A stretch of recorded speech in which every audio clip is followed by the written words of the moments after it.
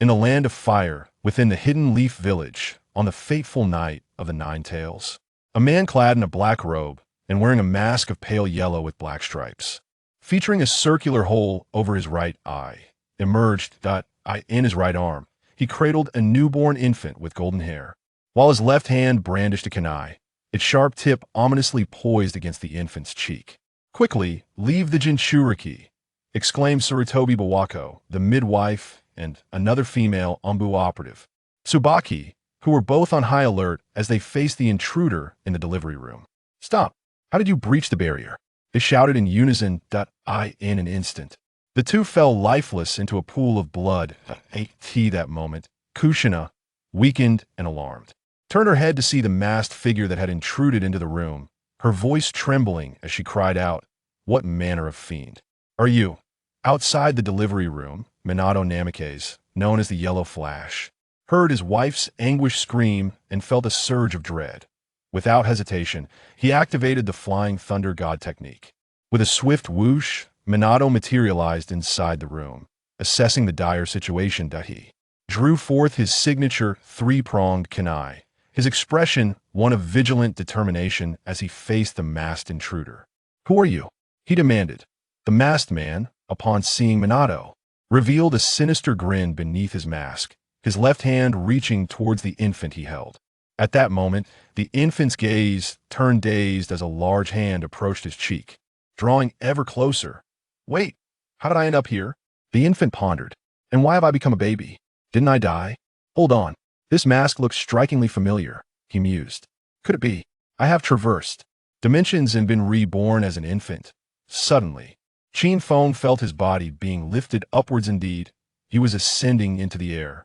"Oh no, if I fall, it'll surely meet my demise," he exclaimed. "Help! I've only just arrived in this world. I can't die again." In a heartbeat, a pair of warm hands caught him. Before him stood a figure with golden hair and a handsome visage, adorned in a distinctive green vest. It was Minato, who had used the Flying Thunder God technique to save him. Just then, a pungent odor wafted through the air. Minato's expression shifted as he discarded the fabric enveloping the infant, along with the explosive tag attached to it. With a resounding boom, he activated the Flying Thunder God once more, returning to his home, gently placing the infant onto the bed and carefully tucking him in. "Finally, I'm safe," he sighed in relief. "Wait, this person looks so familiar. Golden hair, a striking face, that iconic green vest. Could it be the Yellow Flash of Konoha, Minato Namikaze? Have I truly been transported to the world of Naruto? Am I now Uzumaki Naruto?" At this moment, Minato looked down at the baby and spoke. "Naruto, you must rest here. I must go and save your mother, Kushina." With that, Minato's expression hardened, and he vanished from the room using the Flying Thunder God technique. Qin Feng has now come to the undeniable realization that he has indeed traversed into the world of Naruto and has become Uzumaki Naruto, the son of the hero of Konoha. In his previous life, Qin Feng was an orphan from Blue Star. After graduating from university, he worked at a private company. On his way to work, in an act of bravery to save a little girl at an intersection, he met his untimely demise. Struck by a fuel truck, my astonishment, I have crossed over into the world of Naruto and assumed the identity of Uzumaki Naruto. This evening must be the night of the Nine Tails, I presume. Tonight, my father, Minato Namikaze, and my mother, Kushina Uzumaki, will tragically fall at the hands of that psychologically twisted and obsessive man, Obito Uchiha.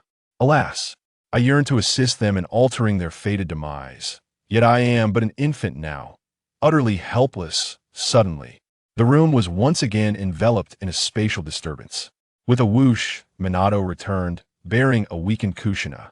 He placed Kushina beside Naruto and turned, donning his fourth Hokage robes, a grave expression adorning his face. Upon witnessing Minato's actions, Kushina instinctively understood his intentions and called out with concern, "Minato, oh my dear. Minato, you." The sternness on Minato's face instantly softened as he spoke to Kushina. "Kushina, that mysterious figure in the black cloak has extracted the Nine Tails from you, and it remains unclear whether he harbors any ulterior motives. The Hokage of the village I must intervene to stop them. I cannot allow the Nine Tails and that cloaked figure to continue to threaten our village. Kushina, grasping the gravity of the situation, expressed her worry. You must be careful. Indeed. With that, Minato activated the Flying Thunder God technique and vanished from the room. Kushina, feebly turning, gently pressed her face against her child, her right hand softly caressing Naruto's cheek. My dear child, Qin Feng quietly savored the tender touch of this otherworldly mother, feeling a warmth within, the sensation of maternal love for the first time. It felt so real, so comforting. He wished this warmth could endure forever. Simultaneously, he embraced the identity of Uzumaki Naruto henceforth. He would be Naruto. It is said that protagonists who traverse worlds often experience the loss of their parents, yet possess boundless powers. However, Naruto was reluctant to part with them. He wished to save them. Yet alas, it was too late. The Nine Tails within Kushina had already been extracted had it not been for the unique constitution of the Uzumaki clan. She likely would have perished long ago. Now, she was merely enduring through her special physiology, ultimately unable to escape the clutches of fate. Isn't it said that every traveler possesses a golden finger? Where's mine? Ah, right, is it not customary for travelers to have system? System. Are you there, dear system? Sister system? Please come forth and save me. In his heart, Naruto fervently cried out, yet the only response he received was an overwhelming silence. Alas, having traversed dimensions, one would expect a golden opportunity. Otherwise, how can I possibly contend against that cunning old fox Danzo, or evade the schemes of the sinister old man? As Naruto lamented internally, a sudden catastrophe unfolded. The house where he and Kushina resided began to collapse dramatically. In this dire moment, a flash of golden light surged forth, and when it reappeared, it manifested atop the canopy of a great tree. There stood Minato, cradling Naruto in his left arm and resting his right hand on Kushina's shoulder. At that moment, his left eye was tightly shut, and he began to gasp for breath. Hu. Naruto opened his eyes and beheld the state of his father, Minato Namikaze. He understood that Minato had just fought simultaneously against both the Nine Tails and Obito Uchiha, which had severely depleted his chakra reserves. Naruto could even sense the dark, malevolent chakra emanating from the Nine Tails not far away. Roar upon sighting Minato and Kushina, the Nine Tails unleashed a furious roar, swiftly, gathering chakra to form a tailed beast bomb, which it then launched towards the three of them. Minato's expression hardened at this sight, and he entrusted Naruto to Kushina's care. He then rapidly began forming hand seals. As he completed the final seal, a massive sealing space barrier materialized before him, enveloping his family and the Nine Tails within its confines. The enormous tailed beast bomb, upon contacting the barrier, slowly sank into it and vanished. Then, at a distance beyond the village of Konoha, it detonated, a testament to Minato's adept application of the Flying Thunder God technique. After transferring the tailed beast bomb, Minato's breathing became increasingly labored.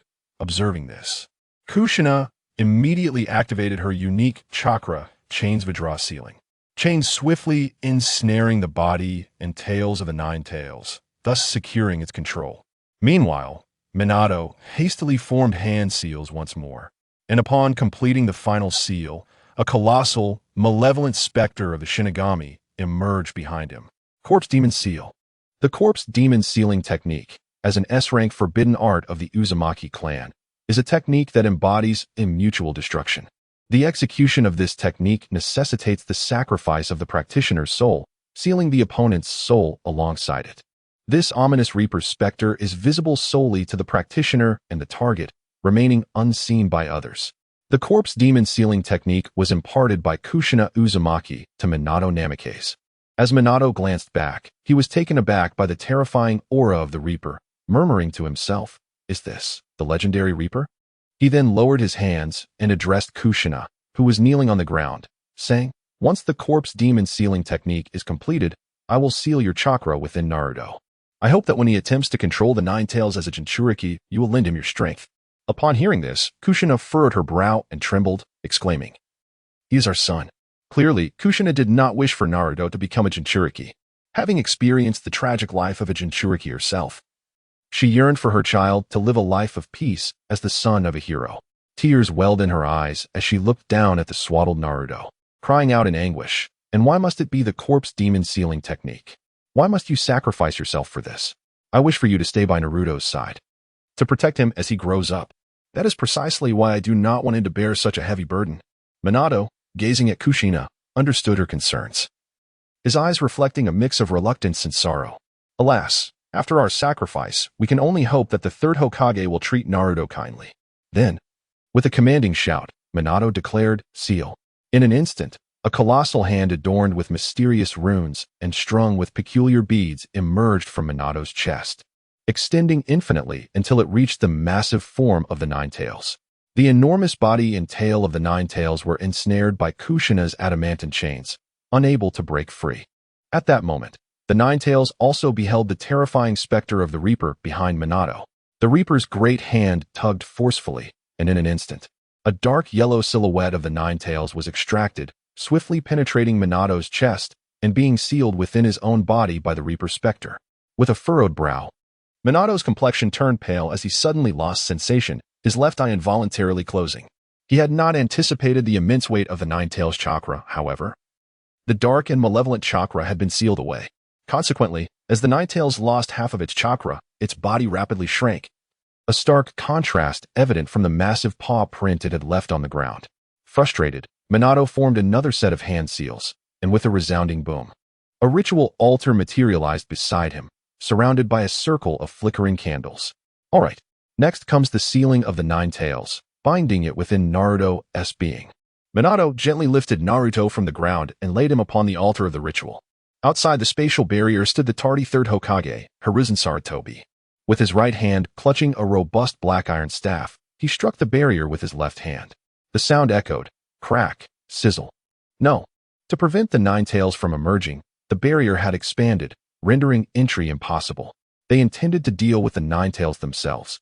As Hiruzen spoke, his expression darkened, a glimmer of intense killing intent flashing in his eyes. He suddenly felt that the tool he had nurtured was beginning to disobey him. HM? Is that hand seal? Did Minato employ the Shiki F gene? Hiruzen's grim visage transformed into one of delight, the corners of his mouth curling into a cold smirk. Hiki. The Nine Tails, now diminished in size, found its binding adamantine chains considerably loosened. Upon noticing the altar that had materialized on the ground, it realized Minato's intentions. An altar for the ritual? You wish to seal me once more? And into that little brat. At that moment, Kushina suddenly erupted into a violent cough. Minato looked up and noticed her, swiftly rising to run towards her. Kushina, are you all right? The Nine Tails, sensing a prime opportunity, widened its crimson-slit pupils, raising its right claw and thrusting it down towards Naruto on the altar. Now's the time. Minato and Kushina simultaneously recognized the Nine Tails' intent and action. And in a crucial moment, they leaped in unison to shield Naruto. The monstrous claw of the Nine Tails pierced through their bodies in an instant. Kushina clutched desperately onto the claw that had impaled her, while Minato pushed against the ground with all his might, propelling himself forward until he successfully blocked the claw mere inches from Naruto's chest. A drop of their mingled blood fell upon Naruto's heart. As Kushina and Minato exchanged gazes, smiles illuminated their faces. I have always said, this is a duty within a father's capability. Therefore, a mother should fulfill this duty even more, shouldn't she? Kushina, it seems we cannot endure much longer. If you have anything to convey to him, now is the time. Kushina looked at Naruto, her eyes brimming with love, and gently spoke. Naruto, do not be picky with food, eat well each day to grow strong. Remember to take warm baths daily, and do not stay up late. Ensure you get ample sleep. Additionally, make friends. It's all right if you don't have many, just a few trustworthy companions will suffice. And one more crucial matter regarding the ninja's 3 prohibitions. First, do not lend money recklessly. Remember to save your mission rewards wisely. Secondly, you must wait until you turn 20 to drink alcohol. Excessive drinking is detrimental to your health, so practice moderation. At last, concerning the women of the 3 prohibitions, one must avoid entanglements with peculiar women and instead seek out extraordinary figures like one's mother. Furthermore, one must remain vigilant of Master Jiraiya. Who? Naruto. In the days to come, whether faced with heartache or suffering, you shall encounter numerous trials. You must adhere to your own pace, nurture your dreams, and ultimately transform those dreams into reality. Hold steadfast confidence in yourself. I still have so much more to convey, and I yearn to share life with you. I love you. As Kushina spoke, tears cascaded down her cheeks, and she wept uncontrollably. Forgive me, Minato, for my exuberant ramblings. Minato shook his head and smiled gently. No, it's all right. Naruto, what I wish to express resonates with the sentiments of your nagging mother. 8 trigram seal. With that, he expended his final reserves of chakra to execute the 8 trigram seal. Roar. How could this be repaired? The 9 tails was drawn into Naruto's body by an invisible force, and upon his abdomen, a swirling mark of the 8 trigrams seal materialized. Meanwhile, Naruto, lying on the altar, was already in tears, crying out in anguish, "No, don't. It's not worth it. It's simply isn't worth it. You both should not sacrifice so much for that old man of the 3rd Hokage. You have no idea what trials await me in the future." As Naruto was merely an infant at that moment, unable to articulate his thoughts, his cries manifested as the wails of a newborn. Ding. Detecting the host's fervent desire, the divine auxiliary system is binding in progress. Ding. Binding successful. Naruto ceased his weeping, his expression one of astonishment, as if hope had suddenly dawned upon him. System. Oh, mighty system, please, I beseech you, save my parents. System. Ding. I deeply apologize. Host. Due to insufficient points, resurrection items cannot be utilized, thus your parents cannot be revived. Points? Resurrection items? A glimmer of hope flickered within Naruto as he trembled, continuing to inquire within his mind. Mighty system, does this imply that they still possess a chance of resurrection in the future? Is that so? Ding. Indeed. Host. Once sufficient points are acquired, both individuals may be resurrected. Host. In light of the recent successful binding, a novice gift pack is bestowed upon you. Would you like to use it? A novice gift pack? Could it contain points? Naruto felt a surge of excitement, recalling the warmth of parental love from Minato and Kushina. At this moment, he longed to preserve that heartwarming sensation. Use it. Quickly use it. Ding. The novice gift package has been activated. Congratulations, host. You have acquired a Super Saiyan bloodline, which can be fused with you. Ding. Congratulations, host. You have obtained the foundational techniques of the Turtle School, which have automatically transformed into Turtle School fluid techniques due to your presence in the world of Naruto. Ding. Congratulations, host. You have received 200 initial points, which can be used to exchange for various skills and items in the system's shop. May I inquire, host? Do you wish to fuse with the Super Saiyan bloodline? A Super Saiyan bloodline? Turtle School fluid techniques and 200 points? Is this not from the Dragon Ball universe? By the way, system, is 200 points sufficient to resurrect Minato and Kushina? Apologies, host. 200 points are insufficient for the resurrection item. Do you wish to proceed with the fusion of the Super Saiyan bloodline? If no choice is made within 10 seconds, this bloodline will be automatically retracted. 10, 9, 8. Naruto felt a wave of disappointment wash over him. However, now was not the moment for such thoughts. He collected his mind. System. Fuse. Ding. Host has confirmed fusion. The Super Saiyan bloodline fusion has commenced, taking 24 hours. System. Do you have storage space? Can you store my parents' bodies? Ding. The system's storage space does not require points for ordinary items. However, storing deceased bodies will necessitate different points based on their strength in life. The bodies placed into the storage space will remain in their original state due to time being halted. Based on the living strength of Minato Namikaze and Kushina Uzumaki, storing their bodies will require 200 points from the host. Do you wish to proceed? Upon hearing this, Naruto instantly felt exhilarated and quickly exclaimed in his mind, System, you truly are remarkable. Use it, hurry. Ding. Host has confirmed the use of 200 points to store the bodies of Minato Namikaze and Kushina Uzumaki. This transaction has consumed 200 points. The host has gained special usage rights. You need only use your thoughts to contact the system's storage space for retrieval. Upon hearing this, Naruto swiftly directed his thoughts to connect with the system's storage space in the 2 bodies on the ground.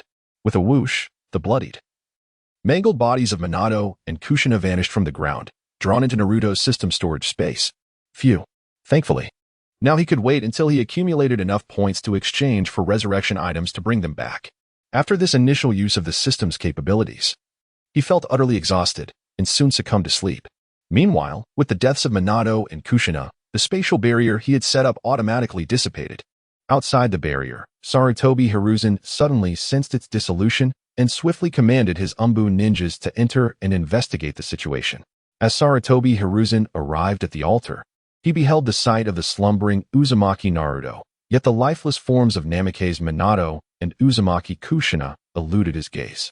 The expression on Sarutobi's face darkened considerably. Who could have absconded with their bodies? This spatial barrier is impenetrable to ordinary individuals. Could it be that enigmatic masked man possessing space-time ninjutsu, as Minato had mentioned? How infuriating. The remains of Uzumaki Kushina hold immense research potential. What could that person's motives be in stealing their corpses? Concealing his inner turmoil, Sarutobi adopted a visage of profound sorrow and distress, gravely stating, "Alas, the fourth Hokage, Namikaze Minato, and his wife, Uzumaki Kushina, perished heroically in their endeavor to save the village. They are the heroes of our community. Commence the cleanup of the battlefield, search for their remains, and ensure this child, the offspring of heroes, is returned and properly cared for. The information regarding the Jinchuriki must be kept confidential, classified as highly sensitive intelligence." "Understood," responded the Umbu ninjas accompanying him in unison. Meanwhile, in a shadowy corner, a man clutching a cane squinted towards the third Hokage, coldly remarking, "Heh, that troublesome hindrance has finally met his demise, leaving me this grand gift. Bring forth the plan." "Yes." Two voices echoed from the darkness in reply. "Humph. Hiruzen, the Jinchuriki belongs to me, and I am the one most fit to be Hokage." With that, the man gradually faded into the obscurity. The following morning, after a night spent clearing the battlefield and organizing intelligence, all reports concerning the sacrifices of ninjas and civilians during the Nine-Tails assault, as well as the extensive property damage, were delivered to the Hokage's office by the Umbu. Sarutobi Hiruzen inhaled deeply, his brow furrowed as he scrutinized the documents before him, unable to suppress a sigh. Alas, so many lives lost. We shall have to allocate a portion of our finances for compensation, and also for the reconstruction of homes and roads. The situation at Lake Biwa is equally lamentable. Cursed be that malevolent masked man. Who is he, truly? Oh, per Lake Biwa. Fallen victim to his cruelty. Hiruzen gazed up at the ceiling, a flicker of melancholy crossing his eyes. He had shared over 30 years of marriage with Lake Biwa, their bond having always been strong. Just then, as if summoned by fate, the door to the Hokage's office swung open abruptly. A man, wielding a cane, entered with measured steps, proclaiming, "Hiruzen, this must be the nefarious doing of the Uchiha clan. You can no longer afford to show them mercy." Sarutobi lowered his gaze, looking at the man standing before his desk, his expression instantly shifting to one of displeasure upon hearing his words. Danzo, whether this matter is truly the doing of the Uchiha clan remains uncertain. One must refrain from making rash statements. Do you wish to incite a civil war within Konoha? With a swift motion, Shimura Danzo disregarded the change in his expression and hurled a dossier onto Hiruzen's desk. Hiruzen, many shinobi have witnessed the Sharingan in the eyes of the Nine-Tails. This is intelligence, and you may verify it yourself. The Uchiha have already posed a threat to the village. For the sake of Konoha, we must take action swiftly. Hiruzen extinguished the ash from his pipe, replenished it with fresh tobacco, and lit it anew, leisurely continuing to smoke. Hiss! Hiruzen. Danzo could no longer contain himself, urgently pressing for a decision. At last, Hiruzen spoke with a measured tone. "No, Danzo. I am the Hokage. This matter requires careful deliberation. We must first uncover the truth." "Hiruzen, you will regret this." With that, Danzo turned and exited the Hokage's office, a smirk of triumph curling at the corners of his mouth as he stepped through the door. Little did Hiruzen and Danzo know, the child left behind by the Minato couple was destined to bring them catastrophic consequences. Danzo had already planted the seeds of suspicion regarding the Uchiha in Hiruzen's mind. It was now only a matter of time before they blossomed through investigation. The first phase of his plan had been successfully executed. At Konoha Hospital, lying in a crib, Naruto Uzumaki opened his eyes, raised his tiny hands to rub them, and turned his head to survey his surroundings. He mused, this must be Konoha's hospital, if all goes according to plan. I will reside here for some time before being sent to the orphanage by the third Hokage. Only when I approach the age of 5 or 6, just before entering school, will I be brought back to Konoha, only to endure the scorn and derision of other villagers and shinobi. Manipulated behind the scenes by that old fox, Danzo. The third Hokage certainly has considered every detail. Alas, What he does not realize is the extent of Danzo's obsession with the ownership of Jinchuriki. Ding. Congratulations, host. The fusion of the Super Saiyan bloodline has been successful. The current awakening level is 1%, and your battle power stands at 10 points. You may review your attribute panel at your leisure. Upon hearing the system's prompt, Naruto began to sense the changes within his body, clenched his tiny fists, and murmured, "Indeed, after the successful fusion of the Super Saiyan bloodline, I can feel an abundance of power coursing through me, and my physical strength has significantly increased. My initial battle power is 10 points. I recall that Goku's battle power was merely 2 points upon his birth in Dragon Ball, right? I am stronger than he was, yet in comparison to Vegeta's birth battle power of 2,000 points, my 10 points seem rather paltry, do they not? Could this be a limitation imposed by the rules of the Naruto world?" His murmurs manifested externally as soft cries of an infant. System. Why is my battle power only 10 points after successfully integrating the Super Saiyan bloodline? This discrepancy with Vegeta is rather significant, isn't it? Ding. Host. Please refrain from questioning this system. All data provided by the system is entirely accurate. The reason your battle power is merely 10 points is due to the constraints imposed by the rules of the Naruto world. Indeed. Is that so? System. Display my attribute panel. Ding. In an instant, a transparent attribute panel materialized before Naruto, visible only to him. Host. Uzumaki Naruto. Age, 0 years. Physique. Super Saiyan bloodline. Awakening degree 1. Uzumaki clan bloodline. Awakening degree 50. System space. 2 corpses, that of Namikaze Minato and Uzumaki Kushina. Skills. Kame Sentence fluid technique. Battle power. 10 points. After reviewing his attribute panel, Naruto gained a rough assessment of his capabilities. Retracting the panel, he inquired within his mind, "System. What functionalities do you possess?" Ding. Host. This system is known as the God-level assistance system, currently equipped with 3 functionalities. The first is the check-in function, where the host can perform daily, monthly, and yearly check-ins at various locations. Daily check-ins can randomly yield food from either the Dragon Ball world or the Naruto world. Monthly check-ins can randomly provide tangible items from both worlds, such as vehicles from the Dragon Ball world or kunai from the Naruto world. Yearly check-ins can randomly grant martial arts or ninjutsu from both worlds to aid in the host's rapid strength enhancement. The second function is the system storage function, which the host is already aware of and has utilized, thus no further elaboration is necessary. The third function is the task feature. This system will issue specific tasks at designated times, and upon completion, the host can receive corresponding rewards. As the system elaborated, Naruto's heart swelled with excitement. Indeed, the golden finger that had facilitated his crossing over was remarkably powerful. In his previous life on Blue Star, he was merely a poor wretch, unencumbered by ties. Yet now, having traversed to this new realm, he experienced familial affection for the first time. Now, armed with the system, he must utilize it wisely to resurrect his parents and live happily alongside them. Moreover, in the following years, he would encounter various derisions and mockeries. To the third Hokage and the old dog Danzo, enjoy your arrogance while you can. Once my strength has ascended, I shall sharpen my blades for the hunt. I hope you fatten yourselves sufficiently to provide me with a satisfying harvest in the future. With such thoughts racing through his mind, Naruto could scarcely contain his excitement, exclaiming loudly, "Awesome!" However, wah.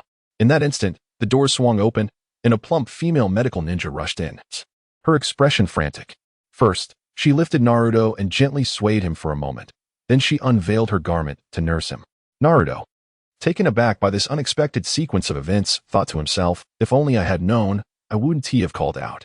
Gazing at the plump woman before him, he felt a mix of bewilderment and resignation, yet the intense hunger gnawing at his stomach compelled him to relent. He closed his eyes, opened his mouth, and began to act in an attempt to alleviate his hunger. Meanwhile, in the Hokage's office, Sarutobi Hiruzen was engrossed in comparing 2 reports. A sly smile creeping across his lips as he coldly remarked, Danzo has truly gone too far. During the Ninetales incident, I did not see his root members so proactive, not a single one emerged to fight. Yet, after it all, he is so timely in delivering this information. Was it prepared in advance? What is his true intention? However, in comparison to the intel from the Umbu, Danzo's report appeared remarkably close to the actual circumstances. Could he truly possess such benevolence? The Uchiha clan? I hope you were not involved in this matter. Otherwise, as this thought crossed his mind, A glimmer of cold, murderous intent flashed in Sarutobi Hiruzen's eyes. Suddenly recalling something, he called out, "Come in." With a thud, an Umbu ninja appeared instantly in the Hokage's office, kneeling on one knee. "What is the status of Naruto Uzumaki?" "Report, Lord Hokage. Naruto Uzumaki has been placed in the Konoha hospital under the care of 2 medical ninjas, with 2 additional Umbu ninjas covertly monitoring and protecting him." "Very well. Let him reside in the Konoha hospital for a few months, then arrange for him to live in the orphanage. We shall bring him back to the village when he turns 5. Those 2 Umbu ninjas will continue to oversee his surveillance and protection." "Understood. I shall take my leave." With a thud, the Umbu ninja executed a body flicker technique, vanishing from the Hokage's office. Sarutobi Hiruzen set down the reports in his hands and retrieved a transparent, basketball-sized glass crystal ball from a drawer beneath his desk. With hands forming seals, he lowered his head to gaze into the crystal ball with a rather lecherous expression. Occasionally, 2 streams of blood would trickle from his nostrils ever since the sacrifice of Bawako. He had gradually developed an obsession with this crystal ball due to its remarkable ability to heal sorrow, making it utterly irresistible to him. 5 years later at this moment, Naruto was sitting in a horse-drawn carriage, slowly making his way toward Konoha village, urged onward by the crack of the coachman's whip. Now 5 years old, Naruto had received a notification from his orphanage teacher, Yakushi Nanoyu, that someone would be coming to take him back to Konoha village, where he would reside henceforth. She had also advised him to take good care of himself. Naruto felt an immense gratitude towards his teacher, Yakushi Nanoyu, who had cared for him over the past 5 years. Because she, with her empathetic and tender demeanor, cared for each child as a mother would. Naruto experienced a warmth that was unattainable in the orphanage of his past life. Having enjoyed the comfort and affection she provided, he vowed that once he had grown stronger, he would alter the tragic fate of Yakushi Nanoyu. Perhaps he could even indirectly change the destiny of Yakushi Kabuto. In the original narrative, Yakushi Nanoyu was once a member of the Root organization and later served as the head of an orphanage. Skilled in medical ninjutsu, she took in a stray child, naming him Kabuto, and gifted him the most precious of items, glasses. For Kabuto, Nanoyu's impact on his life was monumental, akin to that of a mother. However, during her tenure as the orphanage's director, she was threatened by the scheming Danzo. If she did not continue her service to Root and act as a spy in other nations, funding for the orphanage would cease. Reluctantly, she continued to serve Root. At the same time, Kabuto had also joined the organization. However, due to Danzo's growing distrust, he orchestrated a conflict between Nanoyu and Kabuto, forcing them to turn against one another. Danzo even manipulated the images of Kabuto multiple times, leaving Nanoyu to rely solely on photographs to witness his growth. Unable to recognize the one who would take her life as Kabuto, she questioned him twice with "Who are you?" before her demise. A pivotal moment that led Kabuto into darkness. All of this was orchestrated by the malevolent Danzo. Contemplating this, as he considered the impending ostracism and ridicule he would endure from the villagers and ninjas until the age of 12, Naruto's hatred for Danzo intensified, causing his hands to clench in fury. He was so consumed by his anger that he did not even notice his nails piercing his flesh, drawing blood, which healed rapidly due to the influence of the Nine-Tails chakra. Releasing his grip, Naruto composed his expression into one filled with hope for the future. Yet, internally he mused, his current strength was still too feeble to challenge Danzo, for now. He must endure while playing along with the third Hokage and being cautious of Danzo's hidden schemes. Once his power grew, he would seek retribution. System, display my attribute panel. Ding. In an instant, a transparent attribute panel appeared before Naruto. Host, Uzumaki Naruto. Age, 5 years. Physique, Super Saiyan bloodline, awakening 10. Uzumaki clan bloodline, awakening 60.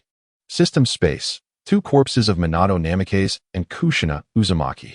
200 bars of chocolate, 500 bags of bread, 300 boxes of Nissin ramen, 300 bottles of pudding, birthday cake recipe, hot pot base recipe, barbecue seasoning recipe, Nissin ramen recipe, 12 submachine guns, 1200 rounds, 12 combat detection glasses, 12 shurikens, and 24 kunai. Skills, Turtle School fluid technique, Sky dance technique, Turtle School energy wave, perception and application of ki, wind release, great breakthrough, wind release, pressure damage. Combat power, 200 points, 0. During his 5 years in the orphanage, Naruto acquired numerous kunai, shurikens, and submachine guns through sign-ins, with items originating from 2 different worlds. However, all food was sourced from the Dragon Ball universe. After 5 annual sign-ins, he obtained martial arts techniques, including sky dance technique, turtle school energy wave, perception and application of ki, along with 2 ninjutsu techniques, wind release, great breakthrough, and wind release, pressure damage. In his secret practice, Naruto successfully fused the martial art turtle school energy wave with the ninjutsu wind release, pressure damage, significantly enhancing the power and controllability of the ninjutsu. He aptly named this new technique Turtle School Storm, though it had the drawback of being difficult to maintain for extended periods. Naruto yearned to acquire a martial art from the Dragon Ball universe, specifically the Ki Blast technique. If he could obtain this through sign-ins or develop it himself, the Turtle School Storm would attain perfection. A ninjutsu like this would relentlessly pursue enemies, ensuring that once hit, they would be utterly obliterated. After reviewing his attribute panel, Naruto raised his right hand, stroking his beard, and inquired of the system with curiosity. System, I've always had a question. With my combat power at 200 points, what level does that place me in the ninja world? Genin or Chunin? Over the past 5 years, having learned that the system was female, he affectionately referred to her as System Sister, which delighted her. Ding. Host. In the Naruto world, the classification of ninja combat power is as follows.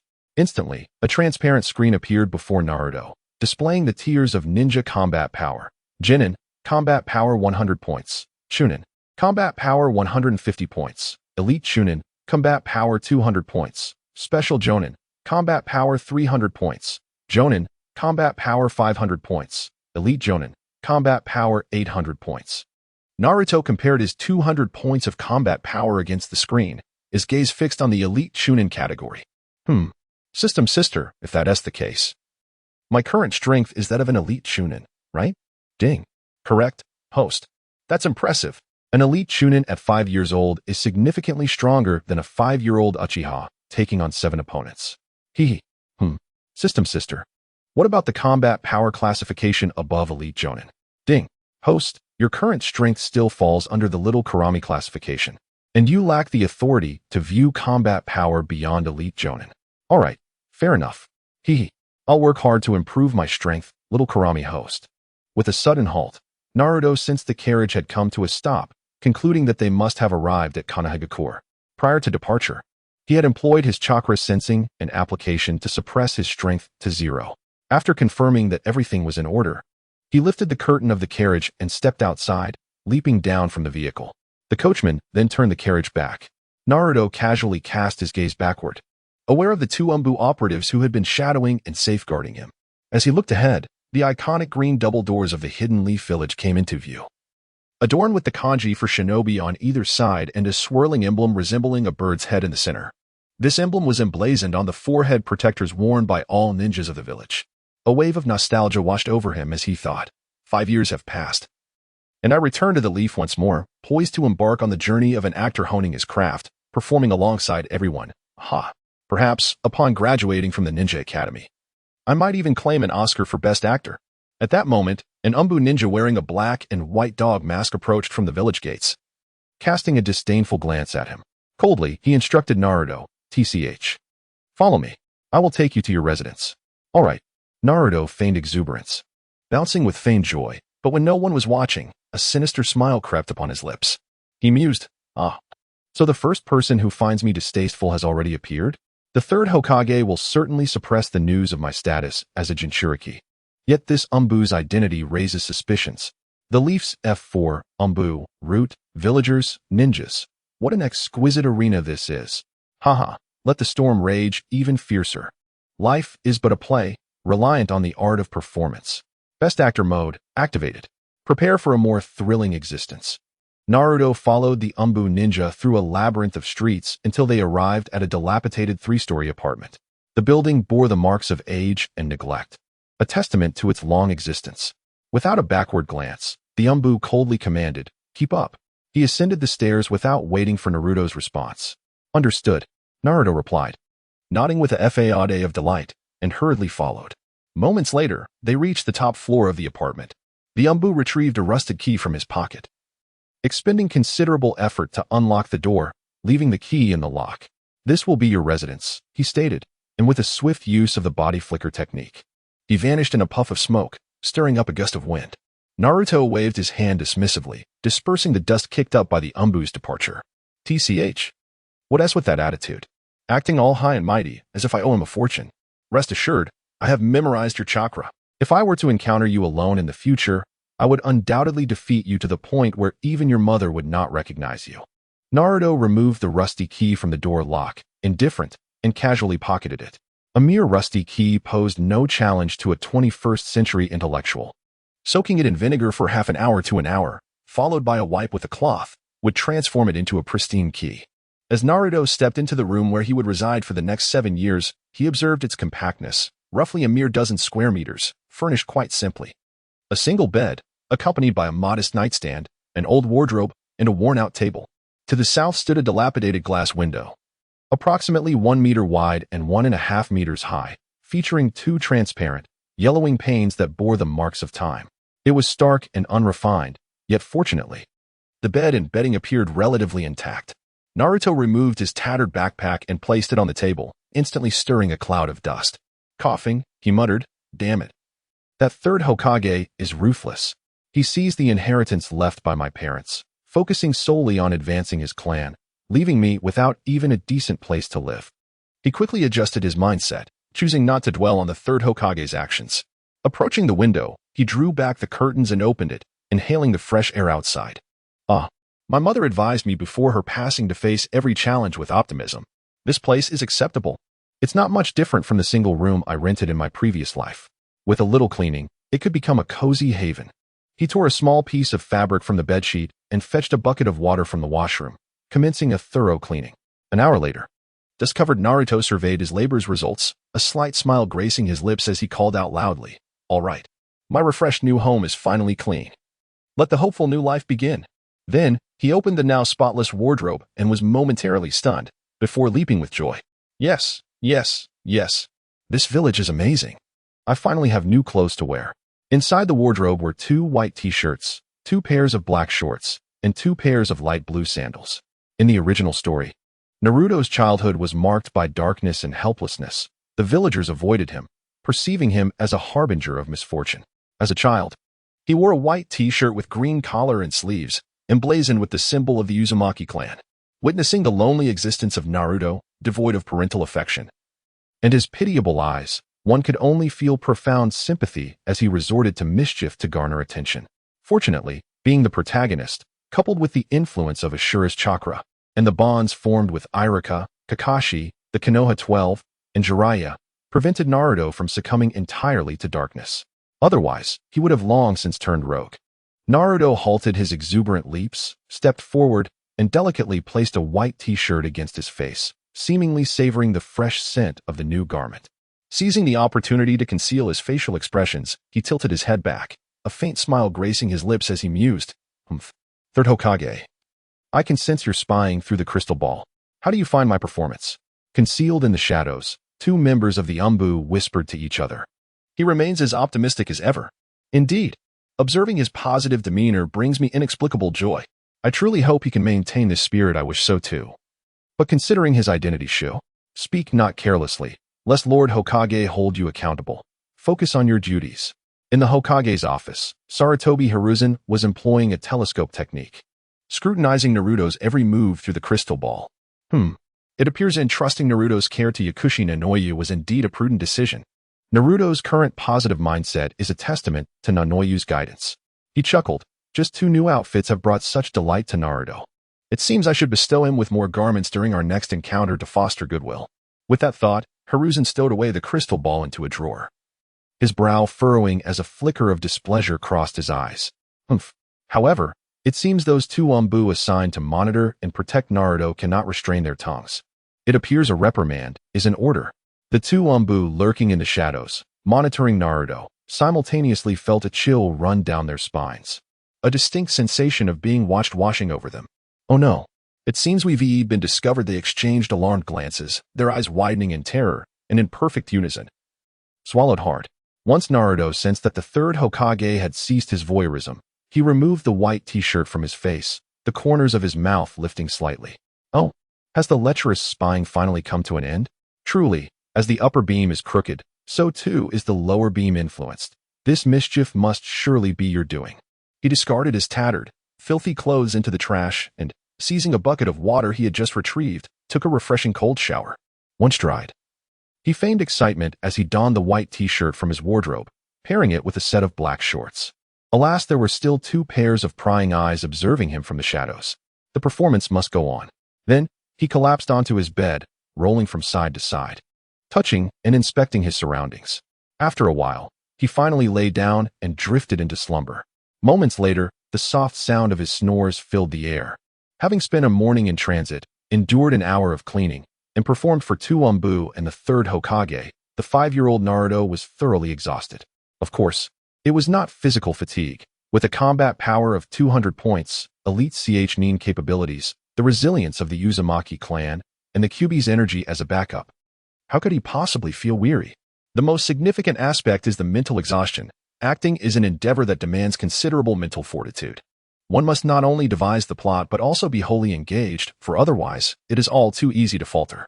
If all goes as anticipated, by tomorrow morning, the news of my transformation into the 9-tailed fox will likely spread throughout the streets and alleys of Konoha.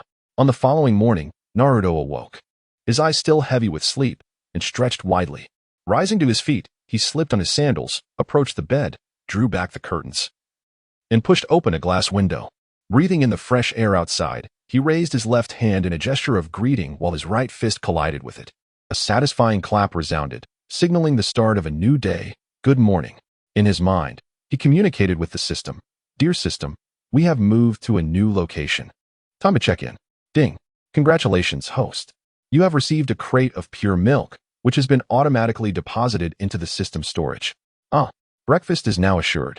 Afterward, he exited his room and made his way to the communal washroom, initially intending to brush his teeth and wash his face.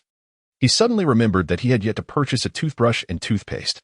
With no other option, he turned on the faucet to wash his face, scooped some water into his mouth, and rinsed briefly. Upon returning to his room, he retrieved the living expenses for the month that the 3rd Hokage had arranged to be sent over, tucking the modest sum of 1,000 ryo into his pocket. It seemed this was what he had received upon waking that morning, likely a delivery from the previous night.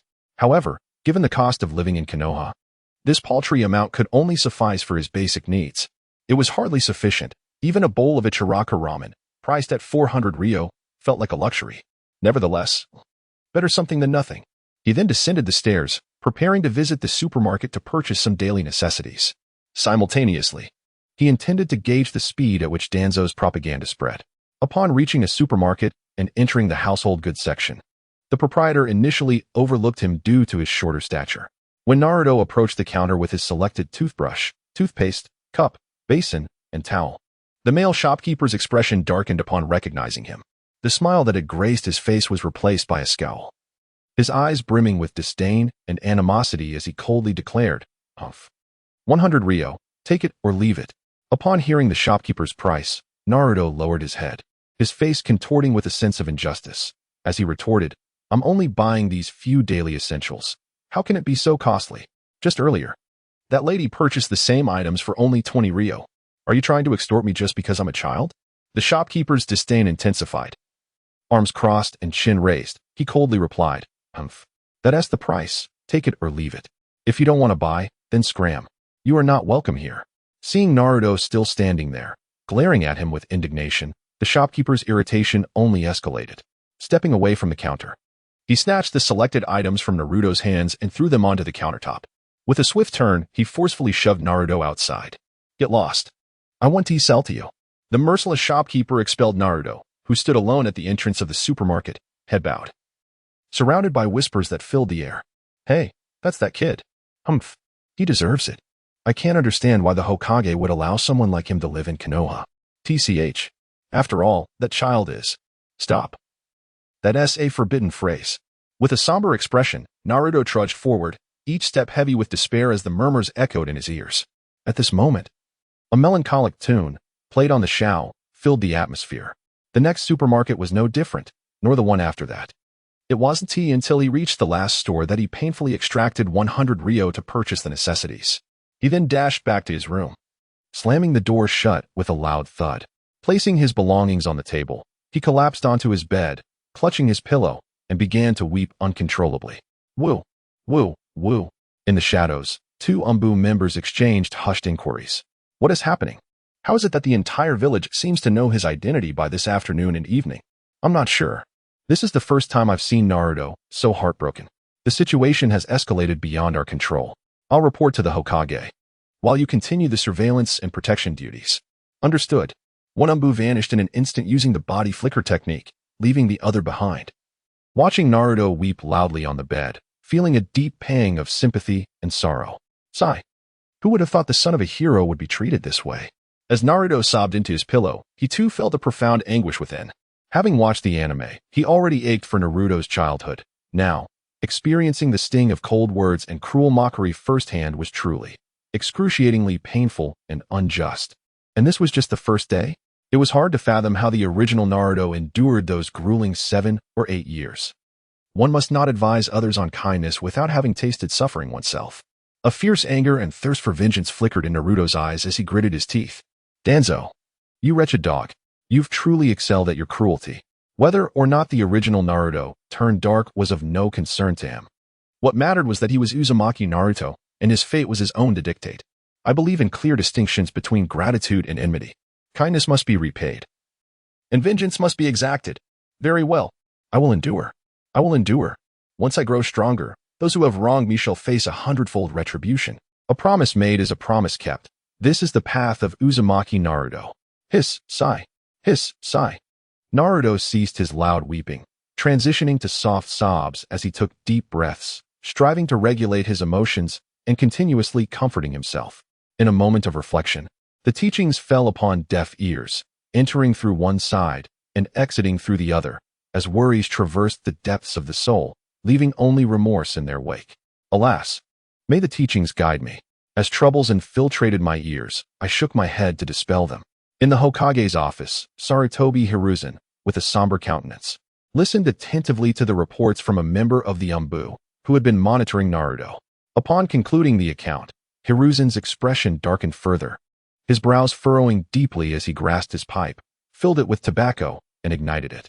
With a sigh, he commanded, "You may return and continue to observe Naruto," particularly focusing on the shadowy members of Root who linger near him. The Umbu member, visibly trembling, acknowledged the order before vanishing in a flash. Hiruzen quickly retrieved a crystal ball and employed the telescope technique to examine Naruto's current state. Within the orb, he found Naruto nestled against his pillow, sound asleep. However, the occasional twitch of his body revealed the turmoil and helplessness he felt, evidenced by the large streaks of tears visible upon the pillow. With a grave expression, Hiruzen placed the crystal ball in his drawer, resting his chin upon his hand as he pondered deeply. Danzo, what is it that you truly desire? Are you so impatient? Suddenly, the door to the Hokage's office swung open, and Shimura Danzo, leaning on his cane, approached with a mocking demeanor. Hiruzen, the Uchiha issue remains unresolved, and who has leaked the information regarding the Jinchuriki? Hiruzen's lips twitched in irritation as he met Danzo's gaze with fury. Danzo, do not presume I am unaware of your underhanded schemes. Speak plainly, what is your intent? Danzo displayed no sign of embarrassment at being called out. Instead, he maintained a serious demeanor.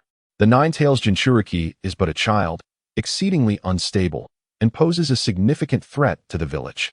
And then, Hiruzen retorted with a sardonic smile. The only secure solution is to entrust the Nine-Tails Jinchuriki to my root for confinement. I will ensure that the sealing team remains vigilant and will cultivate him into a formidable weapon for war.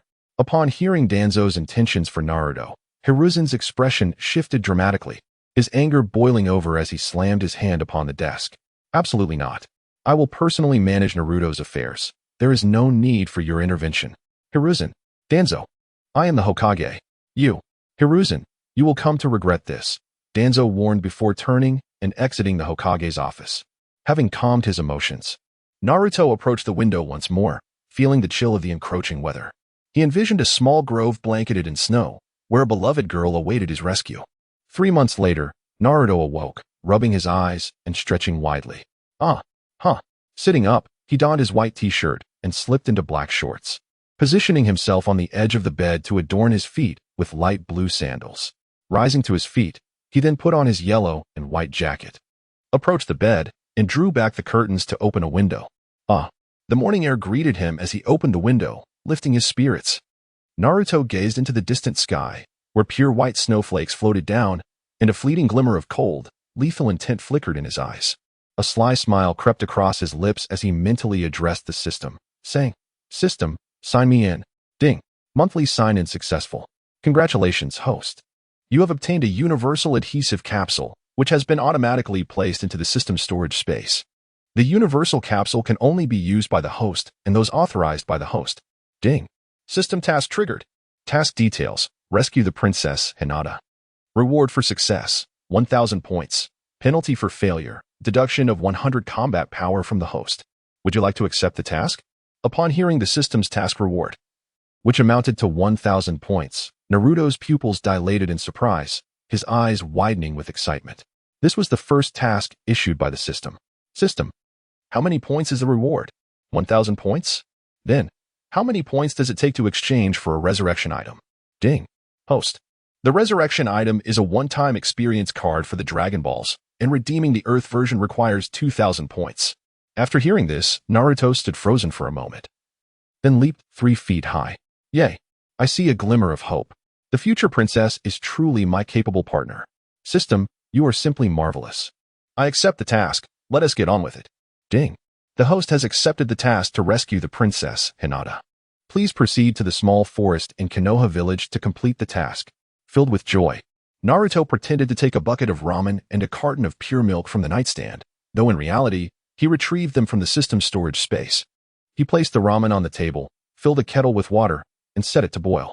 2 minutes later, he tore open the ramen's packaging, emptied the various seasoning packets inside, and poured in the boiling water, covering it with the lid as he began to wait. 3 minutes passed, and upon removing the lid, he beheld the steaming Nissen ramen, with a straw poking out of the side of the pure milk. Sitting up straight, he clasped his hands together, closed his eyes, and a slight smile graced his lips. All right, time to dig in. He then picked up his chopsticks, lifted the steaming noodles, blew gently on them, and delicately placed them into his mouth. Oh, so delicious. Naruto couldn't help but emit a quivering sound of delight. His eyes casually darted towards 2 hidden spots, thinking, how infuriating you 4 pesky dogs are. Humph. 2 hidden Umbu ninjas, concealed in the shadows, strained to catch a whiff of Naruto's presence. They exchanged glances and whispered, "Hey, has the Ichiraku owner released a new product? How come we weren't informed?" "I have no idea. It's astonishing that such simple and convenient ramen requires no queue and little waiting time. Truly remarkable. Indeed, it's an essential for our missions." Naruto's living expenses were consistently covered by the 2 of them. They were well aware of how much he had, and if he could afford it, surely they could too. How about this? After Naruto falls asleep tonight, we sneak over to ask the Ichiraku owner and perhaps buy some. Sounds good. Meanwhile, 2 root ninjas hiding on the opposite side exchanged knowing looks and nodded in agreement, sharing the same thought. Naruto observed their mischievous expressions and movements with a sly grin, reveling in his scheming success. Go on, spread the word for me, and then I can approach Uncle Ichiraku for a collaboration.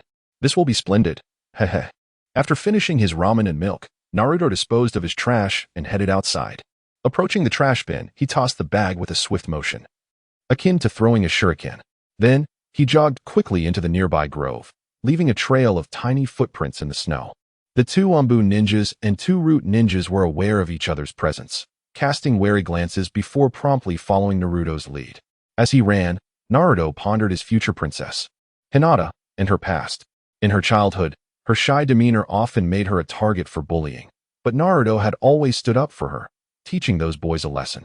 Though he suffered greatly, it was at that moment Hinata developed feelings for him. In episode 386, while battling pain, she reminisced about those days. Little Hinata, wait for me. Your hero is coming to rescue you. Before long, Naruto arrived at the grove from his memories, pretending to sit on the swing he had once left there. From a distance, he could see a snowy landscape adorned with bare tree trunks surrounded by fallen leaves. Standing on the path was a petite girl with sleek black hair, her bangs framing a delicate doll-like face. Her pupils were white, and she wore a brown coat, black pants, and a light blue scarf. Opposite her stood 3 boys, towering over her, mercilessly mocking her with harsh words. Those eyes looked so eerie. You're a monster. You're the Byakugan monster. Upon hearing their taunts, the little girl, with furrowed brows and glistening eyes, tears cascaded forth from her orbs like a deluge breaching a dam. She covered her eyes with trembling hands, her shoulders quaking as she began to sob, ultimately collapsing to the ground, weeping in utter desolation. Cough. Woe. Woe is me. Meanwhile, the three boys across from her either stood with hands in pockets, bent over with hands on their knees, or erupted into raucous laughter. Ha ha. Ha ha ha. Ha ha ha. Naruto, standing at a distance, felt a sharp pang in his heart upon witnessing this scene. It was as if, in some cosmic design, she was his most cherished treasure, deserving of protection from all harm. With a furrowed brow, he descended from the swing and hurried towards them, exclaiming, "Hey, do not bully her." In his anxious rush, Naruto failed to notice the thick layer of snow beneath his feet, nearly slipping multiple times. The trio of laughing boys abruptly ceased their mirth, turning to regard the newcomer with puzzled expressions. "Who are you?" Hinata, crouched on the ground, lowered her hands from her eyes, her expression a blend of gratitude and confusion as she gazed at the approaching boy with golden hair. Life is but a stage, and one must perform, especially when surrounded by four mischievous companions. Naruto halted before the trio, legs apart and fists clenched, catching his breath before declaring, "I am Uzumaki Naruto, the man destined to become Hokage." The boys erupted into even louder laughter. "Ha ha ha. Seeking death?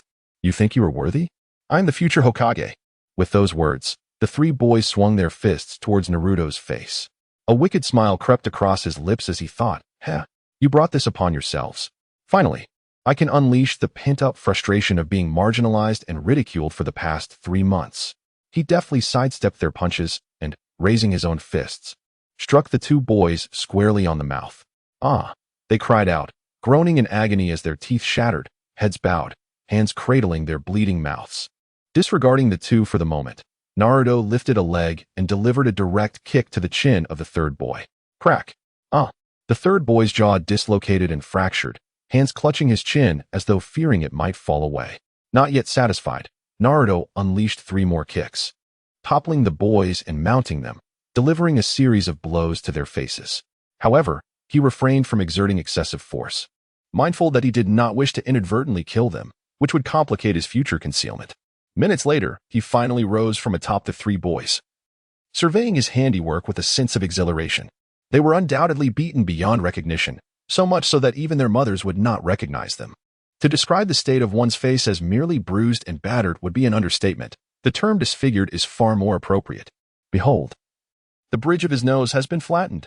Naruto clapped his hands together, feeling a sense of satisfaction within. He then placed his hands on his hips, feigning a sense of accomplishment, and admonished the 3 boys who were wailing on the ground. "This will serve as a simple lesson for you 3. Never bully her again. Otherwise, next time, I shall break your legs." Turning to face Hinata, who stood nearby in a state of shock, her eyes wide and streaked with tears, he noticed that she was clutching a red scarf tightly to her chest. Naruto lowered his hands and approached Hinata, waving a hand in front of her face gently, his expression softening as he inquired, "Are you all right?" Hinata, jolted back to reality by Naruto's gesture, stammered, I'm fine. Thank you so very much." She bowed deeply in gratitude towards him. Observing her pitiful demeanor, Naruto felt an overwhelming urge to converse with her, to alleviate the loneliness that had plagued him for the past 3 months. Yet, he restrained himself, fully aware that the moment was not opportune. Her father would soon arrive. Given his current sensitive identity, engaging with Hinata at this juncture may not bode well for her. It was possible that the root ninjas lurking in the shadows would report back to Danzo, and one could only speculate the underhanded schemes that Old Dog might concoct. He had no desire to see Hinata coerced into joining Root.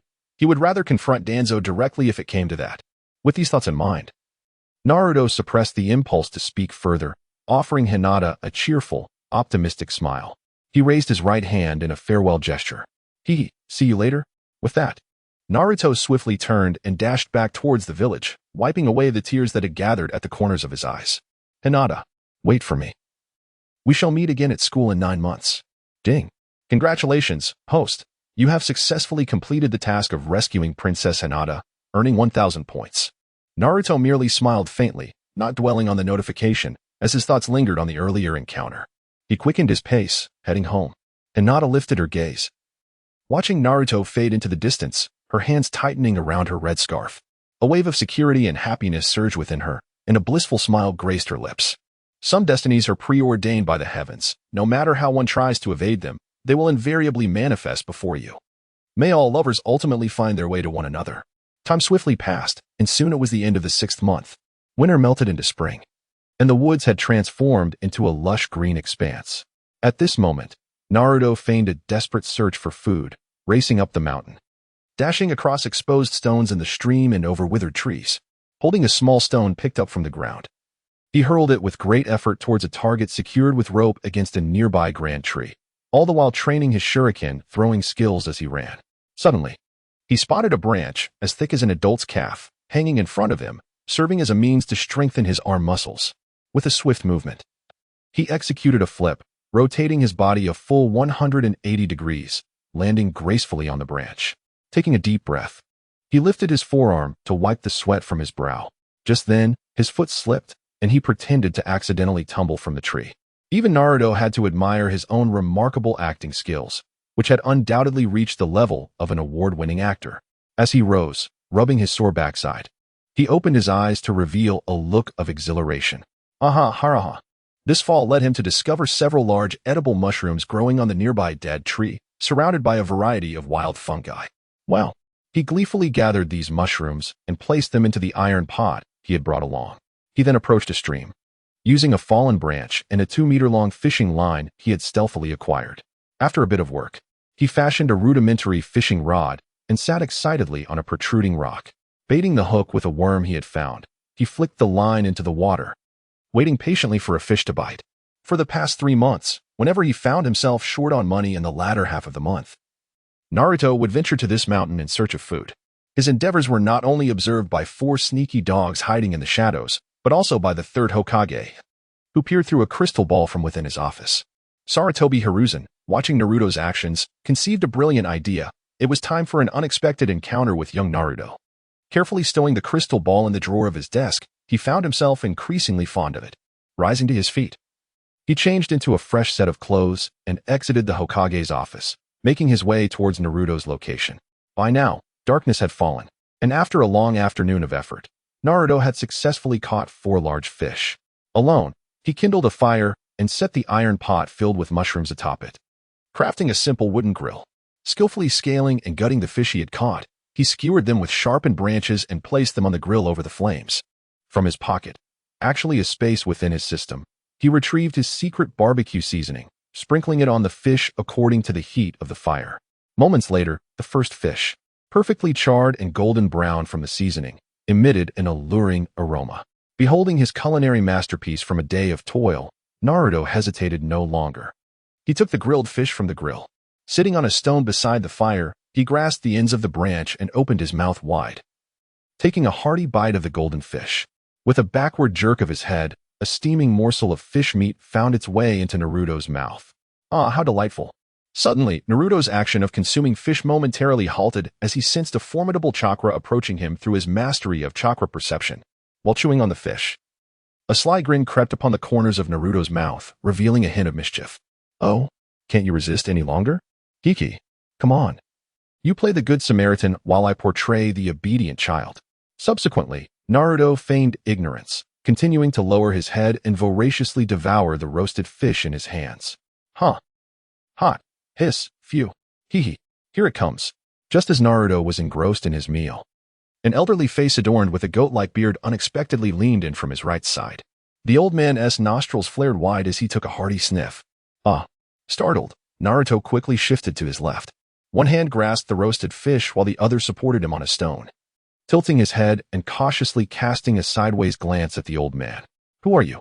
The bearded elder instantly broke into a smile, assuring Naruto, do not be alarmed. I am merely a passing grandfather. As he spoke, the old man stood up and turned his gaze toward the 3 other roasted fish on the grill. Gurgle. Gurgle. His stomach audibly protested with several rumbling sounds. Naruto was initially taken aback but soon closed his eyes and burst into laughter. Hiki. Ha ha. Ha ha. The old man joined in his laughter. Suddenly, a half-eaten roasted fish appeared before the old man, causing him to stop laughing, eyes wide with astonishment as he stared at the fish. Here, Grandpa, have this.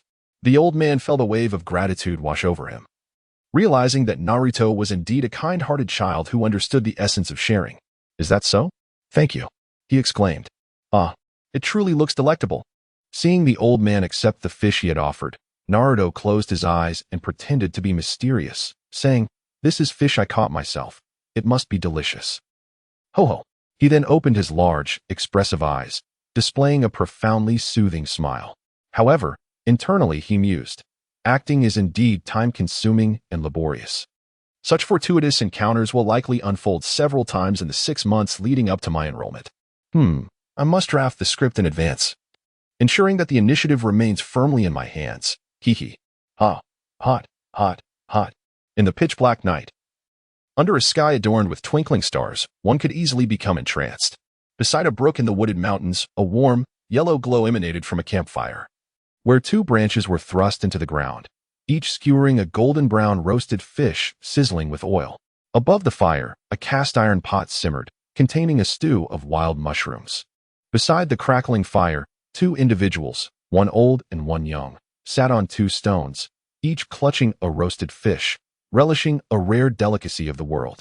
The mushrooms in the pot appeared vibrant. Were they poisonous? Naruto, with an innocent smile, replied, I don't know. The only way to find out is to eat them. The old man, taken aback by Naruto's response, paused for a moment before quickly regaining his composure. At that moment, both gazed up at the starry sky. Look at those stars. Each one is just like our sun. Is the sun the big one that appears during the day? Indeed, this world is vast beyond measure. Wow.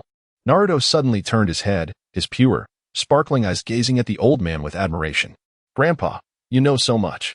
The elderly man turned, extending his arms to emphasize, in the face of such a vast world, human existence is utterly insignificant.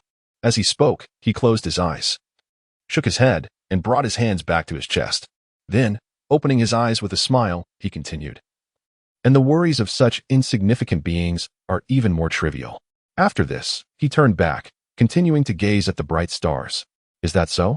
The world is indeed so grand.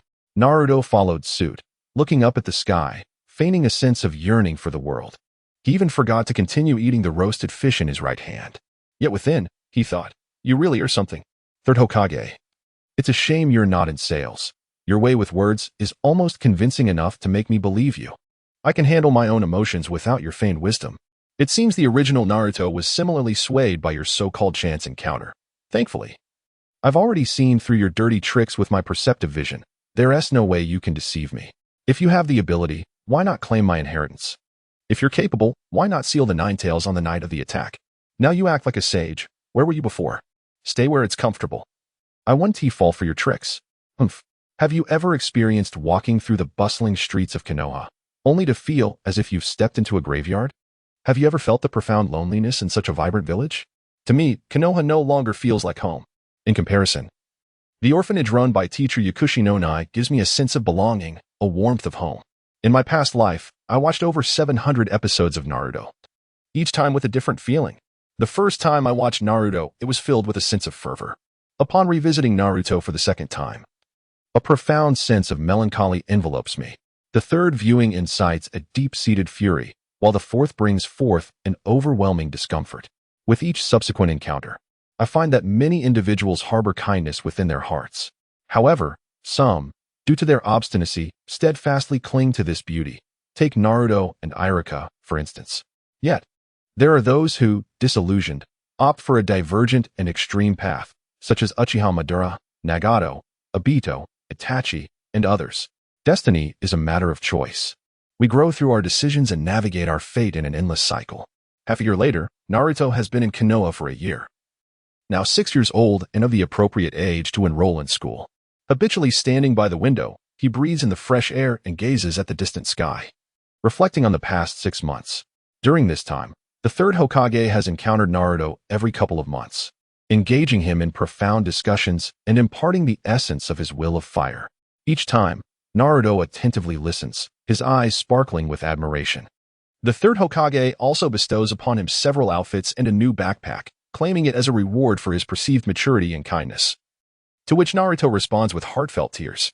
However, dear third Hokage, should you aim to indoctrinate a person like me, who has received a higher education and is imbued with revolutionary ideals, you are destined for disappointment.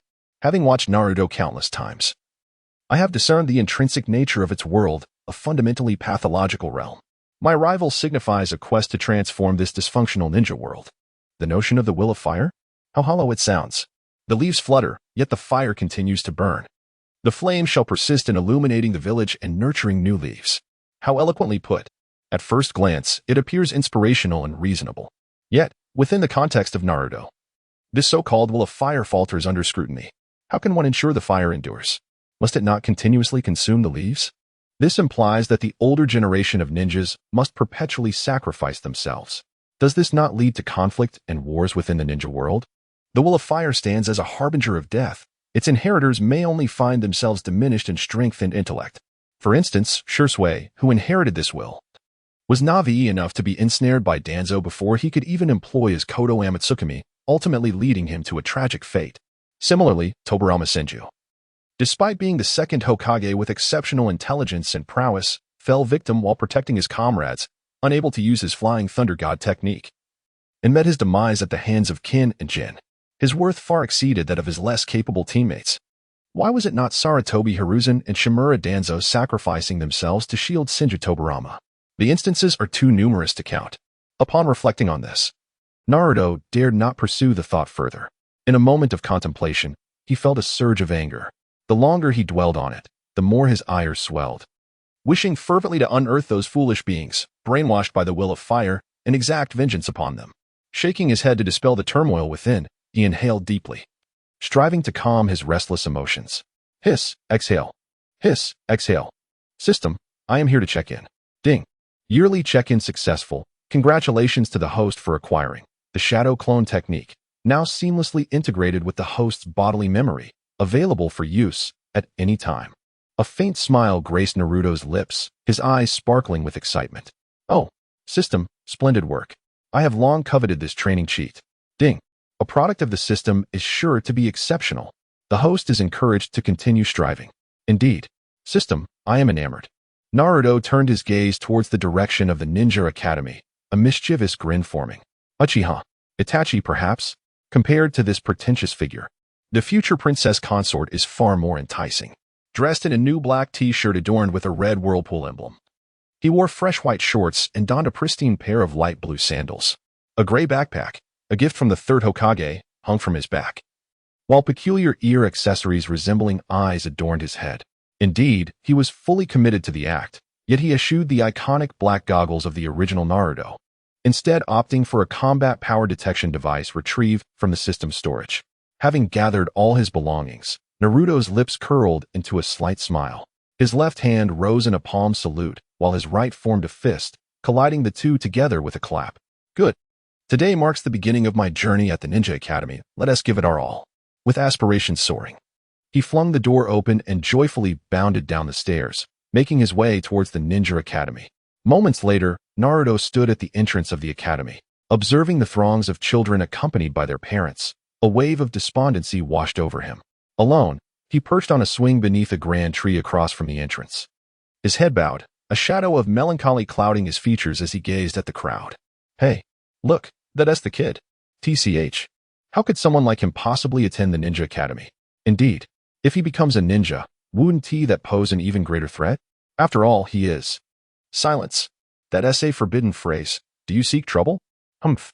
I simply cannot stand him. He caused my husband's demise. I wish he would vanish. Seated on the swing, Naruto first gazed skyward, then slowly lowered his head, his expression darkening further. Beneath his somber visage, none could fathom the turmoil brewing within. Speak your mind. It matters not. Were it not for my parents, I would have long sent you to the underworld for tea. The venerable elder, you mischievous old man. Do you take such delight in peering through your crystal ball at others? Humph. Just wait, in 6 years. I shall plaster your telescope techniques across every street and alley of Konoha, and then we shall see how you carry yourself. At this moment, Naruto, as if sensing something, lifted his gaze towards the entrance of the Ninja Academy, and indeed, he spotted a figure he longed to see. In an instant, their eyes met from afar. Has Hinata arrived? Is there such an unspoken connection? After locking eyes with Naruto, Hinata's cheeks flushed crimson, and though she yearned to speak, shyness rendered her silent. Subsequently, she lowered her head and followed her father into the school, glancing back repeatedly.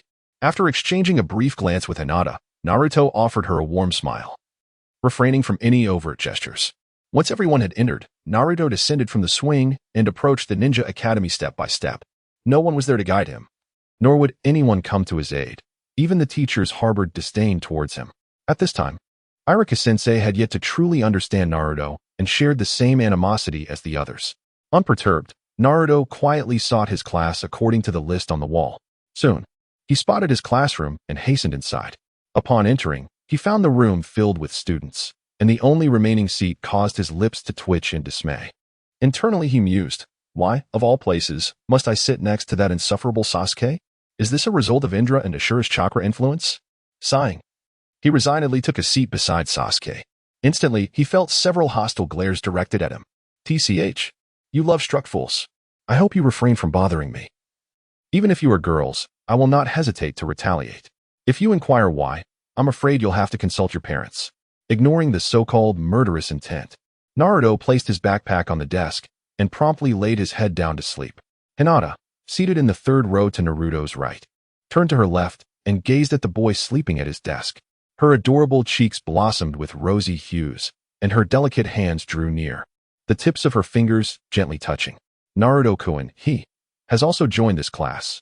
Meanwhile, Sasuke, seated beside Naruto, rested his chin on his interlaced fingers, casting a cool, sidelong glance at Naruto and the surrounding girls. TCH, how tiresome. Yet deep within, he relished the attention from his numerous female classmates. Naruto, pretending to sleep with his head on the desk, acutely sensed the change in Sasuke's demeanor and thought, ah, Sasuke, as expected, it's still you. With an exterior that exudes an air of aloofness, one might perceive a cold demeanor, yet internally, there exists a profound enjoyment in the sensation of being adored like a celestial body surrounded by stars. Ah, dear Erjuzi, you have acquired yet another moniker, double standard Erjuzi, hee. At this moment, the classroom door swung open, revealing a teacher clad in a green vest, ninja-style trousers, and the signature light blue sandals. His hair was tied back in a cluster at the nape of his neck, adorned with the emblematic bird head forehead protector of the Leaf Village Ninja, and a lengthy horizontal scar across his nose lent him an initially terrifying appearance reminiscent of a fearsome scarred figure. Approaching the podium, he placed his textbook upon the desk, raised his head, and gazed at the students with a sincere smile.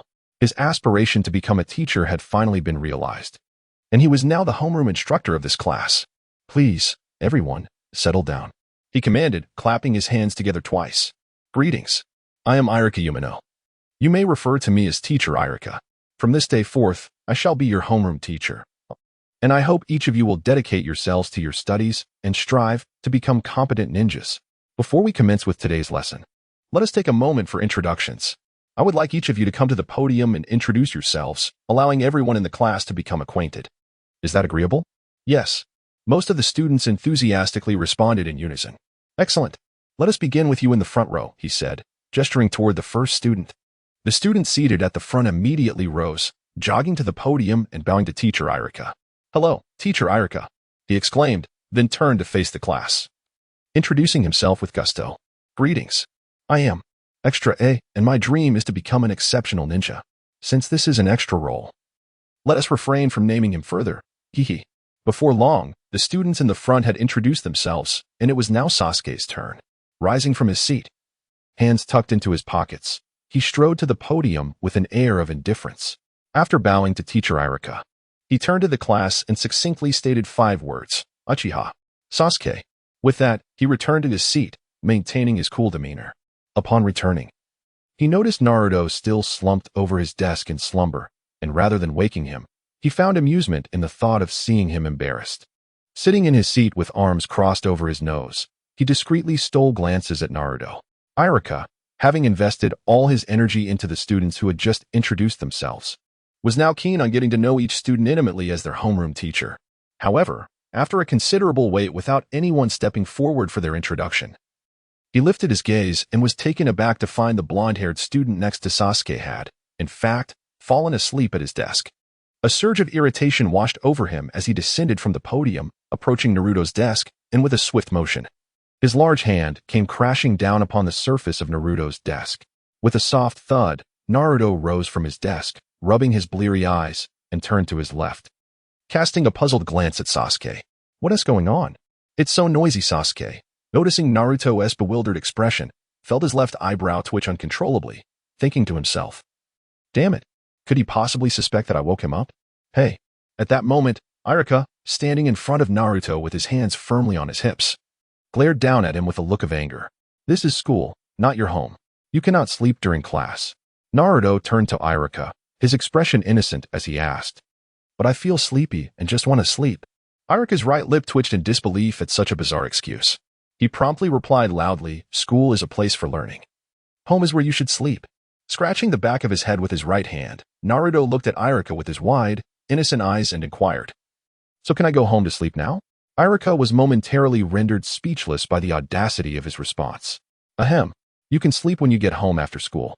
Your classmates have already introduced themselves. Now it's your turn to come up to the podium and do the same. Hurry up." "Oh, okay." Naruto awkwardly scratched his head, stretching as he walked, while Ichiraku followed behind, barely resisting the urge to kick him. Upon reaching the podium, Naruto lazily turned around, bowed to Ichiraku, and then faced his classmates. In an instant, he shed his lazy demeanor, adjusted his combat power detection glasses on his right ear, and scanned the room with a serious expression, declaring loudly, "My name is Naruto Uzumaki. My dream is to become a man who surpasses the Hokage because I want everyone in the village to acknowledge my existence." Suddenly, the classroom fell silent, and moments later, a wave of laughter erupted like a roaring sea. "Ha ha ha, this is hilarious. He actually wants to surpass Lord Hokage. What a deluded dream." "Indeed, Lord Hokage is the strongest ninja. We all aspire to be like him. His words are utterly ridiculous." And to gain the recognition of everyone in the village, Naruto paid no heed to the mockery from below the stage. He had long since grown accustomed to their derision. After his passionate proclamation, he pressed a button on his combat power detection glasses. Beep beep, the display within the glasses flickered as numbers fluctuated wildly, eventually stabilizing at 156. However, the lenses of the glasses showed no image at all. Naruto stepped down from the podium, returning to his seat one step at a time. A faint smile crept onto his lips as he thought, Ichiraku's combat prowess is merely 156 points, marking him as an ordinary chunin. Subsequently, Naruto turned his head from side to side, pressing the button on his combat power detection glasses towards a concealed location. Beep, beep, beep, beep, beep. In an instant, for numbers materialized upon the lens before his right eye, 171, 169, 185, 187. Naruto raised his right hand to caress the stubble on his cheek. Pondering, it seems that the Umbu of the third Hokage are somewhat weaker than the root ninjas under Danzo. That old schemer Danzo is truly a waste of talent. Recruiting only the finest from various clans, yet they end up like this? In the original narrative, the Umbu of the Hokage and Danzo's root are perceived as quite feeble, often eliminated in mere moments upon their appearance. In reality, they are not weak. Each Umbu possesses the strength of elite chunin, yet they face overwhelmingly powerful opponents. For instance, during the Konoha collapse plan, one Umbu was incinerated instantaneously by the four purple flames formation. Similarly, during the assassination attempt on Nagato, one was stripped of their soul by the outer path golem. Among other instances. In light of these comparisons, their frequent defeats paint them as considerably inept. After Naruto's self-introduction, Ichiraku stood momentarily dumbfounded, scarcely registering the subsequent introductions of his classmates. His gaze became vacant, lost in thought, as he muttered softly, "So, he is that ominous child?" Soon, clarity returned to his eyes, and reflecting on Naruto's words, he found himself ensnared in turmoil. Frowning, he cast a glance at Naruto, who was scanning the room with curiosity, his eyes betraying complex hesitation. "He was responsible for my parents' deaths. He is the root cause. No. He is merely a child. He is not at fault. Yet, my parents perished because of him. However, his dream is to become a man greater than the Hokage, to be acknowledged by the entire village. He is a good boy. Moreover, I am his teacher. His homeroom instructor, it is my duty to support him." After a fierce internal struggle, the hatred in Ichiraku's eyes began to wane significantly. He looked back at Naruto, and their gazes met. In that moment, Naruto widened his azure eyes and offered Ichiraku a radiant, healing smile. In truth, Ichiraku's myriad expressions did not escape Naruto's keen observation. Thus, upon sensing the shift in Ichiraku's gaze towards him, Naruto responded with a comforting smile. Naruto is a person who distinguishes clearly between grievances and kindness. Deep down, he holds a genuine fondness for Ichiraku's role. In the original storyline, Ichiraku was the first person in the entire series to recognize Naruto and to instill in him profound confidence. even when his peers, the other ninjas, doubted him. Ichiraku consistently encouraged and cared for this underdog, providing Naruto with the warmth and companionship that had been sorely lacking in his childhood. Through his benevolent nature, he transformed Naruto's life.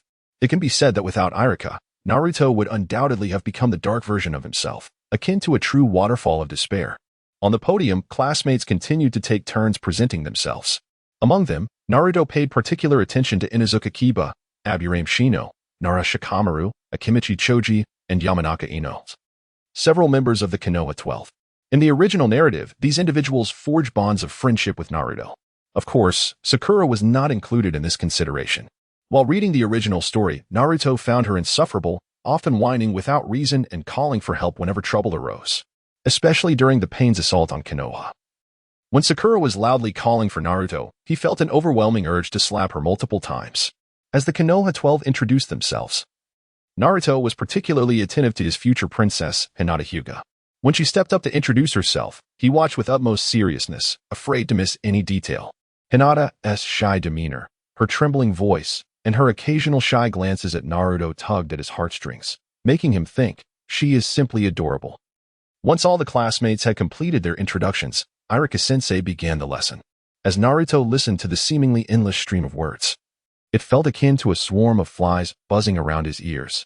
Bored, he rested his arms on the desk, finding a comfortable spot for his forehead, and drifted off into a reverie. Next time, he resolved to use shadow clone jutsu to avoid enduring such torment. Dear System Sister, I hope the next time I sign in, I will receive a more impressive skill. Time flew by like a fleeting shadow.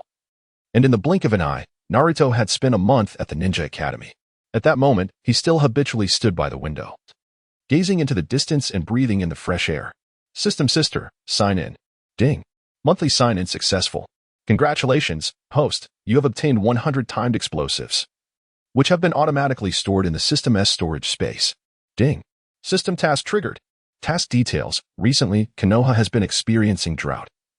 Utilize all 100 timed explosives to retaliate against the villagers who have rejected, harbored animosity towards, or mocked the host. Next, a SHT ring. Completion reward. 500 points. Upon hearing the system announce the long-awaited second task, Naruto was invigorated by such an exhilarating challenge. Instantly, his eyes sparkled, his breath quickened, and he couldn't resist giving the system sister a big hug. Oh dear, system, you truly understand me. Only you know the immense suffering I have endured over the past year, a torment even I cannot fathom how I managed to endure. Ding. Do not weep. Dear host, this system is well aware of the injustices you have faced, and thus, I present you with a small token of goodwill. System, I adore you, kisses. Naruto simply consumed a couple of slices of bread and a carton of pure milk, hastily packed his backpack, and rushed down the stairs, sprinting towards school. As he ran, he mentally plotted where to strategically place the 100-timed bombs for maximum impact. First, the row of public restrooms at the market, for they were the first to wrong me, humph. Second, those incessantly gossiping women, I shall silence their foul mouths this time. This part is left for the esteemed readers to elaborate. Lastly, the restrooms of the Sarutobi clan and the Nara clan, as they certainly warrant special attention. The numbers from the Sarutobi clan alone are enough to form a veritable ninja coalition. Let us take them down with a joyous spirit. Naruto's grin nearly reached his ears, a testament to his exuberance and excitement in this moment. Concealed in the shadows, for mischievous canines observed Naruto as he merrily made his way to school, a sight they had grown accustomed to. Their sole responsibility was to monitor him and report his daily activities to their respective superiors. At this juncture, Naruto's earlier performance became evident. Had he not feigned happiness daily, his unusual behavior today would undoubtedly have raised the suspicions of those four canines. Upon reaching the classroom door, Naruto vigorously rubbed his face with both hands and gently patted himself, striving to suppress the turmoil within and adjust his facial expression. Then, as usual, he lazily sauntered to his seat, stuffing his backpack onto the desk, resting his arms in a comfortable position, and laid his head down to seek a moment of respite. At last, the tedious day came to a close. Naruto slung his backpack over his shoulder and exited the gates of the Ninja Academy. Ignoring the parents waiting to pick up their children, who pointed and muttered various derogatory remarks about him, a wicked grin crept upon Naruto's lips as he made his way directly to the Ichiraku Ramen shop. Moments later, Naruto arrived at the entrance of Ichiraku Ramen, lifted the curtain, and settled onto the far right stool. He flashed a childlike smile at Uncle Ichiraku and exclaimed, "Uncle Ichiraku, one large bowl of extra-flavored chashu, please." "Ah, Naruto has arrived. Please wait a moment. It will be ready shortly. Start preparing." "All right, Dad." Naruto sat atop a high stool, his hands crossed beneath his chin, gazing earnestly at Uncle Ichiraku and his daughter, Shbu, as they busied themselves within the kitchen. For over a year, he had only begun to frequent this establishment, Ichiraku Ramen, in the latter half of that duration. Uncommonly, this father-daughter duo regarded him not with disdain, hatred, or rejection, but rather welcomed him with warmth and hospitality, deepening Naruto's curiosity and evoking a profound sense of gratitude within him. In his previous life, an intriguing rumor circulated online, speculating that Uncle Ichiraku was a hidden master of the Tsutsuki clan residing in the Hidden Leaf Village, referred to as Tsutsuki Ichiraku. Regardless of the crises that beset the village, be it the Night of the Nine Tails, the plans for destruction, or even the assault by pain, Ichiraku Ramen continued to operate normally. Flourishing in business, Naruto had once employed combat detection goggles and even the chakra sensing abilities bestowed by a system to gauge Uncle Ichiraku's combat prowess. The outcome, however, revealed a combat strength of 0 with no chakra presence detected. From this, Naruto concluded that either Uncle Ichiraku was merely an ordinary man, contrary to the online conjectures, or that his own abilities were still too feeble to perceive the chakra emanating from him. Suddenly, a voice broke through his reverie. "Hey, the extra-flavor char-siu ramen is ready. Please enjoy, little Naruto." Shbu gently placed a steaming bowl of ramen before him, cradling it with both hands, before setting down a pair of chopsticks atop the bowl and encouraging him, "Come on, little Naruto. You must try my father's cooking." "I understand. Thank you." Naruto's eyes narrowed slightly as he bestowed a sincere smile upon Uncle Ichiraku and Shbu. With hands clasped together, eyes closed, and a slight smile gracing his lips, he proclaimed loudly, "All right, time to eat." Upon opening his eyes, he grasped the chopsticks in his right hand, lifted the noodles to a height of several inches, gently blowing to disperse the steam, and then delicately brought them to his mouth.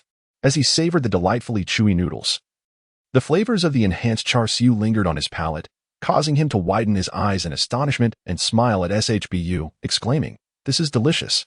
Upon hearing Naruto's response, Shbu beamed with joy, her enchanting smile illuminating the room. Of course, Naruto continued to relish the ramen in front of him, mentally comparing it to his instant noodle cups. Indeed, freshly made ramen was undeniably more vibrant and elastic, its broth rich and flavorful. However, while his instant noodles may have lacked a touch of taste, they excelled in convenience and brevity of preparation. During missions, utilizing water style and fire style would yield instant hot water, making it an expedient option that was sure to sell well. However, the time has not yet come. Tonight, I shall commence my playful antics. Once this tumultuous episode is past, I will seek collaboration with Uncle Lu. Currently, my system can only accommodate 500 boxes, and these are consumables that deplete rapidly. Furthermore, rarity enhances value. I shall initially release 100 boxes at a modest price to test the market.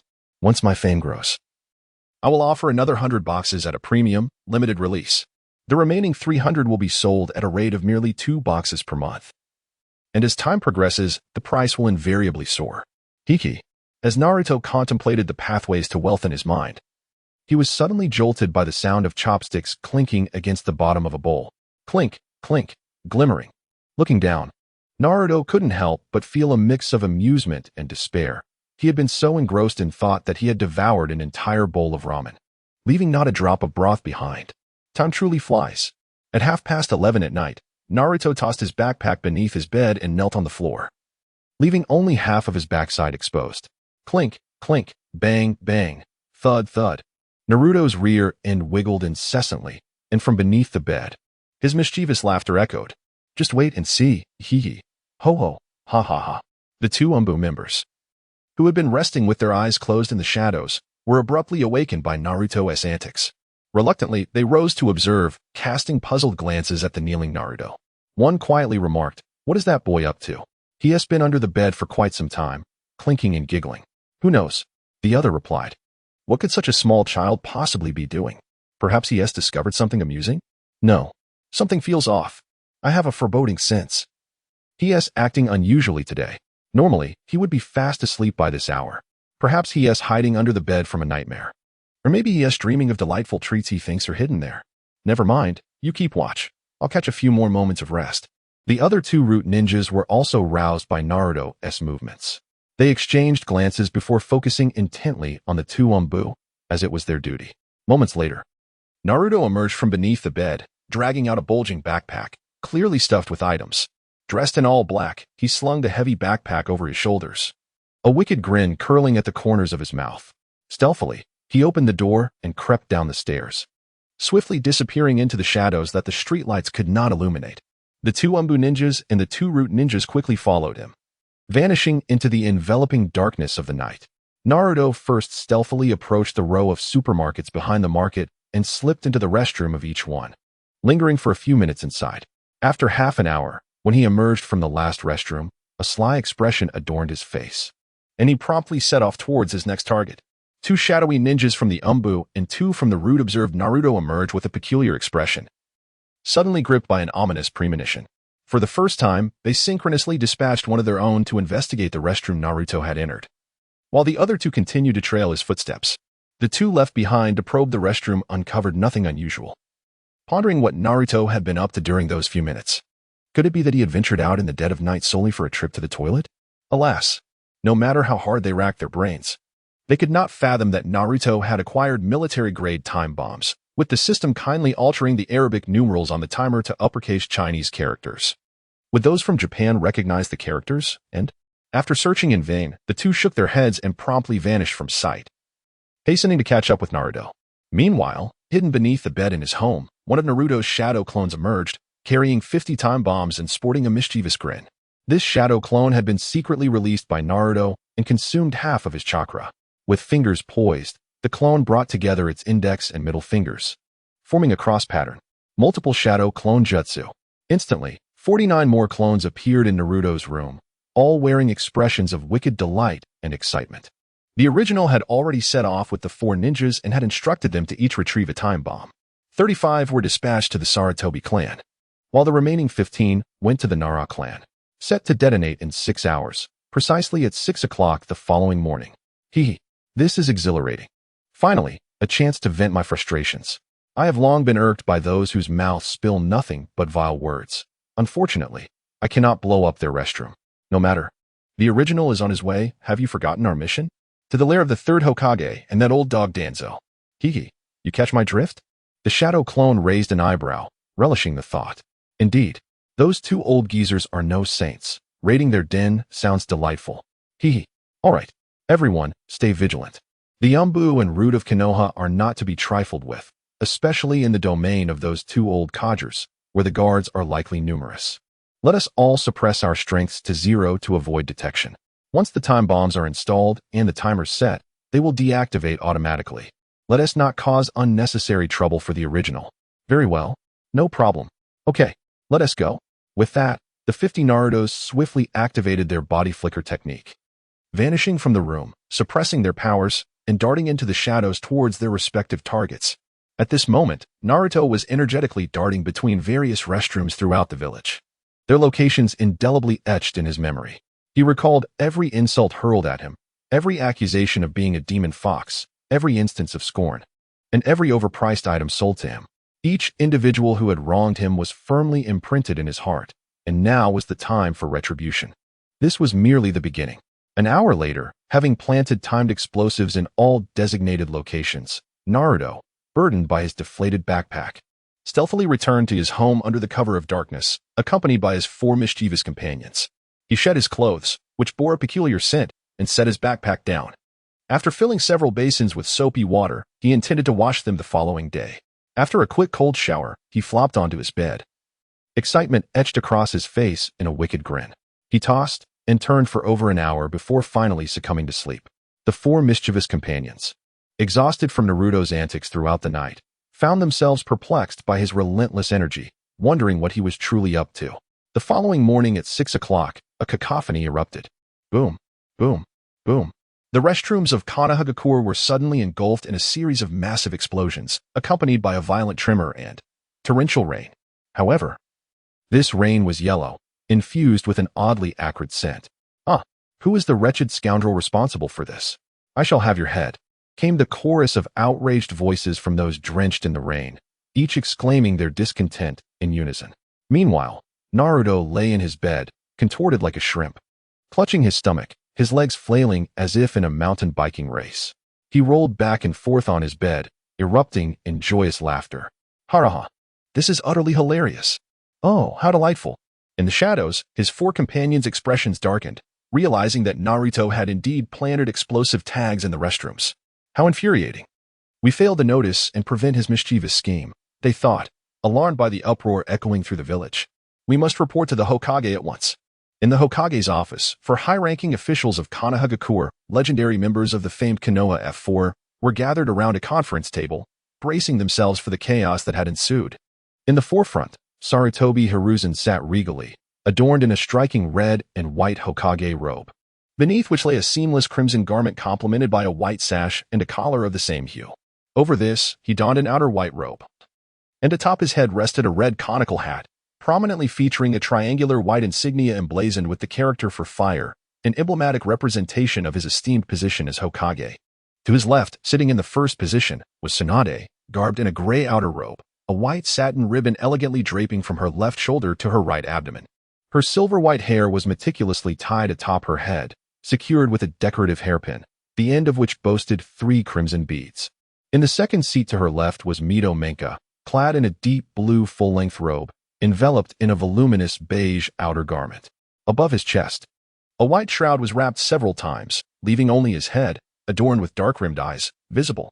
On the right side sat Shimura Danzo, attired in a gray-white sleeved garment, cloaked in a black full-length robe that enveloped his right arm and lower body. His upper attire was divided in color, half black and half white, while his left hand gripped a T-shaped cane.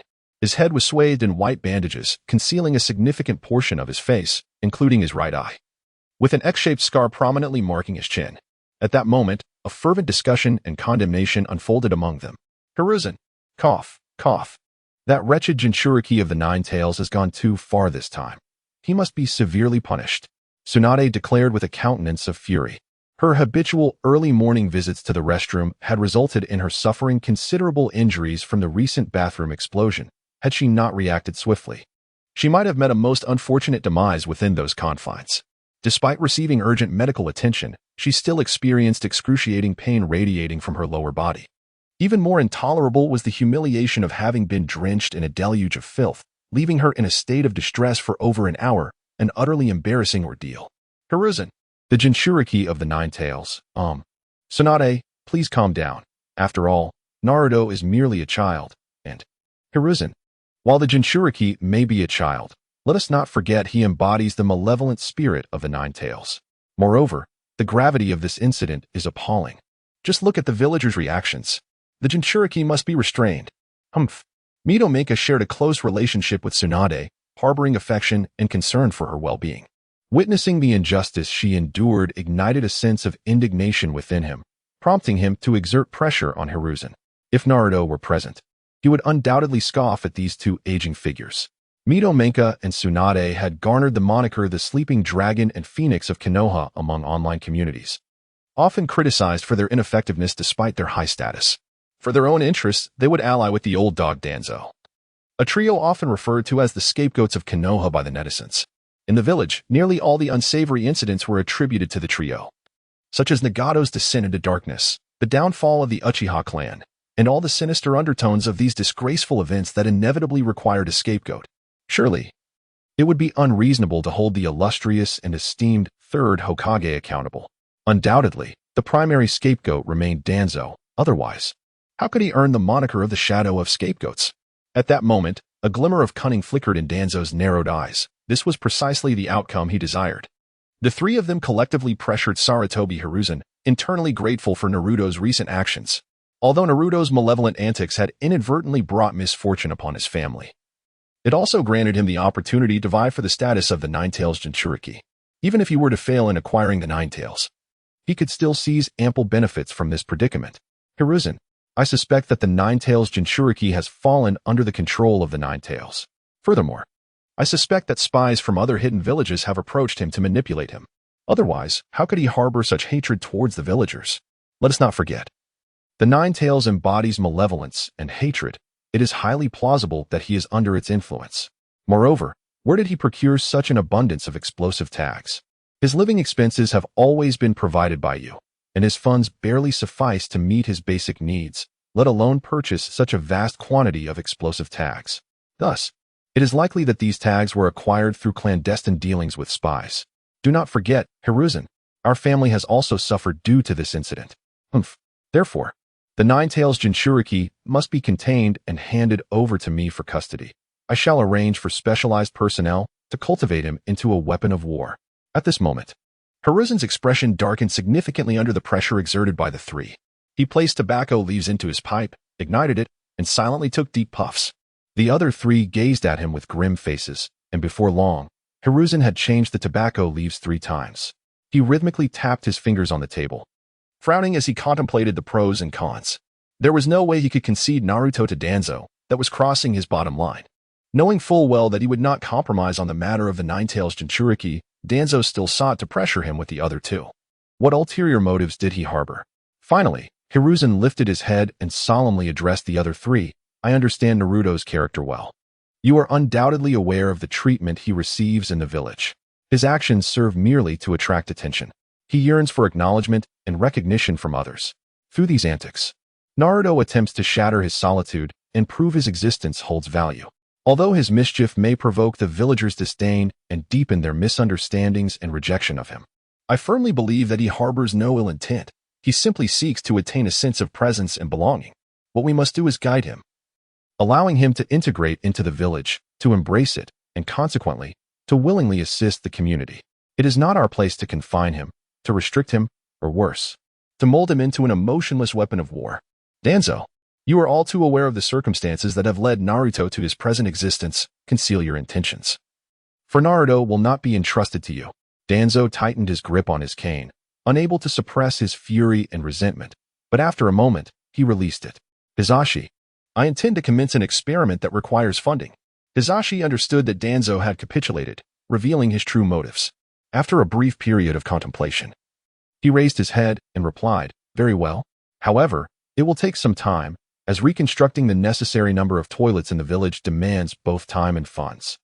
A wicked smile crept upon Danzo's lips as he continued, the Nine-Tails Jinchuriki remains a persistent threat. Only by cultivating him into a weapon of war can we realize his full potential. Danzo, I have already stated that Naruto will not be given to you. Do not forget, I am the Hokage. Danzo's expression darkened immediately, the words striking a deep chord within him, causing him to rise abruptly and slam his hand on the table. Bang! Hisashi, you will eventually regret this. With that, he turned and stormed out, a devious smile forming at the corners of his mouth as he exited the Hokage's office. Hiki, Tsunade, seeing that Sarutobi Hisashi had yet to take action regarding Naruto, grew anxious and turned to him, exclaiming, Hisashi, when do you plan to address the Nine-Tails Jinchuriki? Tsunade, enough. I will handle this. Hisashi interjected. Tsunade wanted to press further, but was promptly silenced by Mito's discreet gesture. You two may leave. I will manage this matter. Once they departed, Hisashi set aside his pipe, changed his attire, and stepped out of the Hokage building. His head bowed as he made his way slowly towards the mountain frequented by Naruto. Sigh. Little Naruto, do you truly have no issues? After school, Naruto continued his solitary journey home, enduring a barrage of rejection, misunderstanding, and disdain along the way.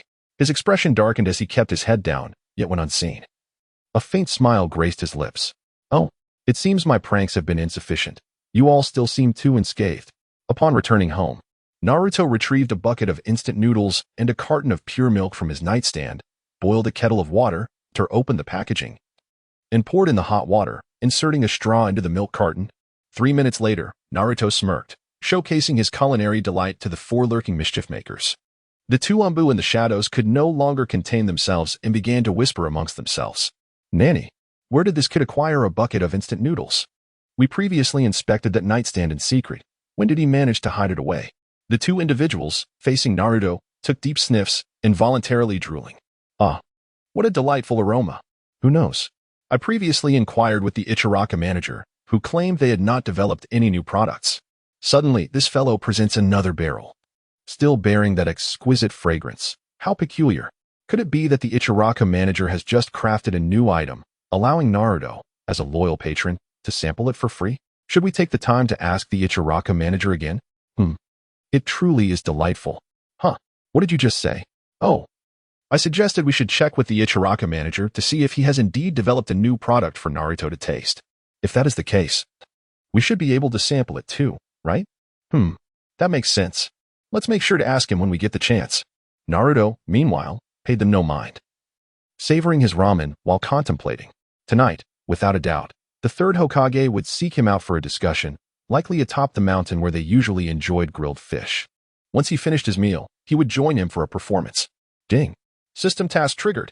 Task details. Rescue teacher Yakushi-nan. This evening, under the orders of that old schemer Danzo, Yakushi-nan will attempt to assassinate Yakushi Kabuto, but will ultimately fall victim to Kabuto's counterattack. The location coordinates are: task completion reward, 500 points.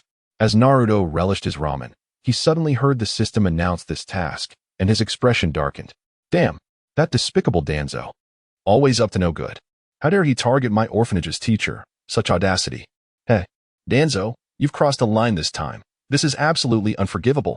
I won't let a single one of your spies monitoring non-return alive. Orochimaru, I know you're involved in this assassination plot as well. If it weren't for your interest in Kabuto's abilities, you wouldn't have tempted that old schemer Danzo into arranging this assassination mission. My apologies. But I intend to intercept this talent, and I will ensure he becomes a spy by your side. Haha, time is of the essence. Naruto quickly finished the remaining ramen and milk. Then, he once again dove under the bed, leaving only his large rear and wiggling outside, accompanied by a series of mischievous chuckles from beneath. Haha. The four sneaky dogs in the shadows, witnessing this familiar scene, were thrown into a state of alarm. Cough, cough. Is he about to pull another stunt? Should we stop him or report to the Hokage? Perhaps we should hold off for now.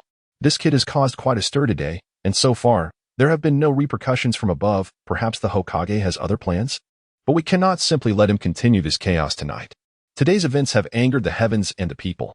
It remains unclear what this young man intends to do. We shall observe the situation tonight. Should he behave as he did last evening, we will intervene and escort him to meet Lord Hokage. The two shinobi from the route have no such hesitations, as one swiftly departs to report to Danzo. Before long, Naruto emerges from beneath the bed, this time empty-handed, and deliberately exclaims, Where has the explosive tag I found gone? I distinctly recall placing it under the bed. Could it have been used up last night? Alas, what a pity. I had intended to send the toilets of those families who spoke ill of me soaring into the sky today. But it seems that's not meant to be. I shall spare you this time. Naruto shrugged his shoulders, a look of disappointment on his face. The Umbu members exchanged glances, perplexed, while the root members remained equally baffled. All right, dinner is over. It's time to head to the mountains for training. Let us go. With that, Naruto turned and swiftly descended the staircase of the apartment building, racing towards the mountains. The remaining three troublesome companions, begrudgingly, hurried to follow suit. Once they had departed, Naruto's shadow clone swiftly emerged from beneath the bed. Although it possessed half of the original's chakra, its strength had been suppressed to 0, allowing it to remain undetected by the four mischievous companions. Taking advantage of the night, the shadow clone discreetly vanished into the darkness, evading the patrols of numerous Umbu shinobi, and finally arrived at a barrier guarded by 2 Umbu members. Drawing a kunai, it skillfully employed the body flicker technique to silently approach from behind, swiftly dispatching them, and then darted out of the barrier, heading rapidly towards the orphanage. Moments later, the 2 Umbu who had detected something amiss at the barrier discovered their fallen comrades in a pool of blood, instantly realizing the gravity of the situation. They hastily arranged for one Umbu to return and report. During a conversation with Naruto's original form, the third Hokage learned that Naruto had found the explosive tags while playing on Hokage Rock, a total of 100. Naruto regaled the third Hokage with the story, employing his flamboyant acting and earnest nonsense, convincing the elder of its veracity. Naruto admitted that the 100 explosive tags he had retrieved had all been utilized last night, intending to draw the villagers' attention towards him, and he used the will of fire to articulate this with vivid metaphors. Thus, the third Hokage's suspicions were confirmed. He believed Naruto remained the kind-hearted and innocent boy he once was, lamenting that his will of fire had been successfully inherited by young Naruto. Upon returning, the third Hokage received a report regarding the 2 Umbu members who had been killed at the barrier. leading him to consider the possibility of either a defector escaping the village or an enemy or spy infiltrating it. With the third Hokage's orders issued, it was destined to be a sleepless night for the village of Konoha. Through the rapid flight afforded by the body flicker technique, Naruto reached the coordinates provided by the system in just half an hour, soaring above the designated location. With unwavering determination, I harnessed my chakra sensing and application skills, anxiously searching for the whereabouts of teacher Yano and Kabuto. After failing to locate them in the immediate vicinity, I soared in all directions towards the designated coordinates, meticulously scanning my surroundings. Teacher Yano, please do not come to harm.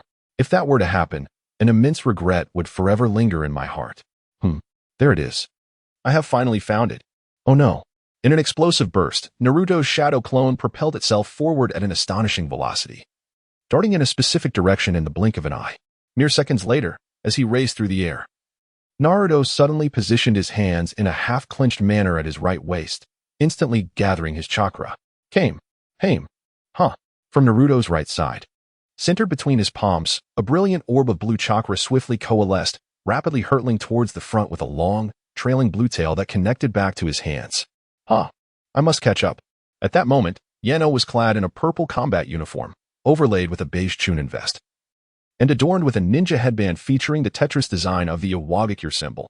She was on the brink of being struck by Kabuto's chakra scalpel, her eyes reflecting despair and reluctance as she sensed the encroaching aura of death. Had I failed? But I do not wish to perish. There are so many unfortunate children in the orphanage, and my poor adopted son, Kabuto. Suddenly, a blue energy sphere, measuring 50 centimeters in diameter, zipped between Yano and Kabuto, rapidly expanding and forcefully separating them, causing them to crash heavily to the ground on either side. What? Is there another enemy? Struggling to rise, Kabuto lifted his gaze, his eyes widening in shock. This is bad. Why has the Tsuchikage come personally? He looked up to see a child clad in black attire hovering several meters above the ground. Mistaking Naruto's shadow clone for the third Tsuchikage, Noki, Kabuto's years of espionage had led him to believe that only Noki possessed the ability to fly, especially at such a height. Phew, I made it just in time. Naruto's shadow clone wiped the cold sweat from its forehead. However, first, I must deal with the two rats lurking in the shadows. In an instant, Naruto vanished into the darkness, and soon the sounds of fierce combat erupted from that direction. Moments later, he re-emerged, shaking off the blood from his kunai, and flew towards Yano and Kabuto, grumbling, "TCH. What a letdown. I expected the root to be somewhat stronger than the umbu guarding the barrier. Is this really what 173 and 175 points of combat power amounts to? Hey, system sister, are your combat power detection glasses a bit off?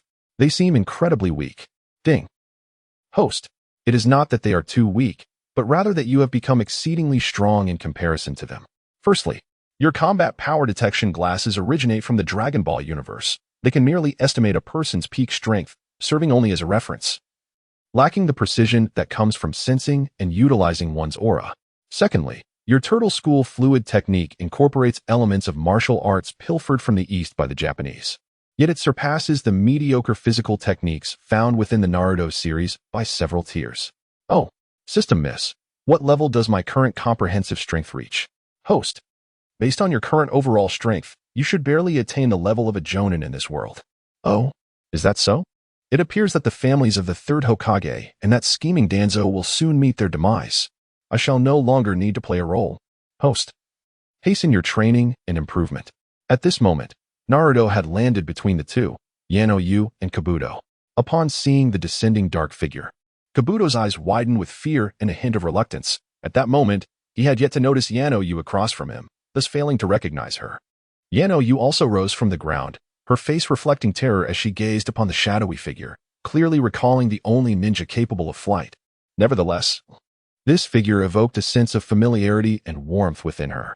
When Naruto removed the black hood from his head, Yano's expression transformed into one of disbelief. You are little Naruto? Naruto, with his signature healing smile, responded to Yano. Yano sensei. It has been such a long time. Upon hearing Naruto's familiar voice, Yano rushed over and enveloped him in her embrace. Naruto, this is truly unbelievable. At that moment, a crisp sound resonated. It was Kabuto's pocket watch, which had fallen to the ground. To Kabuto, the pocket watch and the glasses on his face were his most treasured possessions. He staggered back several steps, his complexion pale, utterly filled with disbelief. How can this be? How is this possible? Incredible! You are Yeno-yu-sensei? Why have you come to assassinate me? Understanding the necessity for clarification, Naruto knew he must explain to them both. Otherwise, Kabuto might succumb to darkness. Kabuto. She is indeed Yeno-yu-sensei. This time, your assassination was orchestrated in the shadows by that scheming Danzo. Yeno-yu-sensei, he is Kabuto Yakushi, your adopted son. All the photographs Danzo provided you regarding Kabuto were fabrications. He is the genuine Kabuto Yakushi. Subsequently, Naruto detailed how Danzo's distrust had led him to deem them both without value, how he had forged the photographs of Kabuto, and how Orochimaru had stirred the pot, providing them with a thorough explanation of the circumstances. A few minutes later, the reality of the situation became apparent. The reason you two are fighting here is entirely due to the insidious designs of that old schemer, Danzo. Orochimaru is merely interested in your abilities, Kabuto. Thus, our common enemy is Shimura Danzo, the old rascal. After listening intently to Naruto's detailed analysis, the astute Yamanaka Ino and Kabuto quickly grasped the underlying truth. Thank you, Naruto. If it weren't for you, I might have. Kabuto, I apologize. Ino-sensei. There is no need for apologies. This is not your fault. Naruto speaks the truth. Our shared adversary is that old scoundrel, Danzo. Yes, that damn Danzo. Both Yamanaka Ino and Kabuto were successfully swayed by Naruto's fervor, joining him in denouncing Danzo. Suddenly, Kabuto knelt before Naruto, a serious expression upon his face. Lord Naruto, though you are younger than I can sense your ambition. Regardless of your intentions, I am willing to follow you. Kabuto Ino, bewildered, began to inquire, but was abruptly interrupted by Naruto's words. All right, Kabuto, I speak plainly.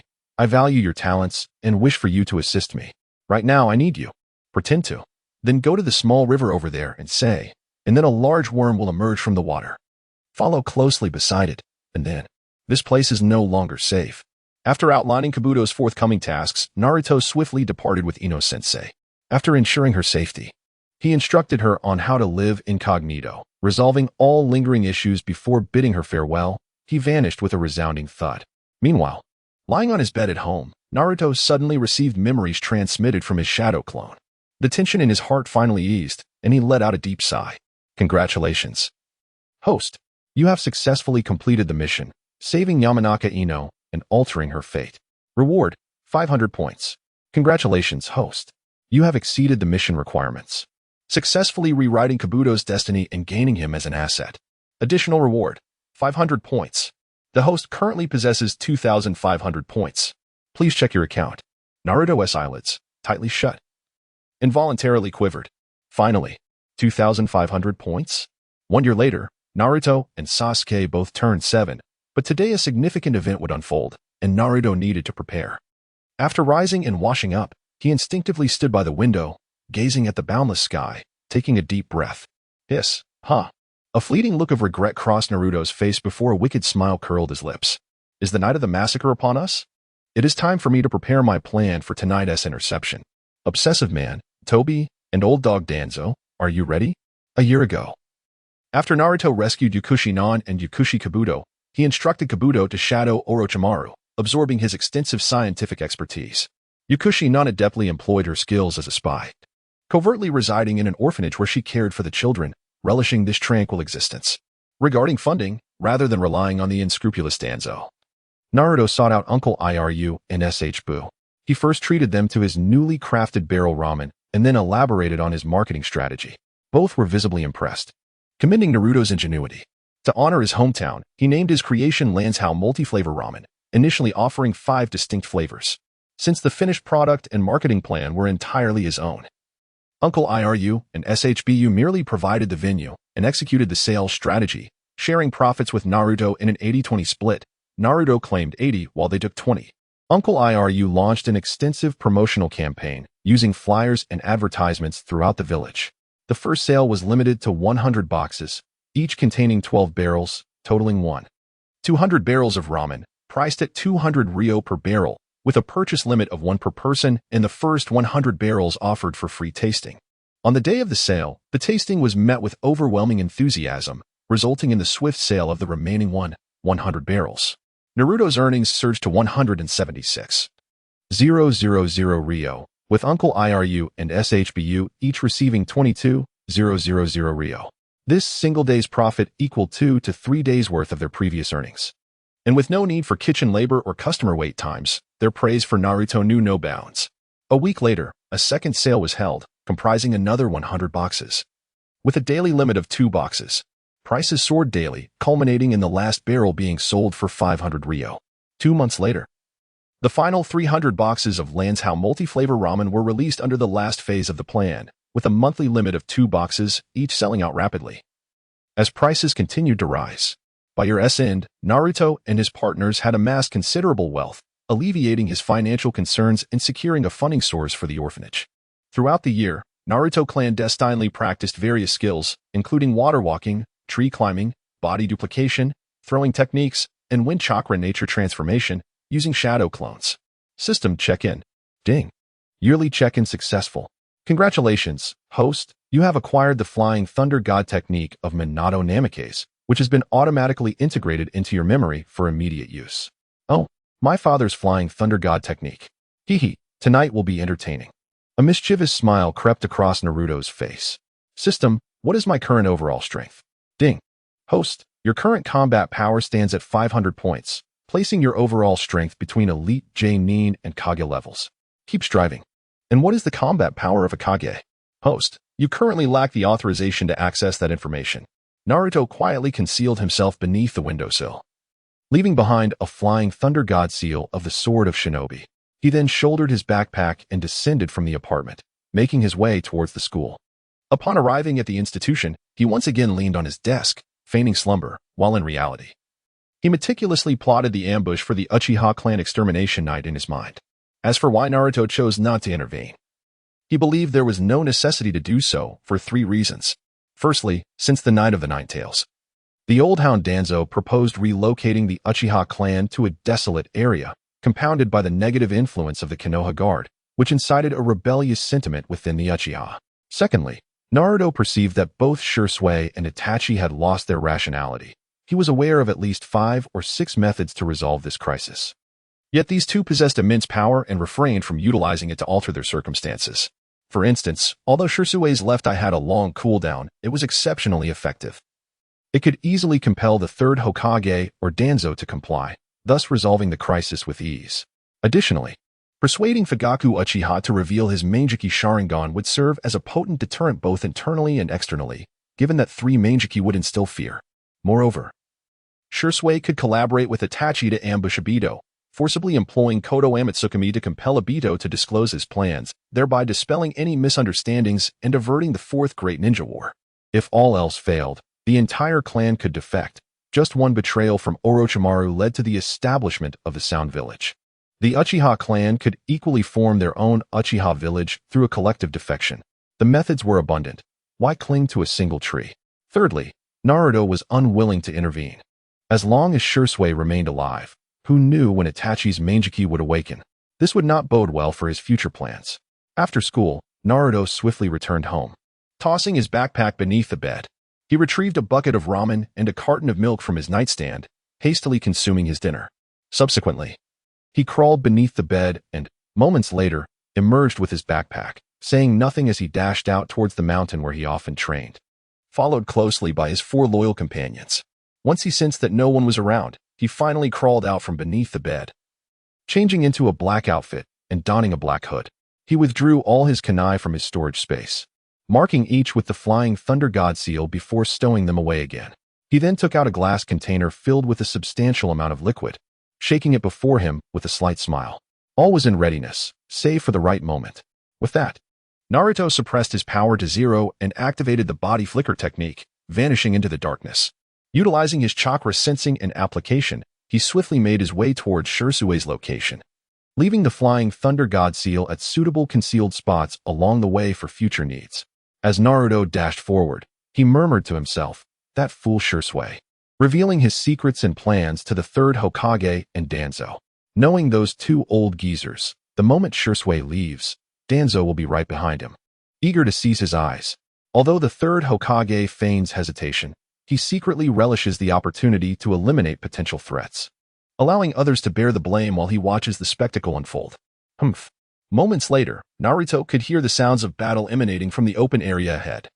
Approaching it, he concealed himself in the shadows nearby. Oh, has Danzo already led his root ninjas into action?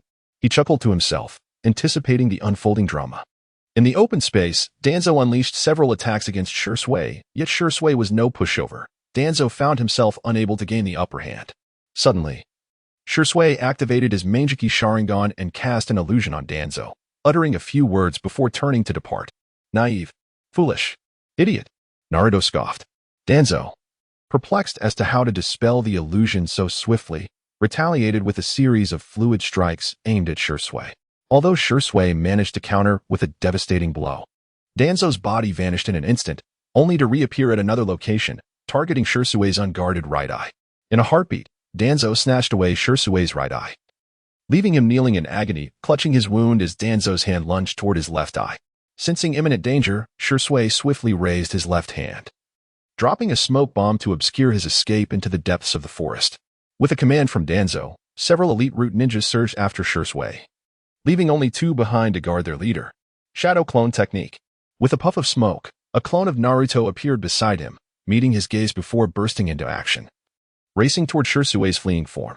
Meanwhile, Naruto turned his attention toward Danzo, muttering to himself that coward Danzo truly fears for his life, even in his own village. He requires 2 root ninjas for protection, but it's time to strike. Recognizing the moment as the perfect opportunity, Naruto's pupils dilated as he grasped 6 kunai imbued with wind chakra, enhancing their potency. With a powerful thrust, he hurled them toward Danzo's wrist, which held Shui's Manjiki Sharingan. Instantly, another kunai appeared in his hand, charged with wind chakra, and he launched it with incredible speed toward Danzo and his companions. What is happening? Lord Danzo, be careful. The 2 root ninjas, detecting the incoming kunai, swiftly drew their own weapons to intercept, deflecting Naruto's 6 kunai away. Simultaneously, he did not forget to remind Danzo to exercise caution and swiftly dashed towards Naruto's direction. Before long, 2 root ninjas were sent flying aside by the flying thunder god kunai, one of which hurtled rapidly towards the vicinity of Danzo's left arm. Naruto's pupils constricted, and a wicked smile graced his lips as he instantaneously activated the flying thunder god technique. With a whoosh, Naruto, clad in a black cloak, materialized suddenly at Danzo's left side, his kunai descending from above to sever Danzo's left wrist. A sharp sound punctuated the air as Naruto deftly grasped Danzo's left hand, prying it open to extract Shui's Manjiki Sharingan. He then proceeded to unleash the flying thunder god technique in rapid succession. Whoosh, whoosh, whoosh, whoosh, whoosh, whoosh. After several swift flashes, Naruto, along with the 6 flying thunder god kunai scattered on the ground, vanished in the blink of an eye. Moments later, Danzo's severed left hand fell to the ground with a faint thud. Lord Danzo. At that moment, the 2 root ninjas finally reacted, turning to call out to Danzo. They were merely 5 or 6 meters away from him. The expressions beneath their masks turned to sheer terror as they realized their backs were drenched with sweat. The speed of that mysterious cloaked figure was utterly astonishing. Crouching on the ground and clutching his left arm, Danzo's eyes burned crimson as he glared at his severed hand on the ground. With a voice trembling with rage, he bellowed, "Bastard! Who on earth is that person? How dare they snatch from me? Despicable! Infuriating! Truly detestable! Useless! Useless! How could you 2 imbeciles fail to protect me? Hurry and send someone. Split up and pursue. We cannot let either of them escape. Move. Yes." With a whoosh, Naruto suddenly appeared at his window, extending his right hand to place Shui's right eye into a glass vessel held in his left. He gazed out at the direction of that old dog Danzo, a wicked grin illuminating his face.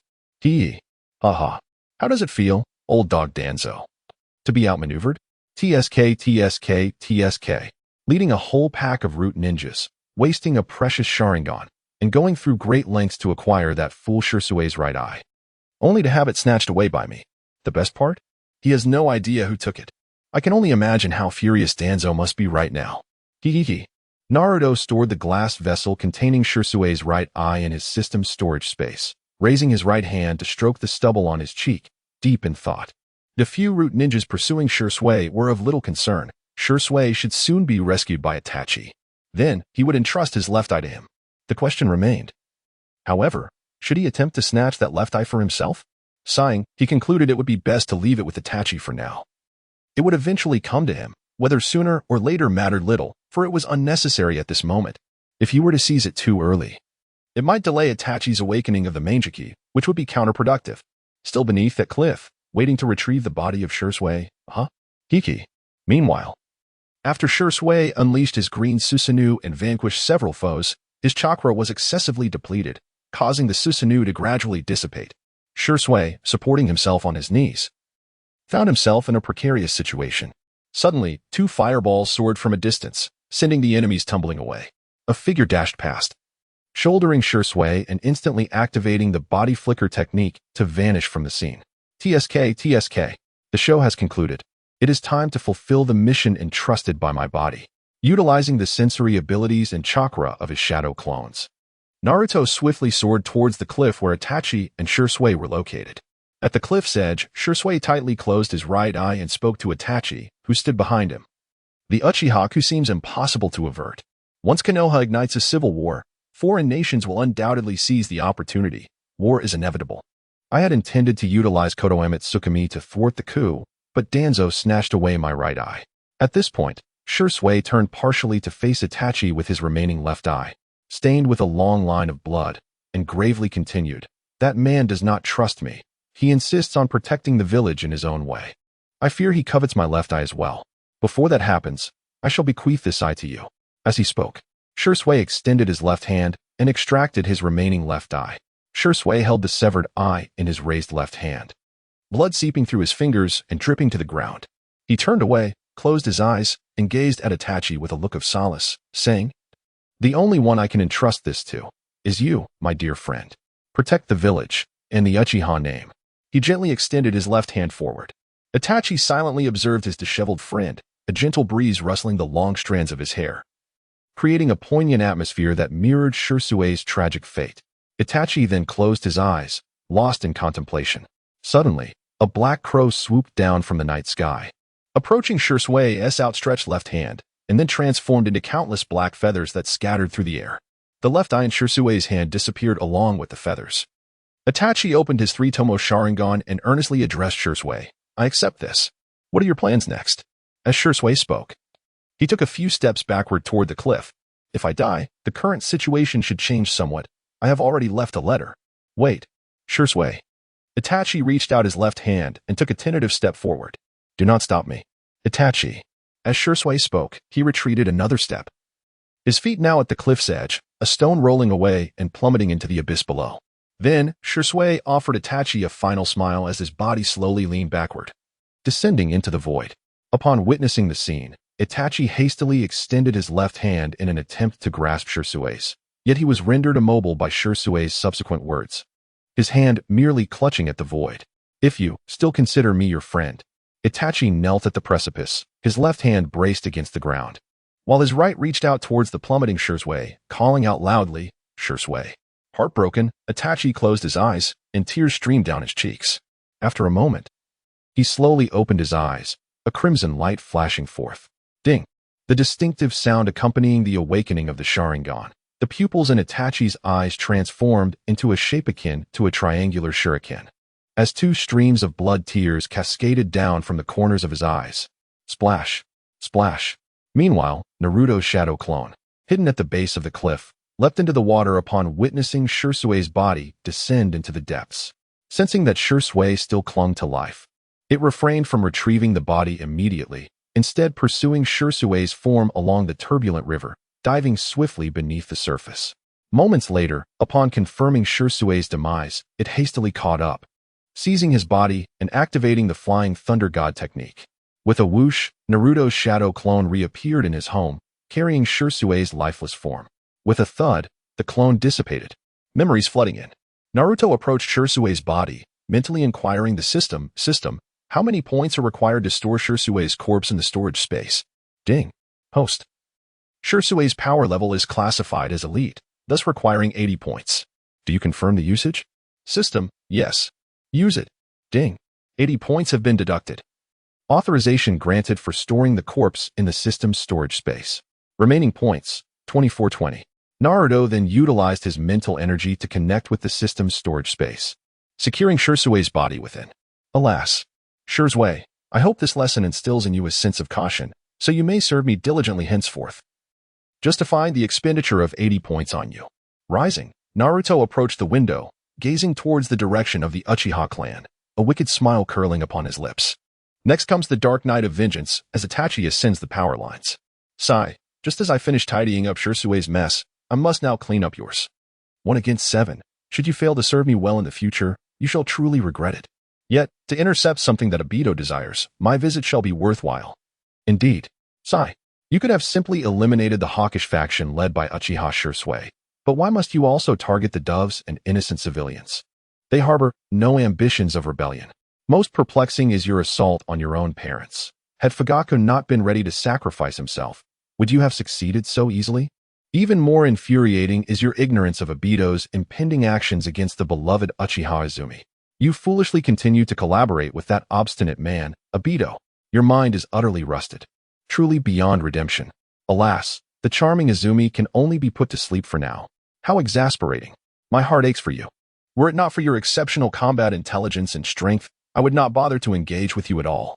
Naruto paused suddenly, a chilling glint of murderous intent flashing in his eyes as he coldly remarked, "Oh, that obstinate man Obito?" Upon finishing his words, he activated the Flying Thunder God technique, vanishing in a swift motion. Using the Shadow Clone technique, he appeared from another location, dispatching one of his clones towards the Konoha military police force, while his true self hurried in the direction of the Uchiha clan's residence. On a moonless, windy night, Itachi Uchiha reported to the Konoha F4, led by the 3rd Hokage and Danzo, about the impending revolution within the Uchiha clan. As expected, Danzo subtly coerced Itachi into accepting the mission to assist in the extermination of his own clan by leveraging Sasuke as a pawn. After contemplating the village, his family, and Sasuke, Itachi decided to accept the extermination mission and sought out the masked Obito, hoping for his assistance. Their collaboration aimed at annihilating the entire clan, with the stipulation that Obito must not harm the village or Sasuke. As night fell, Obito utilized Kamui to infiltrate the Konoha police force, only to be confronted by an attack from Izumi Uchiha. Despite wielding her 3-tomo Sharingan and launching a precise assault with kunai, Izumi was unable to inflict any damage on Obito due to the overwhelming nature of his Kamui ability. Instead, she found herself ensnared by his chains, uttering Itachi's name in her final moments. In a 1 versus 7 scenario, Obito ruthlessly ended Izumi's life. Just as he extended his right hand to retrieve the Sharingan from her lifeless face, a flurry of wind-infused kunai suddenly shot towards vital points on his body. Reacting swiftly, Obito activated his Kamui to phase through the incoming projectiles. In the instant the kunai passed through him, a shadowy figure clad in black appeared behind him. The dark figure, gripping a wind-infused kunai, lunged toward Obito's ear. What? Obito's pupils constricted beneath his mask, abandoning his attempt to retrieve Izumi's eyes as he continued to utilize Kamui. The kunai once again passed harmlessly through him, prompting Obito to swing his chains towards the shadowy figure behind him. With a swift motion, the dark figure vanished from Obito's back and reappeared beside Izumi's corpse, where a kunai that had previously pierced through Obito's body was now embedded in the ground before the lifeless body. What? This sensation. Is it the Flying Thunder God? Underneath the mask, Obito's pupils widened in disbelief as he gazed at the familiar mark on the kunai lying on the ground. Could it be that Minato Namikaze was not dead? Before Obito could fully comprehend the situation, the figure in black swiftly crouched down, placing a hand upon the corpse of Uchiha Izumi. In a flurry of rapid flickers, the dark-robed figure vanished without a trace, taking with it both Izumi and the 6 Flying Thunder God kunai scattered on the ground. Obito stood frozen, replaying the earlier battle in his mind, his doubts intensifying. Impossible. That figure could not have been Minato. He was dead. But who was this person? Did Konoha possess others capable of space-time ninjutsu? Cursed be the thoughts. Obito decided to set aside his musings, for he had matters to attend to. Since this individual wielded space-time ninjutsu akin to Minato's, finding him would prove difficult. Even if he did locate him, given the stranger's formidable strength, the outcome of a confrontation would be uncertain. Delaying his plans to replenish his Sharingan inventory by engaging in battle would be utterly counterproductive. Thus, Obito proceeded to search for the corpse of the Uchiha clan member he had slain, intent on recovering the Sharingan. However, upon entering the police station, a furious roar erupted from beneath his mask. Damn it! Who is it? Danzo, or that person from before? He beheld the lifeless bodies of the Uchiha clan on the ground, their eye sockets hollow and devoid of their Sharingan, and each corpse missing an arm. Clearly, someone had harvested the Sharingan and seemed poised to conduct experiments on the Uchiha clan cells. Meanwhile, Itachi had already decimated the majority of the clan within the village, leaving a trail of blood in his wake, with no survivors. How ruthless! Naruto observed from the shadows, smirking at the sight of Itachi taking on 7 foes. Suddenly, a figure emerged before Itachi. It was Uchiha Fugaku. He opened his blood-red Sharingan, questioning Itachi about the outcome of the massacre. In response, Itachi used his Sharingan to reveal the future of the village, Sasuke, and their clan to Fugaku. Soon after, Fugaku's shadow clone dissipated into a cloud of white smoke. Once the clan was entirely eradicated, Itachi perched atop a power pole, watching Sasuke return. The luminous full moon behind him contrasted starkly with the crimson of his Sharingan. He then vanished, preparing to confront his father, who possessed the Manjiki Sharingan. Itachi, taking advantage of the inky darkness of night, swiftly leapt through the familiar surroundings of home. Approaching the door, he peered through the crack, catching sight of a softly glowing yellow-lit room. Suddenly, a voice broke the silence, startling Itachi. "There are no traps. Come in." With his left hand, Itachi gently pushed the door open. The sight that greeted him was of his father, Uchiha Fugaku, kneeling with his back turned, alongside his mother, Uchiha Mikoto. The pure white moonlight streamed through the glass of the window, casting a slanted reflection upon the ground, elongating the shadows of the 2 figures behind. Mikoto gazed forward with a tilted head, her eyes revealing a sense of desolation, while Fugaku lowered his head and spoke softly. "I do not wish to engage in a deadly confrontation with my own son." "Is that so? You have already sided with them."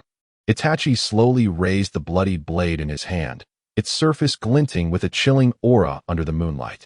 Yet, upon hearing his father's voice, the right hand that held the knife involuntarily descended.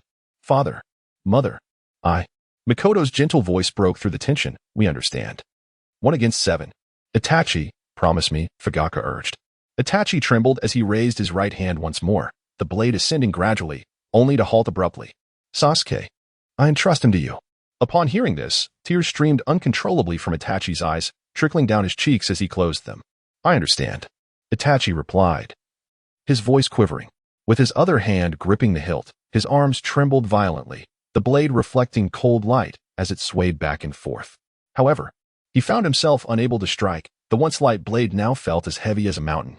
At that moment, Fugaku's deep voice resonated. "Do not be afraid. This is the path you have chosen. Compared to your suffering, ours is but a fleeting moment. Even if our thoughts differ, I remain proud of you." After Fugaku's words, the candles in the room extinguished, plunging the dim space into a suffocating silence. Hiss, hiss. Itachi gripped the hilt of the knife with trembling hands. His head bowed as he sobbed, tears dripping onto his palms. "You are truly a kind child."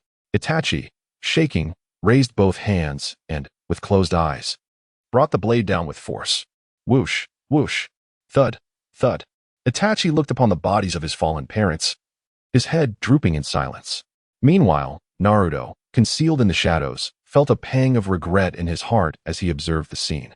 "Alas, had I known it would come to this, why did it have to be so? I genuinely feel that you are unworthy of this fate. You have been deceived by the false peace offered by Konoha's F4, blinding you to the truth. Yet, it is not entirely your fault, given the childhood you endured. It is understandable that you lack the divine perspective to see clearly. Enough of that. Allow me to clean up this mess. After all, Uncle Fugaku and Aunt Mikoto shared a close bond with my parents." Once Itachi departed, Naruto revealed himself and approached the bodies of Fugaku and Mikoto, inquiring within his mind to the system, how many points are required to store them in the inventory? Ding. Host. Uchiha Fugaku possessed the strength of a Kage in life. It requires 100 points. Uchiha Mikoto was of the Chunin rank, requiring 20 points. In total, you will need 120 points. Do you confirm the usage? Use. Ding.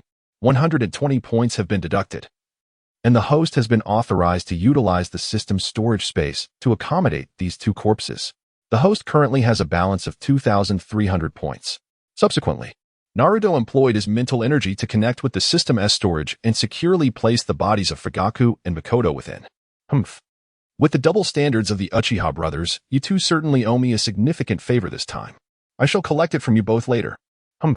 Thereafter, Naruto departed from the site, swiftly traversing the Uchiha clan's territory to reclaim the remaining Sharingan. Upon completing the collection, he activated the Flying Thunder God technique to return home. He deactivated the Shadow clone waiting at home, and the memories flowed in. Naruto expended an additional 20 points to store Uchiha Izumi, who possessed only Ch strength, in the System S storage. Then, he concealed himself beneath the bed, anticipating the return of his Shadow clone with 4 troublesome hounds. This endeavor left Naruto with a mere 2,280 points. Suddenly, ding. Congratulations, host. You have triggered a hidden task, diminishing the majority of Danzo's power as well as a portion of Obito's strength, resulting in an additional reward of 300 points. The host's current points are now 2580. Please continue your efforts. Oh, not bad at all. Now I have recouped the lost points. Hiki. Meanwhile, Naruto's actions concerning the majority of the Sharingan had significantly displeased both Obito and Danzo. The two toiled for most of the night, each acquiring only a scant few Sharingan, with not a single 3 tomo to their name. Danzo suspected that Obito had secretly taken them, while Obito believed Danzo had absconded with them. However, as they were currently in a cooperative relationship, neither intended to escalate tensions. With a cold huff, Obito activated Kamui and departed from Konoha. Danzo remained behind to assist the third Hokage in managing the fallout from the Uchiha clan's debacle, secretly dispatching his root ninjas to continue the search for any potentially overlooked Sharingan. The following morning, Naruto awoke with bleary eyes, dressed, and instinctively approached the window to gaze at the distant sky, inhaling the fresh air outside. After a brief moment, he washed up, boiled water, had breakfast, and then set off for school with his backpack. Once in class, he resumed his usual pose, resting his head on the desk and pretending to sleep. Stealthily observing the Uchiha's expression, he noted the darkened countenance, head bowed, with eyes betraying a deep-seated hatred and murderous intent. Underneath the fleeting red eyes, 2 prominent tear streaks were evident, suggesting a profound sadness. Oh, has he awakened? Suddenly, sensing the movements of his friends Shikamaru and Choji, whom he had befriended over the past year, a faint smile crept across his lips. Shikamaru, upon noticing Ichiraku-sensei looking at the sleeping Choji, flicked his pencil sharply at him. The pencil arced gracefully before landing precisely on Choji's forehead. What's wrong? Dinksy rose from the table, opened his eyes, and beheld teacher Ichiraku before him, squinting with a broad grin. Hiki. A large hand gently patted Dinksy on the head. Ouch. Perhaps still in a daze, Ichiraku's resonant voice echoed, urging him to pay attention in class. As Ichiraku returned to the podium to continue his lecture, Dinksy turned to Shikamaru and inquired, Shikamaru, was that you? Truly. Shikamaru, resting his chin on his hand, glanced at Dinksy with a slight smirk. Amaru. You. Suddenly, Shikamaru's smile vanished, replaced by sheer terror as he widened his eyes and gaped, darting side to side. Slap. Ultimately, he could not evade the textbook that struck him, leaving him with a bleeding nose. Naruto, sensing their playful skirmish, could only chuckle helplessly. Rising from his desk, he complained in a languid tone, You two are so noisy. I can't even sleep. Hey, what is going on? Came Ichiraku's furious voice. This is class time, not for sleeping. Naruto, sensing Ichiraku teetering on the brink of an outburst, felt a cold sweat break out on his cheeks and awkwardly smiled at him. Hiki. Ichiraku's furious voice rang out. Naruto. Shikamaru. Dinksy. You 3. Go stand in the hallway. The trio, realizing the gravity of their situation, hurriedly exited the classroom and stood in the hallway, aligning themselves with Naruto in the center, Dinksy on the left and Shikamaru on the right. Naruto lowered his head, eyes shut, and murmured, We really upset teacher Ichiraku again. I have snacks. Upon hearing Dinksy's kind-hearted words, Naruto felt a surge of gratitude and turned to him with a beaming smile. Thank you, Dinksy. I want to hold back then. Subsequently, he savored Dinksy's first chip, a delicacy few could partake in. After satisfying their hunger, the 3 stood there, heads bowed, drifting into slumber while their bodies swayed gently. Once class concluded, Ichiraku approached the trio in the hallway, observing their infuriating behavior. You truly are, Sai. Ichiraku first expressed his exasperation, then his fury surged, standing before them with hands on his hips. Bowing his head and closing his eyes, he bellowed at them. Startled awake from a deep slumber by the sudden shout, Naruto froze, his left arm crossing over his chest and his right arm extending straight up in a salute, his body rigid with shock. Ichiraku-sensei, you truly startled me. Upon witnessing Naruto's comical demeanor, Iruka's irritation vanished in an instant, replaced by a warm smile as he gazed at him. He then erupted into hearty laughter. Ha. Naruto joined in the merriment, his heart brimming with gratitude for the unfolding moments before him. Once devoid of friends, he now cherished the bonds of childhood camaraderie with Shikamaru and Choji and the sincere recognition and kindness bestowed upon him by Iruka-sensei. Furthermore, he held dear the prospect of a future with Hinata, the princess-to-be. Previously, in class, when she was bullied, he instinctively shielded her, confronting her tormentors with such fervor that they were left bruised and battered, earning himself a scolding from Iruka. Nevertheless, Naruto deemed it worthwhile. If he could not protect the woman he admired, what sort of man would he be? Restraining himself from inflicting further harm was already a considerable act of self-control. Upon returning to class, Naruto sought out Hinata for conversation. Though she shyly fumbled for words, managing only a few scattered sounds like and okay. He could palpably sense her affection for him. Shikamaru, sprawled across his desk with closed eyes, languidly grumbled that troublemaker Naruto just loves to stir up chaos. If he has time to meddle in others' affairs, he might as well hone his own skills. What a fool. At that moment, Choji, reaching into a bag for chips, halted mid-motion, his hands lowering gently as he coldly admonished Shikamaru. Don't call him a fool. Naruto is no fool. Choji approached Shikamaru's desk, frowning as he emphatically declared, Take back your words. You have no right to order me around. Instantly, Shikamaru lifted his head, interrupting Choji, and the two exchanged tense glares, the atmosphere thick with animosity. Naruto, noticing the brewing conflict, felt a surge of appreciation for Choji and hurried to intervene. Hey, what are you two doing? At that moment, Shikamaru and Choji were already grappling, their clothes in disarray as they tussled. The situation escalated. Shikamaru seized Choji's right cheek with his left hand and forcefully shoved his left cheek with his right, despite being forced to turn his head and contort his face. Choji clung tenaciously to Shikamaru's arms. Aren't you supposed to be good friends? Why are you fighting? Naruto quickly approached them. As Shikamaru continued to push Choji's face back and forth, he gritted his teeth in frustration. This fat idiot is just looking for trouble. I'm not a fatso. You blind fool. Naruto, moved by Choji's defense of him, felt a deep sense of gratitude. With a sigh, he extended his thumb and pointed at himself, saying, You too. Stop fighting and come at me. Shikamaru and Choji, who were engaged in a tussle, were momentarily stunned by Naruto's words, and soon exchanged glances. Ha. The three of them burst into hearty laughter, creating a warm atmosphere. After school, Naruto took them to Ichiraku Ramen, inviting them to savor his favorite dish, Lanzhou multi-flavored noodles. The two praised the culinary delight that had recently become popular in the village, with Shikamaru expressing surprise at how Naruto managed to have Uncle Ichiraku reserve so many for them. Choji, on the other hand, eagerly devoured 3 or 4 bowls of ramen. Naruto, with a serious demeanor, nonsensically explained that he was Ichiraku's first customer, which is why he always had a reserve. He had no intention of revealing that it was his own meal, as the time was not yet right. The trio played together until evening, after which they headed home. On their way back, Choji continued to share his culinary experiences with Naruto. Naruto, do you want some snacks? Naruto, genuinely pleased, unreservedly reached out to take the chips from Choji's hand. Thank you. After parting ways at the intersection, they returned to their respective homes. Lying on his bed, Naruto wore a smile, feeling fortunate to have such good friends. Before long, he unknowingly drifted into slumber. In his dreams, he found himself walking down a dimly lit, damp corridor. Towering dark yellow walls lined both sides, and the black ground was covered with a shallow layer of water. At the end of the corridor lay an abyss of darkness, and as Naruto stepped on the water's surface, he slowly ventured deeper into the corridor. The corners of his mouth lifted slightly as he observed the ripples forming beneath his feet, reflecting on how, in the original story, Naruto's first encounter with the Ninetales also took place in such a dim setting. It seemed to symbolize a shadowy aspect of his heart, likely stemming from the traumas of his childhood. To his surprise, he found himself in a similar predicament. Perhaps it was his own experiences that had led to this corridor's environment. Unconsciously, Naruto reached the end of the corridor, where a towering iron cage door came into view.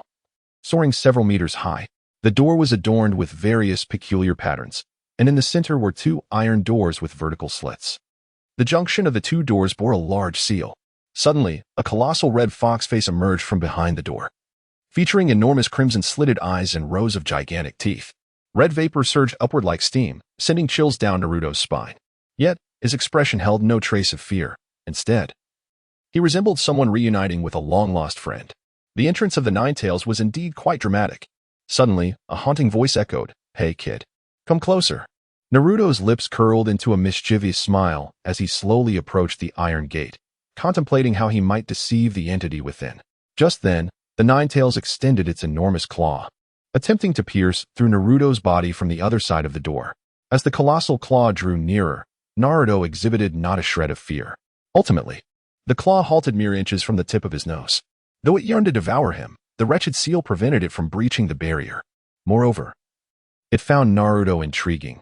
Despite having never witnessed his training, he possessed an impressive repertoire of ninjutsu, and his strength was incongruous with his tender age. Naruto raised his right hand, cheerfully greeting the Ninetales behind the bars. "Hey, Kaibai. How are you?" "What?" The Ninetales' pupils constricted in disbelief as it gazed at Naruto, demanding to know, "You little brat. How do you know my name? Speak quickly." It finished with a fierce roar directed at Naruto.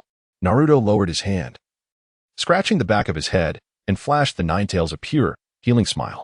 Haha. You mean your name? I remember. An old man with a long beard and round glasses told me about it. Oh, by the way, he also said that when I encounter all of you 9, I should consider you my friends.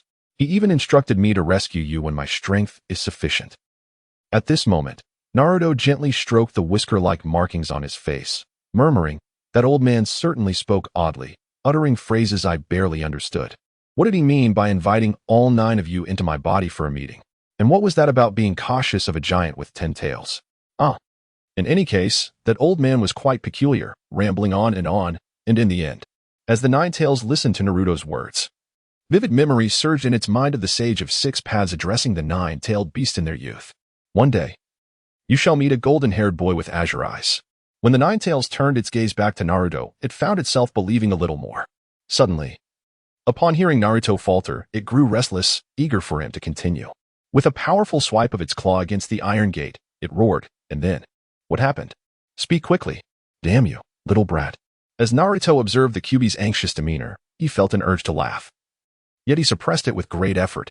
He continued in a soft tone, "Oh, Kyuubi, please don't be angry. In the end, all I can recall are the names of you 9. Upon hearing Naruto's response, the Kyuubi was already half convinced, yet still unwilling to relent. He inquired further, "You, do tell, what are the names of us 9? The corners of Naruto's mouth curled slightly upwards as he thought, "Oh, this is the bait? How fortunate that I had prepared a plethora of words for this moment. Since that is the case, I shall spare my breath." He then rested his right hand on his chin in contemplation and began.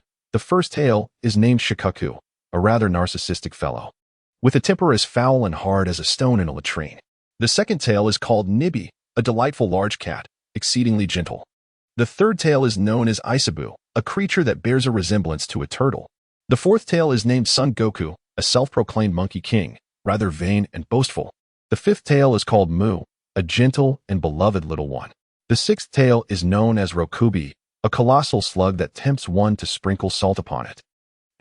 The seventh tale is called Chme, an unattractive yet mild-mannered large insect.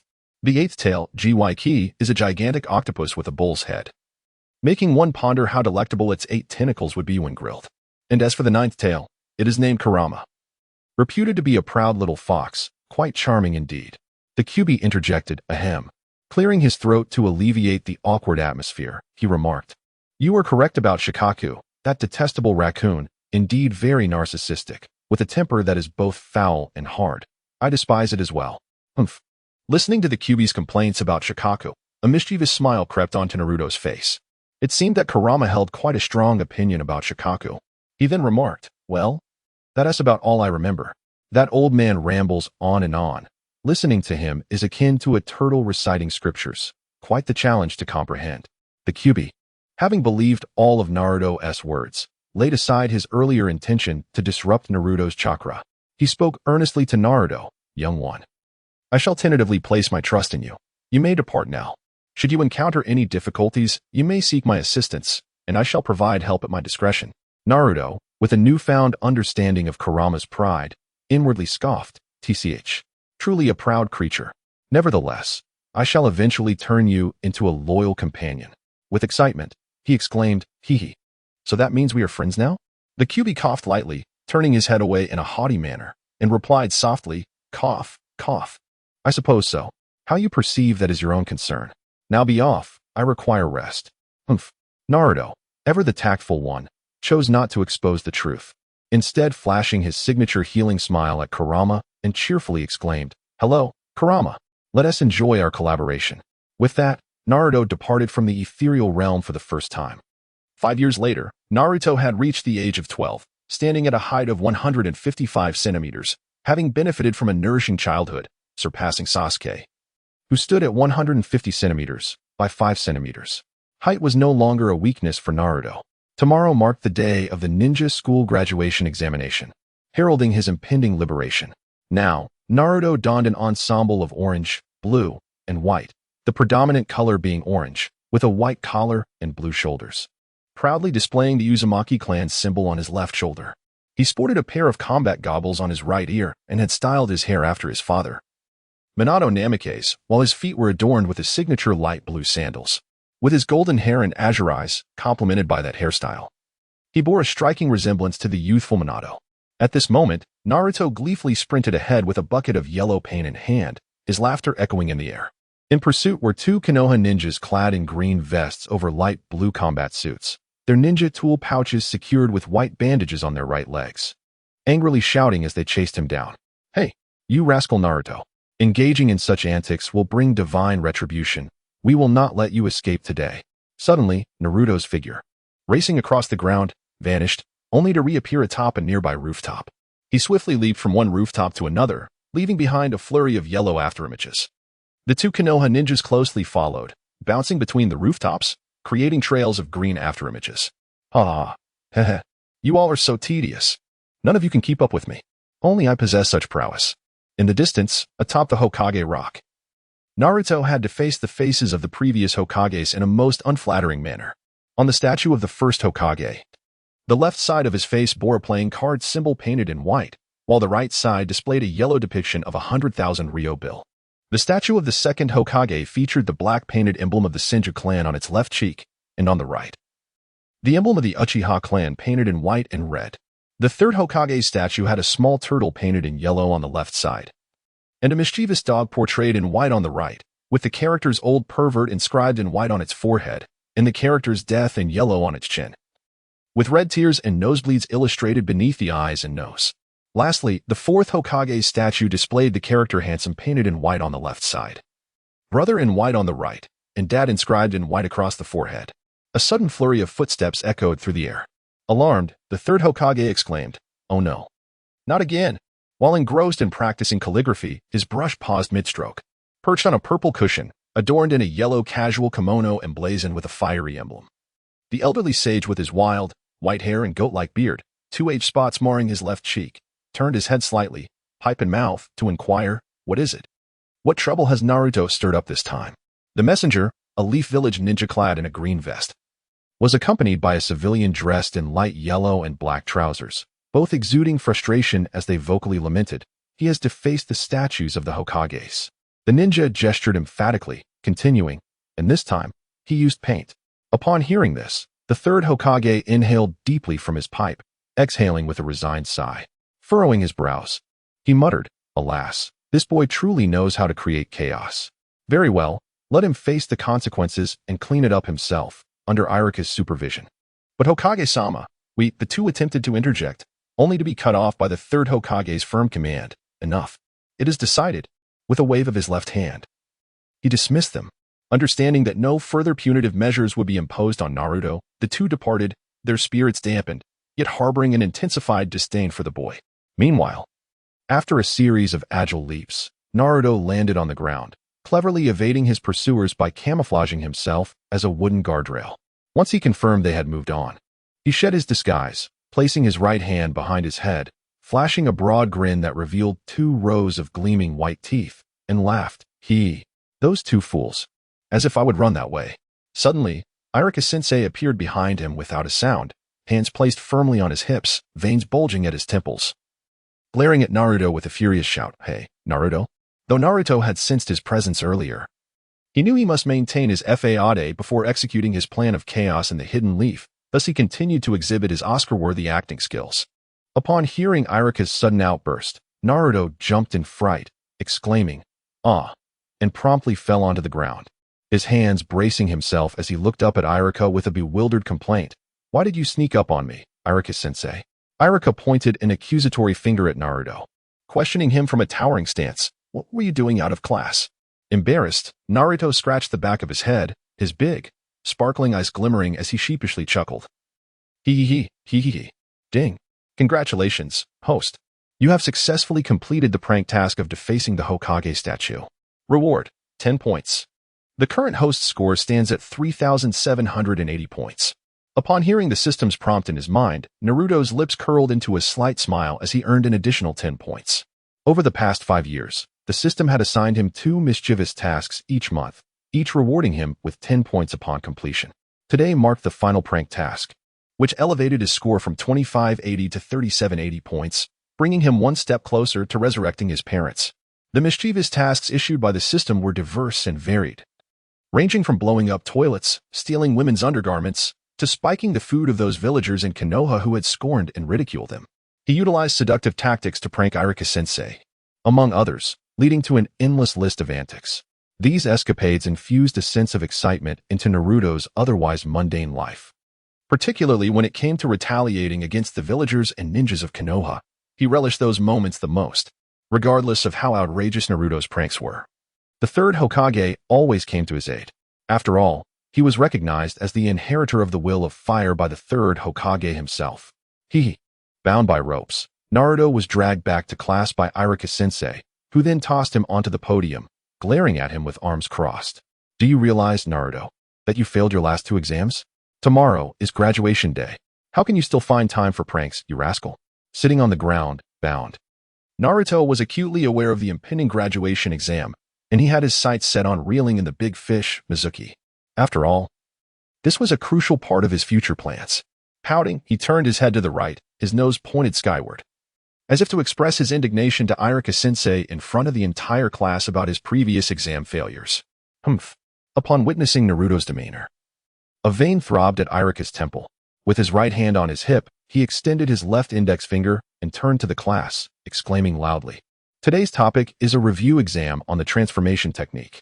Those who have passed, step forward and line up." Instantly, the classroom erupted in a chorus of complaints. What?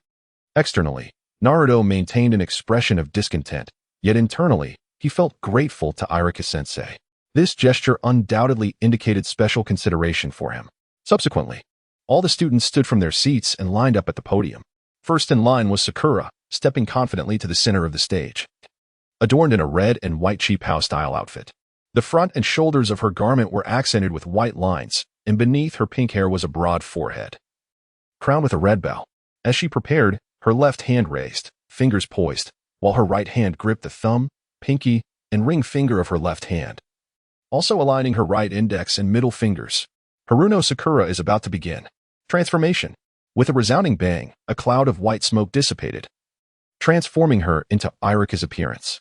Upon witnessing this, Iruka smiled, wielding a pen in his right hand while diligently marking down notes on the form held in his left. Acceptable. Another bang echoed, and Haruno Sakura reverted to her original form, with her arms elegantly crossed over her chest. She closed her eyes and joyfully bobbed her head up and down, exclaiming, "Hooray!" However, Sakura's hidden second persona revealed a decidedly violent expression. With her left fist resting on her hip and her right fist raised proudly to her chest, she bellowed with delight. "What do you think?" Turning to face Sasuke, Sakura boasted, "Sasuke, did you see that?" Yet, Sasuke paid her no heed, while Naruto, standing beside him, was nearly overwhelmed with the urge to deliver a multitude of slaps. Ugh, what a show-off. A faade of femininity concealing a violent side. Truly a double standard. Iruka's voice soon followed. "Next, Sasuke, yes." Sasuke replied in a cold tone, shoving his hands into his pockets as he stepped forward to the podium. He donned a blue high-collared shirt and white shorts, with white bandages wrapped around his calves and blue sleeves adorning his forearms. After forming a series of hand signs, a bang resonated, and a cloud of white smoke enveloped him, revealing him as Iruka-sensei. Ichiraku, slightly taken aback, smiled and noted this on his sheet. Very good. Next, Uzumaki Naruto. Shikamaru, with his hands in his pockets and his head tilted, complained to Naruto, "Tch. What a hassle." Meanwhile, Ino, hands on her hips, shot a sideways glance at Naruto and added, "This is all your fault." Internally, Naruto was exasperated by the complaints from his peers, placing his hands on his hips and retorting, "Tch. What does that have to do with me?" He then made his way to the center of the podium. In the queue behind him, Hinata lowered her head, her cheeks flushed with a rosy hue. With her small hands drawing close, her fingertips gently touched, and she whispered, "Naruto-kun, do your best." Standing at the podium, Naruto spread his legs in a half squat, formed hand signs, and with a wicked grin, exclaimed, "Transformation." With a bang, a cloud of white smoke swirled away, revealing a youthful figure clad solely in a pink bunny-themed bikini, standing before Ichiraku-sensei. Immediately, the young girl turned slightly, her left hand resting on her lower back, and her long bunny ears perked up. She raised her right index finger to her slightly pouted lips, winking at Ichiraku with her left eye. In an instant, a small pink heart floated up and down, landing softly on Ichiraku's chest. Ichiraku gazed at the scene unfolding before him, his mouth agape as if it could encompass an entire pineapple. In an instant, 2 streams of crimson erupted from his nostrils, soaring upward at an angle behind him. How infuriating. This brat's seductive jutsu has conjured yet another character, and a remarkably adorable little girl at that. How I long to behold her for just a moment longer. With a resounding thud, Naruto reverted to his true form, laughing heartily with his hand resting on his abdomen. "Haha. What do you think of my seduction technique, Ichiraku-sensei?" "Huh." Ichiraku, having seemingly procured 2 pieces of chalk, plugged his nostrils and rushed to Naruto's side, bending forward with fists clenched at his sides. Veins bulged at his temples as he shouted in a fit of rage, "You big fool. Do not create such vulgar ninjutsu." Above Konoha, the cries of ninja hawks filled the air. Caw, caw. Before the statue of the first Hokage at Hokage Rock, a wooden basket dangled from above. Within it stood a boy clad in yellow, diligently scrubbing the paint from the statue while muttering to himself. How vexing. Perched atop the first Hokage statue, Ichiraku crossed his arms, casting a sharp gaze down at Naruto, who was busy cleaning the paint. "I shall not let you leave until you finish cleaning." Naruto, pausing his work with a damp cloth, looked up with indignation and declared, "I don't care. I'm all alone anyway, humph." With that, he lowered his head and resumed his task. Observing Naruto's bowed figure, Ichiraku contemplated the boy's earlier words, furrowing his brow in thought. "Naruto. Oh dear, what has happened this time?" Naruto raised his head, pouting in irritation. Ichiraku, seated atop the statue, rested his arms on his knees, letting his hands dangle between his legs. With a slight smirk and a sidelong glance, he spoke softly, "Well, how should I put this?" Lifting his right hand, Ichiraku scratched his cheek with his index finger, his gaze drifting toward Naruto. "Once you finish cleaning, I shall treat you to ramen." Naruto's eyes lit up in an instant, thinking to himself, Ichiraku-sensei truly has a soft heart. He then opened his mouth wide, his expressive eyes sparkling with excitement as he shouted at Ichiraku, "Uh-huh. Sounds great. I'll finish up quickly. Let us get to it." Naruto promptly accelerated his pace in scrubbing the paint. That night, at Ichiraku Ramen, slurping sounds filled the air as Naruto happily twirled his chopsticks around the noodles.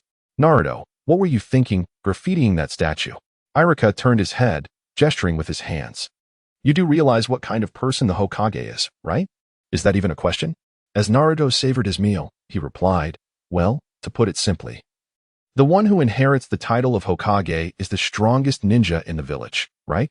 With that, he lifted his gaze skyward, particularly thinking of the 4th Hokage, who was hailed as the hero that safeguarded the village from the Nine Tails.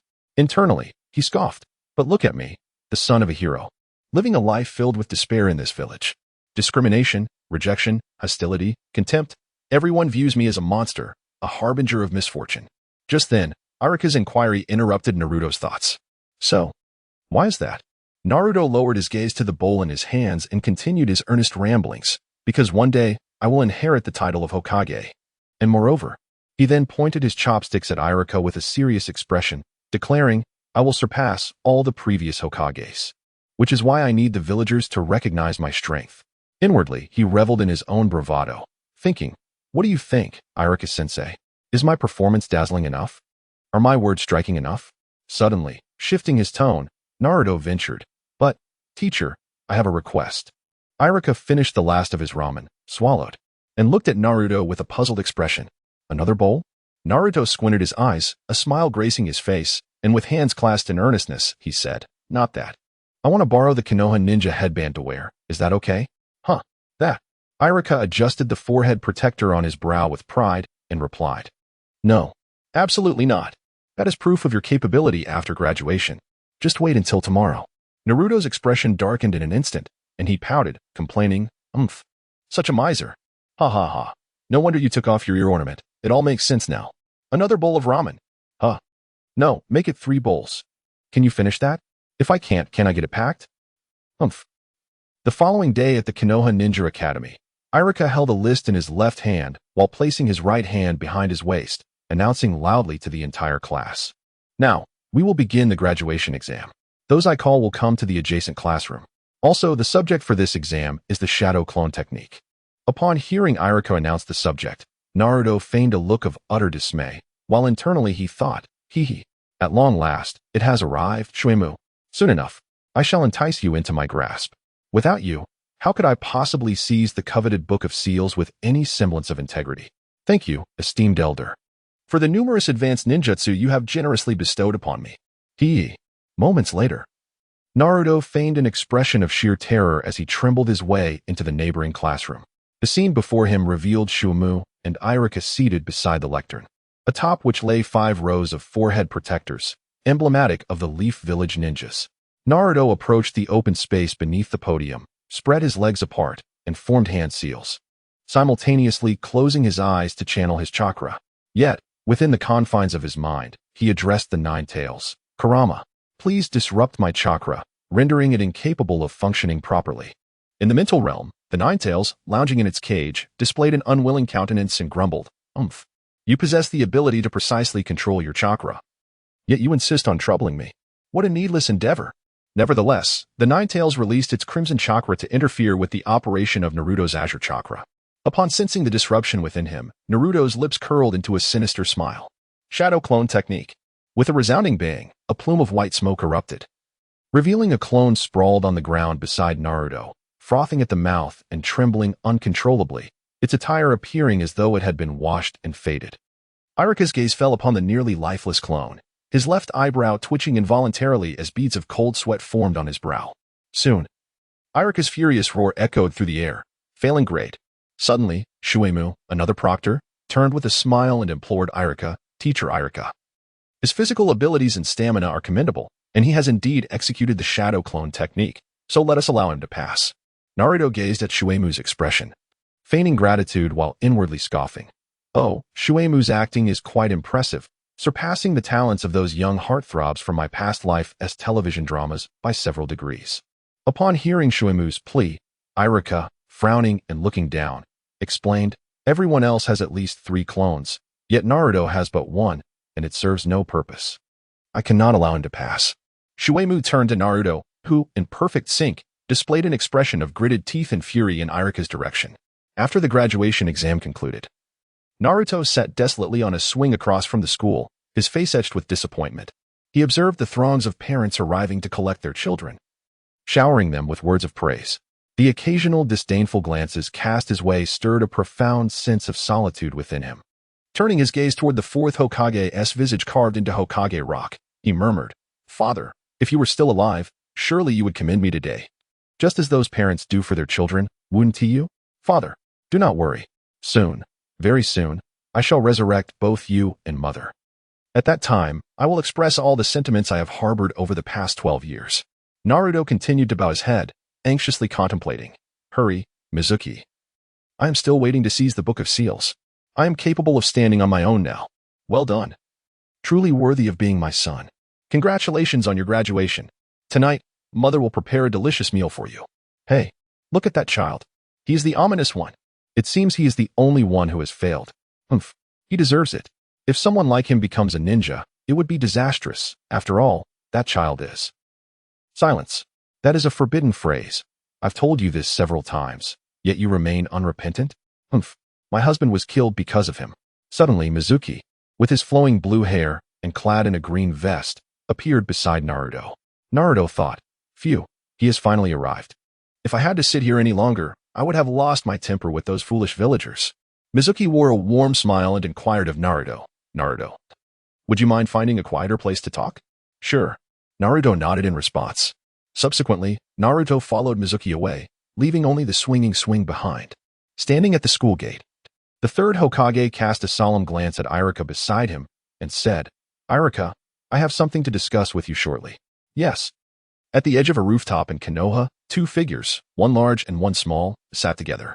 The setting sun cast a warm, golden glow over Konoha, creating a serene contrast to Naruto's despondent heart and expression. Ichiraku-sensei is certainly not intentionally making things difficult for you.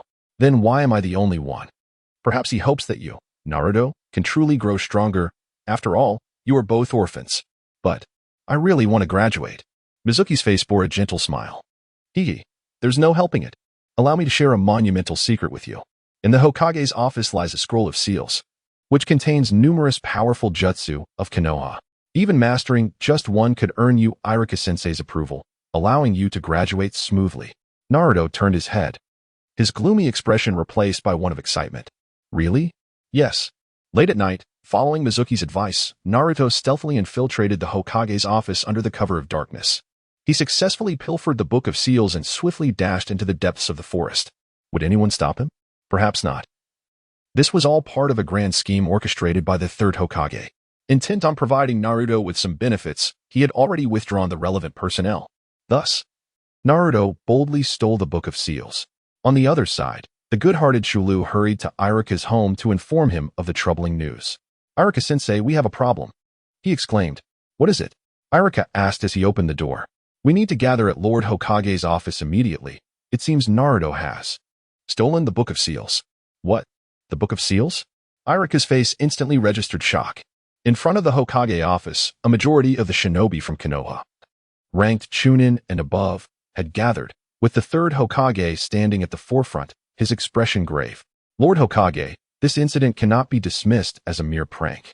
The Book of Seals is a dangerous scroll sealed by the first Hokage. If misused, he warned, if it is taken outside the village, it could lead to a catastrophic situation. The third Hokage clasped his hands behind his back, a pipe clenched in his mouth, and gravely commanded, we must act swiftly. Go retrieve Naruto. Yes. With a wave of the third Hokage's hand, all the shinobi present activated their body flicker technique, vanishing in an instant. A gust of wind swirling around as the Hokage's cloak fluttered. Meanwhile, hidden beneath a thicket, Naruto unfurled the Book of Seals and queried the system in his mind. System. Is there any way for me to instantly learn the reanimation technique, Rasengan, Shiki Fujin, 8 gates, and the telescope technique? Ding. Host. Advanced ninjutsu will undergo system modifications for optimization. To instantly learn the 4 improved ninjutsu you mentioned, the first 4 will require a total of 80 points. The telescope technique does not require modification, only 5 points, summing to a total of 85 points. Do you confirm the usage? Improved version? What does that mean? For instance, the improved reanimation technique allows for greater control in both quantity and precision. The enhanced 8 gates technique enables the opening of the 8th gate without resulting in death, although it will exhaust the body temporarily, and so forth. However, these improved ninjutsu are exclusive to the host and cannot be taught to others. That's incredible. I absolutely adore you, system. Please execute it now. Ding. Host has confirmed the expenditure of 85 points. You have learned 4 system-improved ninjutsu and the telescope technique. These 5 ninjutsu have been seamlessly integrated into the host's bodily memory and can be used at any time. The host's remaining points are 695. As the system's voice faded, images of the hand seals for the 5 ninjutsu materialized in Naruto's mind. An unusual sensation coursed through his body, as if he had trained in these techniques for years. After mastering these 5 ninjutsu, he continued to peruse the book and, upon encountering the numerous would-release techniques, his eyes sparkled with excitement. Would-release, such an extraordinary skill. If I could master all of them, wouldn't that make me invincible in the ninja world? System. Can I use points to learn would-release? Ding. Apologies, host. Your body does not possess the chakra attribute necessary to learn would-release. Hence you are unable to acquire it. Naruto's expression instantly fell. Sigh, if I can't, then so be it. After all, I possess the bloodline of a Super Saiyan. Once my lineage awakens fully, unleashing a Kamehameha would be sufficient to obliterate a ninja village Wouldn't it be more appealing than would release? Ding. Bingo. The host is correct. When the bloodline of the Super Saiyan is completely awakened, you shall wield a dimensional advantage in the world of Naruto. Hehe. System lady. I adore you. Mwah. Host, please mind your words. Do not become too enamored with me, or I may sever our bond. Naruto closed the sealing book, slinging it over his shoulder, reclining in the bushes with an air of leisure. Well, with this, no matter what ninjutsu I employ, I shall not raise any suspicions. Now, I shall patiently await the arrival of Ichiraku-sensei and Mizuki, preparing for a smooth graduation to conclude tonight's performance. Meanwhile, Mizuki, bearing wind shurikens on his back, ran while sporting a sinister grin. Once this news spreads, eliminating Naruto will ensure that the sealing book becomes mine. Ha ha ha. Bored of waiting, Naruto decided to flaunt the sealing book, exposing it as he awaited Iruka's arrival. Before long, Iruka spotted him, hurriedly rushing over, panting as he exclaimed, "Hey, Naruto." Naruto scratched the back of his head sheepishly, chuckling. "Hiki, you caught me. I haven't learned a single ninjutsu yet." Iruka gazed at Naruto's innocent expression, pondering in confusion. "Are you practicing ninjutsu here? What can you possibly achieve in this place?" Naruto displayed an excited demeanor, proclaiming loudly, "Listen to me. Listen to me. In a moment, I'll show you an impressive ninjutsu. If I succeed, you must let me graduate. Surely mastering the ninjutsu from this scroll will guarantee my graduation, right?" At this moment, Naruto decisively shifted the blame, keeping the benefits for himself while letting Mizuki shoulder the consequences. Gaining Iruka's approval would ensure a seamless graduation, a perfect conclusion. Iruka, taken aback by Naruto's words, widened his eyes in shock, sensing an ominous premonition. He inquired skeptically, "Who told you all this?" A smirk crept onto Naruto's lips as he stretched his arms out to the sides, palms facing upward, waving his arms in a showy manner, replying, "Of course. It was Teacher Mizuki." Immediately after, Naruto executed a full 360-degree turn, presenting the sealing book to Iruka and pointing at it with his right thumb. "The scroll is right here. Everything was told to me by Teacher Mizuki." As he spoke, Naruto turned back to face Iruka once more. However, he noticed that Iruka's expression grew increasingly peculiar, and his voice dwindled accordingly. At that moment, after listening to Naruto, images of Mizuki emerged in Iruka's mind. Suddenly struck by a thought, terror washed over his face, and cold sweat beaded on his forehead. "Mizuki?" Abruptly, a sharp whistling sound pierced the air, accompanied by a barrage of shuriken, hurtling towards the position of Iruka and Naruto. Iruka, with keen awareness, realized the impending danger and, without a moment's hesitation, forcefully pushed Naruto away from the perilous vicinity. After executing this act, the deadly shuriken were already upon him, and he raised his arm to shield himself, desperately attempting to evade his vital organs. In an instant, Iruka was struck by several shuriken, his body involuntarily sliding backward until he finally came to a halt against the wall. His shoulder and arm sustained mere superficial wounds. Yet a shuriken had deeply pierced his right thigh, causing blood to flow profusely. "I never imagined you would find your way here." Mizuki's ominous voice resonated. Overwhelmed by excruciating pain, Iruka instinctively closed his left eye and lifted his gaze to Mizuki. So, this is the situation. Before him, perched upon a large tree branch, Mizuki squatted with two colossal windmill shuriken, exuding an air of arrogance. He steadied himself against the thick trunk with his left hand, while his right pressed down on the branch beneath him, causing Naruto's mouth to twitch in disbelief. Seriously, is this how all leaf ninjas enjoy showing off? Must they strike a pose they deem impressive? It's utterly ridiculous. Mizuki's voice was low as he addressed Naruto. Naruto, hand over the scroll.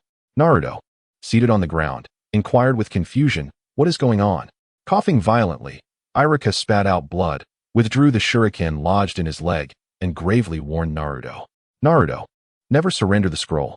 This sealed scroll contains many dangerous jutsu. Mizuki is using you to obtain it." Instantly, Naruto's demeanor shifted to one of vigilance and ire towards Mizuki. Mizuki rose, placing one hand on his hip, and with a malicious grin, incited Naruto. "Naruto, Iruka fears you acquiring that."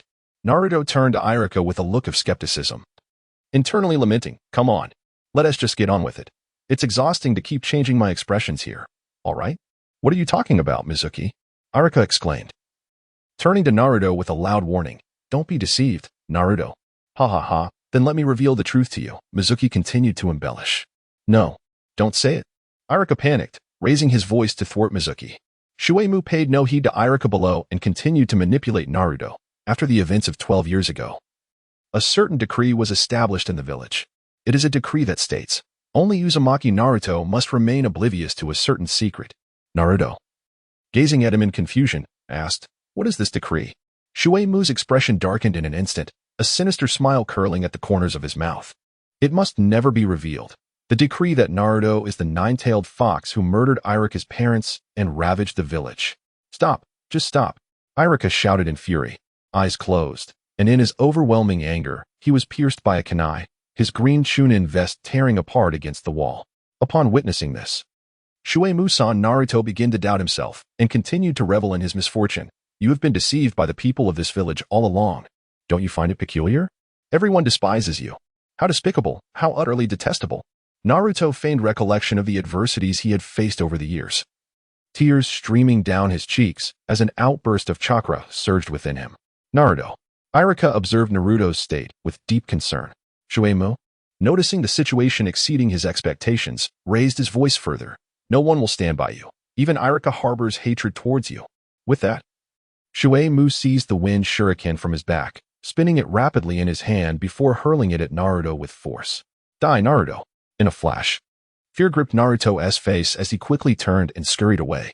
Naruto, get down. He crouched on the ground, arms wrapped around his head, mobilizing all his chakra to form a protective shield around himself, a technique from the Turtle Sage's style. He was uncertain whether Ichiraku would come to his aid in blocking the attack. If Ichiraku truly did so, Naruto would forever regard him as his most cherished bond, untouchable by anyone. With a sudden thud, darkness enveloped Naruto's vision. He turned his head to see Ichiraku standing in front of him, shielding him. 2 drops of blood fell from Ichiraku's lips onto Naruto's cheek, stirring profound emotions within him, and he completely recognized him in that moment. Why? Because we are alike. After my parents died, no one praised me, and no one acknowledged my existence. I, who struggled academically, often acted foolishly in class just to draw attention. I didn't know how to attract others' gaze, so I resorted to many silly acts. At this moment, a sorrowful melody played, echoing the sadness. It truly hurts. I'm sorry, Naruto. You must feel so lonely, so tormented, right? I apologize. If only I had been more attentive.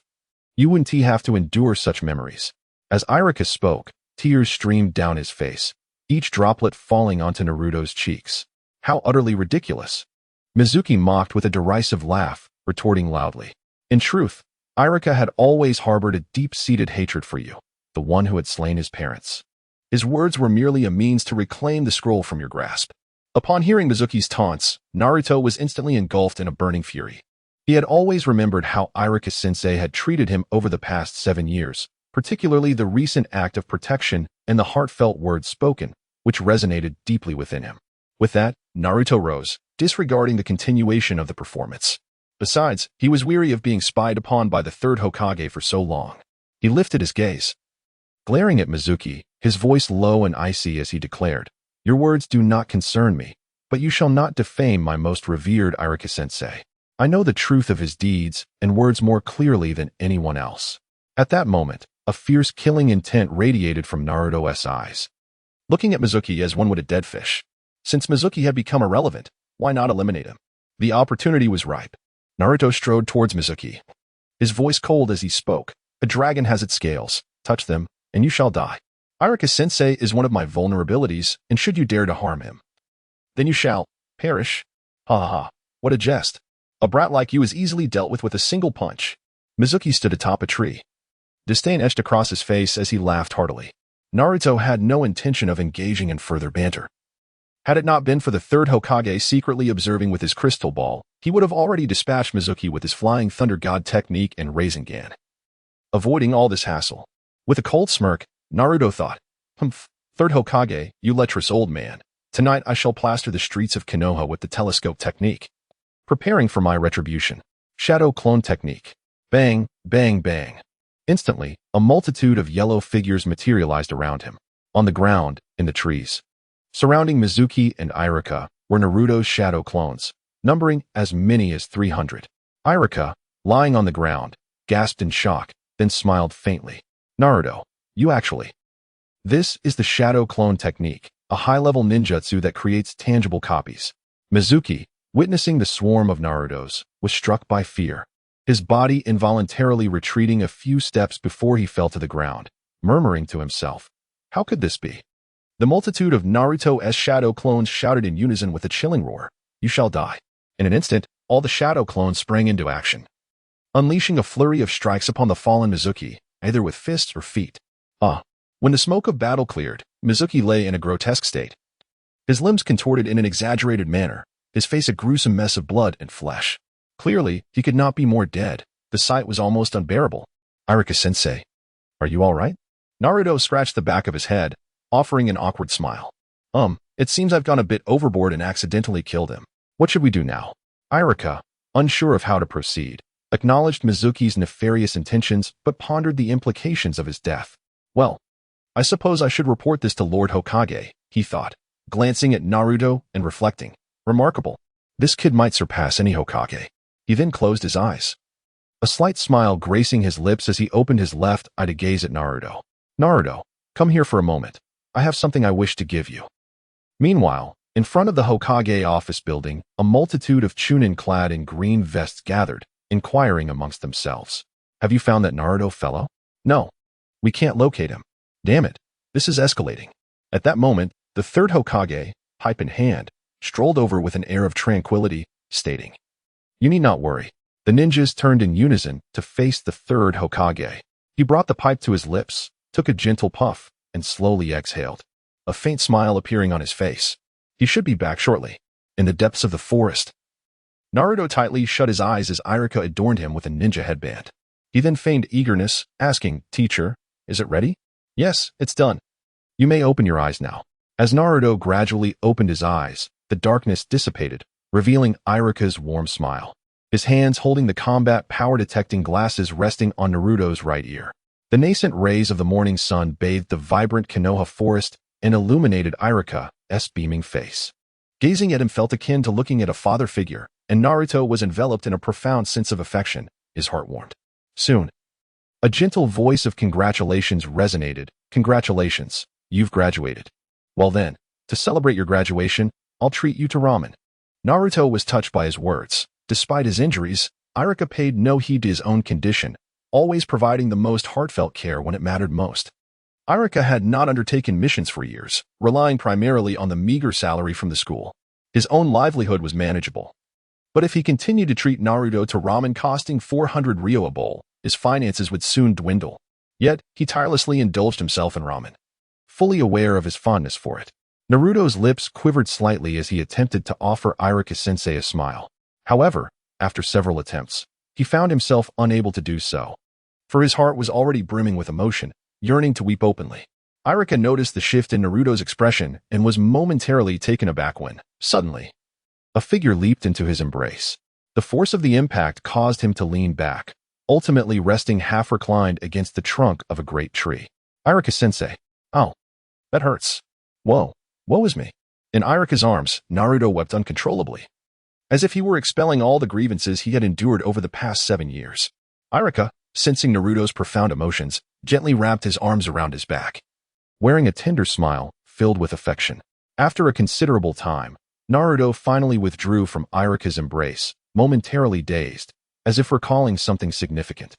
He reached into his pocket and retrieved a mystical bean from his storage space, a mischievous grin forming on his lips. "Ha ha ha, ha ha ha." Suddenly, he burst into laughter, directing his exuberance towards Iruka. Not thinking much of it, Iruka joined in with hearty laughter as well. "Ha ha. Gulp." Just as Iruka was laughing heartily, his laughter abruptly ceased, as something unexpected lodged in his throat. Before he could react, he involuntarily swallowed it. Cough cough. In his attempt to dislodge the object, Iruka felt his injuries miraculously heal, leaving him momentarily stunned, his face reflecting sheer astonishment. "Naruto, what was that?" "My shoe." Naruto quickly placed his right index finger against his puckered lips, glancing upward and giving Iruka a look that suggested someone was eavesdropping. He then whispered, "Iruka-sensei, please keep this a secret. At the appropriate time, I will explain everything. Trust me." Upon locking eyes with Naruto, Iruka instantly understood, solemnly nodding in agreement. "All right." Subsequently, the two returned to the village. After savoring their ramen, Iruka went to report to the third Hokage, while Naruto headed back to his home. Upon arriving home, Naruto retrieved the living expenses provided by the third Hokage from his nightstand, then turned around to form hand seals. Transformation. With a resounding poof, a cloud of white smoke dispersed, revealing Naruto transformed into the visage of Mizuki. Feigning nonchalance, he glanced towards two hidden directions before opening the door and swiftly exiting the apartment. He made his way to various supermarkets in the marketplace, procuring a total of 10,000 sheets of paper and 1,000 pens. Clutching his purchases, he raced towards the mountains where he often trained in secret. Finding a spacious area, he dropped the two large bags on the ground, a sly smile creeping onto his lips as he formed hand seals once more. Shadow clone technique. Boom, boom, boom. As the thick white smoke dissipated, 1,000 shadow clones of Mizuki emerged in the open space, each sporting a sinister grin. It was clear to everyone what their intent was, wasn't it? Hee. The original, of course, understood well. A gentleman's revenge is not to be delayed. Even for a decade. Indeed, being spied upon continuously had grown tiresome. Humph. Time for retribution. With a clap of his hands, Naruto silenced the crowd, who now turned their attention to him. He proclaimed loudly, "Everyone, line up. Each of you shall receive 10 sheets of blank paper and a pen from me. And write down the name of that jutsu, its purpose, and the sequence of hand seals. Afterwards, we shall catch fish and enjoy a barbecue while we await the fall of night." Understood. No problem. They responded eagerly. Subsequently, all the shadow clones approached to collect their materials, then sprawled on the ground to begin their writing. Once accomplished, they split off to catch fish, capture chickens, and hunt wild boars, commencing their grand barbecue endeavor. In the shadows, for mischievous dogs observed the multitude of Mizuki's clones below, uncertain of Naruto's true intentions. However, their instincts warned them that it was undoubtedly something nefarious. At midnight, the 1,000 Mizuki shadow clones descended from the mountains, dispersing rapidly through every street and alley of Konoha to commence their tasks. Half an hour later, all the shadow clones dismissed, and a flood of memories surged into Naruto's mind, causing his head to throb intensely. With a sudden pop, his transformation technique was involuntarily undone, reverting him to his original form. Goodness. Next time, I must distribute fewer clones. Receiving such an overwhelming influx of memories makes my head feel like it might explode. Naruto shook his head, attempting to alleviate the discomfort before hastily returning home, collapsing onto his bed, and drifting into a deep slumber. The following morning, a ninja exclaimed in dismay, who was so twisted as to invent such a disgusting jutsu. Even while soaking in a hot spring, I could be exposed. He stealthily tore off a flyer, crumpling it into his pocket while sporting a mischievous grin. No way. This jutsu is too extraordinary. I must memorize it quickly, or I may never have another chance. Hiki. Oh no. I can't let my wife visit open-air hot springs anymore, damn perverted ninja. Isn't this ruining our open-air hot spring business? How infuriating. I must approach the Hokage to seek renovation funds. He must take responsibility for this. Outside the Hokage's office, the area was now teeming with the owners of Konoha's hot spring establishments, alongside numerous female civilians and ninjas, all clamoring for answers, seeking funds for renovations, or demanding punishment for the ninja who devised the telescope technique, creating quite the uproar. In the Hokage office, the high-ranking members of the Konoha F4 wore grim expressions, particularly the third Hokage, whose visage would undoubtedly evoke laughter to the point of tears from Naruto, were he present. Humph. Look at the trouble you've caused, Rijan. Chun's ire was palpable as she directed her complaints at him. In order to prevent panic, this jutsu must be classified as forbidden, disallowing male ninjas from practicing it. Furthermore, all ninjas who have learned this technique should be sent to the Mountain Clan, where they will have this jutsu sealed within their memories, Mito Gaiden declared with a frigid tone. Sigh. It seems there is no other choice. Rijan replied despondently, harboring an intense loathing for the individual who had incited this storm of public outcry. He vowed to have the Umbu thoroughly investigate this person later. Humph. If there is nothing else, I shall take my leave. Remember the funding you promised me, Danzo declared, rising abruptly to depart. Once outside the Hokage office, a sly smile crept upon his lips, relishing the thought of Rijan's tarnished reputation and eagerly anticipating the day his own renown would eclipse that of the third. The fiery sun cast a golden glow over the bustling village of Konoha. Clad in white pajamas and adorned with a whimsical black cartoon sleep cap, Naruto groggily sat up, stretching his arms upwards and yawning widely. Hi. With his left hand, he tossed aside the covers and sat at the edge of his bed, removing the cap with his right hand and casually tossing it back onto the bed. After standing for a moment, he rubbed his sleepy eyes and ambled over to the calendar hanging on the wall. The calendar featured a sandy beach background, showcasing a stunning maiden in a red swimsuit. Her brown hair cascading down as she effortlessly styled it into a bun, exuding charm. The month was denoted by the Arabic numeral 10 for October, with 5 rows of dates from 1 to 30 below. Naruto had marked an enormous X in black ink over the days from the 1st to the 14th, while the 15th was circled multiple times in red ink, annotated with the characters for graduation briefing, begins at 9. With practiced ease, Naruto retrieved a tub of instant noodles and a carton of pure milk from his bedside table, filling the kettle with water and placing it on the heater to boil. 3 minutes later, he tore open the packaging, emptied the seasoning into the noodles, added hot water, and covered the bowl before setting it on the table. He then proceeded to wash up and brush his teeth. Upon returning, he lifted the lid off the noodles, releasing a plume of steam accompanied by a delightful aroma. Today was indeed a special day, worthy of celebration. Time to dig in. He slurped the noodles with gusto. Delicious. After finishing his breakfast, Naruto slung his backpack over his shoulder and made his way to the ninja academy. Along the route, he was met with a cacophony of gossip and insults reverberating throughout the village. Naruto sensed everything occurring along the way, a faint smile gracing his lips as he mused. Old man third, let us see how you flaunt your superiority now. With 10,000 flyers on ninjutsu, due to their simplicity and ease of execution, it was likely that no fewer than 3,000 to 4,000 ninjas had mastered them, even if one were to seek out the Yamaika clan to erase memories individually. Given their paltry numbers, it would take no less than a year and a half to complete such a task.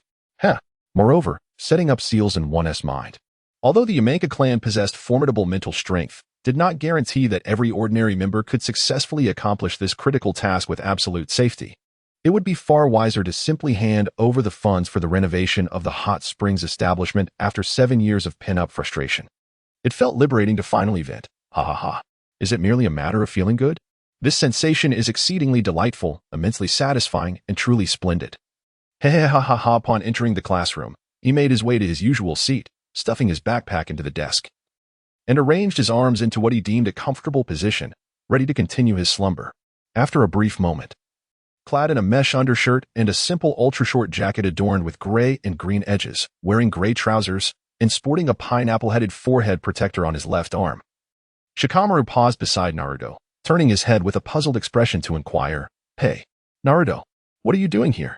Today is the orientation for graduates, you know? Wake up, Naruto." With that, he began to shake Naruto's arm.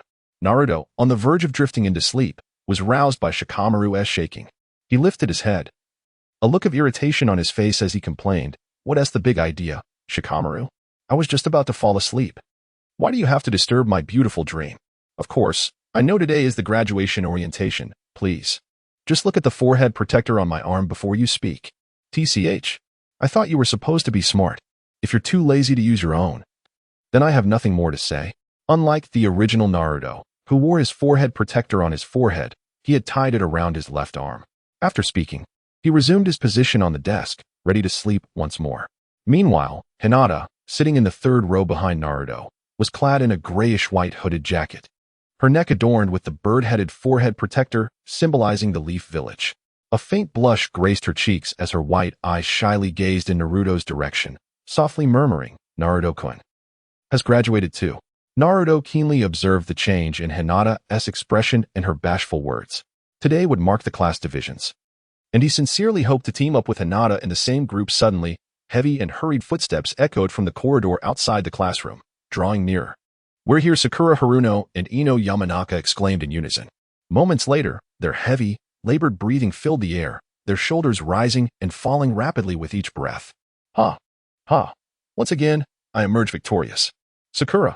Ino abruptly turned her head, casting a triumphant sidelong glance at Sakura. "What are you talking about? My toes crossed the threshold of the classroom a whole centimeter before yours." Sakura replied, her expression darkening as she mirrored Ino's gesture. "Are you seeing things?" Naruto, who was propped up on his desk, sensed the commotion at the classroom entrance and smirked, thinking, "Oh, it seems we have the lovesick Sakura and Ino in the mix." While I can overlook Sakura, I must admit Ino isn't half bad, passionate, with a commendable physique and striking beauty. In every aspect, from lineage to looks, she surpasses Sakura by 1,000-fold. Dear readers, what do you think? Honestly, I can't fathom why the original Naruto would be infatuated with that double-standard, violent girl Sakura. Suddenly, Sakura rushed toward Naruto, arriving at his desk with her hands clasped demurely before her, flashing a radiant smile at Sasuke to her left. "Good morning, Sasuke." Sasuke, resting his chin on his crossed hands, cast a sidelong glance at her before turning away, returning to his prior position. Ugh, so annoying. Noticing Sasuke's silence, a glimmer of disappointment flickered in Sakura's eyes as she turned her gaze back to Naruto, fury welling up within her. With a forceful slap, she struck the desk, her forehead vein bulging in anger. "Naruto, move aside. I wish to sit here." When Naruto remained unmoved, her anger intensified. Hands on her hips, she leaned down and yelled, "Hey, you jerk Naruto. Get out of my way." Naruto's disdain for Sakura deepened as he straightened up, fixing her with a menacing glare. "Get lost. If you provoke me again, you'll bear the consequences." Sakura shivered at the chill in Naruto's eyes, but soon, her second persona ignited with fury, and she retaliated with a slap aimed at Naruto's face. Ino, witnessing the unfolding drama, shouted, "Sakura, don't." "Naruto, he..." Before Ino could finish her sentence, a loud crack resonated through the air. "Ah." Sakura's voice pierced the silence, filled with sharp pain. Naruto had seized her right wrist, applying just enough pressure to dislocate it. He then flung her hand aside, his icy voice cutting through the tension once more. "Humph. This time, consider it a warning. If you provoke me again, you can say goodbye to your arm. Now get lost." Sakura stood frozen, shock overwhelming her. Ino, taken aback, shot a bewildered glance at Naruto before hastily grabbing Sakura's left arm, leading her away to find a medical ninja. Naruto continued to rest his head on the desk, slightly pouting as he mused to himself. "Fool, I warned you, yet you refused to listen. Truly, you seek torment without reason. You are far worse than Ino. Despite being rivals, she knows when to lend a hand in crucial moments. And you? Humph. A lost cause." To his left, Sasuke lowered his hands and turned his head, staring in disbelief at Naruto, who was sound asleep. Was this fellow still the same underachiever from before? The other students in the classroom also gazed at Naruto in astonishment. In the Hokage's office, the third Hokage, along with Kakashi, Waihi Kurenai, Asuma, and several other elite jonin, gathered around a crystal ball, observing the unfolding events in the classroom. "Is it truly him? This year's top rookie, Uchiha Sasuke?" Asuma remarked, crossing his arms while scrutinizing Sasuke in the crystal ball. Simultaneously, he inwardly lamented, "Is this the much-discussed telescope technique that has been circulating in the village today? My father truly, sigh." "Indeed," the third Hokage responded. "So, he is the last scion of the Uchiha clan?" Waihi Kurenai expressed her curiosity. However, that blonde-haired boy's treatment of his classmates, especially the girls, seemed excessively harsh. Uzumaki Naruto, his attire and hairstyle. Teacher, Kakashi, with his deadpan expression, gazed at Naruto, who was resting on the desk in the crystal ball, his pupils narrowing in surprise as he whispered to himself. The third Hokage, observing the unfolding drama surrounding Naruto, wore a grave expression, recalling Mizuki, and thought, "Humph. I wonder what that scoundrel Mizuki said to provoke such a drastic change in Naruto's demeanor. Damn it. Clearly, Iruka's bond is still insufficient." He turned to Kakashi, his face serious as he instructed, "Kakashi, pay special attention to Uzumaki Naruto and Uchiha Sasuke." "Understood." Iruka-sensei approached the podium, surveying the classroom filled with the children he had nurtured for 6 years, his face radiating pride. However, he cast a pointed glance in Naruto's direction, pondering, "Naruto, what secrets do you still conceal?" He then addressed the entire class, stating, "From this day forth, you will embark on the path of independent shinobi. Yet, you are merely novice genin. The true trials lie ahead. You will form teams of 3 and undertake missions under the guidance of a jonin instructor." As Iruka's words echoed through the classroom, a wave of hushed whispers ensued. Sakura, returning from her healing duties, gazed at Sasuke with sparkling eyes, brimming with anticipation. However, when her gaze shifted toward Naruto, she instinctively shuddered. Sasuke crossed his arms beneath his chin, pondering, "With 3 individuals in a group, the others will merely hinder progress." Meanwhile, Naruto, lifting his chin with his right hand, dreamily mused, "How wonderful it would be to be in the same group as Hinata, but, alas." Just then, the voice of Iruka-sensei echoed through the room. To ensure a balanced distribution of strength within the groups, the teacher would oversee the division. Subsequently, Iruka held up a chart in his left hand, lowering his gaze to announce the results. "Now, I shall begin to declare the groupings. First class, second class, Next is the 7th class, Uzumaki Naruto, Haruno Sakura, Uchiha Sasuke. Hooray! Sakura instantly leaped from her seat, raising her hands triumphantly above her head, her face aglow with excitement. However, her expression swiftly soured as she glared at Naruto seated in front of her, her face contorted with anger. Humph. Naruto's face fell in disappointment as he mumbled, sigh. I knew this would happen, curse plot glitch. But Sakura hasn't taught me a lesson yet. Still glaring at me, fool. Meanwhile, behind Naruto, Hinata wore a crestfallen expression, contemplating. Naruto is in another group. Next came the 8th class, Hyuga Hinata. Inuzuka Kiba, Yamanaka Ino. Sakura retracted her furious gaze from Naruto. As if struck by an idea, she turned to Ino behind her, flashing an overly dramatic peace sign with a mischievous grin. Ino, observing Sakura's smug demeanor, felt her forehead vein throb, her hands clenched into fists, resting firmly on her chest. How has it come to this? Shikamaru, observing his irate classmate, rested his chin on his hand, exuding a sense of exasperation as he muttered, I truly don't understand what it is about that type of person that attracts girls. TSK. Hearing Shikamaru's complaint, Ino swiftly turned her head towards him. You can't possibly be that clueless, Shikamaru. Shikamaru retorted, rolling his eyes. I'm not a girl. How would I know? Ino closed her eyes and sighed, lamenting. No wonder you're unpopular. I refuse to be grouped with someone as dense as you. However, Irika-sensei's subsequent words shattered Ino's delusions. 10th class, Yamanaka Ino, Nara Shikamaru.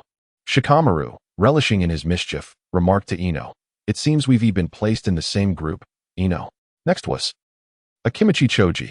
Choji, as usual, was voraciously munching on chips, prompting Naruto to facepalm in exasperation. This guy is really dedicated to replenishing calories, sigh. Ino instantly covered her head with her hands, displaying a look of despair. Now we have an extra fatty. With Irika-sensei concluding the group assignments, Naruto resolved to put on a performance, for failing to do so would hinder his future aspirations. In an instant, he sprang to his feet, his left hand pointing accusingly at Sasuke, his face contorted with indignation as he loudly complained, Irika-sensei, why must a student as exceptional as I be placed in the same group as him? Irika, with his right hand on his hip, slid the form before him to the left, revealing an expression of considerable exasperation. After all, Sasuke was the top student among the graduates. He then opened his eyes and, fixing a serious gaze upon Naruto, declared, Naruto, you are the very last.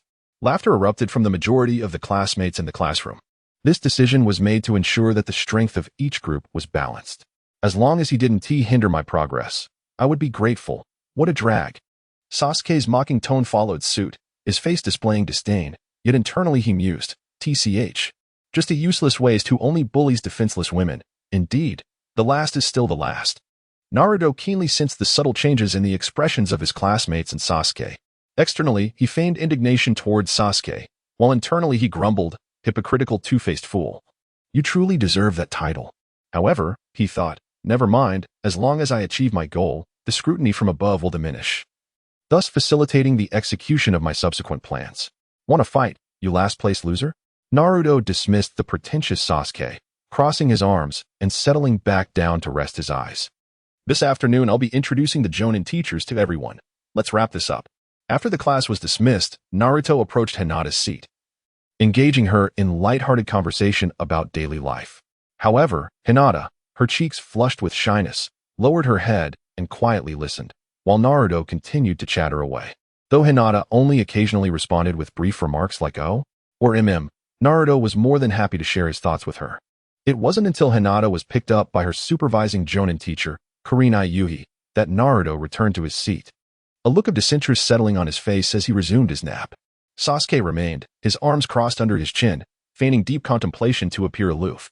Sakura, meanwhile, fidgeted restlessly in the classroom, alternating between sitting, standing, and leaning against the wall out of boredom.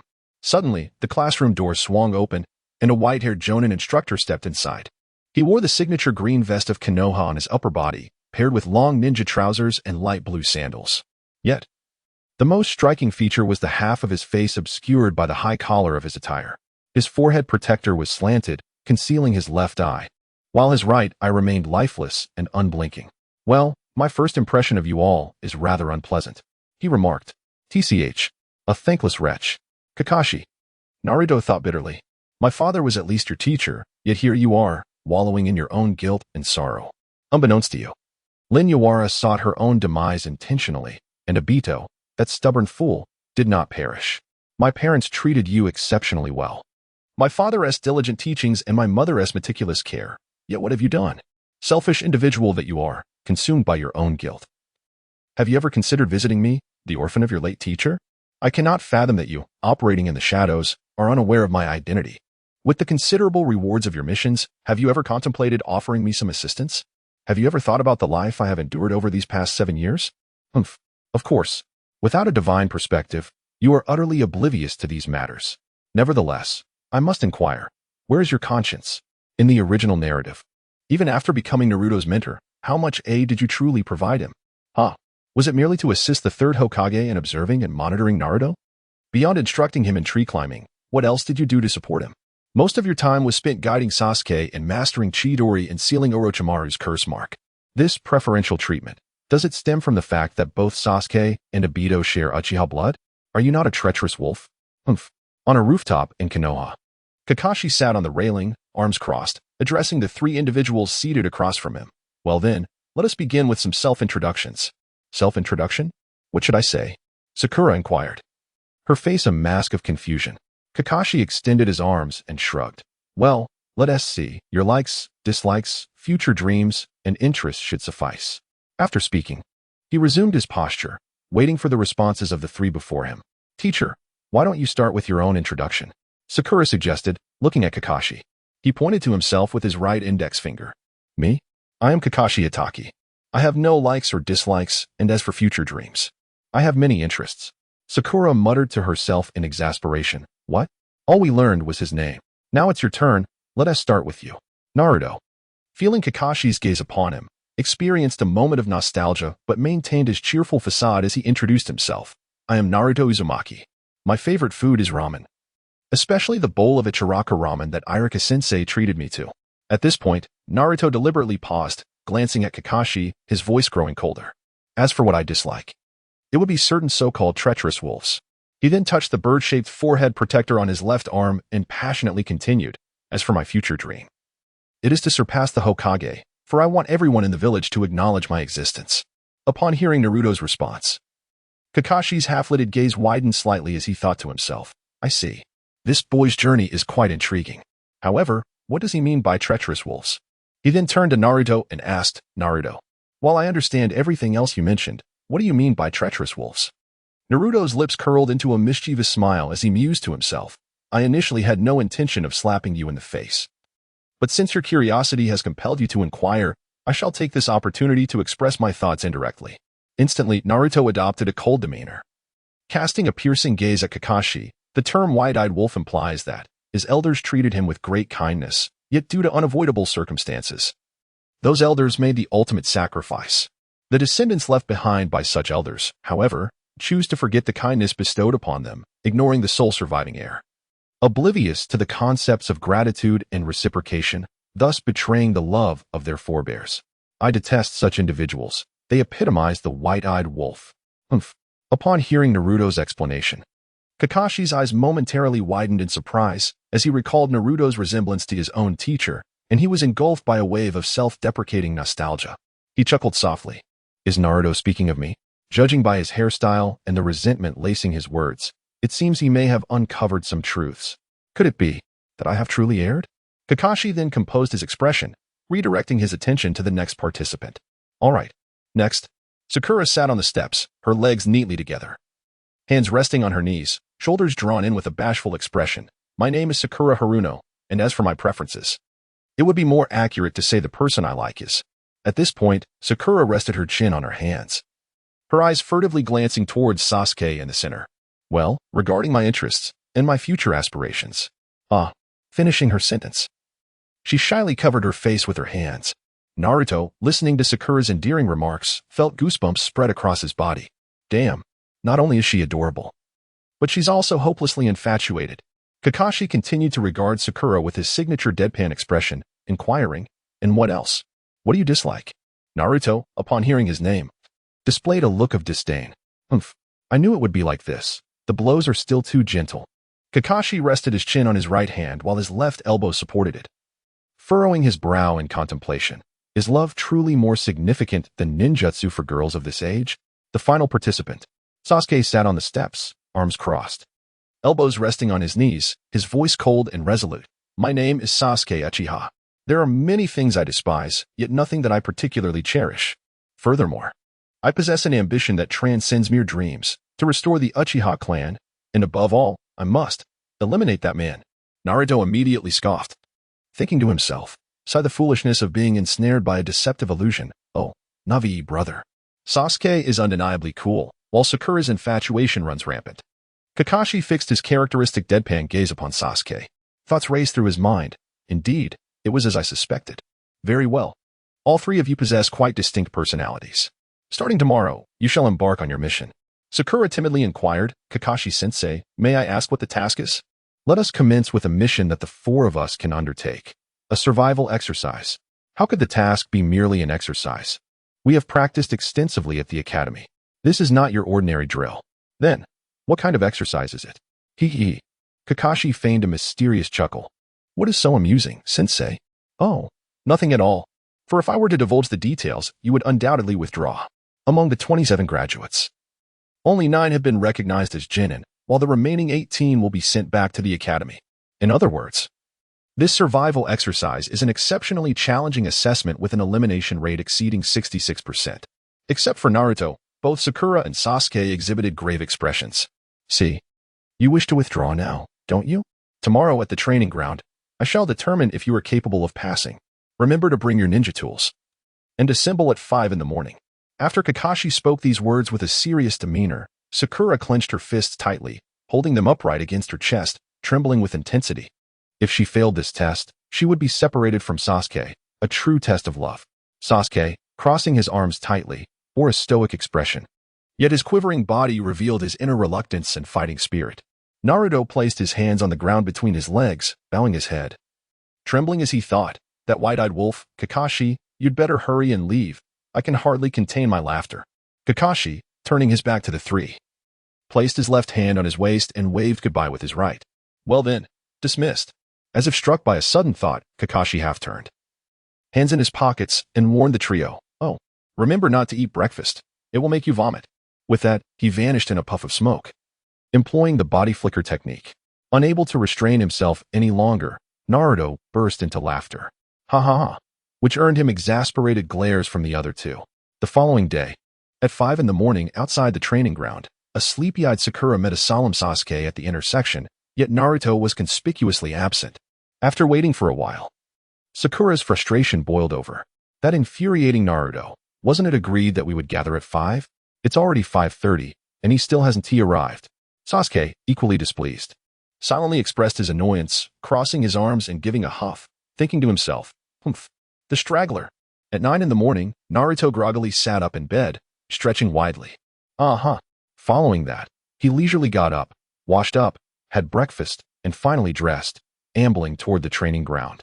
Upon arriving at the training ground, one could discern Sakura crouched on the ground, cradling her knees in slumber. Meanwhile, Sasuke stood with his arms crossed, gazing into the distance, lost in contemplation. Naruto approached the trio, choosing silence as he reclined on the ground to indulge in a brief nap. As the sun ascended to its zenith, a sudden voice pierced the air. Good morning, everyone. Upon hearing this, Sakura sprang to her feet, legs apart, and with her left index finger pointed accusingly at Kakashi. Exclaimed in frustration, you're late. Sasuke, too, turned with arms still crossed, wearing a look of discontent. Naruto rubbed his sleepy eyes, stifled a yawn, and murmured, finally, you've arrived? Kakashi, as ever, resorted to his time-worn excuse, that is because a black cat crossed my path. He then awkwardly cleared his throat to alleviate the tension. Ahem, thus it is. Naruto stood up, brushing off his backside, mentally grumbling, humph. I can't believe you.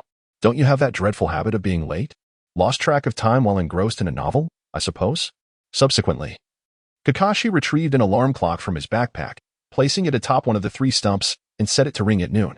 All right, the alarm is set for 12 o'clock.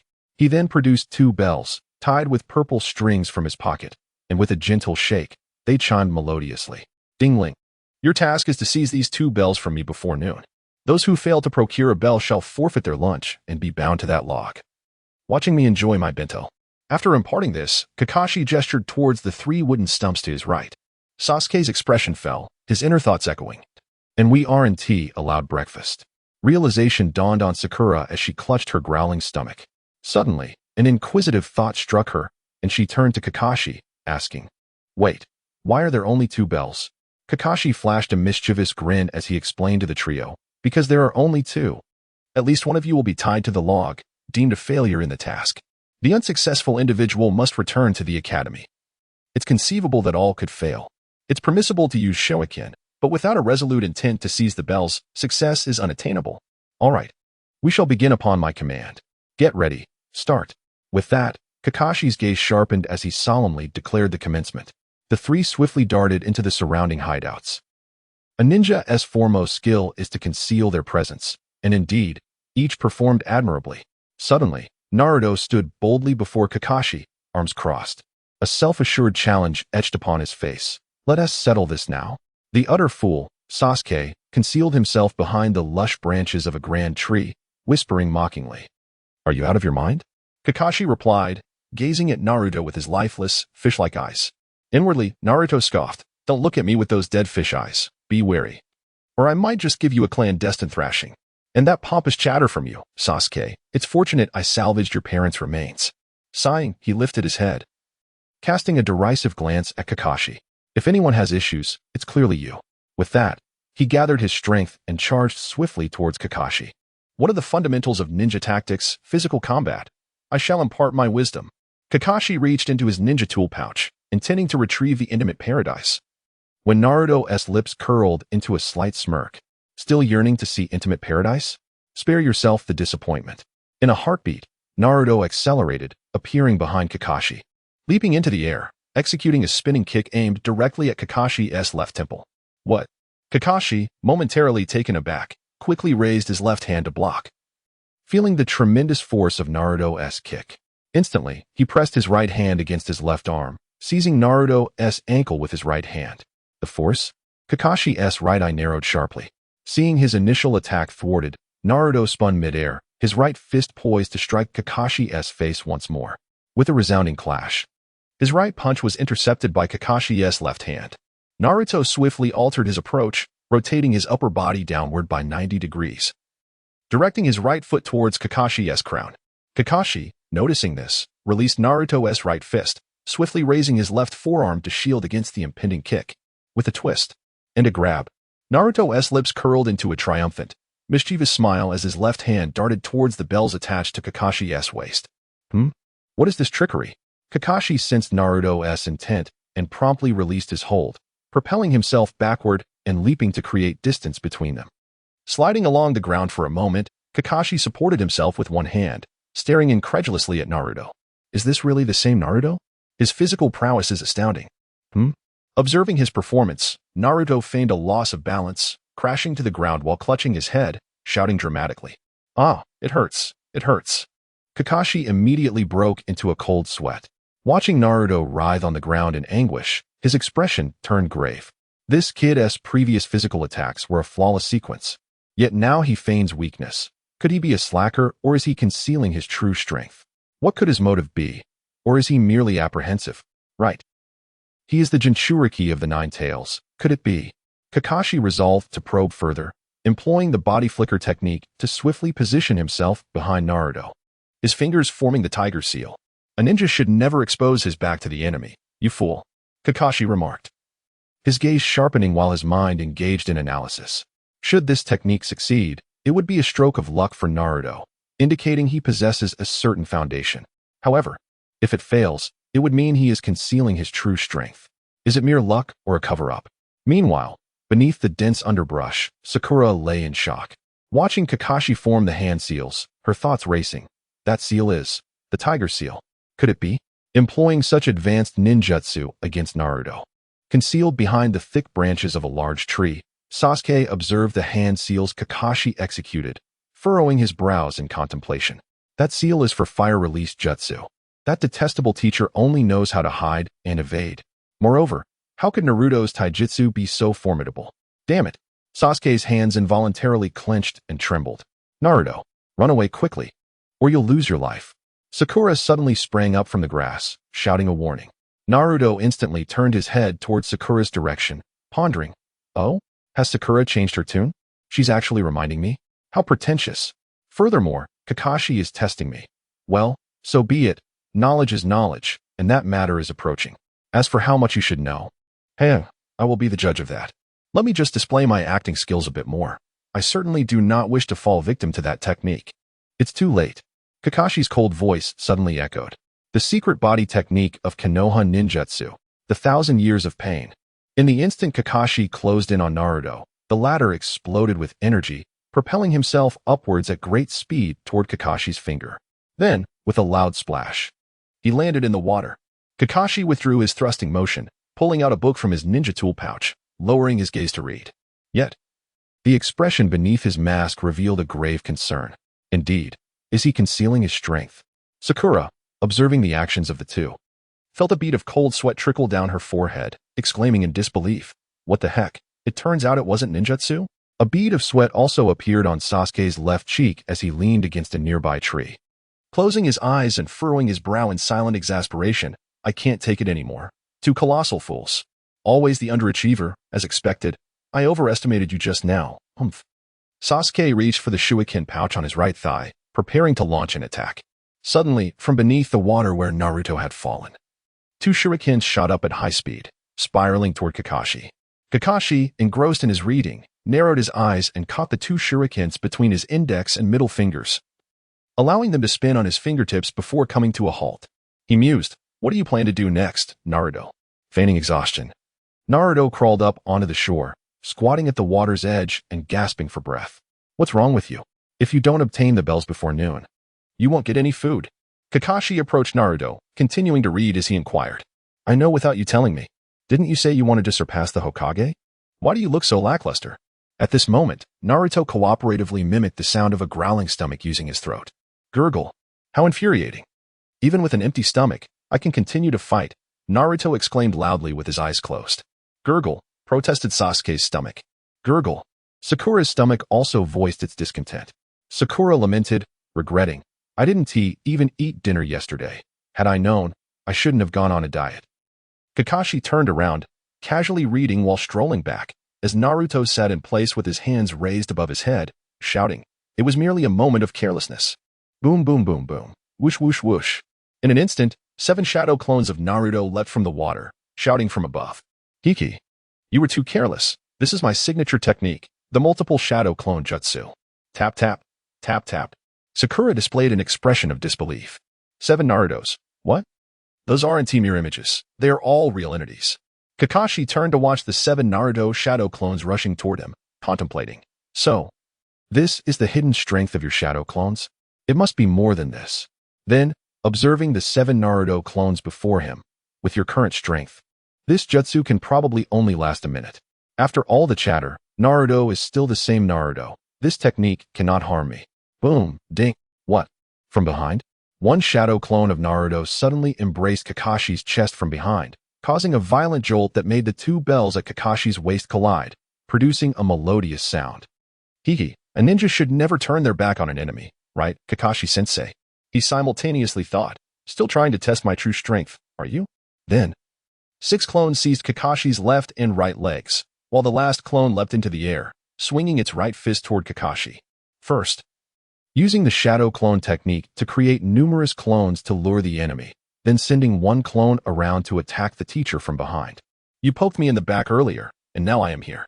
Naruto is quite clever, Sakura thought excitedly. He even employs the strategy of diversion. Sasuke also contemplated with a smile.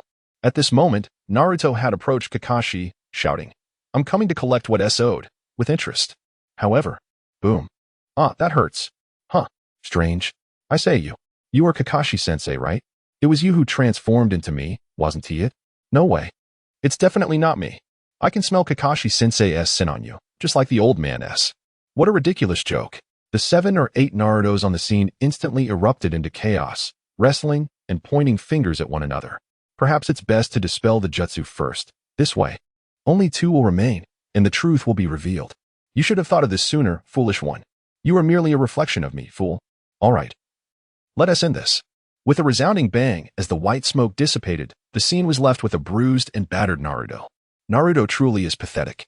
Sakura remarked with visible disdain. That was merely a substitution technique, you fool, Sasuke added, his expression mirroring Sakura's contempt. Suddenly, a glimmer caught the corner of Naruto's eye. Turning his head to the right, he discovered a bell that had fallen to the ground near the roots of a large tree. The corners of Naruto's mouth twitched as he internally grumbled, Kakashi, you sly dog, are you still trying to test me? Such intricate layers of deception, indeed. A testament to your high intelligence, though your emotional intelligence leaves much to be desired. Sigh. Since the performance has reached this point, I might as well continue. Doubt is inconsequential. After all, Kakashi is currently with the third Hokage. As long as my subsequent plans remain unaffected, it shall suffice.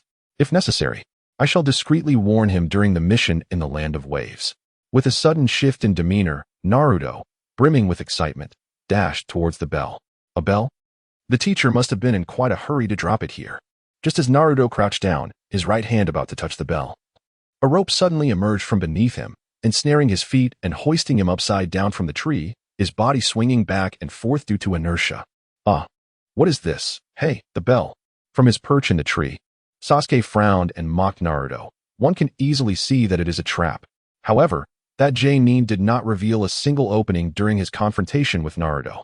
At that moment, Kakashi appeared, retrieving the bell from the ground, and said to Naruto with an air of solemnity, "You must contemplate your actions before employing a technique. This is precisely why I was able to turn your folly against you. Moreover, falling for such an obvious trap is truly foolish. A ninja must not think according to conventional logic." Simultaneously, he quietly analyzed the situation. This trap reveals two possibilities. The first is that Naruto has not concealed his true strength. He possesses slightly superior physical skills, can perform the shadow clone technique, and ranks above average among genin. Yet he lacks intelligence, is impulsive, and displays poor observational and judgment skills. The second possibility is that Naruto, wishing to obscure his capabilities, feigned ignorance upon realizing this was my trap, directly stepping into it to further conceal his true intentions. If he has been playing the role of the underdog all along, then, given his age and status as the Nine-Tails Jinchuriki, one could infer that his true strength lies at the elite Chunin level, or perhaps even J-Nin. Yet he has always lived in Konoha. What is he afraid of? Why conceal himself? As Naruto absorbed Kakashi's merciless taunts, he feigned indignation, shouting back at him, "I already knew that."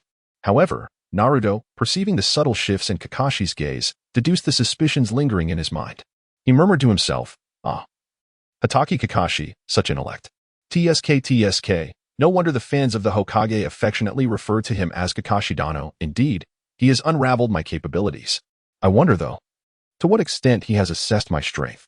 Oh, it seems the show is about to begin, hee." Subsequently, Kakashi continued his instruction to Naruto, remarking, "It's precisely because you are unaware that I must enlighten you. Your every move is fraught with flaws." Sasuke, who had been intently observing Kakashi, suddenly narrowed his eyes. Now is the moment.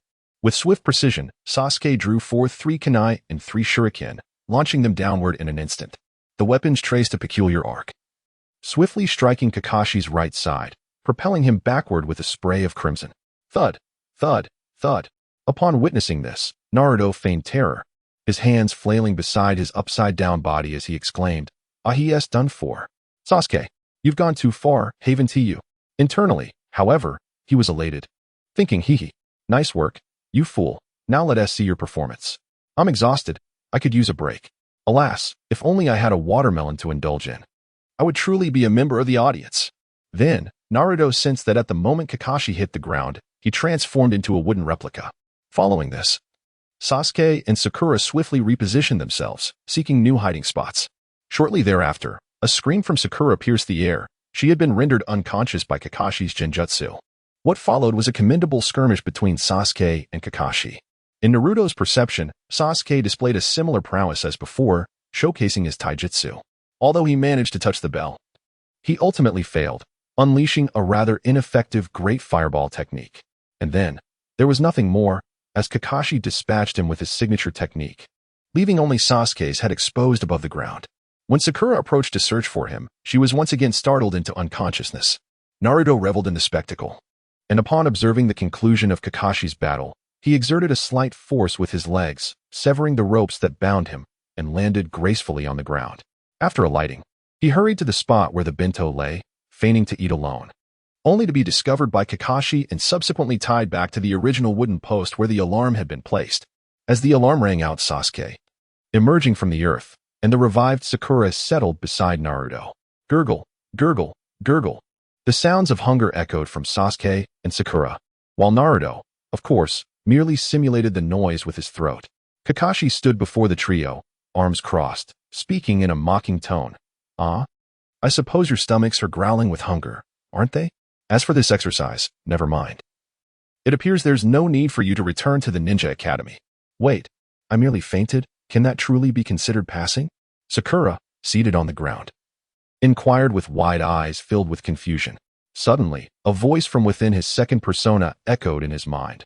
"Love has triumphed. How splendid." Meanwhile, Sasuke, sitting on the ground, rested his left arm on his raised left knee, his right hand caressing his leg, a cold smirk revealing his usual aloof demeanor. Humph. After a moment's realization, Sakura clenched her fists before her chest, her knees pressed together, and leapt 3 feet into the air, exclaiming, "That's wonderful."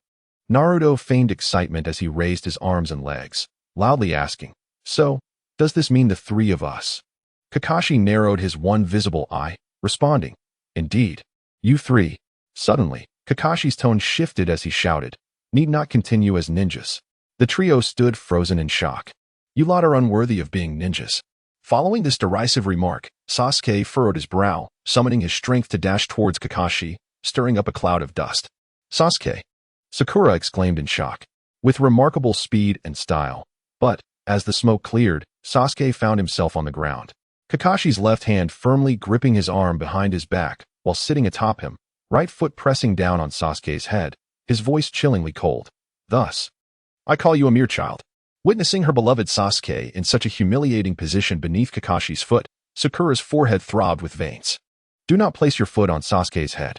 Kakashi, with his deadpan gaze, looked at Sakura and Naruto. "Tell me, do you hold ninjas in disdain? Do you comprehend why this exercise is conducted in groups? You 3 have utterly failed to grasp the purpose of this test and what standards determine your success. Do you understand the significance of working in 3s? It signifies teamwork." Sakura's expression shifted to one of confusion. "Are we to assist one another?" "Precisely. However, realizing this now is too late. Had you 3 worked together, you might have indeed secured the bells. What a pity." At this juncture, Kakashi raised his gaze towards Sakura and Naruto, vocally addressing their shortcomings. "Sakura, you hardly regard Naruto, your mind solely occupied with the elusive Sasuke. Naruto, you recklessly charge about on your own." Immediately, Kakashi forcefully pressed his right foot down on Sasuke's head, eliciting a grimace of hatred from Sasuke that nearly made Naruto burst into laughter. Meanwhile, you regarded the 2 of them as mere obstacles, opting to confront the challenge alone. The task at hand was intended to be executed as a group.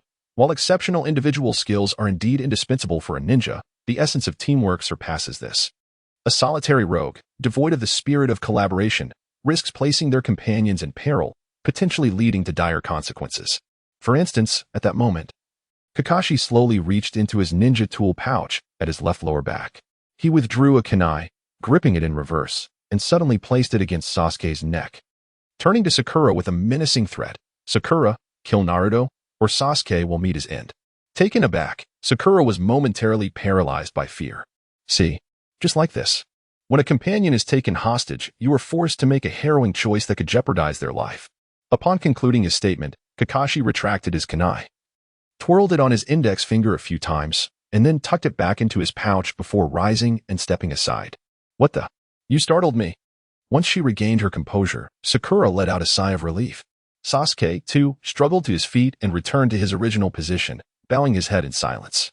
After a prolonged pause, Kakashi, with his back turned to the 3, turned his head slightly and declared, "You 3, I shall grant you one final opportunity.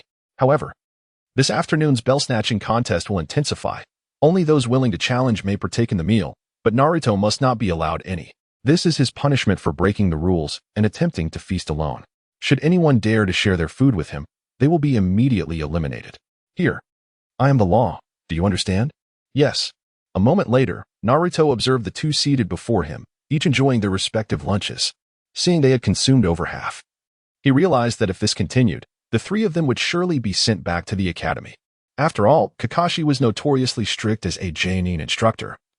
and none had successfully passed his test to graduate as a genin. Perhaps he had been influenced by that obsessive man, Obito. Now, the narrative had diverged somewhat from its original course. After being reprimanded, Sakura likely harbored even greater disdain for him. Sasuke seemed slightly better off, as there were no significant deviations from the original timeline. Sighing, Naruto resolved to forcefully steer the plot back on course to avoid being sent back to school and to fulfill his subsequent plans. Gurgle, gurgle. Naruto mimicked the sound of a growling stomach with his voice, then, echoing the original storyline, sought to invoke the sympathy of the two. Although Sakura adamantly refused to share her lunch with him, Sasuke unexpectedly offered his own bento to Naruto. Under Sasuke's persuasion, Sakura reluctantly handed her lunch to Naruto. At that moment, Naruto found Sasuke rather endearing, as he had not disappointed his expectations. However, Naruto declined to eat Sakura's lunch, finding it unappetizing, and instead took a bite from Sasuke's meal. Just then, Kakashi suddenly appeared, first performing hand seals to summon ominous clouds as a form of intimidation, only to swiftly shift his tone and declare that all three had passed. Through Naruto's guidance and actions, the narrative was successfully redirected and returned to its rightful path. Consequently, the trio successfully passed Kakashi's unique test, becoming the first qualified genin under his mentorship. Team 7 was officially established and would commence their missions the following day. After concluding the practice task, Naruto returned home and lay down on his bed. He wiped away non-existent sweat from his forehead. Reflecting on his impulsive actions earlier that day, I almost overdid it. Had I known, I would have adhered to the original plot and remained hidden. Fearing that Kakashi might report to the third Hokage, thereby losing my personal freedom and possibly having to escape prematurely. Perhaps it was the proximity to his revenge plan that caused his emotions to spiral. This indicates that my problem-solving skills require enhancement. I must think more comprehensively in the future. Additionally, I need to learn to control my emotions. A month later, one serene morning, Naruto stood by the window, gazing at the azure sky adorned with fluffy clouds and soaring birds, all embodying freedom. He began to contemplate his future plans. While undertaking those mundane D-rank missions, he would mark the Flying Thunder God coordinates at various locations throughout Konoha. Particularly, he aimed to leave multiple marks at the observation platform where the third Hokage battled Orochimaru. Next, he planned to survey the territories of the Sarutobi and Shimura clans. The locations of Danzo's root headquarters remained uncertain, so he knew that upon returning from the Land of Waves, a thorough investigation would be necessary. Soon, I will be free. Having devised this plan, Naruto addressed the system in his mind. System, please display my personal attributes. Instantly, a transparent personal attribute panel appeared before Naruto's eyes, visible only to him. Host, Uzumaki Naruto. Age, 12. Physique, Super Saiyan bloodline, awakening 50. Uzumaki clan physique, awakening 100. System space, 2 corpses of Minato Namikaze and Kushina Uzumaki. 1 corpse of Uchiha Shisui, 2 corpses of Uchiha Fugaku and Uchiha Makoto, and 1 corpse of Uchiha Izumi. 1 right eye of Uchiha Shisui, 130 pairs of 3-tomo Sharingan. Chocolate, 300 pieces. Bread, 800 bags. Nissan instant noodles, 2,000 boxes. Pudding, 500 bottles. Birthday cake recipe, hot pot base recipe, barbecue seasoning recipe, Nissan ramen recipe. Smart camcorder, drone. 50 submachine guns, 10, 000 bullets, 50 pairs of combat power detection glasses, 50 shurikens, 100 kunai, 1 improved trunk sword. 1 enhanced gravity suit of Sun Wukong, weighing 1,000 pounds, 199 fairy beans. Skills, Turtle School fluid technique, air dance technique, Turtle School Kamehameha, perception and utilization of chi. Wind release, great breakthrough, wind release, pressure harm, soul swap Jinyu version Kaioken, shadow clone technique, Flying Thunder God technique, improved spatial barrier technique, enhanced impure reincarnation. Series of Rasengan, corpse sealing technique, 8 gates technique, telescope technique, diamond seal, Kagura hard eye perception. Combat power, 2,000 points, 3,695 points. Due to the extensive personal attribute panel, it will no longer be reviewed. Only specific inquiries will be made to the system. System. I am familiar with the other skills, but what is the improved spatial barrier technique? Ding. Host. This technique is an enhancement based on the space barrier technique of Minato Namikaze. The improved spatial barrier technique can be executed solely by the host. Anything that occurs within the barrier, including but not limited to sound, images, and combat fluctuations cannot be conveyed outside the barrier. Those outside cannot see or sense the conditions within. Individuals inside the barrier cannot escape unless their power exceeds that of the host. Upon hearing the system's explanation, Naruto's eyes brightened with excitement, thinking, "Hiki, this is precisely prepared for my future plan." Naruto collected his thoughts, preparing to execute the final D-rank mission of the day. Reflecting on the numerous tedious D-rank missions he had undertaken over the past month, he wore an exasperated expression. Tasks such as catching cats, walking dogs, weeding, and picking up garbage were particularly grating, especially the cat raised by the feudal lord's wife, which he had already caught 3 times. Today would mark the 4th. Although he had sent shadow clones to execute these tasks, initially it was manageable. Naruto took advantage of these missions to secretly leave flying thunder god marks in the locations he had previously planned in Konoha. However, the marks had a limit. And when the memories of the shadow clones returned, so did the disdain for these lowly tasks. Had he not known that he would be undertaking a C-rank mission in the Land of Waves today, he would not have bothered to go himself. After packing his belongings, he set off with 4 mischievous dogs from the shadows to meet up with Team 7 and Kakashi in a dense forest of Konoha. The radio crackled. "This is Sasuke, arrived at point B. This is Sakura, arrived at point C. This is Naruto, arrived at point A. You're too slow, Naruto. All right. Team 7, The target is moving, quick, pursue." Amidst the towering, dense canopies of trees, a shadow darted swiftly, plunging into the underbrush below. After a few agile leaps, it vanished in the blink of an eye. Following closely behind were 3 figures, one clad in yellow, another in red, and the last in blue, who, upon nearing their target, concealed themselves behind a grand tree, carefully observing their prey. "Excellent, it is right there. How far is the target?" 5 meters, ready to strike at any moment." "I am prepared." "So am I." "Splendid. Engage." In an instant, the trio surged forth, aiming for the ground where a dusty gray cat lay. "Got you," Naruto exclaimed as he was the first to seize the feline, lifting it by the scruff of its neck. After a brief struggle, the cat quickly settled into Naruto's embrace. He was acutely aware of the cat's notorious defiance in the original narrative. Both Sasuke and Sakura had suffered scratches during their previous attempts to capture it. However, being from the 21st century, Naruto possessed numerous techniques to handle cats. Whether for subduing them or for playful interaction, both were well within his capabilities. Once the cat calmed down, Naruto cradled it in his left arm, using his right hand to gently scratch its jawline for a moment before stroking its head. "Meow, meow." The cat purred softly, clearly relishing the attention, occasionally nudging Naruto's hand with its head, as if affectionately seeking his affection. With a ribbon in its right ear, he confirmed it was indeed the target. The beloved little tiger. "Naruto, you truly have a way with this cat. It is always so fierce towards Sasuke and me, yet it is so docile with you," Sakura observed, her expression a blend of admiration and exasperation as she gazed at the placid creature in Naruto's arms. "Tch, what a hassle," Sasuke muttered, turning his back to them, disdain evident on his face. "Excellent. The mission to capture the lost pet, little tiger, is complete," Kakashi declared, rising and exhaling a sigh of relief. Suddenly, Naruto's voice blared through the radio earpiece. "Is there not a more thrilling mission available?" Meow. Squeak. The radio emitted an unpleasant static sound. In the mission hall, a corpulent woman with a round face, clad in a particularly oversized gray robe adorned with red gemstone earrings, bright red lips, blue-violet eyeshadow, and crimson nails, each finger adorned with different colored, uniquely styled diamond rings, approached. Without hesitation, she snatched the little tiger from Naruto's arms, cradling it against her ample bosom. With her plump visage, comparable to half the size of the cat, she vigorously rubbed her cheek against the little tiger's side, distorting its feline features while emitting an ear-splitting shriek. "Oh, my precious little tiger. I was so worried about you." The little tiger let out a desperate wail, as though it had plummeted from paradise into the depths of despair. She was none other than Lady Shizune, the wife of the feudal lord of the Land of Fire. Naruto, exasperated, could only facepalm with one hand, gazing into the cat's pleading eyes, utterly powerless to assist.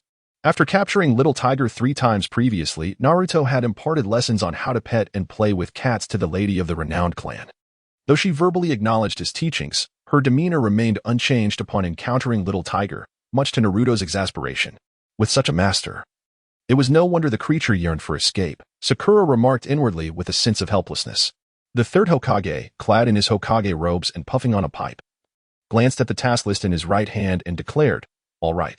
The next mission for Team 7, under Kakashi, is, to assist Lord Yamato in child care, or perhaps to venture to the neighboring village for shopping, and also to help harvest sweet potatoes." No. Naruto's sudden, loud protest interrupted the third Hokage. With his body half-squatting, legs apart, and arms crossed in an X shape across his chest, he expressed his vehement dissent. "Do not assign us such trivial tasks. I wish to undertake more significant missions. Grant me other assignments." Although Sasuke maintained a stoic expression, he internally agreed, thinking it was a reasonable argument. Sakura, too, frowned in discontent, thinking, what a troublesome fellow. Kakashi sighed wearily, recognizing that Naruto's patience was wearing thin. Just then, Ichiraku slammed his hands on the table, directing a loud reprimand at Naruto and his companions. "Enough. You are all inexperienced novices. Every shinobi starts by accumulating experience through the simplest of tasks."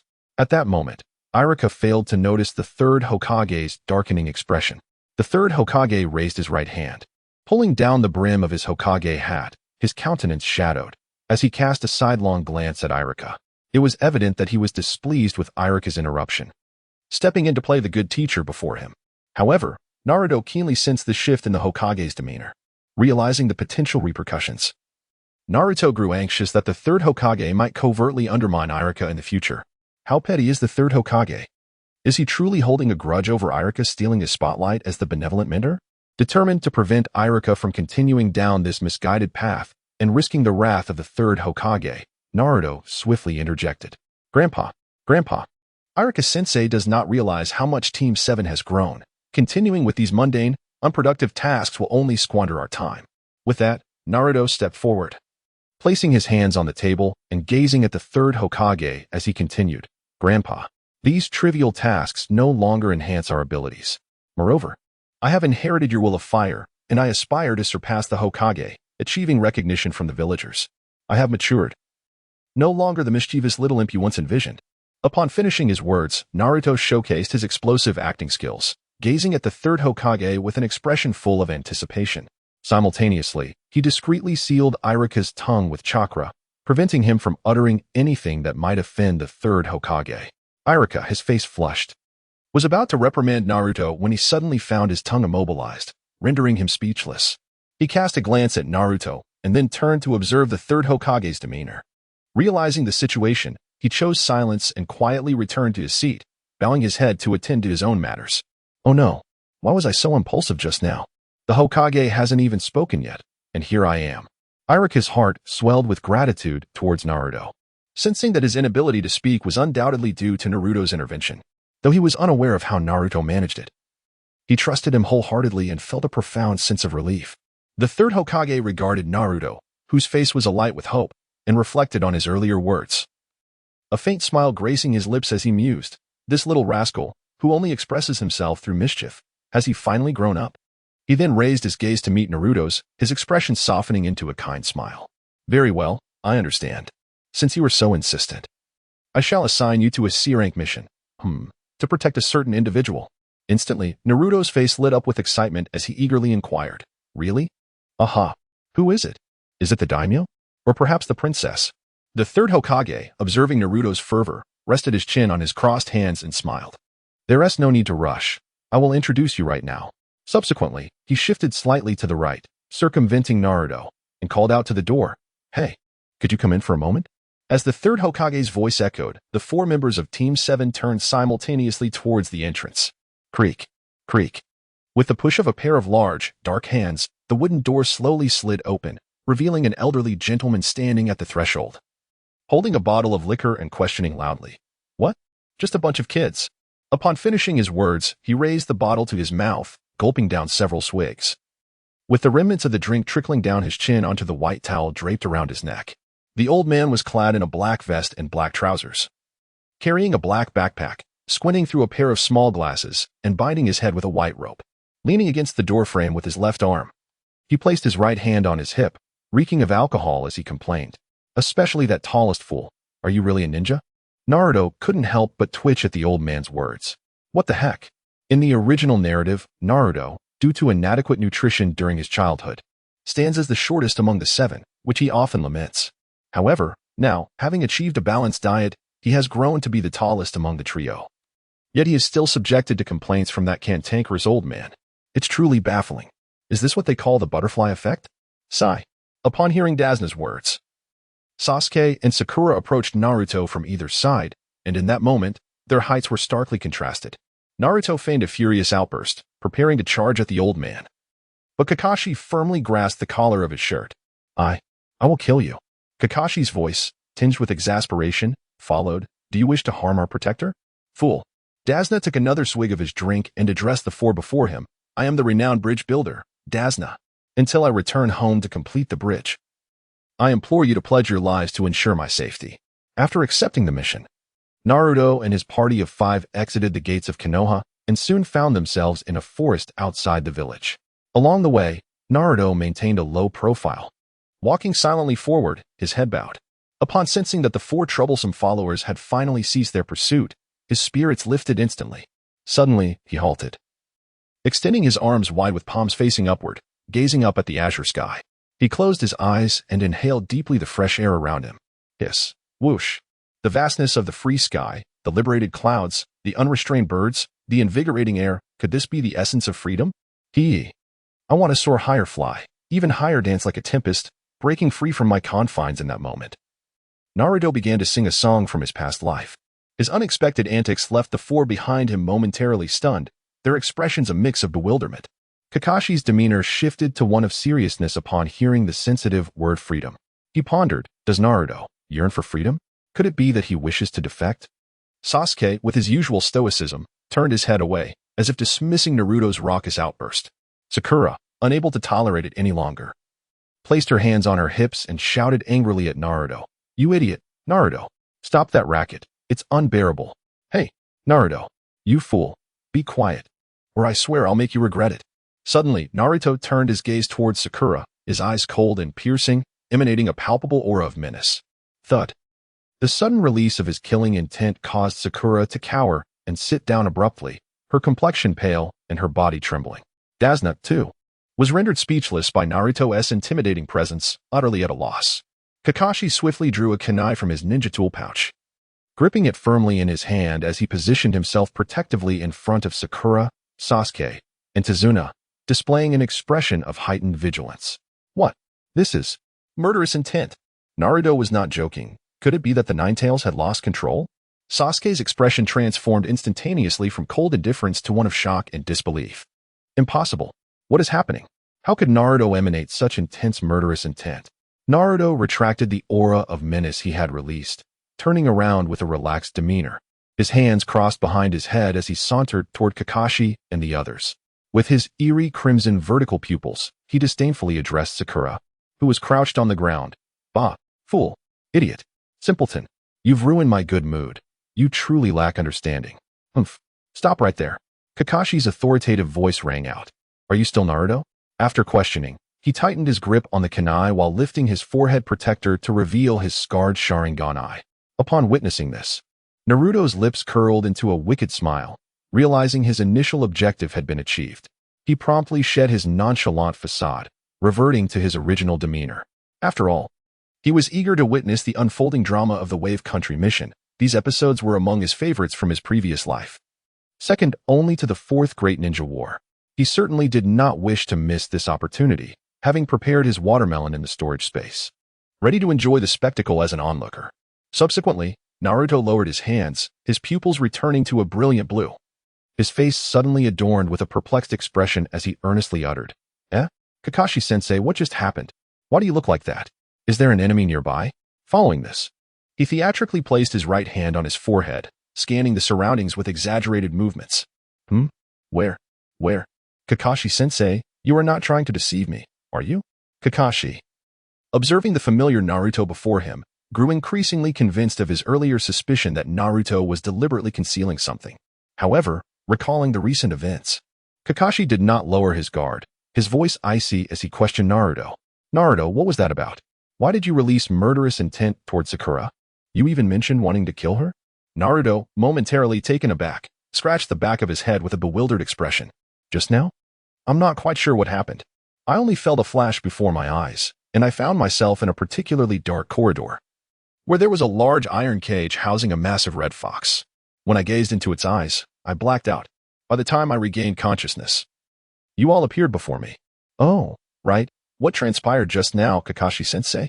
Upon hearing Naruto's explanation, Kakashi found himself believing a portion of it and retracted the kunai from his grasp. So it was, due to the Nine Tails, was it? It appears that upon returning from this mission, I must report to Lord Hokage regarding the situation. There is a possibility that the seal on the Nine Tails may have encountered a problem. Otherwise, Naruto would not have been manipulated by the beast. Nonetheless, I cannot shake the feeling that something is amiss. Well, I shall observe further. Kakashi immediately relaxed his guarded demeanor, pulling down the forehead protector over his left eye once more, and explained to Naruto, "It's nothing, Naruto. We were merely conducting a drill to respond to enemy attacks. And you all performed admirably. Now, let us continue our journey." After speaking, Kakashi turned to Sasuke and Sakura, delivering a quiet warning. "Sasuke, Sakura, consider what just transpired as if it never happened, understood?" "Yes," Sasuke replied in a low voice. "Huh? Oh, yes."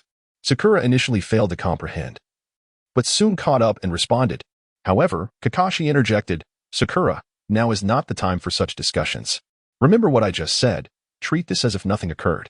"All right." Sakura promptly stood and nodded in agreement. Naruto observed their reactions without further concern and turned away to continue walking ahead.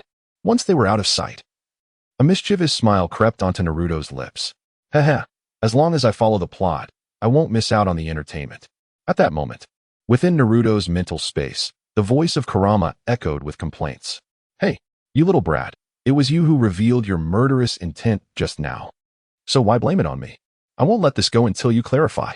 As Naruto walked, he glanced at Kurama, who wore an awkward grin, and explained. "Hehehe, Kurama, don't be angry. I was just overly excited, and it was intentional on my part. I have my plans." Noticing Kurama's darkening expression, Naruto chuckled nervously. "All right, I admit it. I shouldn't have shifted the blame onto you. Don't be upset. Being angry stunts your growth. Besides, everything I'm doing is for your sake. Don't you wish to get out and breathe fresh air soon?" Upon hearing the prospect of going outside, Kurama's enormous fox ears perked up. "What? Are you actually planning to release me?" "Indeed, Kurama. Once I execute my first plan, I can seek out someone to retrieve the key to the seal. With the key, I can unlock it and free you. At that point, you can attach your consciousness to one of my shadow clones and venture out freely." Kurama's eyes brightened at the prospect, but he quickly masked his excitement, feigning composure. "Humph. I hope you keep your word. I shall trust you this once." "Very well then, you may proceed." "Ahem. There are two little bugs in the puddle outside. You can take care of that yourself." As Naruto's consciousness returned, a subtle smile graced his lips. The prize was nearly within his grasp. He chuckled to himself. As the crowd traversed the puddle by the roadside, the surface of the water rippled gently. Suddenly, a shadowy figure clad in a black robe, with disheveled hair and a face concealed by a gas mask, emerged from the depths, surrounded by a swirling vortex of water. The cloaked ninja, belonging to the hidden mist, forcefully swung his right hand, and in an instant, another ninja dressed in earth-toned attire, also wielding sharp iron claws on his left hand, shot forth from behind him, swiftly advancing towards Kakashi, tethered to the first by a jagged iron chain. Kakashi, glancing over his shoulder, intended to assess the capabilities of his three students and gather intelligence regarding their current mission, permitting the two adversaries to act freely. In the blink of an eye, Kakashi found himself ensnared by the dual mist ninjas, their serrated chain binding him entirely. "What? Wah! What is happening?" The two mist ninjas exclaimed in unison, exerting their strength as they shouted. "The first one is hooked."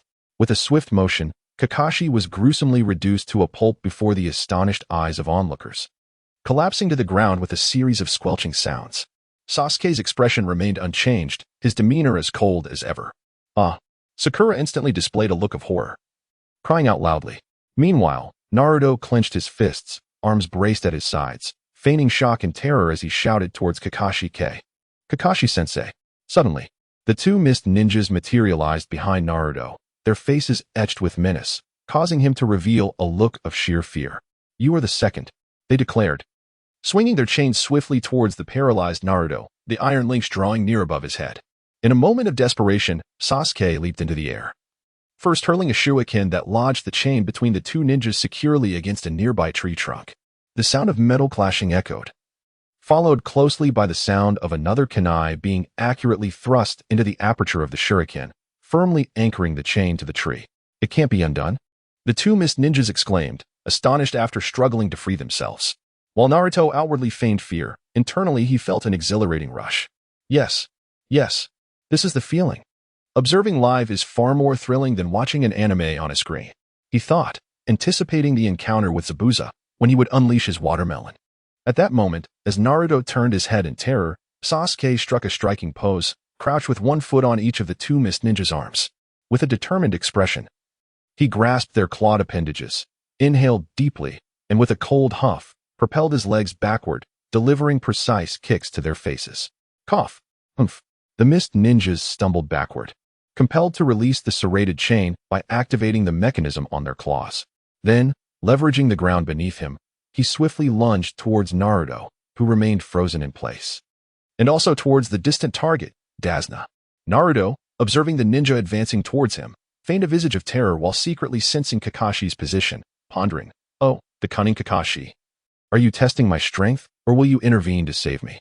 Sakura, witnessing the mist ninja approaching their mission's protective target, immediately donned a grave expression, drew her kunai, and positioned herself defensively in front of Danzō, fully alert and prepared for battle. "Get back, uncle." Sasuke, noticing the situation, propelled himself forward, appearing in front of Sakura and Danzō in the blink of an eye, arms outstretched to either side, gritting his teeth and furrowing his brow. His gaze fixed intently on the mist ninja, ready to retaliate at a moment's notice.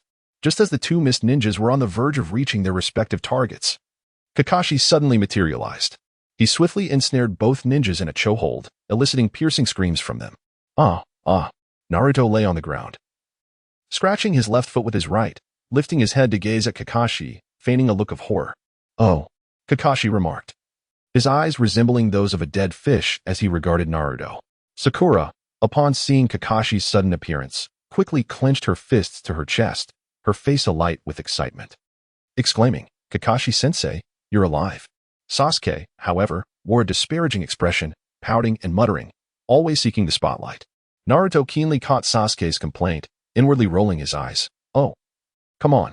You dare criticize Kakashi? Just moments ago, you overshadowed me." He turned his gaze towards the ground where Kakashi had seemingly perished, murmuring, "So, did Kakashi-sensei just use a substitution technique?" Kakashi, still gripping the two mist ninjas, turned towards the direction of the great tree, preparing to bind them for interrogation. Suddenly recalling something, he paused briefly, turning to Naruto and saying, "Naruto, I apologize for not rescuing you immediately. I didn't anticipate that you would be completely immobilized." Danzō sighed with relief, a sense of gratitude washing over him. Phew, finally saved. As Kakashi passed by Sasuke and Sakura, he halted, casting a look of approval at them. "Sasuke, you performed admirably. And you too, Sakura." Naruto gradually rose from the ground, half squatting, his right hand resting on his knee and his left pressed against the earth, contemplating. "Phew, it seems my acting skills have improved. The cunning wolf did intervene and even mocked me.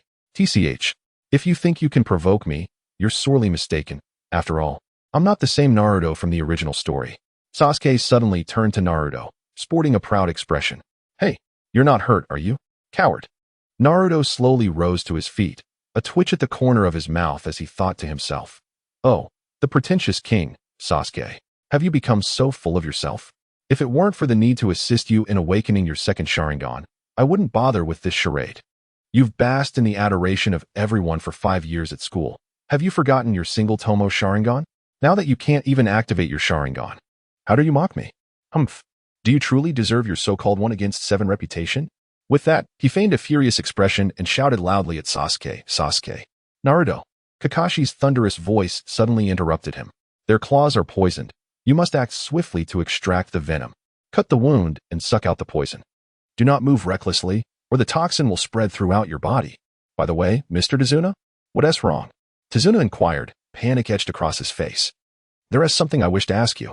After binding the two mist nin to a tree, Kakashi turned to Tazuna and asked, "These two are CH nin from the Hidden Mist Village, correct? They are infamous for their unwavering commitment to their missions at any cost." The bound mist nin, with expressions of reluctant confusion, questioned Kakashi, "How could you see through our actions?" Kakashi regarded them with a look of incredulity and explained, "It hasn't rained for days. On a clear day like today, There shouldn't be any standing water on the road, should there? Why did you still let the children engage? Tezuna's expression soured as he pressed Kakashi for answers. If I wished, I could have dealt with them in an instant. But I must first determine who the enemy's target truly is. What do you mean? I mean, are you the one being targeted? Or is it one of us ninja? That is precisely the issue. You hadn't informed us beforehand that you were being pursued by ninja. Your commission was to protect you from bandits and organized crime. But this situation qualifies as a B-rank mission or higher. Our duty is to safeguard you until the bridge is completed. If the enemy is indeed ninja, it would be classified as a high-value B-rank task. I understand you have your reasons for not disclosing the truth, but if you do not speak candidly, we will be at a loss. This has gone beyond our original mission parameters. Sakura, showing concern, attempted to inquire. Isn't this task a bit premature for us? Shouldn't we retreat? Naruto needed to cut the wound to release the poisoned blood, requiring anesthesia, which meant they had to return to the village for a doctor. No need. Upon hearing Sakura's suggestion to return, Naruto interrupted her vehemently. His expression darkened as he wished he could silence her right then and there. If we go back now, how can I be a mere bystander? How can I help Sasuke awaken his second Sharingan? How can I execute the subsequent plan? That Kato guy may be a fool, but he is a fool with deep pockets. Where else can I find such a lucrative source? A minor wound. I can handle it myself. There is no need for you to worry. After Naruto spoke, he retrieved a shuriken from his ninja pouch, turning the blade towards his left hand. Deliberately stabbing the wound, he had chosen not to let the nine tails heal. Thud. Drip. Drip. Moments later, Naruto lifted his head. A nonchalant expression on his face as he declared, all done. Let us continue with the mission. A moment later, hey, Naruto. It's quite brave of you to poison yourself, but if you keep this up, you might actually die. Kakashi, noticing the fear beginning to show on Naruto's face, instantly appeared beside him, his tone laced with sarcasm. If you don't stop the bleeding quickly, you'll truly be in peril. Internally, Naruto scoffed. TCH, you ungrateful wretch. I can't tell if you're feigning disbelief or if you've genuinely shifted your suspicions onto the Nine Tails. There is no choice but to keep up the act. Otherwise, Kakashi might not catch on to the trap I've set. Subsequently, Naruto began to feign remorse and terror, moving sideways like a crab while shouting and wailing. No, no, please, don't. I can't possibly die like this. Kakashi watched Naruto's exaggerated antics and expressions, utterly speechless. All right, let me see your hand. Naruto quickly extended his left hand towards Kakashi, urging, no, I don't want to die, please, save me. Sakura frowned, hands on her hips as she looked at Naruto, mocking him loudly. Naruto, it seems you really have a penchant for self-harm. This is called. Naruto's expression darkened instantly, his pupils transforming into eerie red slits. An aura of murderous intent emanating from him, directed at Sakura. Shut your mouth, you foul wench. Do you wish to perish? Simultaneously, a massive hand formed from red chakra suddenly emerged behind him, striking Sakura forcefully across the face. Slap. Sakura was sent flying backward, skidding across the ground for quite a distance before finally coming to a halt, her face pale, trembling all over, blood trickling from her mouth. The rapidity of these events left everyone else in shock, unable to react. Kakashi's expression turned grave as he quickly retreated, positioning himself protectively in front of the others. Fully on guard. Here we go again? Kakashi then noticed that Naruto was enveloped in crimson chakra, and the wound on his left hand was healing rapidly. Looking back up into Naruto's eyes, Kakashi's gaze widened in alarm. The Nine Tails. It was indeed its influence that caused Naruto's drastic change in temperament. Sakura and Naruto harbor mutual disdain for each other. It must have been Sakura's earlier words that provoked Naruto, allowing the Nine Tails to seize the opportunity for control. Before, both Sasuke and I had mocked him, yet Naruto remained unfazed. Clearly, he had forged a bond with us, thus preventing any loss of emotional control. Naruto astutely perceived Kakashi's thoughts, a subtle smile gracing his lips as he mused. How I appreciate those who can conjure their own interpretations. It spares me considerable effort in articulating my thoughts. He then raised his hands, surveying his current state, and inquired of the Nine Tails residing in his mental realm. Hey there. Cool fox. You're only offering me one tail at present. Given my current physical strength, how many tails worth of chakra can you provide? The Nine Tails, reclining within its cage, slowly turned its head towards Naruto and replied, 8 tails will suffice. What? Only 8? Are you mistaken? Should it not be 9? The Nine Tails promptly turned its head away. unwilling to engage in a debate with the young lad, exuding an expression of exasperation. Child, your understanding of Jinchuriki is quite limited. Next time you encounter the old man in your dreams, be sure to heed his words carefully. Humph. Pay close attention now. Aside from Shikaku, that wretched raccoon, the other 8 Jinchuriki possess 3 distinct modes. These are the standard mode, the tailed beast cloak mode, and the tailed beast transformation mode. The standard mode and tailed beast transformation mode are self-explanatory. As for the tailed beast cloak mode, I have never permitted you to utilize it. For while it grants immense battle prowess, it also damages your body's cells. The external manifestation of this mode is that after skin breaks down, your body becomes enveloped in dark red chakra, sprouting a tail while retaining a human form. At this point, the 9 tails displayed a proud expression. Humph. Aside from these 3 modes, I possess 2 unique modes that none of them have. In the first mode, the chakra within you undergoes a qualitative transformation, accompanied by an alteration in your external appearance, resulting in a significant enhancement of your speed, strength, and perception. I call it the 9 tails chakra mode. Oh, then let us hasten to experiment, Naruto exclaimed with excitement. Humph. 9 tails. Child, if you wish to expose yourself now, I wouldn't mind letting you experience it forthwith. Naruto awkwardly scratched the back of his head. I got so caught up in excitement that I almost forgot about that. Well then, how to conclude this? I've got it. With that, Naruto activated the body flicker technique, instantly appearing before the 2 mist ninjas, severing the ropes that bound them, and grasping each by the neck, lifting them off the ground. Kid, what do you intend to do? He then activated the body flicker technique once more, reappearing before Kakashi and the others, casting a cold warning glance at Sakura. You vile wench, if you provoke me again, this shall be your fate. Crack, crack, boom. The 2 mist ninjas found their necks twisted by Naruto, collapsing lifelessly to the ground in an instant. Sakura, sensing the overwhelming aura of death surrounding her, and witnessing Naruto's sudden execution of the 2 ninjas, screamed in horror. Sakura, pull yourself together. Kakashi-sensei, I'm so scared. Kakashi first comforted Sakura with a gentle pat on her shoulder, then turned to Naruto and shouted, Naruto, wake up. Do not let your emotions control you. You still have Ichiraku-sensei, Sasuke, and me. We all believe in you. Do not allow hatred to lead you astray. Upon hearing Kakashi's words, Sasuke immediately grasped the situation and, adopting his usual tone, mockingly yelled at Naruto. Naruto, are you really that weak? Is this your self-control?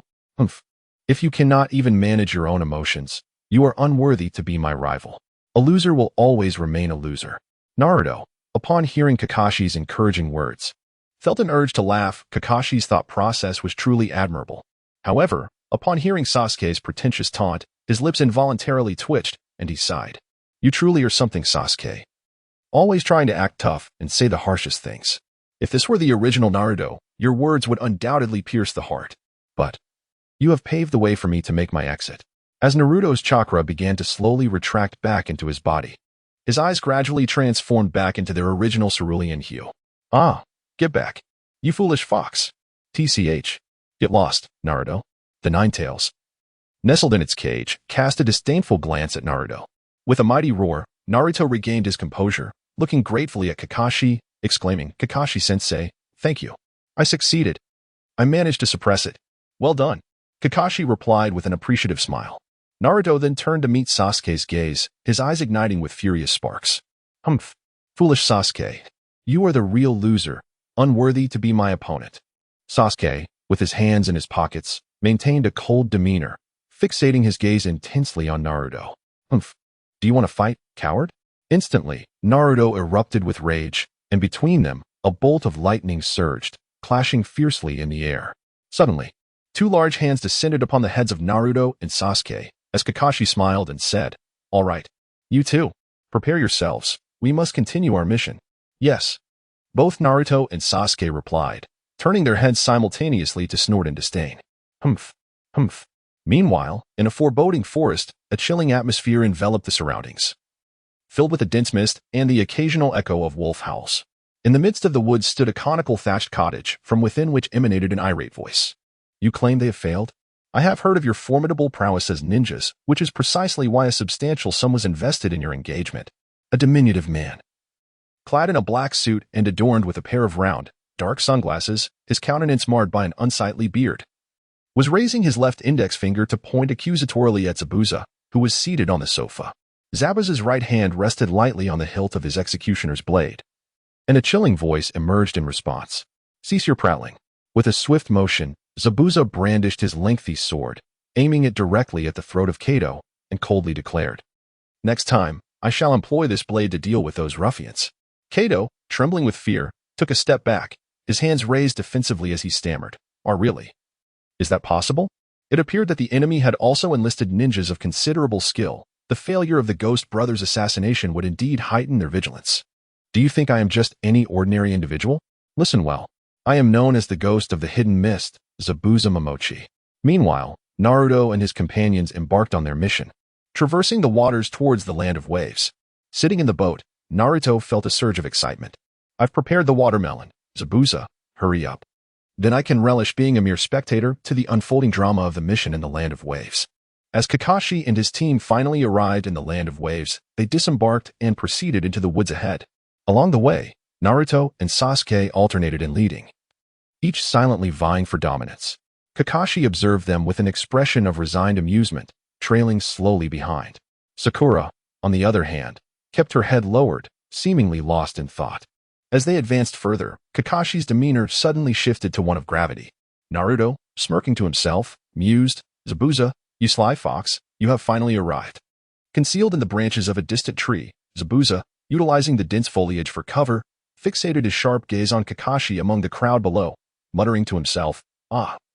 No wonder the Ghost Brothers could not handle him. The copy ninja of the Leaf Village, Kakashi Hitaki, is also present. Everyone, get down." Kakashi's eyes narrowed as he suddenly turned to warn the group. In a swift motion, a spinning blade swooped down from the heights above, hurtling towards the four of them. Thud. They all quickly dropped to the ground as the long blade cleaved through the air, embedding itself into a nearby tree trunk with a resounding crash. The blade possesses an elongated hilt, with a broad and formidable blade measuring over 20 centimeters in width. Near the hilt, the edge features a semicircular notch, while closer to the tip, a circular aperture of approximately 8 centimeters in diameter can be found. Indeed, this is the infamous decapitating sword, one of the legendary 7 ninja swords from the Hidden Mist Village. Its remarkable attribute lies in its ability to self-repair by absorbing iron elements from the blood, rendering it an indestructible weapon. With a swift whoosh, Zabuza Momochi abruptly materializes, standing atop the hilt of the decapitating sword.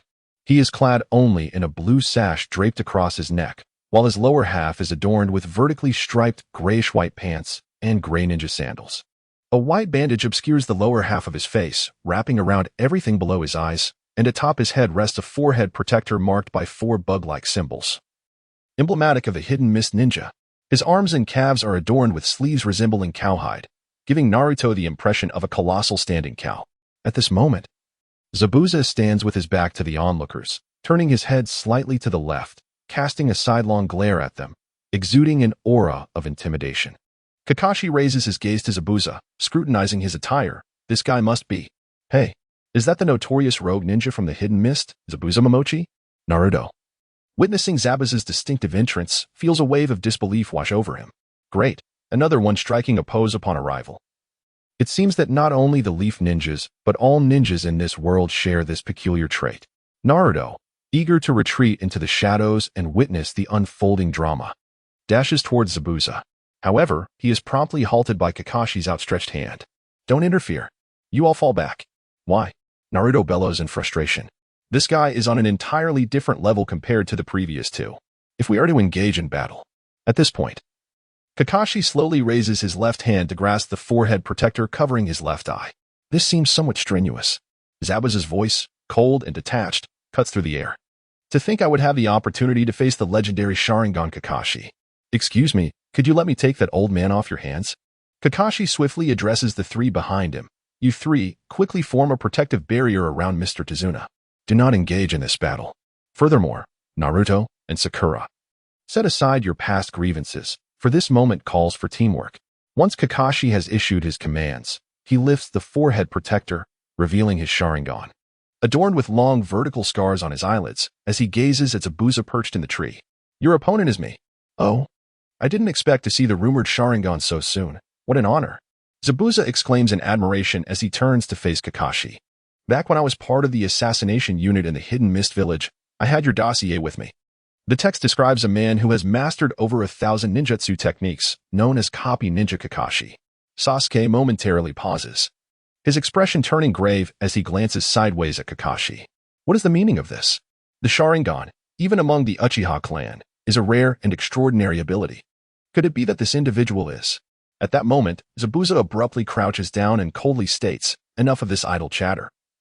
I must swiftly eliminate that old man." Naruto and his companions from Team 7 quickly rush to stand in front of Tazuna, drawing kunai in their right hands while their left hands rest upon the knife handles, adopting the fundamental defensive posture of a ninja. Their expression serious as they form a protective formation. Naruto inwardly scoffs. Why does this guy insist on referring to himself in such a peculiar manner? What a strange character. Hurry and unleash your mist to trap Kakashi in a water prison, so I can find a prime vantage point to enjoy this live spectacle. How thrilling. Observing the movements of the young ninjas below, and then turning to face Kakashi, Zabuza slowly rises to his feet. However, Kakashi, it seems, must be dealt with first. With a swift kick, Zabuza strikes the trunk of a large tree, drawing his decapitating sword from it before vanishing in an instant. When he reappears, he stands on the water's surface not far from the others, causing ripples to spread across the water beneath him. There, Sasuke exclaims loudly, and he's standing on the water. Sakura's face reveals her incredulity. Zabuza positions his decapitating sword behind him, crossing his right arm over his chest. With his index and middle fingers raised and aligned in front of him, his left arm is lifted above his head, similarly displaying his fingers as he executes a hand seal. Ninjutsu Hidden Mist Technique. A vast amount of mist suddenly billows forth from the water's surface, rapidly spreading in all directions. Kakashi observes Zabuza's actions through the inside of his Sharingan. Contemplating, he has infused a considerable amount of chakra into the water. The mist thickens, visibility diminishing at a perceivable rate until Zabuza's figure is no longer discernible. Kakashi steps forward, prompting Sakura to call out in concern. "Sensei, he will likely come for me first. Who exactly is that guy?" Zabuza Momochi. He was renowned for his silent assassination techniques even while serving in the Umbu of the Mist Village. By the time you realize it, you have already entered another realm. And I am still not adept at utilizing all the powers of the Sharingan. You must remain vigilant. Well, failure only leads to death, Kakashi remarks nonchalantly. Don't speak so lightly of it, Sakura retorts, her voice filled with frustration. Gradually, the surrounding fog thickens once more, and Kakashi's figure, now just 4 or 5 meters away from Naruto and the others, begins to fade from their sight. They can barely make out one another amidst the encroaching haze. The inner trepidation caused an unbidden chill of sweat to seep from their backs. Suddenly, a faint voice emerged from the thick fog surrounding them, its origin indiscernible. 8 places. What does that mean? Sakura inquired, her face a mask of confusion. Throat, spine, lungs, liver, carotid artery, subclavian artery, kidneys, heart. Which vital point do you wish for me to strike next? With a sharp sound, Kakashi swiftly formed hand seals, his chakra coalescing into a gust that dispersed a small patch of the fog before them. A radiant blue aura enveloped him entirely, and the atmosphere grew tense. Leaves rustled and fell around them, an eerie ambience spreading rapidly. Sasuke's eyes widened in alarm, beads of cold sweat dotting his cheeks as he murmured in terror. Such a formidable killing intent. Even a mere breath or a fleeting glance could spell death. Indeed, such was the sensation. What would become of them after an hour in this place? The oppressive aura of a Jainin battle made it feel as though their lives were entirely in the hands of those engaged in combat. Sasuke attempted to move his right hand, clutching a kunai, but it merely trembled uncontrollably. No, it would be more merciful to perish than to endure this. Just then, Kakashi's deep voice resonated. Sasuke, rest assured, even in death, I will fiercely protect you all. I will not allow him to take my comrades. With that, Kakashi turned his head, offering Sasuke a reassuring glance. Naruto couldn't help but scoff, thinking, TCH, what an ungrateful wretch. He has truly been harmed by that obsessive male, Obito. Even in such dire circumstances, he remained ensnared in the shadows of the past. Honestly, this thick fog could be dispelled with a large-scale wind release. Great breakthrough. I'm simply reluctant to act. Just wait to be ensnared in a watery prison. As I wish to witness this unfold live. Suddenly, a chilling voice pierced the air from behind Naruto and his companions. And what of that? This is where it ends. With a swish and a thud, Zabuza's executioner's blade clashed with Kakashi's kunai, the impact resonating through the air. Kakashi's kunai thrust into Zabuza's abdomen, Naruto quickly dodged to the side, retreating to a safe distance to observe. Sasuke and the others also swiftly vacated their positions, crouching on the ground nearby. Ah! The sound of water gushing echoed as Kakashi's kunai pierced Zabuza's midriff, blood spilling onto the earth. In an instant, Zabuza's form materialized behind Kakashi. Naruto, relishing the chaos, raised his left arm, pointing dramatically at Zabuza's figure while feigning terror. Sensei, behind you. Kakashi's left eye darted back, but Zabuza had suddenly transformed into a puddle of water, cascading to the ground. With a firm grip on the hilt of his decapitating blade, Zabuza swung fiercely towards Kakashi, exclaiming, "Die!" In an instant, Kakashi's body was bisected. However, just as Zabuza wore a victorious smile, the bisected form of Kakashi transformed into a puddle of water. Water clone technique? Could it be? In such dense fog, he replicated my jutsu? Suddenly, with a sharp clang, a shuriken was pressed against Zabuza's throat as Kakashi revealed himself behind Zabuza, holding the shuriken with a reverse grip. Don't make any rash moves. This ends here. Zabuza's faint chuckle echoed ominously. What's this? Kakashi's expression shifted to one of grave concern. Is it really over? Have you not grasped the situation? Mere imitation cannot defeat me. It is utterly impossible. Zabuza chuckled again, but you were quite impressive. Did you manage to replicate my water clone technique back then? You intentionally had your clone say such words to draw my attention completely to it, while you concealed yourself with the mist concealment technique, observing my every move. However, I am not so easily dealt with. Suddenly, yet another figure of Zabuza appeared behind Kakashi, causing Kakashi's eyes to widen in shock. Kakashi's body hesitated slightly as he pierced through Zabuza's water clone with his shuriken. Seeing this, Zabuza swung his decapitating blade with force towards Kakashi. Kakashi quickly crouched, evading the lethal strike as the blade embedded itself into the ground. Zabuza pressed his left hand against the end of the sword's hilt and kicked forcefully towards Kakashi's crouched form. With a resounding thud, Kakashi's body soared into the air like a kite severed from its string. Now's my chance. Zabuza's gaze sharpened as he gripped the hilt of his great sword and swiftly ran towards Kakashi, leaving a long after-image in his wake. Huh? Iron Spike. Zabuza swiftly pushed off the ground with his right foot, using the friction to halt his advance. How boring, he muttered, then turned around and leaped into the nearby water with a splash, vanishing from sight. Sakura's face was instantly filled with terror as she cried out, Kakashi-sensei has actually been kicked away? Sasuke knelt on the ground, analyzing the situation with a serious expression. It seems the opponent's taijutsu is quite formidable. Naruto, on the surface, appeared shocked, yet internally grumbled, TCH. Just fight properly. Why does it have to be like a Russian nesting doll? I still prefer the exhilarating feeling of fists meeting flesh. Wait, something's not right. As the awakening of the Super Saiyan bloodline intensifies, am I also being influenced by the Saiyans' inherent combative nature? At that moment, Kakashi suddenly emerged from the water, feeling an unusual heaviness in his body, his face etched with confusion. The water here seems unusually dense. With a swift motion, Zabuza's figure abruptly appeared on the surface of the water behind Kakashi, his hands rapidly weaving seals. Humph. Foolish adversary. Water prison technique. Oh no. A sphere entirely composed of blue water enveloped Kakashi within its confines. What? I intended to momentarily hide within the water, and it seems I have underestimated the situation. Haha. Zabuza's right hand plunged into the blue prison, continuously releasing chakra to sustain this jutsu. You have fallen into my trap. This is a specially crafted cage from which you cannot possibly escape. Should I allow you the freedom to move, I would find it difficult to strike. Very well, Kakashi. I shall return to deal with you shortly, but for now, I must attend to those others. Zabuza turned to face Naruto and the others, raising his left hand to weave seals. Water clone technique.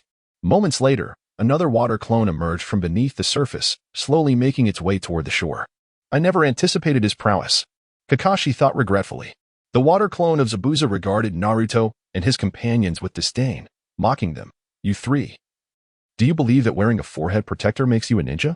It is truly laughable. A true ninja is one who walks the fine line between life and death. In other words, only when you are recorded in my ledger will you be worthy of the title of ninja. With that, Zabuza's water clone raised its left hand and began weaving seals once again, the mist that Kakashi had previously dispersed thickening once more. Individuals such as yourselves are unworthy of being called ninjas. With a resounding thud, Zabuza kicked towards Naruto, who adeptly dodged the attack and tossed his forehead protector back. Then, feigning the impact of the kick, he quickly propelled himself backward.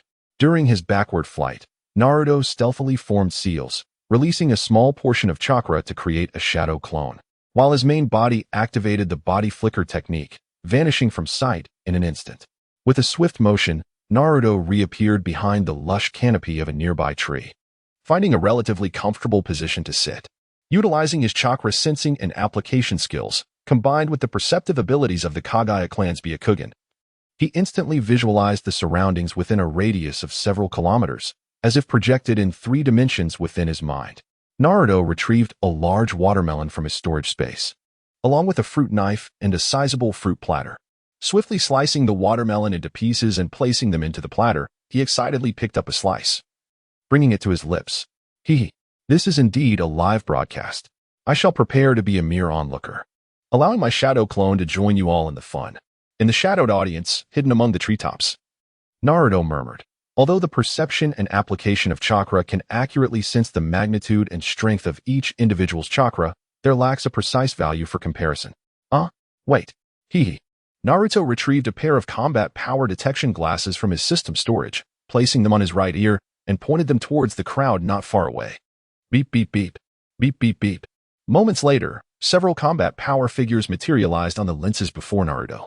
951 points of combat power. This must belong to Kakashi, the so-called White Fang. No wonder he bears the title of Kakashi 50-50. As he has already reached a near-Kage level of strength, 833 points, this should belong to that old man Zabuza. Indeed, he possesses the strength of an elite jonin. Given his decent nature, I shall recruit him under my command. 441 points. Oh, is this the combat power of Momochi Zabuza? He is already nearing jonin level. As expected, he was lenient towards Naruto and Sasuke in the original work. By the way, is this fellow male or female? I shall confirm this when he joins my ranks. Regardless of the outcome, I must ensure he and Zabuza come together, if worst comes to worst. 156 points. This should be Sasuke's combat power. Oh, he has already reached the Chunin level. No wonder the Ghost Brothers of the Mist are no match for him. Naruto in the original work must not differ much, likely possessing a combat power of a little over 140. 105 points, TCH. Sakura is truly worthless. If it weren't for her apprenticeship under Tsunade, she would have remained at the Chunin level. As Naruto observed and analyzed, he took a slice of watermelon with his left hand and brought it to his mouth. Slurp. Puff. Slurp. Puff. Puff puff. Naruto's brow furrowed slightly as he thought, ugh, this watermelon has an abundance of seeds. It seems the farmer who sold me this watermelon is quite conscientious. At least he hasn't used pesticides. Are there pesticides in the world of Naruto? Meanwhile, Zabuza stood, stepping on the fallen ninja headband of Naruto, his brow tightly knit. Just an ordinary little brat. Sakura also wore a worried expression, shouting towards Naruto's direction. What, Naruto? However, Naruto regarded Sakura's concern as merely a display of her supposed compassion before Sasuke. TCH, how hypocritical. At that moment, Kakashi, trapped in the water prison, suddenly lifted his head, widening his eyes to look at Naruto and the others, loudly warning, you all, quickly take Mr. Tazuna and escape. There is no chance of victory in fighting him. As long as I remain trapped in this watery prison, he cannot escape. Once the water clone distances itself from its original form, it becomes unusable. In any case, we must flee now. Upon hearing Kakashi's warning, Sasuke clenched his teeth in frustration, his brow furrowing as he silently contemplated the situation. Flee? Do not jest. Ever since your entrapment, we have had no other options. Even if we were to escape now, without you, Zabuza would inevitably pursue us to our demise. Even with our formation, we cannot withstand his assault. As these thoughts crossed Sasuke's mind, he glanced at Naruto, who lay trembling on the ground, and continued his analysis. Ultimately, we have no alternative. To survive, we must first rescue you. With a fierce roar, Sasuke declared, we can only fight with all our might. He then charged at Zabuza, swiftly throwing shurikens with relentless precision. Whoosh, whoosh, whoosh clang. The shurikens spun rapidly through the air, but as they approached Zabuza, he effortlessly deflected them with a horizontal slash. In an instant, Sasuke leapt into the air, raising his kunai high above his head, aiming to strike down at Zabuza. Take this. Zabuza lifted his gaze to meet the descending Sasuke, swiftly extending his right hand to seize Sasuke by the throat with unerring accuracy. So Navi. With a slight exertion, he flung Sasuke aside, Sasuke's body skidded along the ground for quite a distance before finally coming to a halt. Sakura turned to Sasuke, trembling with her hands clasped before her, shouting his name in despair. Sasuke, the shadow clone of Naruto, also trembling, looked at the fallen Sasuke, murmuring in feigned horror, Sasuke. He then turned his head, feigning a visage of terror as he gazed at Zabuza, thinking, damn you, original. You've given me such a meager amount of chakra, even at full capacity. I barely possess 80 points of combat strength. My overall prowess barely reaches the level of a Nin. How am I supposed to fight? You want a live demonstration. Yet you can't use me as a practice dummy. Alas, there is no choice but to seek cooperation with the Uchiha. Suddenly, the shadow clone of Naruto adopted a resolute expression, rising to its feet and charging towards Zabuza. Kakashi, witnessing Naruto's reckless move, shouted in anger. You fool, retreat. Sakura, equally displeased, cradled her head in her hands, exclaiming, Naruto, what are you thinking? Sasuke can't even contend with him. What good will your charge do? Are you seeking death? Zabuza, with a disdainful sneer, remarked, ignorant little brat. As Naruto's shadow clone charged towards him, he lifted his right leg and delivered a swift spinning kick that sent Naruto hurtling backward, stirring up a cloud of dust on the ground. Sakura was just about to continue her complaints about Naruto's shadow clone when she suddenly caught sight of Naruto's gaze, cold and lifeless, fixed upon her. Startled, she quickly covered her mouth, refraining from uttering another word. You. Naruto's shadow clone trembled as it stood up, addressing Sakura with a chilling tone. Huff. You should consider yourself fortunate. If it weren't for Kakashi-sensei's words about setting aside past grievances, you would be a corpse by now. Get lost. You useless waste. Only capable of shouting here and ruining the mood. Upon hearing the cold warning from Naruto's shadow clone, Sakura instantly lowered her head, and after a moment, she retreated step by step to stand before Tazuna, tears of grievance welling up in her eyes. Before leaving, she glanced at Sasuke, hoping he would come to her defense. However, all she encountered was Sasuke's disdainful gaze. Naruto's shadow clone paid no further attention to the foolish Sakura, resecuring his ninja headband around his left arm, and confidently turned to Zabuza, exclaiming, Hey, you over there, the one without eyebrows. You'd better jot this down in your handbook. I am destined to become the strongest Hokage of the Hidden Leaf Village. Uzumaki Naruto. Kakashi observed Naruto's current demeanor with a look of astonishment. Naruto. Tazuna also expressed shock at Naruto's shadow clone. Oh ho. He appears far more reliable than when we first met. Naruto, gazing at Zabuza, reminded Sasuke without turning back. Sasuke, listen to me. What is it? I have a strategy. Sasuke stood up from the ground, casting a sidelong glance at Naruto's shadow clone, pondering. In a situation like this, he still talks about strategies. That guy. A slight smirk appeared on Sasuke's lips as he looked at Naruto with a mocking tone. You even understand the concept of teamwork now. Naruto's shadow clone wiped the dirt from the corner of his mouth with his left hand and shouted excitedly, Next. We are going to make a big move.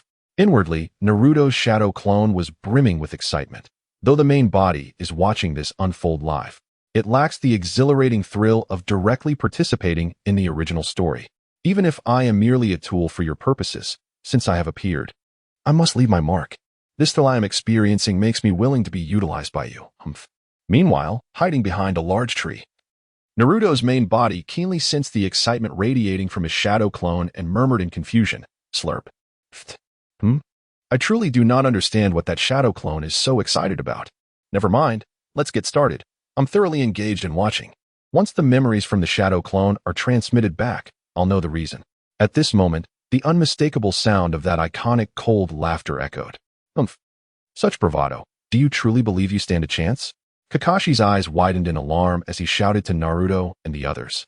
His voice laced with concern. The situation is dire. What are you still waiting for? Did I not urge you to flee? The outcome was sealed the moment I became trapped. You must escape at once. Listen closely. Our mission is to protect Mr. Tazuna. Have you forgotten? Upon hearing Kakashi's reminder, Naruto's shadow clone, eager to immerse himself in the narrative, turned his head and looked at Tazuna, concern etched upon his face. Uncle? Noticing the expression on Naruto's shadow clone, Tazuna lowered his gaze, contemplating for a moment, before offering a self-deprecating smile. What a predicament. To be honest, all of this stems from my actions. At this juncture, I refuse to cower in fear. Abruptly, Tazuna lifted his head, guilt washing over him as he addressed the three children with a loud voice. I am sorry. I have caused you all trouble. Go forth and fight with all your might. Sasuke turned to look at Tazuna, a relieved smile breaking across his face. Humph. So it is. Naruto, seamlessly slipping into his character, radiated excitement and fervor. Are you prepared mentally? Upon hearing the words from the two children, Zabuza closed his eyes and bowed his head, shaking with cold laughter. Humph. Heh ha ha ha. You completely failed to learn your lessons. What? Sasuke questioned, perplexed. How long do you intend to play this ninja game? By your age. My hands were already stained with blood. As Zabuza spoke, he cast a glance at his raised right hand. The demon Zabuza. Kakashi promptly turned to his side. Looking at Zabuza. Oh, it seems you were somewhat informed. After Kakashi recounted Zabuza's past, the latter's demeanor grew increasingly sinister. Suddenly, Zabuza launched an attack, delivering an elbow strike that sent Sasuke flying. As Sasuke landed, Zabuza swiftly closed in again, his left elbow aimed at Sasuke's abdomen. Cough. Sasuke, lying on the ground, was immediately reduced to a crumpled form, spewing forth a mouthful of blood. At that moment, Sakura, witnessing her beloved Sasuke injured, instantly forgot all previous lessons, springing back to life with fervor as she shouted in concern. Sasuke. Zabuza's right foot pressed down on Sasuke's abdomen, his left hand gripping the hilt of his executioner's blade. Cold indifference etched on his face as he looked down at Sasuke. Sasuke gritted his teeth, enduring the excruciating pain. Meanwhile, Kakashi, trapped within the water prison, observed Sasuke's torment, his temples throbbing with fury. Everything was keenly perceived by Naruto's true self lurking in the shadows. Human nature. In the original narrative, when Naruto was injured, Sakura chastised him for being a masochist, while Kakashi delivered his sarcastic jibes. Only Sasuke was somewhat better. He first intervened to save him, then mocked him for being a coward. Yet now Sasuke, having merely coughed up blood, elicited frantic cries of concern from Sakura. The treacherous Kakashi, his veins bulging with rage, trembled with fury, questioning who truly was the teacher and who the student. Alas, without comparison, there is no pain. One a treacherous wolf, the other a wretched wench. Zabuza stood nearby, mercilessly stomping on Sasuke's abdomen with his right foot, coldly uttering, "Die." Naruto, witnessing Zabuza's humiliation of Sasuke, clenched his fist in anger and shouted, "Damn it." Shadow clone technique. In an instant, 50 shadow clones of Naruto, each carrying a gray backpack, materialized around Zabuza. Zabuza, with a chilling gaze, surveyed the multitude of Narutos, releasing his foot from Sasuke and sneering, "Oh, shadow clones, are they? And quite a few at that." The 50 clones brandished their kunai in unison and roared, "Let's go!" In a heartbeat, the myriad clones leapt into the air, launching an assault on Zabuza below. They encircled him in layers, forming an immense cocoon. Moments later, the cocoon began to tremble slightly. Ding! With a swift horizontal slash, Zabuza sent the multitude of clones sprawling, who then skidded across the ground, dissipating into smoke as they fell. Indeed, it was too much to hope for. You cannot hope to defeat him. Dasna cried out, drenched in cold sweat. Swoosh. Bang. Bang. Bang. Swoosh. Bang bang bang. To conquer this foe, there remains but one method. Among the dwindling shadow clones sliding across the ground, one cleverly concealed itself behind another, transforming into a folded windmill shuriken, which the front clone stowed in its backpack. Subsequently, that clone retrieved the special windmill shuriken from its backpack and hurled it forcefully towards the nearby Sasuke. Swoosh. Sasuke. Swoosh. Clink. Upon catching the unique windmill shuriken, Sasuke paused momentarily, then a slight smile graced his lips. So that's it. Utilizing the shuriken's momentum, he spun around in place, instantly grasping Naruto's earlier strategy, thinking to himself, so that's how it is. Naruto. It's truly ingenious of you to conceive such a plan. Sitting on the ground, Naruto closed his right eye and flashed a knowing smile at Sasuke. Sasuke stood firm, his left hand manipulating the wind shuriken into a four-bladed windmill shape, adopting an exceptionally cold demeanor. Wind shuriken. Shadow windmill. Sakura gasped, her mouth agape and eyes sparkling with admiration. Zabuza, observing Sasuke's frigid movements, remained unfazed and continued to mock. Such a weapon is futile against me. Sasuke, uninterested in further discourse, leaped into the air, spinning before launching the wind shuriken towards Zabuza. The shuriken whizzed by. Whoosh. Swish. Whoosh. The rapidly spinning wind shuriken circled past Zabuza's water clone and surged toward his true form behind. I see. Zabuza murmured, eyes narrowing as he beheld the shuriken approaching, This time, it is aimed at the original. How naive. With a clang, Zabuza effortlessly intercepted the wind shuriken with his left hand, grasping it firmly. Suddenly, with a whoosh, another rapidly spinning wind shuriken surged towards Zabuza's abdomen, skimming the water's surface. What? A shuriken hidden within the shadow of the first. This is the shadow shuriken technique. A smirk appeared at the corner of Zabuza's mouth as he suddenly propelled himself upward, easily evading the second wind shuriken. However, it was still too naive. He evaded it. Disappointment flickered across Sakura's face. Meanwhile, a wicked smile crept onto Sasuke's lips. Whoosh! Boom! The wind shuriken that Zabuza had dodged transformed back into Naruto's original form. Upon resuming his true visage, Naruto hurled a kunai towards Zabuza's right eye with all his might. Now's my chance. Zabuza, astonished by the kunai hurtling toward his right eye, had no choice but to withdraw his right hand from the water prison technique. Yet, even so, he felt the sting of the kunai graze beneath his eye, a line of blood trickling forth. Infuriated by Naruto's audacity, Zabuza's forehead bulged with veins as he spun the wind shuriken in his left hand with great speed. You damn brat. He swung his left arm, preparing to strike at Naruto, who was descending from the sky. But, with a clang, Kakashi's raised right hand intercepted the spinning wind shuriken, bringing it to a halt. With a splash, Naruto safely landed in the water. Sakura's face lit up with excitement as she exclaimed in astonishment, "Ah, Kakashi-sensei." Kakashi turned to Naruto with admiration, saying, "Naruto, your plan was truly brilliant. You've made remarkable progress." Floating in the water, with only his head visible, Naruto displayed a proud expression. Hee.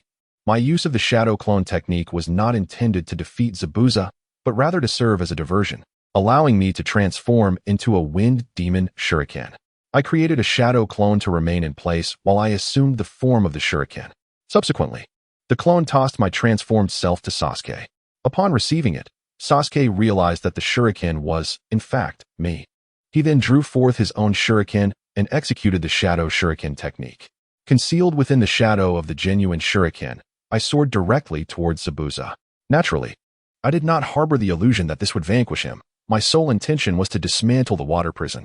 Thus, I orchestrated this flawless collaboration with Sasuke. Sasuke, closing his eyes with a faint smile, displayed an air of aloofness as he insincerely remarked, "That was merely a stroke of luck." Upon hearing Sasuke's response, Tazuna, bewildered, exclaimed, "What? It was merely luck." Meanwhile, Sakura wore a look of disdain as she gazed at Naruto in the water, internally lamenting, That infuriating Naruto, even in such a precarious situation, manages to execute teamwork so impressively. Yet, aren't they supposed to be adversaries? Sasuke and I share true affection. That wretched Naruto." At that moment, Zabuza let out a cold snort. You caught me off guard, and I unwittingly released the water prison technique." Kakashi immediately retorted, "That's not correct. The water prison was not released by you, but rather by me." The tension between Zabuza and Kakashi escalated as their gazes locked. Meanwhile, hidden in the shadows, the real Naruto scoffed, "TCH. Kakashi, you truly know how to embellish your own glory. How shameless.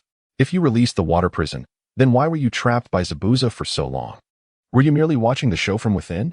It was clearly my shadow clone and Sasuke's impeccable teamwork that compelled Zabuza's right hand to abandon the water prison. Without a continual supply of chakra, the water prison would inevitably shatter. You merely hastened its demise." At this juncture, Kakashi's pretentious voice resounded once more. "Let me clarify. The same ninjutsu cannot be used against me twice. What do you intend to do about that?" Moments later, Zabuza blinked his left eye at Kakashi and exerted a slight force with his right hand. With a resounding clang, the four blades of the wind demon shuriken suddenly converged, pressing down upon Kakashi's defending right hand as if to sever it.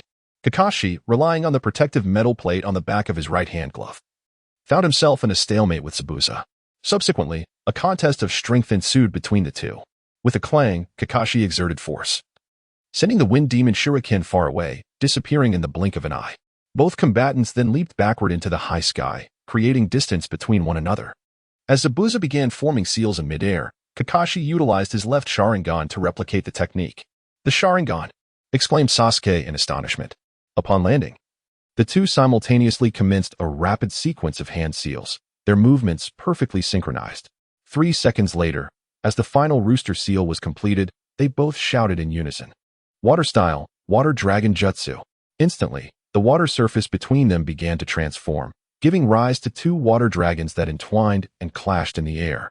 Meanwhile, a colossal wave surged forth, sweeping over Naruto.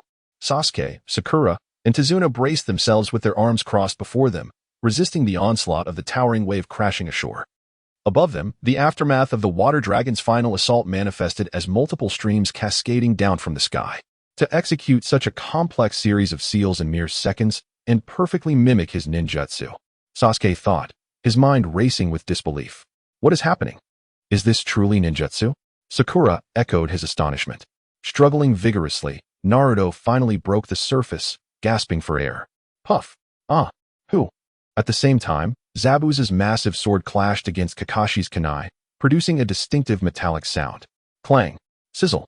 Gripping the sword hilt with his right hand and pressing his left against the blade's back, Zabuza engaged in a test of strength with Kakashi. All the while reflecting on the earlier battle, confusion swirling within him. This is strange. The Sharingan is supposed to be a technique for memorizing and replicating an opponent's skills. Yet, we both executed ninjutsu simultaneously. Could it be that this guy...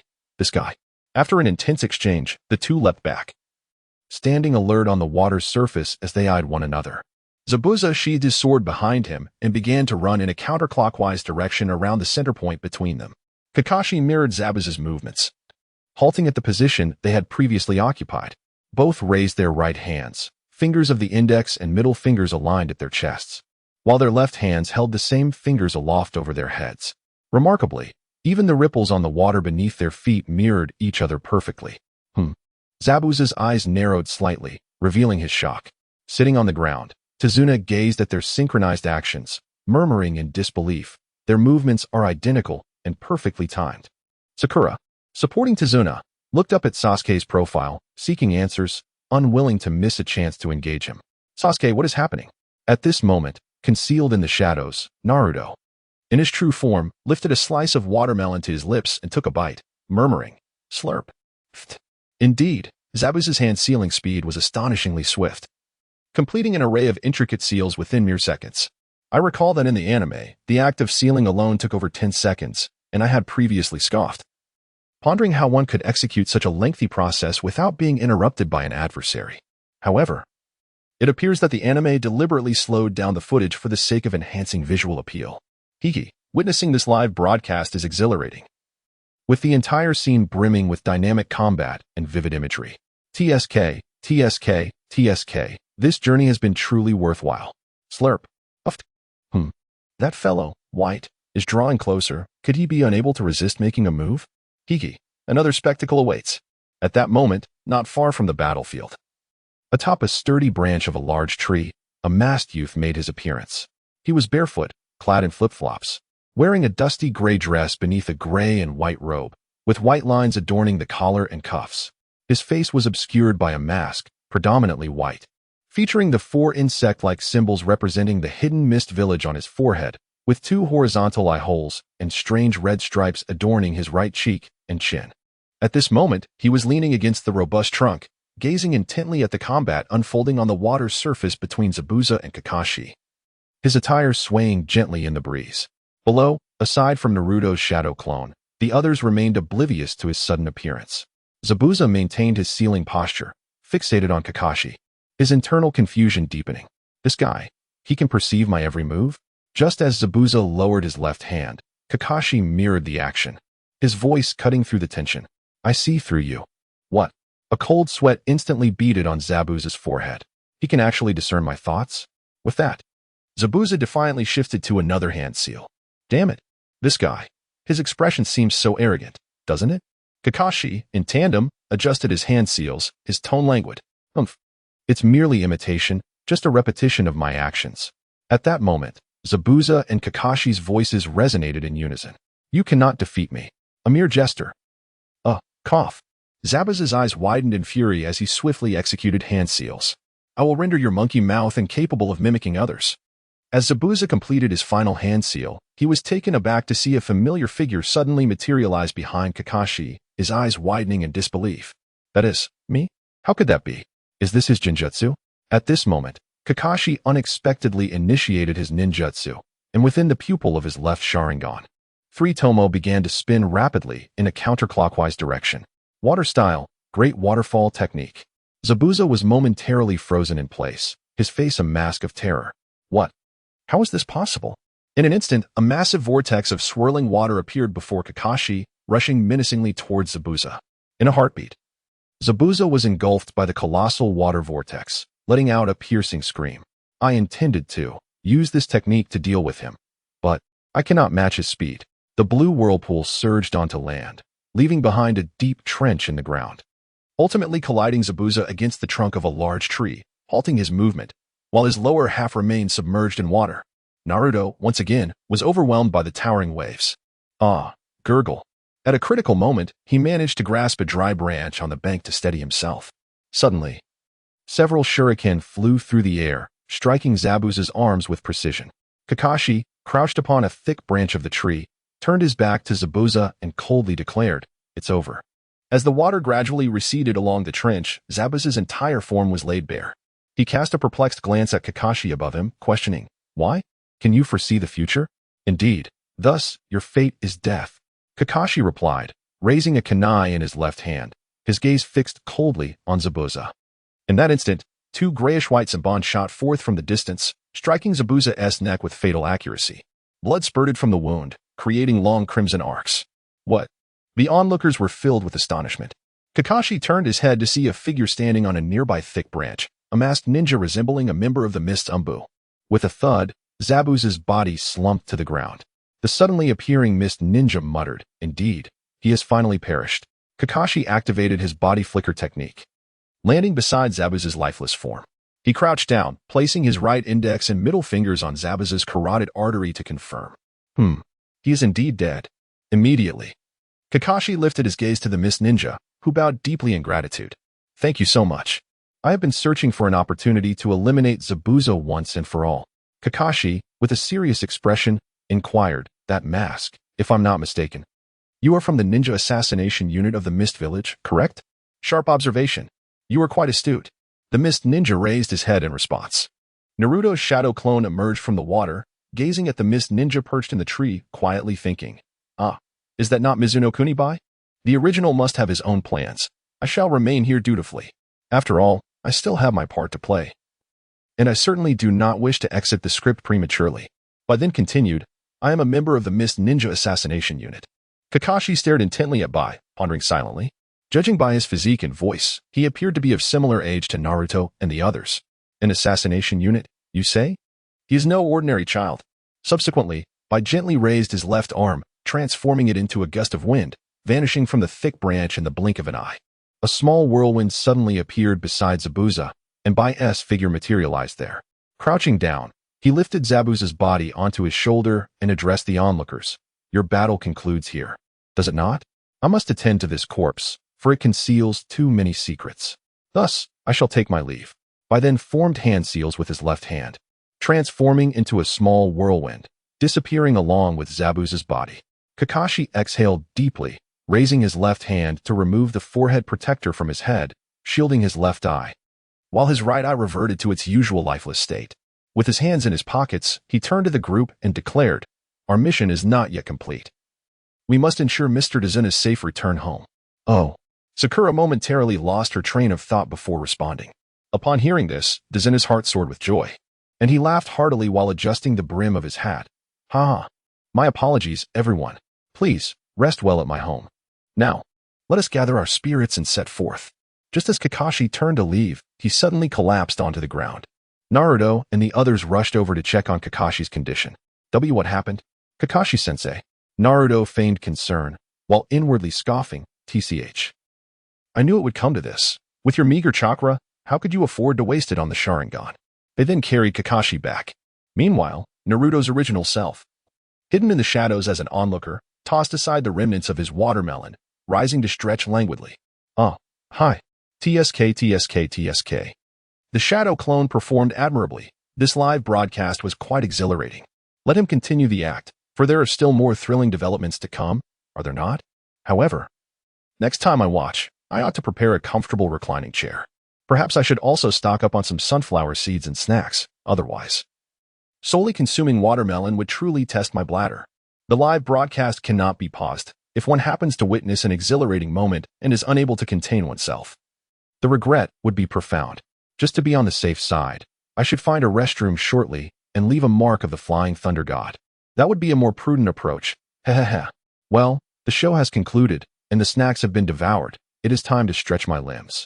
Ever since my combat power surged to 2,000 points, I have yet to properly find someone to warm up with.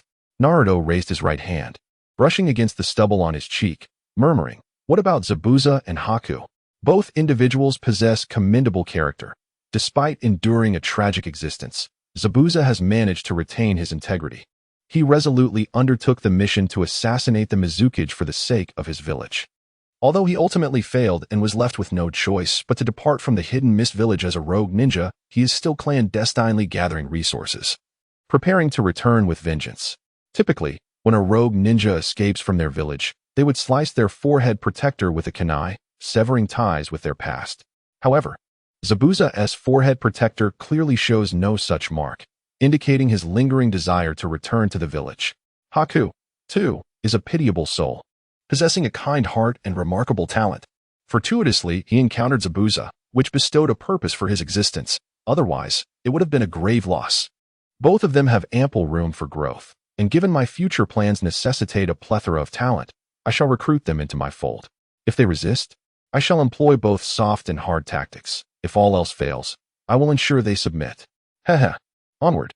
Subsequently, Naruto activated the body flicker technique, vanishing in an instant as he pursued Zabuza and Haku. Meanwhile, in a clearing deep within the forest, Zabuza lay on the ground, a beheading sword embedded nearby. Haku placed a beige medical kit beside him. Within it were surgical tools such as scissors, serrated blades, and hooks. Haku withdrew a pair of surgical scissors from the kit with his right hand, gazing at Zabuza's face, murmuring, "I must first cut this mouth cover to allow the blood to flow freely with that." He extended the scissors towards the cloth covering Zabuza's mouth.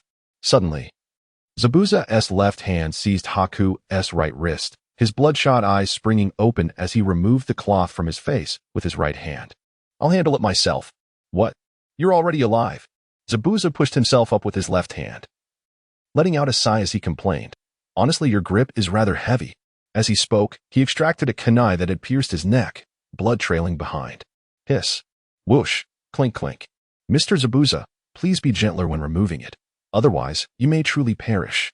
After removing both kunai, Zabuza cast a sidelong glance at Haku to his left and spoke languidly. "Umph. How much longer do you intend to wear that deceptive mask? Remove it quickly."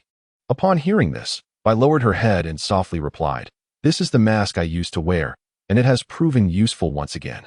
With that, Bai extended her right hand to remove the mask from her face, revealing an exquisitely beautiful visage. Indeed, the term beautiful aptly describes her, as her fair complexion, large eyes, and delicate eyebrows evoke no other word. Had I not intervened, you might have truly perished by now. Even if you wished for me to feign death, there was no need to aim for the pressure point on your neck, was there? You remain as infuriating as ever. Bai smiled at Zabuza, explaining, "I simply did not wish to mar your lovely form with scars. Moreover, targeting the pressure point on a slender neck ensures greater precision." At that moment, Zabuza attempted to rise, bracing himself on the ground, but despite several efforts, he could not succeed. Bai regarded him with a gentle smile, her voice soothing. "You probably won't be able to move for at least a week, will you? However, knowing you, Mr. Zabuza, I am certain you will regain your mobility swiftly." Zabuza gazed at Bai with warmth, replying, "You are so innocent, clever, and pure. It is precisely this quality that endears you to me." Upon hearing his words, a blush crept onto Bai's cheeks as she closed her eyes and smiled, responding, "Because I am still just a child." With that, Bai stood and looked ahead, stating, "The mist has cleared." "Indeed. Next time, it should be all right, right?" Zabuza's brow furrowed as he coldly replied, "Next time." Just then, a sudden voice interrupted him. "Next time, I shall take charge of your operations." With a whoosh, Naruto appeared before the two, less than 5 meters away. Upon seeing this, Bai quickly positioned herself in front of Zabuza, her hands swiftly forming 6 shurikens. Her expression alert as she regarded Naruto. "Mr. Zabuza, be careful." Bai's face displayed shock as she sensed immense pressure emanating from Naruto. "Is it you? How is this possible?" This overwhelming pressure echoed the strength she had felt from Zabuza when she first met him. Clearly, the individual before her possessed formidable power and was perilous. Naruto, with his hands crossed behind his head, nonchalantly observed the duo and said, "Hey there. Allow me to introduce myself. I am Uzumaki Naruto, a genin from the Hidden Leaf Village." Zabuza's expression shifted to one of astonishment upon hearing Naruto's words. "What? You are that little brat from today? How did you track us down?" Naruto lowered his hands, raised his right index finger, and shook it at Zabuza and Bai, saying, No. I believe you're mistaken.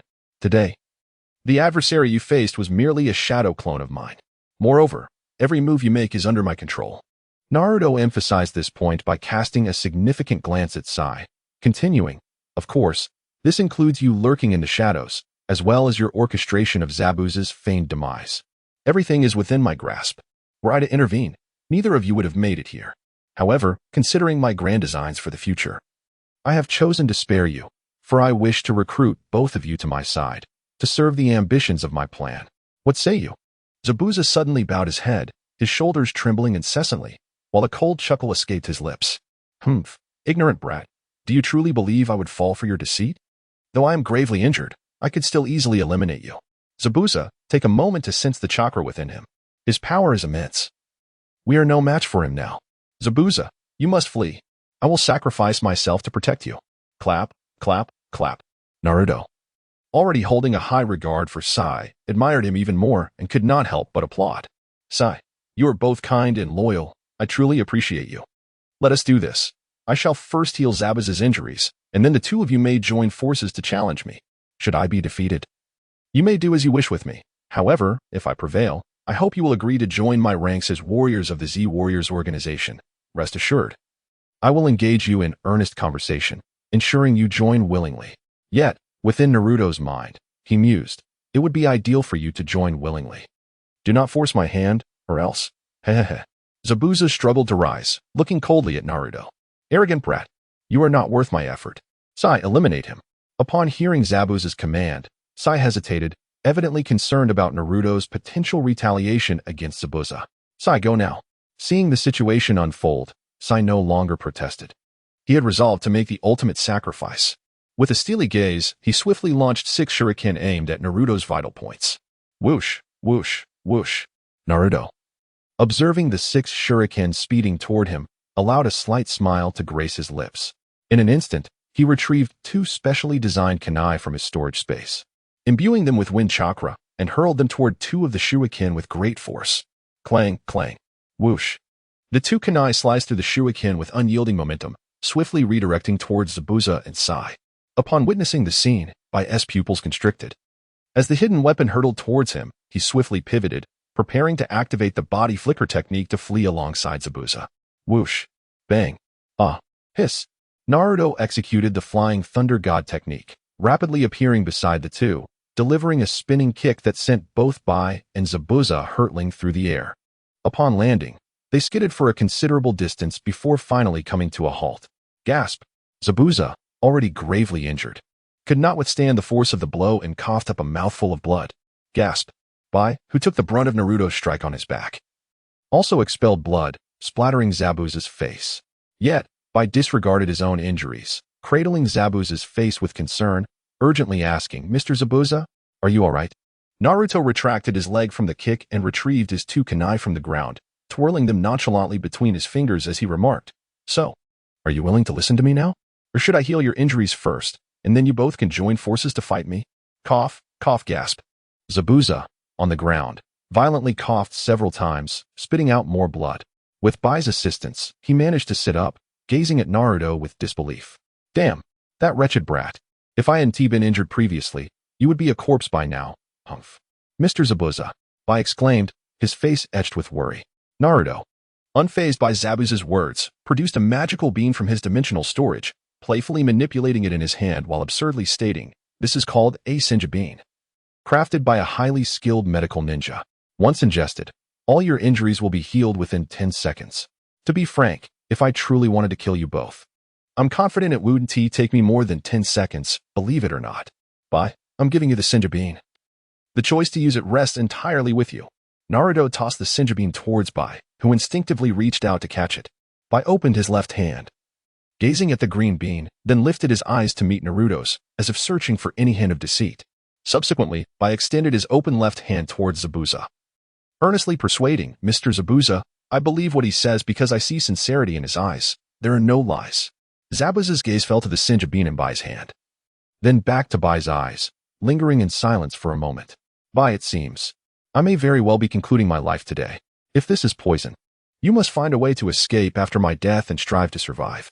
With that, Zabuza closed his eyes, lifting the cloth covering his mouth with his right hand, opened his mouth, and bit down on the Senju bean, chewing a few times before swallowing it. Then, he patiently awaited the arrival of death. However, in an instant, all his wounds healed completely, and his chakra surged back to its zenith. Zabuza abruptly opened his eyes, disbelief etched across his face. This is... How is it possible? He swiftly rose to his feet, teleporting beside his executioner's blade, gripping the hilt firmly. With a resonant clang, he drew the massive sword, positioning it before him, and coldly addressed Naruto. "Humph. Little brat, I never anticipated you possessed such miraculous abilities. My strength has fully returned to its peak. However, if you wish for me to join your ranks, you must demonstrate power that earns my respect." A wicked smile graced Naruto's lips as he ceased the spinning of the kunai in his hand, reversing his grip, and infusing it with wind chakra, adopting a combat stance against Zabuza. "Mr. Zabuza, I hope your strength will serve as a worthy warm-up, lest I squander a precious Senzu bean on you. Come on." "Humph.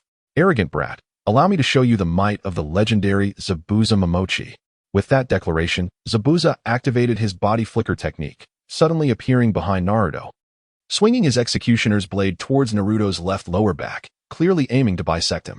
A slight smirk appeared on Naruto's face as he quickly positioned the kunai to block the strike aimed at his left flank.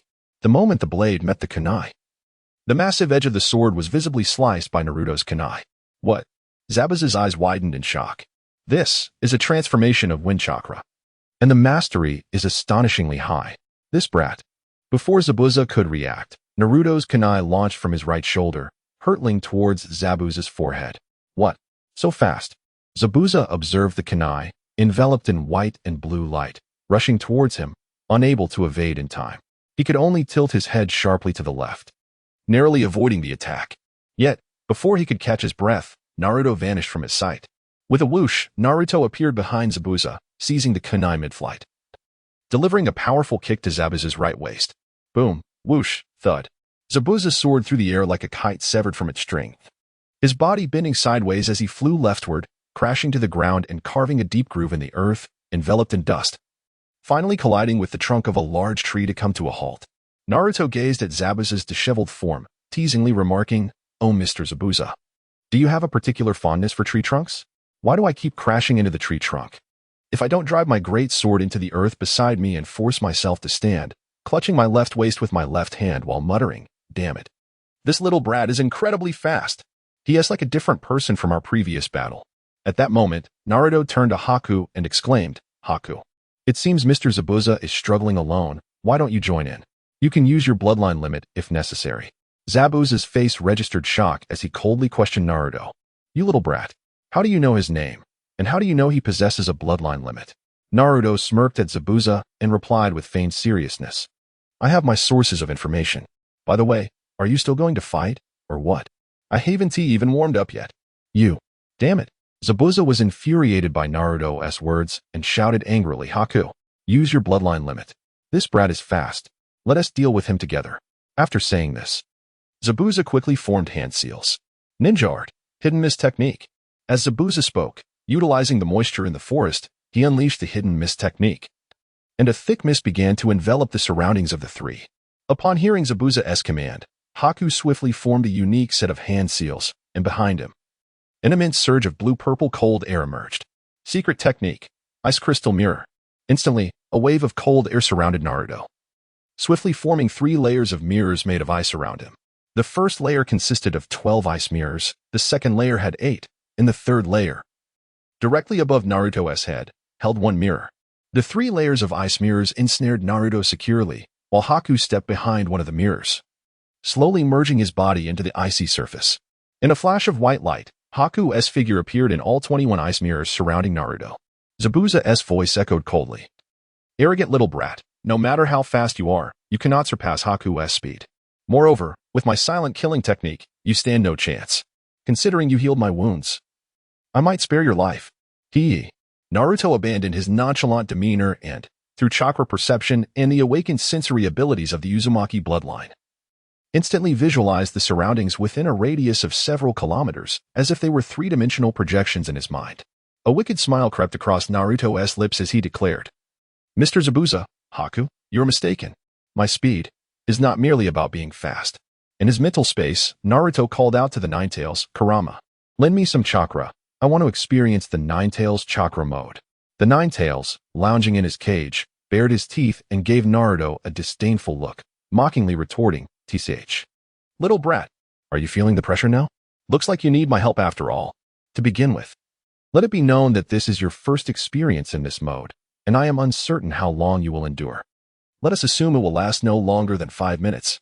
Upon concluding this statement, the Ninetales of the Ninetales began to sway back and forth, unleashing a torrent of orange-red chakra that surged toward Naruto. In an instant, a remarkable transformation enveloped Naruto's entire being.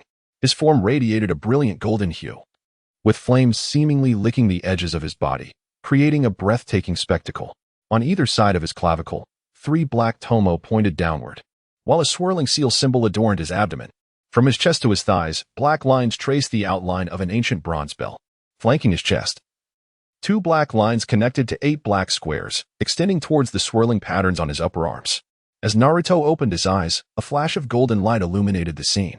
He raised his hands into fists, gazing at his transformed self, murmuring to himself, is this the Ninetales chakra mode? What an overwhelming sensation. Suddenly, his brow furrowed as he directed his gaze towards Zabuza. This malevolence emanates from that old rascal Zabuza. Oh, so this is the malicious perception ability granted by this mode. Hehehe. Zabuza, I never expected you to harbor ill intentions towards me.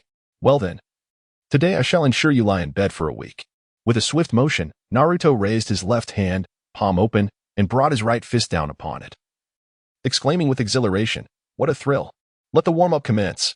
Having witnessed Naruto's sudden transformation in the ice mirror, Haku was momentarily taken aback.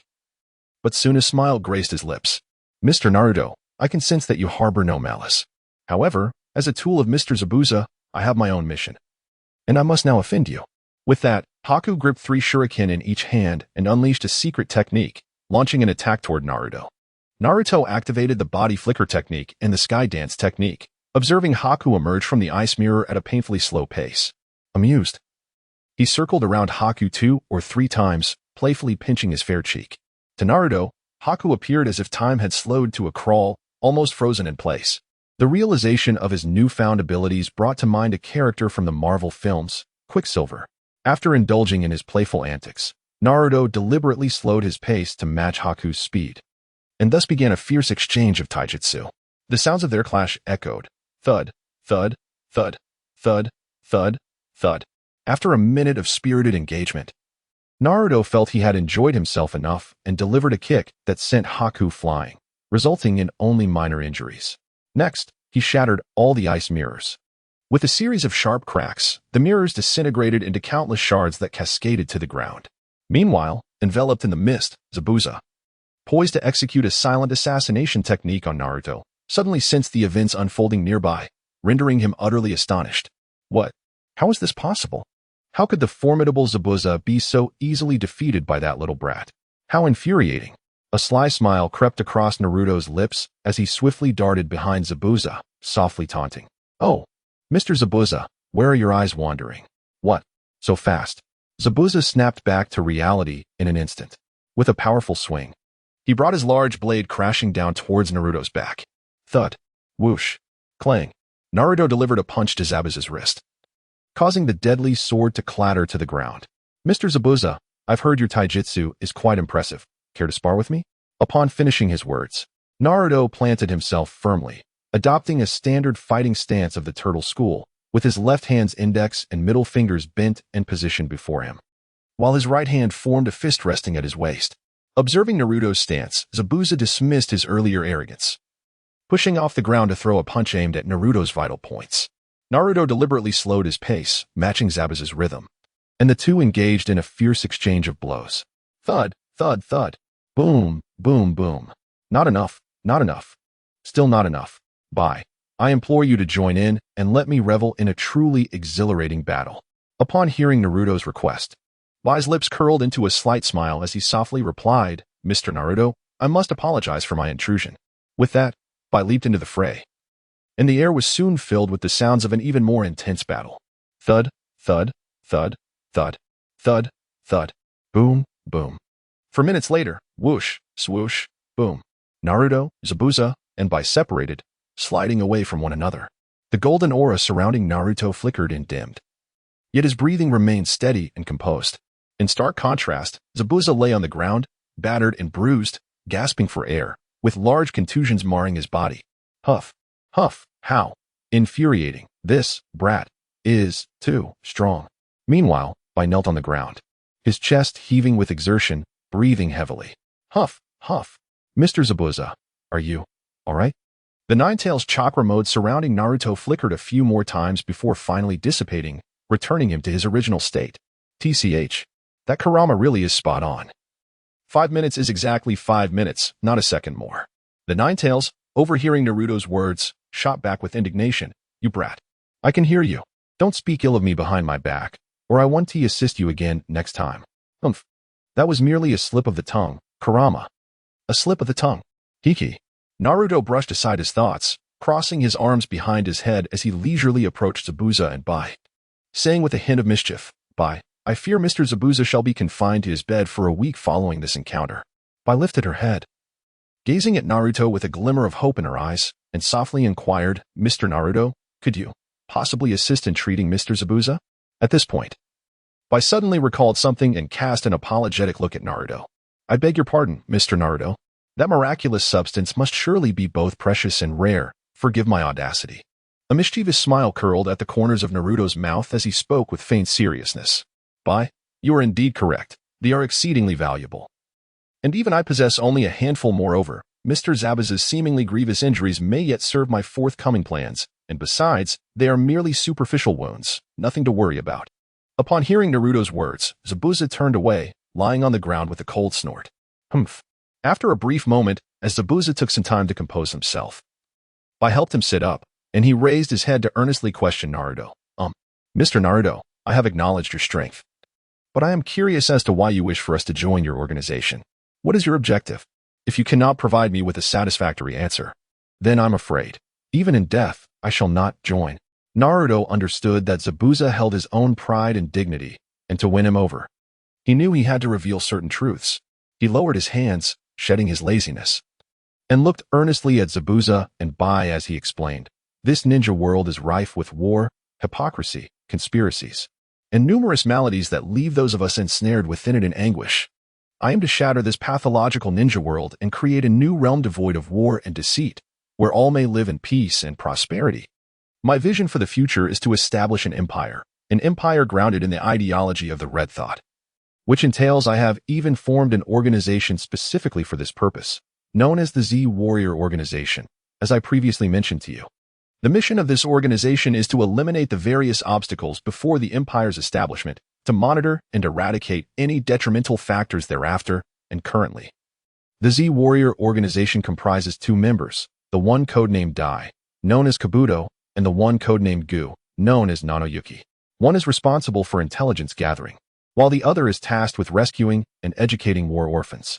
As Naruto laid out his grand vision for the future, he earnestly regarded the 2 before him, eagerly anticipating their response.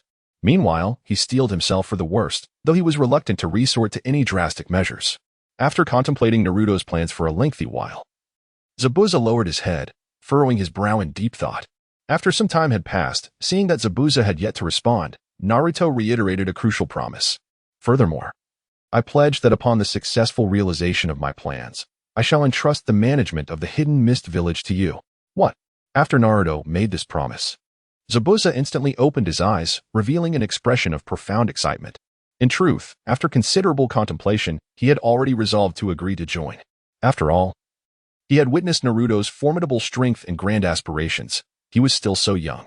Moreover, given his current circumstances, the hope of returning was exceedingly bleak. He saw a glimmer of hope in Naruto, and this promise resonated deeply with him. Subsequently, with the assistance of Haku, Zabuza shakily rose to his feet, extending his right hand towards Naruto with a smile, saying, "Lord Naruto, I hope my choice is the right one." Upon witnessing this, Naruto's lips curled into a subtle smile, pleased to employ his final strategy. He extended his own right hand, clasping Zabuza's, his eyes gleaming with confidence as he declared, "Mr. Zabuza, Haku, welcome to our ranks. I am confident that in the future, you will take pride in today's decision." Following this, Naruto and Haku supported Zabuza as they made their way back to his residence, where Naruto intended to strategize for the next steps. During their return, Naruto inquired about the code names they wished to adopt.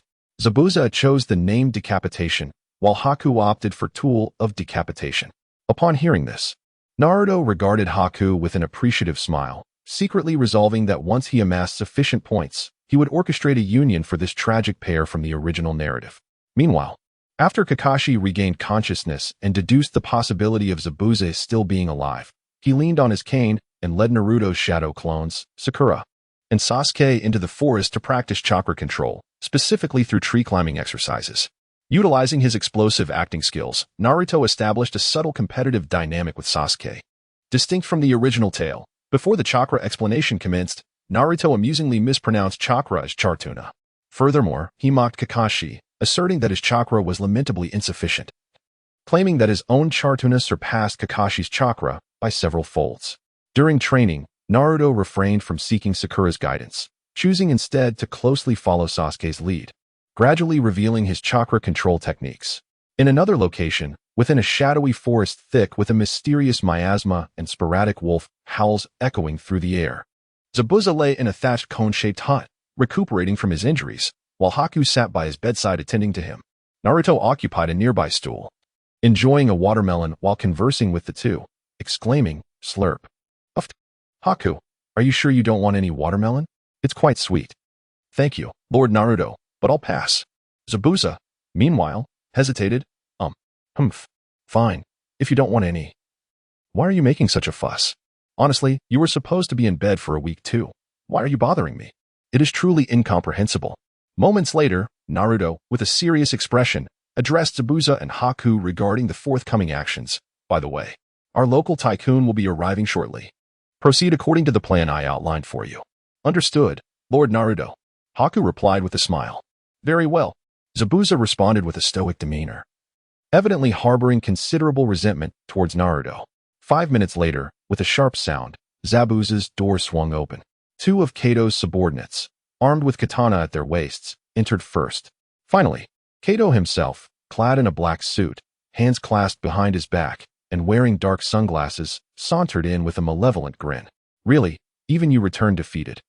It seems the ninjas of the Land of Mist are utterly incompetent, incapable of even cleaning up after their subordinates.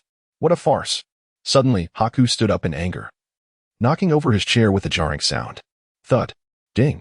Seeing this, Kato's two subordinates quickly placed their hands on their katana, cautiously drawing the blades slightly to reveal the gleaming edges. Haku, with a grim expression, turned his back to the trio, contemplating. "Is this a draw of blades?" He then glanced towards Naruto, who softly uttered a single word. "Kill." "Yes." Upon hearing Naruto's response, Haku activated his body flicker technique and swiftly launched an attack on the two subordinates. Whoosh. Sizzle. Ah. The two subordinates of Kato clutched their necks in agony, their bodies collapsing lifelessly to the ground, witnessing the instantaneous demise of his protective detail. Kato fell to the floor in terror, his voice trembling. "Ah. No. Please. I am your employer. You cannot kill me. This violates the rules of the ninja. If you kill me, you will also meet a dire fate." Upon hearing Kato's words, Haku cast a conflicted glance at Naruto. While the subordinates were expendable, Kato was another matter entirely. Understanding the unspoken communication, Naruto offered Haku a reassuring look, then rose to his feet, advancing step by step towards Kato, exuding an aura of menace. Kato, filled with dread, watched Naruto approach, desperately scrabbling backward, his legs straining against the floor. What are you? What do you intend to do?" "Zabuza, come save me. I am your employer." Zabuza turned his head, letting out a disdainful snort without responding. Humph. Kato had retreated to the corner of the room, with nowhere left to flee. Noticing the open doorway, he quickly turned to escape, but Naruto seized him by the throat, lifting him off the ground and coldly stating, "Kato, do you wish to live?" Kato found himself grasped by Naruto by the throat, struggling for breath as his face flushed with the impending threat of death. He hastily replied, "I want. If I wish to survive, first, you must hand over all your money to me." Upon hearing that this individual merely sought monetary gain, Kato felt a surge of relief. After all, he was not short on funds. Even if he surrendered all his wealth, as long as he remained alive, he could swiftly regain his fortune through his own cunning. Moreover, once he returned safely, he could hire ninjas and thugs to exact revenge, and eventually, his riches would find their way back to him. "Very well, take it all. I will give you everything. Just spare my life." Naruto observed the myriad expressions on Kato's face, a sinister smile creeping across his lips. Kato was akin to a plump sheep, and if Naruto wished to execute his plan of fleece extraction, he could not afford to eliminate him all at once. Once he seized Kato's enterprises in the Land of Waves and transformed them into his own Qin Corporation, he was confident that Kato's disposition would afford him endless opportunities for profit. "Excellent. Lead me to the money." Having spoken, Naruto released Kato and turned to Zabuza and Haku, saying, "Mr. Zabuza, take the time to recuperate here. Once you've healed, act according to my earlier strategy. And be wary of Kakashi's Raikiri, understood?" "All right. I know, you're so tedious. Especially you, Haku. Ensure that Sasuke successfully awakens the double tomo." "Indeed. Rest assured, Lord Naruto." With that, Naruto turned back, gripping Kato by the nape of his neck, leaving a flying thunder god seal upon him. A smirk playing at the corners of his mouth. "Shall we go, Kato, my esteemed boss?" Yet internally, he mused, the Qin Corporation awaits its chairman. Kato led Naruto to his subsidiary in the Land of Waves, the Kato Shipping Company. Under Naruto's coercive persuasion, Kato reluctantly surrendered all his funds from this branch, 24 large chests totaling 12 billion ryo, only to earn the release of his throat from Naruto's grip. Naruto had a penchant for individuals like Kato, who kept their wealth close at hand. In the blink of an eye, he stored all the chests into his dimensional space, leaving Kato utterly astonished, exclaiming in disbelief, "Honorable Lord Naruto, I have surrendered all my wealth in this country to you. Look." "Ah, Kato, my dear boss. You have merely fulfilled the first condition." Kato's face flushed with anger, his finger shaking as he pointed at Naruto. You. Naruto extended 2 fingers toward Kato, continuing, "The second and final condition is this. If you fulfill it, I shall spare your life." "What? What condition?" "I require the Kato Shipping Company in the Land of Waves." Kato's face suddenly contorted with anger as he exclaimed, "What? No way, absolutely not. I worked so hard to." Naruto, sensing the shift in Kato's demeanor, furrowed his brow and interrupted, exuding an aura of intimidation. Upon perceiving Naruto's menacing presence, Kato shivered momentarily, quickly adopting a forced smile. "Ah, ha ha ha. To have the esteemed Lord Naruto take notice of this small nation's branch is truly an honor for me, Kato." Yet internally, he mused, "Regardless, my primary source of income does not stem from maritime transport, but rather from those illicit goods. Even if he takes over the shipping company, it is merely a hollow shell. I can always establish another enterprise." Observing Kato's shifting expressions, Naruto discerned his thoughts but chose not to expose him, instead adopting a satisfied demeanor. "Well then, let us proceed with the formalities." "Yes," Kato responded with a forced smile. "I wonder if Lord Naruto might be interested in developing my enterprise? As long as you can provide us with security, I assure you, I will definitely offer you a satisfactory reward. We'll see about that." "Ah, all right. After a morning of negotiations, Kato's maritime company in the Land of Waves was transformed into the Qin Group, primarily focusing on maritime transportation and related services. True to his word, Naruto allowed Kato to leave, although Kato extended another invitation for Naruto to join his company, which Naruto politely declined. After 2 days, Naruto meticulously clarified the direction and key personnel for the Qin Group. He dismissed Kato's 100 rogue subordinates, instructing them to await his further arrangements in a nearby forest. From among the commoners of the Land of Waves, he selected suitable candidates for the respective positions to ensure the company could operate smoothly. He also promised a 10% salary increase for all employees over the next 3 months, with the opportunity to partake in year-end bonuses after completing a year of service from the company's inception. Subsequently, the Qin Group rejuvenated as if it had undergone a complete overhaul, with employees eager to immerse themselves in their work. In the chairman's office, Naruto began drafting the company's inaugural 5-year plan.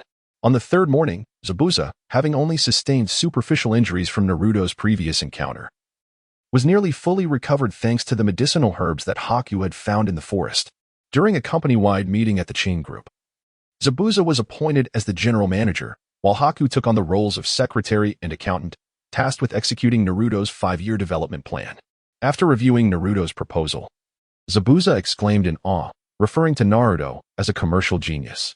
However, only Naruto understood that he was merely drawing from the successful business strategies of enterprises from his past life. He entrusted Zabuza and Haku each with a specially designed kunai infused with the Flying Thunder God technique, advising them to channel chakra into the kunai in times of danger, assuring them he would arrive promptly to provide assistance. Zabuza, holding the unique kunai, looked up at Naruto with a face of disbelief and inquired, "Lord Naruto, is this a space ninjutsu?" Naruto nodded at Zabuza and said, "Indeed."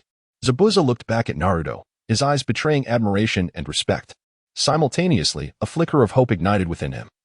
Perhaps he could one day return to lead the Hidden Mist Village and foster its growth. After leaving the Flying Thunder God Mark at various key locations within the Qin group, Naruto instructed Zabuza and his companion to familiarize themselves with the area.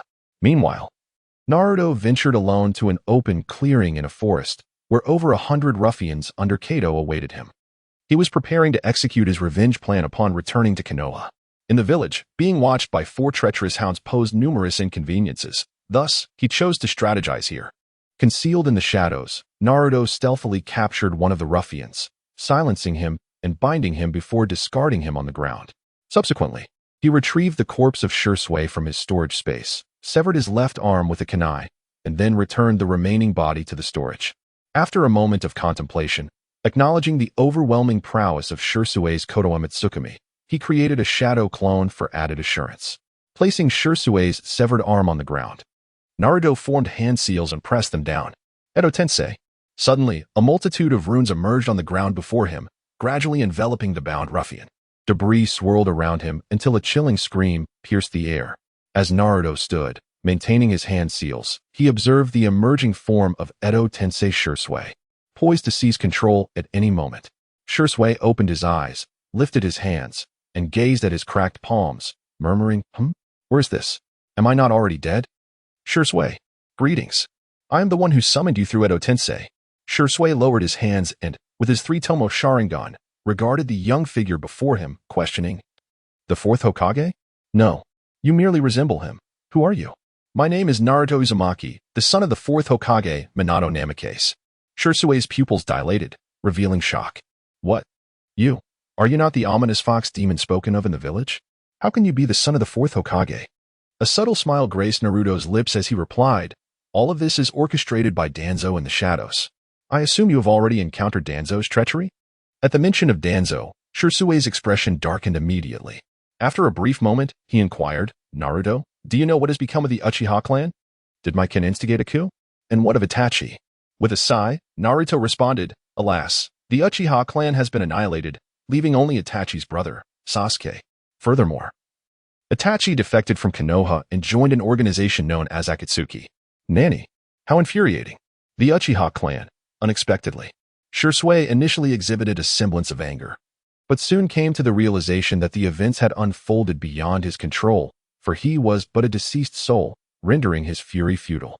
He then turned to Naruto and inquired, "Naruto, what on earth is happening?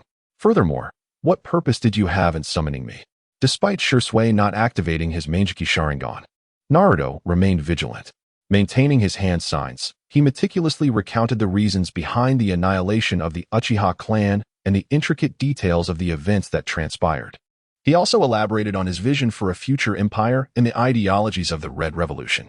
"After your demise, Danzo exploited Sasuke as leverage, and ultimately. As for why I summoned you, it is my desire for you to join my organization. My future plans are as follows. This encompasses the answers you seek. So, Shursui, are you willing to join my Z Warriors organization and help me establish a new world of peace? Please, share your choice with me." Upon finishing, Naruto discreetly channeled chakra, ready to seize control should Shursui show any signs of activating his Mangekyou. Shursui did not respond immediately. Instead, he kept his head bowed, absorbed in the revolutionary thoughts that Naruto had imparted. Indeed, this ideology is splendid. If it can truly bring about such a new world, then war shall cease to exist," he exclaimed with laughter. Naruto, upon hearing Shirsui's words, allowed a sinister smile to curl at the corners of his mouth. "Shirsui, what is your decision?" It was only then that Shirsui, interrupted from his reverie, raised his gaze to meet Naruto's. "Naruto, your future plans are indeed commendable, however. They require a substantial number of formidable individuals and your strength." Naruto did not rush to respond. Instead, he turned to his shadow clone, who immediately understood the unspoken cue. The clone placed a hand upon a nearby tree trunk, leaving behind a flying thunder god seal. Subsequently, golden chains of the adamantine variety erupted from behind the clone, swiftly ensnaring both Naruto and Shirsui. With a sudden surge, they felt the sensation of spatial fluctuation, and in an instant, the three of them appeared atop the Hokage rock in Konoha. As Shirsui gazed upon the familiar visage of the Hokage monument and the village's layout, astonishment washed over his features. With another pulse of spatial distortion, they returned to the original forest. "Naruto, is this the space-time ninjutsu of the fourth Hokage?" Shirsui asked, incredulity evident in his tone. "Indeed, Shirsui, this is the space-time ninjutsu of my father, Minato Namikaze. The chakra chains binding us can only be awakened by those of the Uzumaki lineage. This ability stems from my mother, Kushina Uzumaki. You truly are the child of the fourth Hokage. Indeed, with my current comprehensive strength, I can assure you that the existing shadows of the five great nations are no match for me." In an instant, Shirsui's eyes widened in disbelief as he exclaimed, "How is that possible? It's simply inconceivable." Naruto's lips curled into a mischievous smile. "Moreover, I am merely 12 years old. In the future, my power will only grow stronger." Upon hearing Naruto's words, Shirsui fell into deep contemplation. After a long pause, Shirsui looked at Naruto earnestly and said, "All right, I agree to join." Naruto received the desired affirmation, yet he did not let his guard down. "Welcome aboard. Choose a codename for yourself." "A codename, you say?" "Peace." Naruto mused inwardly. The codename is Peace? Shirsui truly possesses a kind heart, radiating positive energy. Subsequently, Naruto continued to address Shirsui. "Shirsui, I plan to take revenge on Danzo, and I need your assistance. For now, rest. I will summon you when needed." Revenge against Danzo. "Naruto, you." Before Shirsui could finish his thought, Naruto sealed him in a coffin and buried it underground. Although Shirsui had agreed to join, this individual had previously been brainwashed, and the symptoms were rather severe. For safety's sake, it would be wise to test him further. Thereafter, Naruto collaborated with his shadow clone to bind all of Kato's over 100 ruffian subordinates with adamantine chains and brought them over. He then retrieved the severed arms collected from the Uchiha clan from his storage space, utilizing the impure world reincarnation technique to summon them all, subsequently sealing them in the coffin and burying it underground. This way, not only could he provide these individuals, who had been unjustly slain by that old dog Danzo and the delusional Obito, a chance for revenge, but he could also augment his own methods for dealing with troublesome matters. The Uchiha Impure World Reincarnation Special Forces, how splendidly impressive. After completing these preparations for revenge, Naruto activated the Flying Thunder God technique to return to the Qin clan, arranging the subsequent plans. A week later, on the nearly completed bridge in the Land of Waves, Kakashi, accompanied by Sasuke, Sakura, and Tazuna, arrived to find all the workers on the bridge lying on the ground, their faces contorted in pain. Tazuna's fists clenched in fury as he shouted, "What is going on here? What has happened?" Kakashi sensed impending danger, murmuring to himself, "This can't be good." Suddenly, a thick mist began to envelop the surroundings. This mist.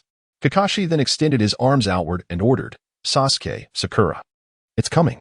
Both Sasuke and Sakura sensed the ominous atmosphere, swiftly drawing their kunai to protect Tazuna, who remained in the center. He is indeed alive and has appeared so soon. Kakashi raised his right hand to form a hand seal. Kakashi's mist technique. This must be that guy's hidden mist jutsu, right? Sakura inquired with a wary expression. Abruptly, the chilling voice of Zabuza echoed from the surroundings. "Sorry to keep you waiting, Kakashi," still accompanied by those insignificant little demons. "Huh? Heh, trembling again, how pitiable." Sasuke's right hand, clutching the kunai, quivered incessantly. As Zabuza's voice faded, 6 figures wielding executioner swords suddenly materialized around Kakashi and his companions. A sinister smile curled at the corners of Sasuke's mouth as he let out a cold snort. "Humph. I tremble with delight. Make your move, Sasuke." Kakashi turned his head, squinting as he spoke. "Ah, Upon hearing this, Zabuza swung his executioner's sword towards the four. Whoosh! Bang bang bang! Bang bang bang! Sasuke's figure vanished from sight, and after a series of swift strikes, he returned to his original position. In an instant, the 6 Zabuza figures transformed into puddles on the ground. I saw it, Sasuke thought to himself, his eyes brimming with confidence. Oh, he managed to see through my water clone. That little brat has improved significantly. Tap, tap. As footsteps echoed, Zabuza and Haku appeared before Kakashi's group. Haku, it seems your worthy opponent has arrived. Indeed, the masked Haku replied softly. The atmosphere on site grew tense. Below the bridge where they stood, a small boat was tethered to one of the bridge's pillars. On the boat sat a small table, laden with sliced watermelon, chips, and other snacks. Naruto, in his original form, munched on seeds while utilizing his 2 sensory abilities to observe the events unfolding on the bridge. Crack, crack. Pop. Kakashi and his companions had again dispelled their shadow clones.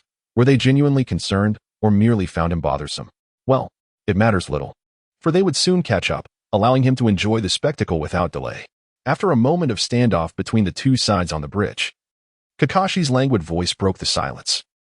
It seems my predictions were not mistaken, that masked fellow. Sakura exclaimed in astonishment. Yahari. Indeed, Sasuke said gravely. It appears that the so-called assassination squad from the mist is nothing but a ruse. Tazuna frowned as he spoke. They clearly look like Zabuza's accomplices, standing together no less.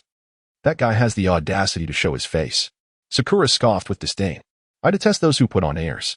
Kakashi's languid voice chimed in at the right moment. Much stronger than Kakashi-sensei, indeed.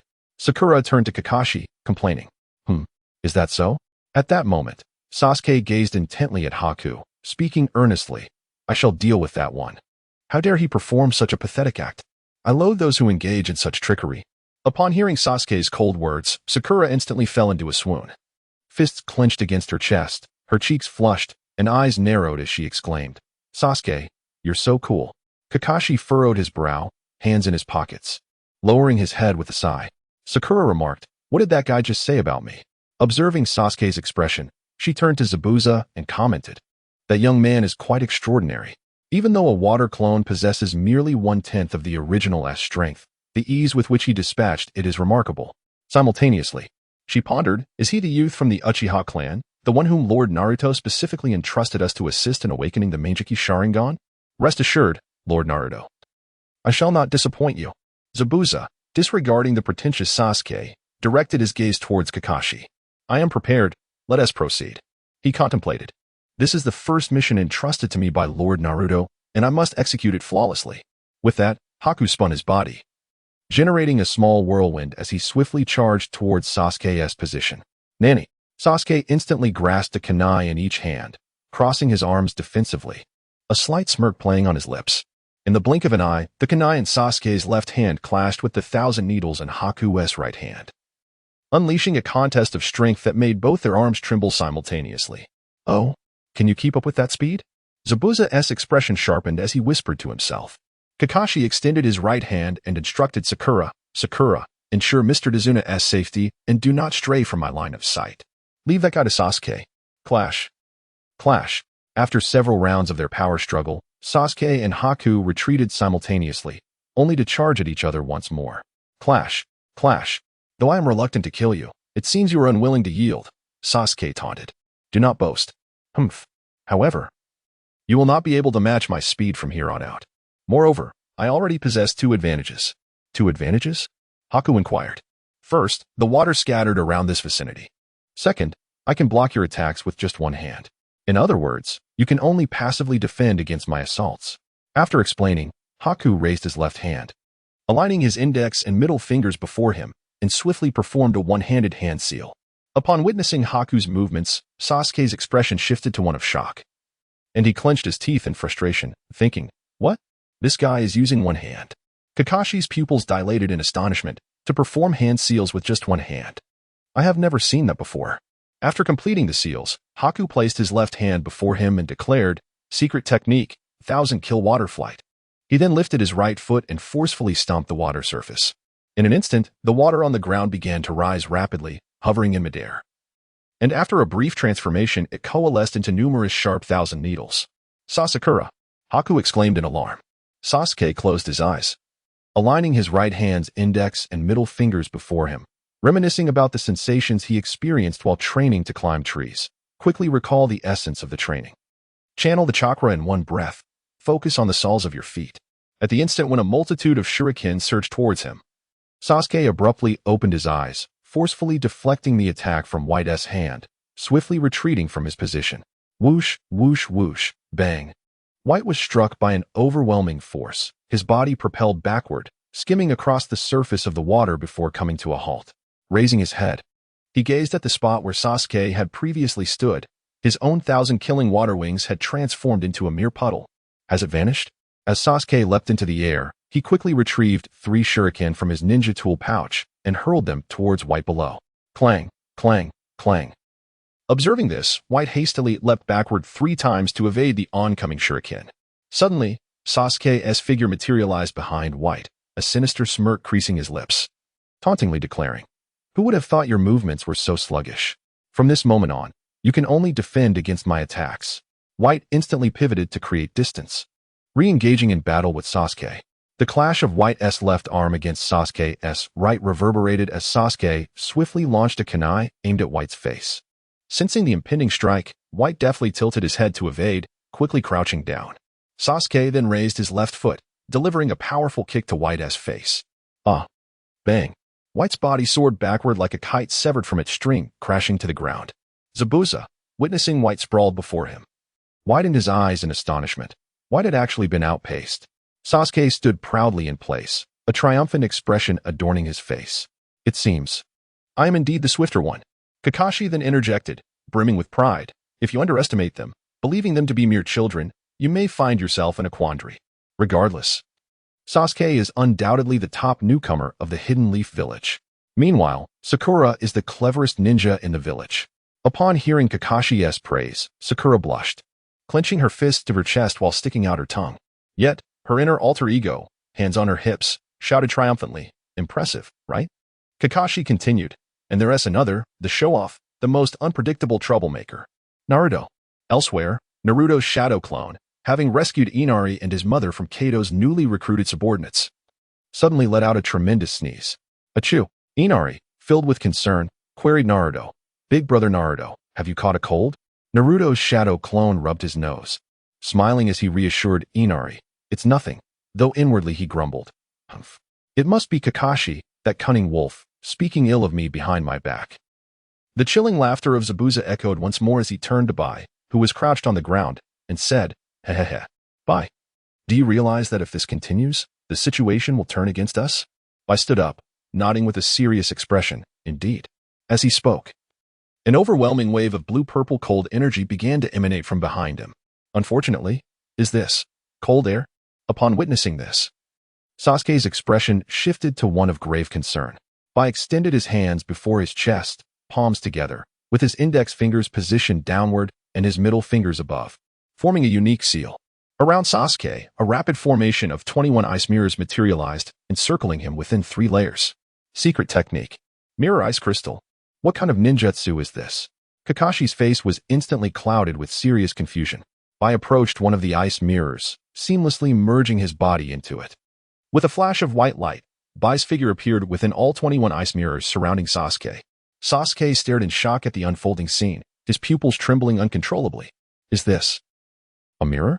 What does he intend to do? Seeing this, Kakashi, worried for Sasuke's safety, hurriedly ran toward him. Damn it! With a swift sound, Zabuza suddenly appeared, blocking Kakashi's path. "Your opponent should be me, right? Now that he has unleashed that ninjutsu, that brat is as good as dead. Once prepared." Bai spoke to the grounded Sasuke, "It is time for me to begin. Let me demonstrate my true speed." Suddenly, in Bai's hand within the ice mirror, a kunai appeared, swiftly hurled toward Sasuke. Whoosh, whoosh. "Sasuke!" Kakashi shouted in worry. Bai paid no heed to Kakashi outside, focused solely on attacking Sasuke, while Zabuza stood watch. With the pace of the assault increasing, numerous slender wounds began to mar Sasuke's body, his clothing torn asunder. Whoosh, whoosh. With a sharp clang, the kunai in Sasuke's grip was dislodged by Bai's attack, soaring far beyond the confines of the ice mirror, landing at Sakura's feet. Crouching within, Sasuke clutched his head, howling in agony as crimson lines of blood streamed from his wounds, one even trickling down his forehead to the center of his brow. Ah! Kakashi clenched his fists in worry, trembling with anxiety, while Zabuza cast a cold warning at him. If you dare to make a move, I will kill them both. Mr. Tazuna, I am sorry. May I leave this place for just a moment? Sakura, full of concern, turned to Tazuna without looking back. Yes, go quickly. Dazuna's expression darkened as he cast a sidelong glance at Sakura, who promptly stepped forward, bent down, and retrieved the kunai embedded in the ground. She then dashed towards Sasuke's direction. Sasuke, catch. Sakura leaped into the air, aiming the kunai at the gap between the ice mirrors, and hurled it with all her might while calling out loudly. Hearing Sakura's urgent cry, Sasuke struggled to open his right eye and looked towards the kunai hurtling through the gap, just as he reached out to catch it. Suddenly, a white hand appeared, intercepting the kunai mid-flight and holding it tightly, turning to gaze at Sasuke, who was half kneeling on the ground. It was intercepted. Sakura exclaimed in despair. Sasuke's injured body could no longer withstand the strain, and with a thud, he collapsed forward onto the ground, blood trickling from the corner of his mouth. At that moment, a shuriken suddenly appeared from the distance, striking the mask on the white figure's face with precision, knocking him out of the ice mirrors. With a thud, White fell to the ground. After a brief moment, White slowly rose, looking ahead, a faint smile creeping beneath his mask as he thought, has Naruto's shadow clone arrived? Just then, a massive cloud of smoke erupted in front of him. That fool, always seeking the limelight, Sasuke muttered disdainfully from his position on the ground. Who? Sakura asked. Confusion etched on her face. Rising slowly, White noticed a scratch on his mask and softly uttered, the most unpredictable troublemaker ninja. As the smoke dissipated, Naruto appeared, crouching with his right hand's index and middle fingers aligned on his chest, while his left hand's index and middle fingers were placed atop his head, striking a pose he believed to be strikingly cool. Vortex Naruto makes his entrance. Coughing, the real Naruto, hidden beneath the bridge, was struck by the ridiculousness of his shadow clone's pose, inadvertently choking on a sunflower seed he had been munching on. Damn it, what kind of entrance is that? How did you learn to strike such a tedious pose? He grumbled. Sigh. You've been led astray by Kakashi and Sasuke. Well, regardless, I wouldn't strike that kind of pose, he declared, returning to his sunflower seeds and watching the live spectacle. After delivering what he considered a grand entrance line, Naruto's shadow clone retracted his pose, placing his right hand on his hip and pointing at White with a confident smile. As long as I'm here, everything will be fine. The protagonists often make their appearances in such a manner, effortlessly dispatching their foes in the blink of an eye. Zabuza turned his head sharply, coldly remarking, it's that brat again? Internally, he mused, huh? I never expected Naruto to have such a penchant for theatrics. Is it a child's whimsy? Well, he is only 12, after all. Enough with the nonsense. Sasuke muttered, wearied by the endless chatter. That fool, truly. Making such a striking entrance without any surprise is utterly meaningless. Kakashi gazed at Naruto with his half-asleep eyes, pondering. I lifted her head, looking at Naruto's shadow clone before her, thinking, I never expected Lord Naruto to possess this aspect. The person I encountered while foraging in the forest must have been this shadow clone, right? At that moment, Naruto formed hand seals and shouted, Yoshi, Ikoso. All right. It's about to begin, shadow clone jutsu. Zabuza's gaze sharpened as he flicked his left hand, launching 4 shurikens towards Naruto. Whoosh. Shimada, oh no. Quickly dodge. Which direction? Kakashi shouted loudly, rushing towards Naruto. Naruto dropped his hands, feigning terror as he cried out. Ah. Whoosh. Clink, clink, clink. I swiftly countered with her left hand, sending 4 kunai to knock Zabuza's shurikens to the ground. What? Zabuza's expression turned to one of disbelief. Although he could not discern the nature of the enemy's attack, Naruto was indeed fortunate. Tazuna expressed his relief with a face full of gratitude. Sasuke clenched his fists against his chest, angrily complaining. What are you doing, Naruto? Kakashi also glared at Naruto, voicing his displeasure loudly. Hey, you fool. Who casts techniques directly in front of an enemy like that? The essence of ninjutsu lies in deception. It is essential to mislead the opponent. Even if employing a single technique, one must deceive the enemy's eyes. Surprise and attack at their most vulnerable moment are crucial. The manner of your entrance just now would merely render you a target for the enemy. Naruto feigned confusion, clutching his head and exclaiming, Ah, what a waste of my effort to come and rescue. Yet internally he grumbled. The original was indeed correct. Kakashi and Sakura are just biased against me. Deep down, they still hold prejudices. Kakashi, however, turned his gaze towards Bai, worriedly contemplating. More concerning than this is. Zabuza looked at Bai, feigning confusion and asking him, Bai, what do you mean by that? Mr. Zabuza, please leave this child to me. Allow me to complete this battle in my own way. Bai confidently replied to Naruto before her. After observing Bai's back for a moment, Zabuza seemed to contemplate something and then closed his eyes. Humph.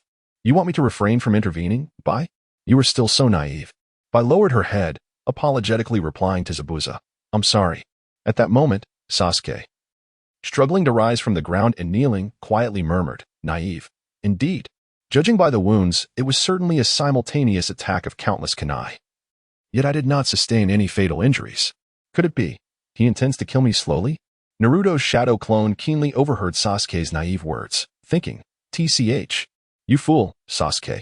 I do not wish to bring about your demise. Had I intended to do so, you would have perished countless times by now. Alas, shortly. I must collaborate with you, enduring this torment together.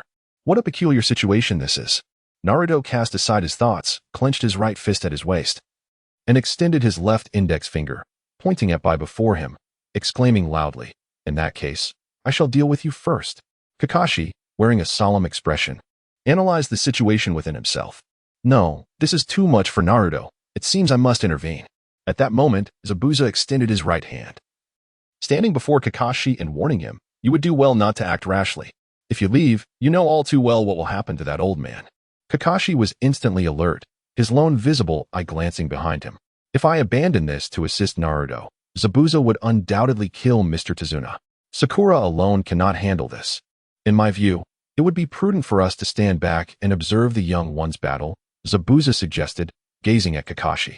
Naruto, feigning ignorance of Bai's true identity, looked at him and declared, you, the one in the mask, are indeed Zabuza's accomplice. Such audacity to deceive us.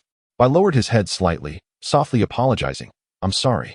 However, your teacher has mentioned that deception is the essence of a ninja. Please do not blame me.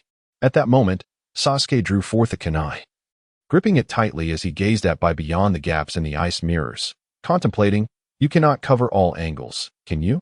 After speaking, he aimed for Bai's head and swiftly hurled the kunai. Whoosh. Yet, Bai's upper body shifted back effortlessly, evading Sasuke's sneak attack. As for you, I cannot forget. If possible, I wish to defeat you easily. It seems that approach will not work.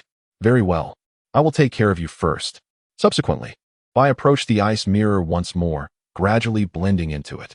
Sasuke knelt on the ground, glancing around, noticing that only the ice mirror before him contained Bai's reflection. Is this the true form of that guy? Good. Then, Sasuke's right hand reached for the black ninja pouch on his right leg. I am here. Sasuke gasped in shock, trembling all over, as the voice emanated from behind him, and the ice mirror before him no longer held Bai's image. He moved. How did he accomplish that? When Sasuke turned to look behind him, he was met with the sight of Bai's figure appearing in every ice mirror. Moreover, Bai's right hand held 3 shuriken between his fingers, poised to launch. Whoosh, whoosh, whoosh. With a loud thud, Sasuke was once again struck and fell to the ground. Sasuke! Sakura shouted in alarm. Sasuke! Naruto feigned concern as he called out. Sasuke struggled to rise from the ground, kneeling once more, his body and face marred by slender wounds, his right hand clutching his left shoulder. Gritting his teeth as he pondered, what kind of ninjutsu has he employed? In my perspective, concealing a clone within a mirror and simultaneously unleashing a barrage of shurikens. No, that approach is undoubtedly too swift. How could one fail to discern the trajectory of the weapons? Moreover, if it were merely a simple clone technique, the existence of these ice mirrors would be rendered futile. In essence, these mirrors are the crux of his offensive strategy. Kakashi observed Sasuke enduring torment within, his expression grave as he meticulously analyzed the situation in his mind. The only feasible course of action now was to assault the mirrors from both inside and outside. Sasuke ultimately concluded, I shall remain within while Naruto strikes from the exterior. At that moment, Naruto unexpectedly appeared before Sasuke, crouching with his right hand cupped near his mouth. Hey, I'm here to rescue you. Huh? Sasuke gasped, momentarily frozen in disbelief, his eyes widening into 2 white circles. Are you all right, Sasuke? How could you not grasp the intentions of your own comrades? Kakashi sighed helplessly, closing his eyes. Once Sasuke regained his composure, he glared at the grinning Naruto, clenching his left fist in frustration, exclaiming loudly, "You absolute laggard." A ninja must exercise caution before taking action. Naruto, clearly exasperated, pressed his hands against the ground, gritting his teeth as he retorted loudly, "What are you talking about? I came all this way to save you. If you were to end up in the mirror too. Forget it. You fool. Fool. What do you mean by calling me a fool? Truly, he is the most unpredictable ninja, coming to save others yet complicating matters further." Kakashi mused silently as he observed the two from outside. Given the circumstances, Sasuke was unwilling to continue arguing with Naruto.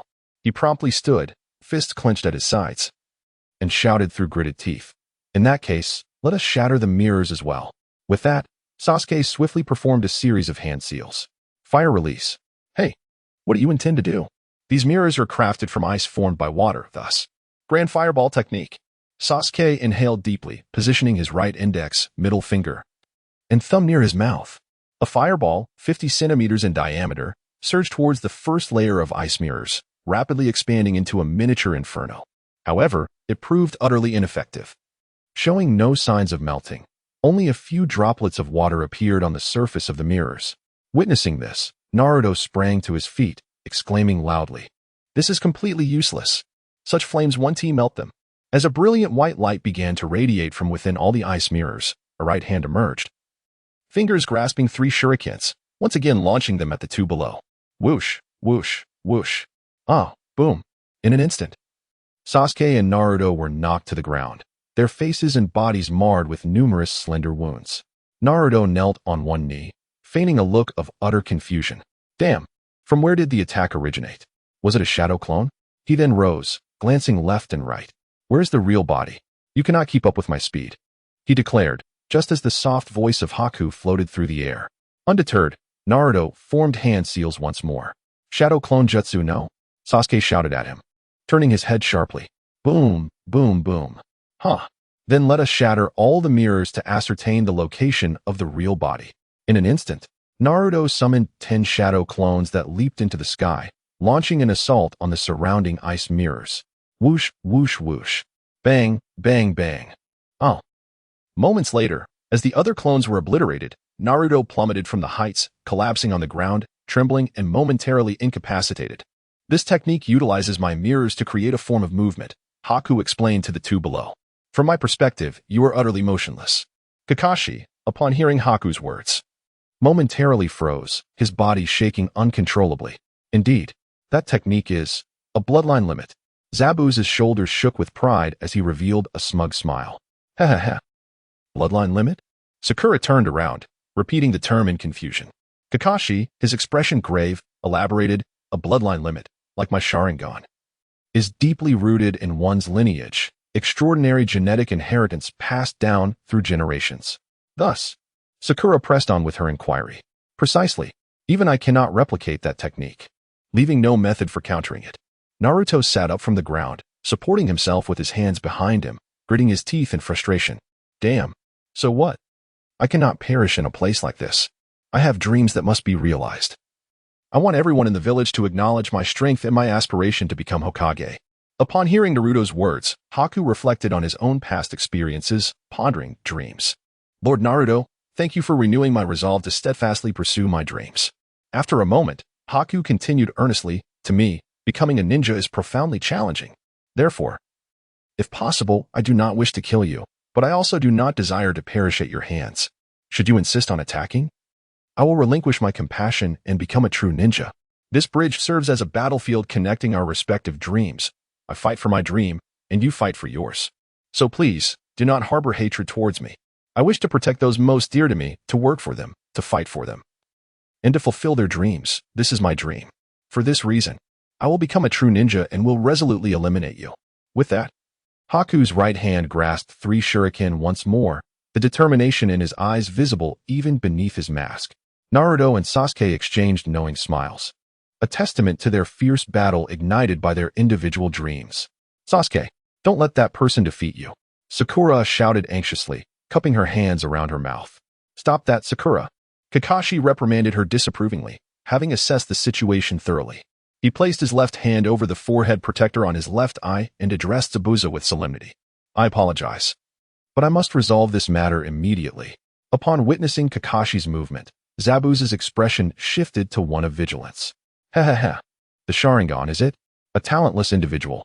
Zabuza scoffed, suddenly reaching for his tool pouch at his waist, dashing towards Kakashi, kunai in hand, aimed at Kakashi's left eye. "No. Teacher!" Sakura cried out in horror. However, Zabuza's kunai was intercepted by Kakashi's right hand, which was instantly drenched in blood. Kakashi kept his left hand over his forehead protector, his right eye fixed on Zabuza. "You speak boldly, yet it seems you harbor a fear of the Sharingan. Zabuza? Ha ha ha. Is it not the essence of a ninja to refrain from revealing their techniques to the opponent?" Zabuza taunted Kakashi. "You are the first to have a second chance to witness the Sharingan, and there shall not be a third. Ha ha. Even if you manage to defeat me, you cannot conquer Haku. From his childhood, I have imparted my combat techniques to him. I have bestowed upon him all my skills. And he has even developed his own unique jutsu. Thus, even when faced with insurmountable challenges, he will exhibit remarkable prowess. He possesses no heart and has discarded the very concept of life. He is a combat machine known as a ninja. Therefore, I have acquired a most formidable weapon." Meanwhile, Naruto, hidden beneath the bridge, scoffed and muttered, "TCH. Spare me, Zabuza. You are merely a tsundere. Deep down, you care about Haku but are too embarrassed to admit it. If it weren't for your impending demise, you wouldn't reveal your true feelings. No, I must play matchmaker for you too. I'll handle Haku's gender issue." He chuckled mischievously before forming hand seals once more. Shadow clone technique. "Stop!" Sasuke exclaimed in shock again. Boom, boom, boom. Several of Naruto's shadow clones charged towards the surrounding ice mirrors in a fierce assault. Whoosh, whoosh, whoosh. Bang, bang, bang. After 3 repetitions of this, both Naruto and Sasuke collapsed to the ground once more. Outside the ice mirrors, Zabuza unleashed his signature technique once again. Ninja art, hidden mist technique. The already dense fog thickened, and soon, everyone on the bridge could see no one but themselves. Certainly, with the exception of Naruto's true form beneath the bridge. The presence or absence of fog held no significance for him, as he did not rely on his eyes to witness the unfolding events. "Sakura, do not leave Mr. Tazuna," Kakashi commanded, directing his words towards Sakura, who was positioned not far away. Upon hearing this, Sakura swiftly ran to Tazuna's side, drawing out her kunai, fully alert. Within the icy mirrors, Naruto employed the shadow clone technique once more, relentlessly attacking the surrounding mirrors in search of his true self. Just as White emerged from the icy mirror again, having dispatched the other shadow clones, he prepared to strike the last Naruto hovering in the air when Sasuke swiftly formed hand seals. A fireball hurtled towards White, who, caught off guard, felt a small portion of the skirt on his left leg singe. Ah, thud. Naruto once again fell to the ground. Sasuke wore a confident smile, thinking to himself, "Excellent. Although it is only a slight progress each time, I am gradually mastering the rhythm." White, sensing the searing pain radiating from his left calf, pondered, "My movements have been. Could it be that his Sharingan is about to evolve? The task entrusted by Lord Naruto is nearing completion. Time to exert more effort." Naruto stood up from the ground, acutely aware of this moment, and the corners of his mouth lifted slightly, continuing to feign rage. He shouted, "Damn it, I was so close to succeeding. Which way are you going? Can you still move?" Sasuke turned his head, shouting back at Naruto, "Of course. I'm perfectly fine." Sasuke, analyzing the exhausted Naruto before him, was inwardly astonished. He has expended a considerable amount of stamina. It is no wonder, as the shadow clone technique consumes a vast amount of chakra. Yet, in doing so, I have discovered his vulnerabilities. As the icy mirrors emitted a blinding white light once more, Sasuke formed hand seals and suddenly turned to the Naruto on his left, shouting, "Naruto, run. Quickly escape from here and launch an attack from the outside." Naruto turned his gaze to Sasuke on the right, instantly understanding. I got it. Believe it," he exclaimed, sprinting towards the gap between the icy mirrors. "Do you think you can manage that?" Fire style, great fireball technique. Seizing the opportunity, Sasuke unleashed a fireball towards White. Suddenly, White pivoted and shot a barrage of shurikens towards Sasuke's left shoulder. Subsequently, White conjured 20 more shurikens, piercing both Sasuke and Naruto like a hedgehog. Lying on the ground, Naruto trembled as he attempted to rise, but after several futile attempts, he ultimately succumbed to the ground, momentarily losing consciousness. Sasuke knelt beside him, filled with concern. "If this continues, we will be in grave danger.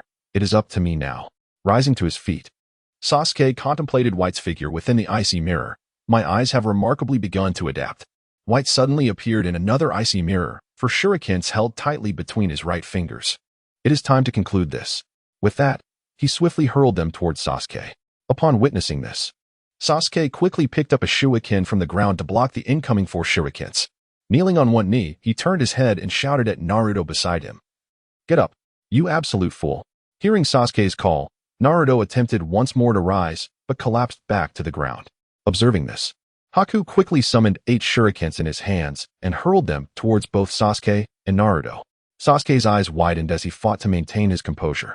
Remain calm, focus, and then see through everything. At the moment the 8 shurikens were launched, he crouched down and lifted Naruto from the ground, concentrating his chakra beneath his feet. With a whoosh, he leaped to a safer location. Back in the ice mirrors, Haku turned to see Sasuke, holding Naruto with one arm, and thought to himself, he actually evaded completely. Did the plan succeed? Sasuke lowered Naruto to the ground and raised his head to reveal his Sharingan, adorned with the tomo. Meanwhile, Naruto's real body, hidden beneath the bridge, spat out a watermelon seed and said with a hint of amusement, "Hey, it seems the double tomo of the Uchiha has finally awakened. My efforts to stage this play were not in vain." Next, it was time for Zabuza to recognize Haku's significance in his heart. While Haku was astonished by Sasuke's Sharingan, he pondered, "Though I do not understand why Lord Naruto is so devoted to assisting you, I wish to test how you would choose when Lord Naruto's life is in danger." Haku aimed the 6 shurikens in his hands at the prone Naruto and swiftly darted out from the ice mirror, rushing towards him. Upon seeing this, Sasuke was taken aback and quickly concentrated his chakra in his legs, racing towards Naruto's location. "Nanny, there is no time." With a whoosh, a bang, Naruto awakened from his unconscious state, turning to see Sasuke standing before him and Haku lying on the ground before him. Yet, he could hear Sasuke's weak, proud complaints in his ears. "Honestly, you always do this, just getting in the way." "Not bad." Naruto began, only to freeze in place as he beheld Sasuke, blood pouring from his mouth, his body pierced by numerous shurikens, standing protectively in front of him. Sasuke turned his head, blood at his lips, and weakly said to Naruto, What kind of expression is that? You absolute fool." Naruto immediately sat up. Disbelief etched on his face as he loudly questioned, "Why? Did you take that blow for me?" Sasuke himself was unsure why he had acted as he did. Reflecting on the moments they had shared since graduating to become ninjas, his expression distant. "How should I know? Why? I clearly despise you." Naruto stood, his heart brimming with emotion and disbelief, closing his eyes and shouting, Why? Why did you protect me? Who told you to meddle?" Sasuke, weak and with half-closed eyes, murmured, "How could I know? My body, it moves on its own." At this point, Sasuke could no longer hold on, his body slowly tilting backward. Naruto, witnessing this, hurriedly stepped forward and caught him in his arms. As Sasuke lay within Naruto's embrace, his face was etched with reluctance and despair. That man. How can I die before defeating my brother?" he lamented. "You mustn't die." As he spoke, Sasuke tremblingly raised his right hand towards Naruto. Yet before Naruto could reach out to grasp it, Sasuke's hand fell limply, his eyes closing in profound unwillingness as he succumbed to unconsciousness. Naruto, cradling Sasuke close, reminisced about the myriad experiences they had shared over the past week, a profound and inexplicable emotion enveloping his heart. At that moment, Bai, who had been lying on the ground, stood up and approached Naruto, respectfully stating, "Lord Naruto, Sasuke, in his bid to protect you, bravely rushed forward even knowing it was a trap. I truly admire him. I finally understand your good intentions towards him, which led to this plan." Upon hearing Bai's words, Naruto slowly raised his head, tears streaming down his cheeks. Sasuke is just such a cool, proud, and incredibly foolish person. It's a love-hate relationship. Bai, had your original self already accepted you along with Zabuza? Bai nodded in response, saying yes. "Lord Naruto, your strength is formidable, and your future plans have also gained Zabuza's approval. Lord Naruto, Sasuke has successfully awakened the double Tomo Sharingan. What should we do next?" Gently placing Sasuke on the ground, Naruto stood up and looked at Bai, saying, "To be honest, I too am uncertain about our next steps. However, since the original has yet to appear, it signifies that our performance has not been convincing enough. Only by playing it to the end can we uncover the original's intentions. Now, I shall unleash the chakra of the Nine Tails, so be cautious." "Understood." Subsequently, a series of spiraling red chakra circles began to manifest around Naruto, causing the ground to crack under its influence. The red chakra coalesced above Naruto's head into the visage of a red fox, eliciting a look of terror from Bai. In an instant, all the kunai embedded in Naruto's body were expelled, and his wounds began to heal rapidly. Naruto, on all fours, his eyes transformed into red slitted pupils. The whiskers on his cheeks more pronounced, claws sharpened, and 4 sharp fangs protruding from his mouth, suddenly engaged Bai in battle. Boom, boom, boom. Outside, amidst the thick fog, Kakashi's eyes widened in shock as he thought, this chakra, rife with calamity, belongs to the Nine Tails. No way. Has Naruto's seal been broken? No, this sensation is. The seal has yet to be broken, yet the chakra of the Nine Tails has undeniably leaked forth. At this moment, Kakashi suddenly produced a small scroll from his person, unfurling it before him. With his left thumb stained by blood from the wound on his chest, he forcefully inscribed a mark. Wonderful, the seal remains intact. There may still be time. Hidden within the thick mist, Zabuza, eyes closed as he silently executed his assassination technique, suddenly sensed something amiss. What kind of chakra is this? It feels ominous. Is it Lord Naruto? Yet, it feels different from the last time. Suddenly, Kakashi's voice echoed. Do you realize, Zabuza, that we have little time left? Though this may not sit well with you, I no longer wish to indulge you in this. Kakashi swiftly closed the scroll, pressed his palms together, and aligned his fingers to form a seal, placing the scroll upon his hands. Let us determine the victor with this next move, shall we? How intriguing. Under such circumstances, what can you possibly do? Kakashi, allow me to witness your prowess. Zabuza's voice, laced with skepticism, rang out. Meanwhile, beneath the bridge, Naruto's original form bore an expression of realization. Sigh. Zabuza. I knew that arrogant old fool would not heed my warnings, insisting on testing Kakashi's Raikiri. If I were not here, sigh, I suppose I shall have to clean up this mess afterward. The vengeance plan is drawing near. It is time to reveal myself and remind someone to mind their tongue. On the other side, Naruto propelled Haku outside the circle of ice mirrors, shattering Haku's mask while reverting to his original appearance, engaging in conversation about Haku's past. Kakashi, placing the scroll upon the ground, performed a summoning technique, calling forth 8 ninja hounds that latched onto Zabuza, firmly restraining him in place. Kakashi formed another series of seals, and around his right hand, a significant gathering of blue lightning began to coalesce. Raikiri. Moments later, a mass of blue-violet lightning chakra surged in Kakashi's right hand, emitting a piercing crackle. Zzz. Kakashi, wielding Raikiri, swiftly lunged toward the immobilized Zabuza. Just as Kakashi's Raikiri was poised to pierce Zabuza's heart, Haku swiftly pierced the ninjutsu summoning scroll Kakashi had placed on the ground with a senbon, conjuring an ice mirror before Zabuza. Haku's form abruptly materialized from the ice mirror, interposing himself in front of Zabuza. As Kakashi's Raikiri was about to penetrate Haku's heart, Naruto's original form suddenly utilized the special Flying Thunder God Kunai on Haku, activating the Flying Thunder God technique to appear before Haku, gripping Kakashi's right hand. With a forceful pull, Kakashi's Raikiri directly pierced through the ice mirror beside Haku. Crackle. Tap tap tap. The surface of the ice mirror instantly bore a fist-sized void, and shattered ice fragments cascaded to the ground, producing a series of tapping sounds. At that moment, Kakashi displayed an expression of sheer astonishment, his eyes fixated on Naruto, who grasped his right wrist. What? How is this possible? Naruto executed a swift kick, sending Kakashi flying backward. He then utilized the body flicker technique to incapacitate Sakura and Tazuna. Upon returning, he cast a displeased gaze at Zabuza. Zabuza, you have greatly disappointed me. Boom, boom, boom. Zabuza's 8 ninja dogs, which had been clinging to him, vanished in a puff of smoke. Seeing this, Haku hurriedly stepped forward to support Zabuza, anxiously inquiring, Mr. Zabuza, are you all right? He then looked up at Naruto, his eyes filled with remorse. Lord Naruto, I apologize, Mr. Zabuza. Naruto raised a hand to silence Haku, turning his attention back to Zabuza. Zabuza, one must acknowledge their mistakes and stand tall when faced with defeat. Had I not intervened, Haku would have perished before your eyes. Do you truly regard him merely as a tool? Lord Naruto. Zabuza lowered his head in shame. Yet, despite this, Haku bore no resentment toward you and continued to worry for your well-being. In his heart, your position is irreplaceable even by me. So, cast aside your arrogance and pride, cherish those before you, lest you learn to appreciate them only after they're gone. Enough said. I trust you have found your answer within. Having spoken, Naruto turned and gazed at Kakashi, who knelt in disbelief a few meters away. Kakashi-sensei, I apologize. I was compelled to act to save my exceptional subordinate. I hope you can understand. Kakashi, pressing his hand to his chest, slowly rose, his expression grave as he inquired. Naruto, what was that technique? Indeed, it is my father's flying thunder god technique, Naruto replied with a smile. The Naruto who has been following me these past few days was merely a shadow clone. My true self was elsewhere. Naruto shrugged, of course.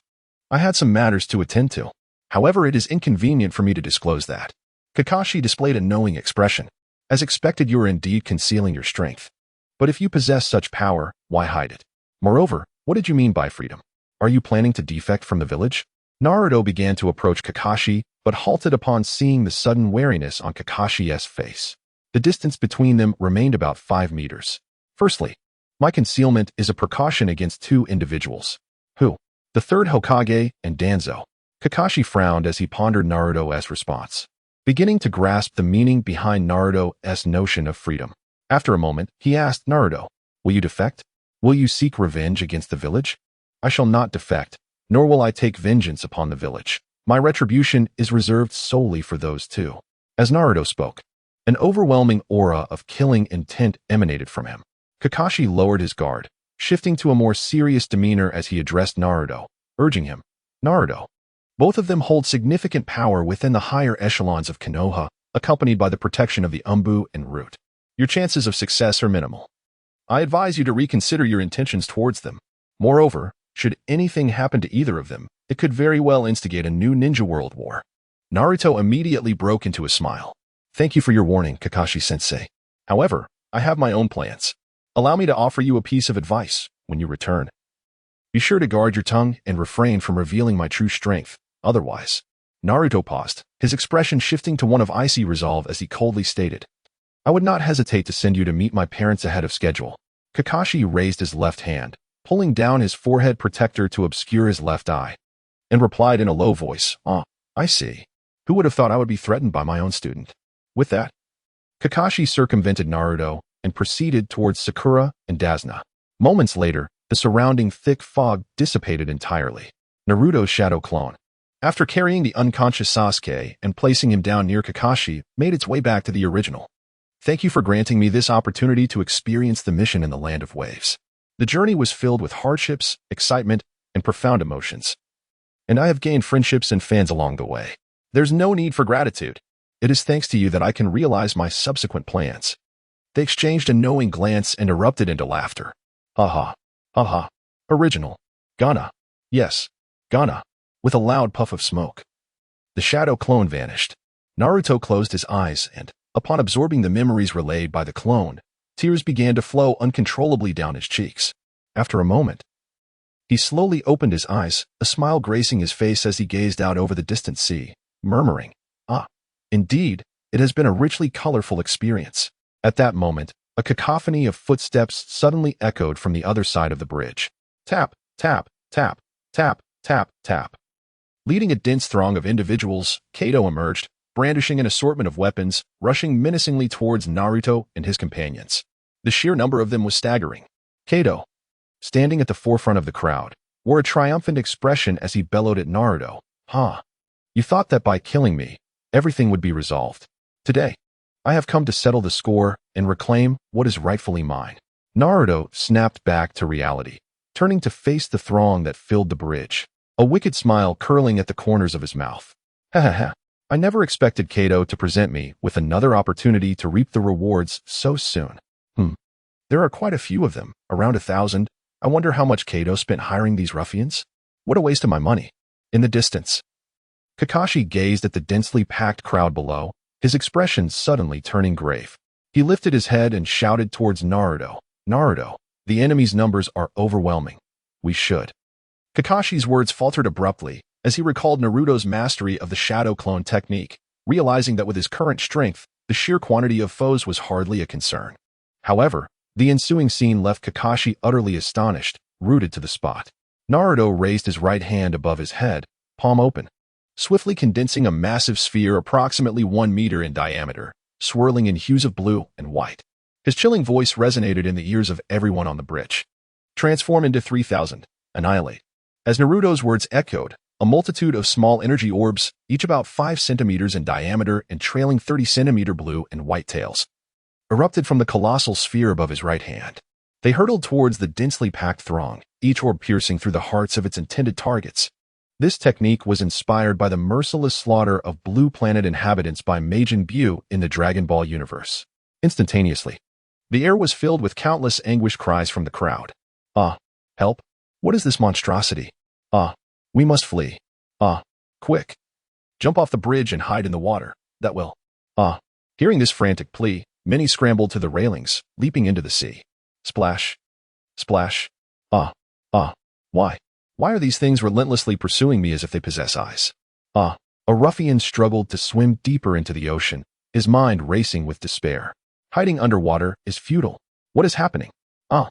It was only after the cacophony of wails reached a crescendo that Kakashi regained his senses, shouting at Naruto, Naruto, stop immediately. They are innocent people. Yet, Naruto paid no heed to Kakashi, continuing his relentless assault. Minutes later, apart from Kato, no one remained standing on the bridge. Even the waters on either side were littered with countless bodies. A torrent of crimson blood flowed from the bridge's edges into the sea, staining the nearby waters a ghastly red. This expanse of ocean resembled a torrential downpour of blood, sending chills down the spines of those who witnessed the carnage. Lowering his right hand, Naruto curled his lips into a sinister smile, stepping through the blood pooling beneath him, advancing towards Kato with deliberate intent. It is time to reap the rewards. Naruto approached Kato, who was sitting on the ground in a state of shock, and greeted him with a smile. Ah, Mr. Kato, long time no see. Kato, supporting himself with his left hand behind him, pointed at Naruto with his trembling right hand, stammering, why you? Please don't. Don't kill me. I. A slight smile crept across Naruto's lips as he continued, oh, Mr. Kato, then you must give me a reason not to end your life. If it pleases me, I might just spare you this time. Upon hearing that there was a chance for survival, Kato immediately knelt before Naruto, looking up with a face full of hope as he timidly inquired, our respected Naruto-sama, as long as you spare my life, I will do anything you ask. Naruto raised his right index finger towards the kneeling Kato. 1 billion. In exchange for your life. Kato's face turned pale at Naruto's words, and he sank back onto his calves, realizing that he had truly bitten off more than he could chew. With no other choice, he thought to himself, I am but a fish on the butcher's block. After a fierce internal struggle, he finally lifted his head, gritting his teeth in despair as he said, Naruto-sama, I concede. 1 billion it is. However, I do not have that much on hand. I will need a week to prepare. What do you say? Naruto's heart swelled with joy, thinking, this Kato truly deserves his title as the richest merchant in the world of Naruto. I expected it would take months, yet he can prepare it in just a week. What a splendidly plump sheep. Mr. Kato, I hope you will continue to bring me troubles in the future. More is always better. Returning to the present. Naruto suppressed his amusement and coldly replied, very well. I shall grant you a week to prepare. 1 week from now, deliver the money to the chairman's office of the Qin Group. And let me warn you, as long as you exist in this world, I can find you in an instant. Do not entertain any ill intentions, otherwise. Kato shuddered at Naruto's warning, the earlier scene still vivid in his mind. He dared not entertain any wicked thoughts and quickly promised, Naruto-sama, rest assured, I will not harbor any ill intentions. The 1 billion will be delivered to your office on time, 1 week from now. Naruto nodded and turned, raising his right hand in a farewell gesture. All right, you may go. Kato quickly stood up, disregarding the thick bloodstains on his body, expressing his gratitude fervently. Thank you, Naruto-sama. Thank you. Then, Kato cautiously stepped over the piles of corpses, struggling to navigate through them before finally reaching solid ground and sprinting off into the distance. Ding. Congratulations, host. You have successfully rewritten the fate of Zabuza and Haku, earning 1,000 points. The host's current points total is 4,695. Please check your account. Naruto suddenly heard the system's notification in his mind, a faint smile gracing his lips. At last, he had accumulated enough points to resurrect his parents. Once the plan to obliterate Konoha was complete, he would prioritize this resurrection endeavor. With this thought, Naruto swiftly formed hand seals. Wind release, great breakthrough. A powerful gust erupted on the bridge, sweeping the numerous corpses to either side into the sea. Having accomplished this, Naruto clapped his hands together in satisfaction. All done. He then turned and approached Kakashi. Kakashi-sensei, please take Sasuke back to Mr. Dazna's home to recuperate. Once he has recovered, we can conclude the mission in the Land of Waves and return to Konoha. Kakashi raised his gaze to Naruto, voicing his concern. What about you? Naruto smiled gently at Kakashi. Of course, I will return to Konoha with you all. After all, Sasuke is progressing too slowly. I must keep him on track. However, I have a few matters to attend to first.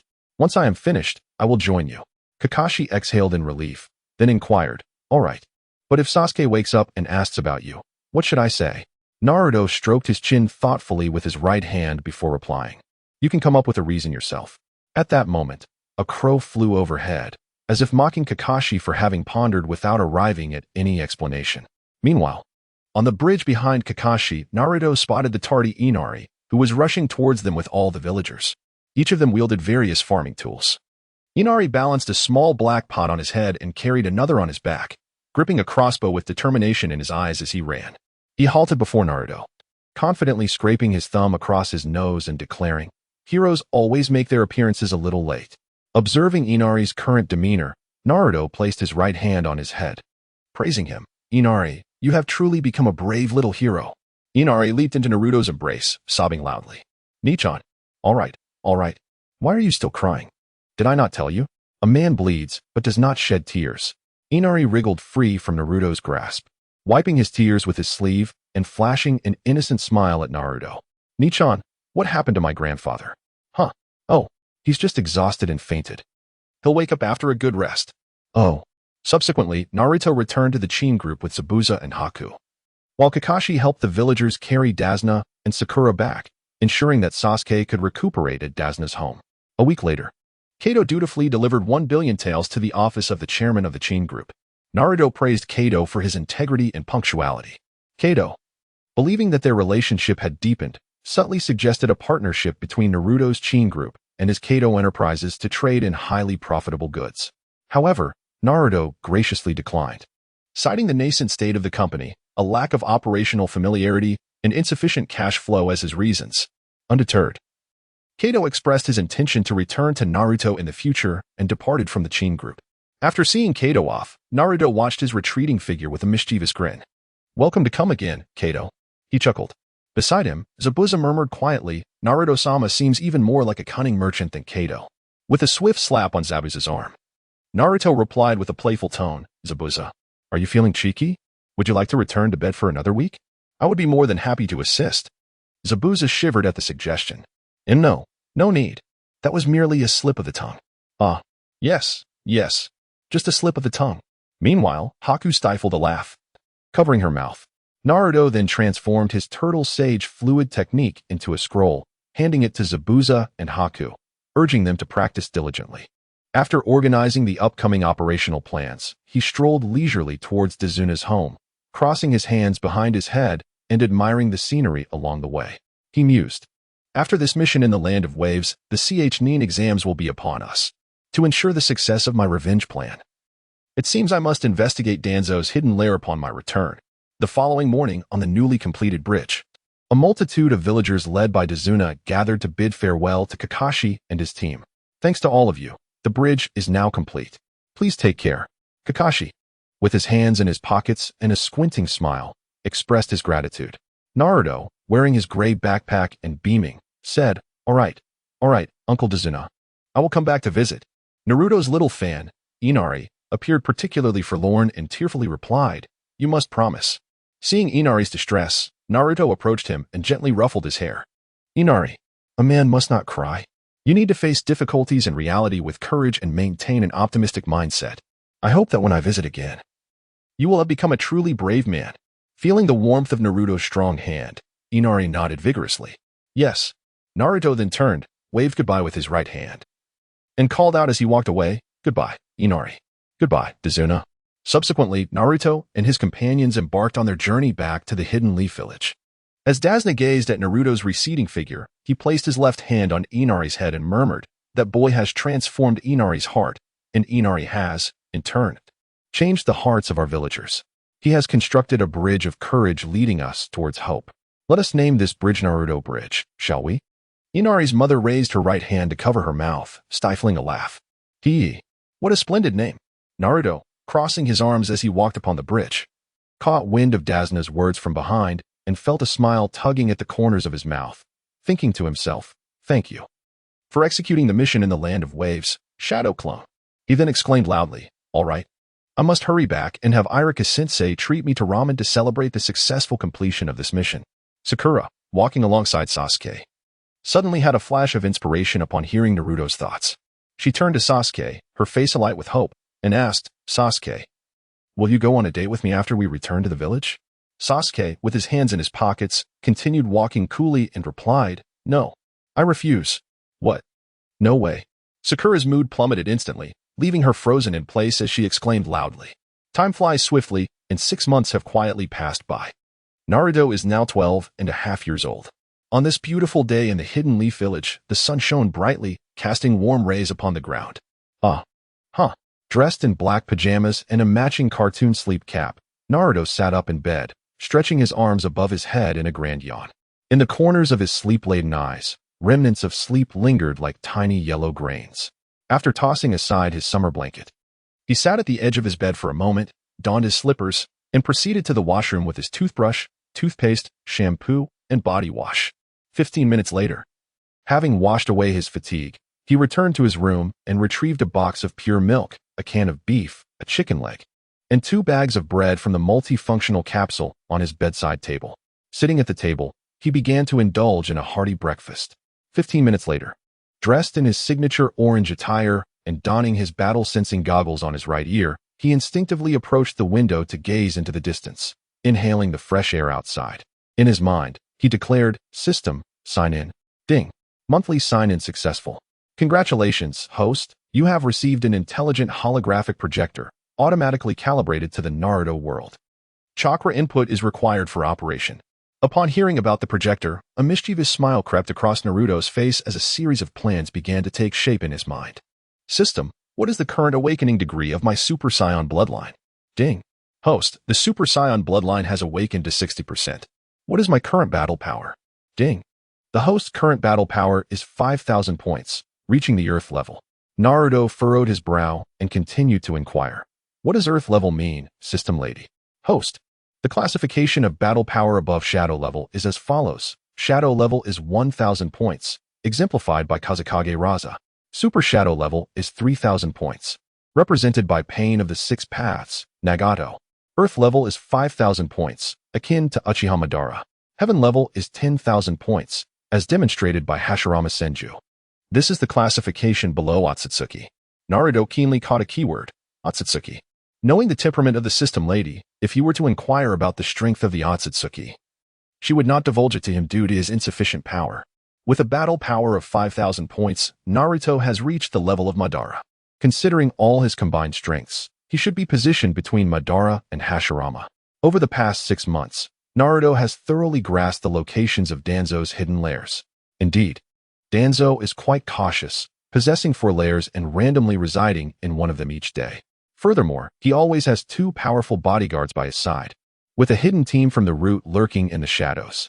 Danzo is perpetually accompanied by 19 elite bodyguards, suggesting that Naruto's previous act of severing one of Danzo's hands has made him even more vigilant. A fierce killing intent flashed in Naruto's eyes as he thought, Third Hokage. Danzo, it is time for you both to repay your debts. Humph. Naruto retracted his thoughts, secured the window, and turned to exit his room. He turned back, pretended to retrieve his key adorned with a cartoon image of Hinata from his pocket, inserted it into the lock, and firmly secured his door. He then placed the small Hinata key into his pocket, effectively storing it in the system's spatial storage. With his hands crossed behind his head, Naruto leisurely made his way to the assembly point of Team 7. Half an hour later, Naruto finally arrived at a bridge adorned with light red wooden railings. From a distance, he spotted Sasuke leaning against the railing with his arms crossed and his left leg resting on his right foot, alongside Sakura standing next to him. Naruto approached Sasuke's opposite side, leaning against the railing with his arms crossed, casting a sidelong glance at Sasuke. Upon seeing Naruto, Sasuke displayed a similar expression. Subsequently, both turned their heads away simultaneously. Humph. Sakura, witnessing their actions, let her arms drop, appearing despondent. Oh no, here we go again. Ever since they returned from the land of waves, they have been acting a bit strange. How awkward. Suddenly, Sakura's alter ego emerged in her mind. Shouting with fury, Kakashi-sensei, come quickly. For some inexplicable reason, every time Naruto saw Sakura's awkward and gloomy expression, he felt an unaccountable sense of joy and relief. This is when I realized the reason Kakashi tends to be late. If I were to arrive alongside those two, Naruto might very well burst into laughter resembling a pig's squeal. Sasuke certainly puts on quite the act. It won't be long before I can no longer indulge in this charade with you. You will become envious of my prowess and subsequently train with a fervor that borders on madness. Therefore, during the duration of the Chunin exams, I shall accompany you in your folly for a while longer. At that moment, a faint smile crept upon Naruto's lips as he thought, ah, the tardy Kakashi has finally arrived. Kakashi unexpectedly appeared on the wooden beam of the bridge, extending his right hand in greeting. Good morning, everyone. I seem to have gotten lost again today. Sakura's face immediately contorted with anger. Her right fist clenched against her chest while her left fist rose high above her head as she vocally lamented, what a liar. As Kakashi descended from the bridge, Naruto, embodying his theatrical self, clasped his hands to his chest, a look of eager anticipation plastered across his face. Kakashi-sensei. Our Team 7 has been tasked with rather mundane missions lately. Could we perhaps switch to something more invigorating or exhilarating? Kakashi swiftly placed his hands against his chest to quell Naruto's enthusiastic emotions. All right. I believe I have an inkling of what you wish to convey. However, let us first complete today's assignment. Yet internally, he pondered. Ever since returning from the Land of Waves mission, 6 months have elapsed. And Naruto continues to conceal his true self. What is he truly planning? Is he genuinely contemplating confronting those two, given his true strength? Subsequently, Kakashi led Team 7 to execute the tasks of weeding, litter collection, and dog walking assigned for the day. Caw. Upon glancing up at the ninja hawk soaring overhead, Kakashi murmured, is that matter arriving? He then lowered his gaze to Team 7 and declared, it's time to disperse. I must return to submit the mission report. With that, he instantaneously activated his body flicker technique, leaving behind a cloud of white smoke as he departed.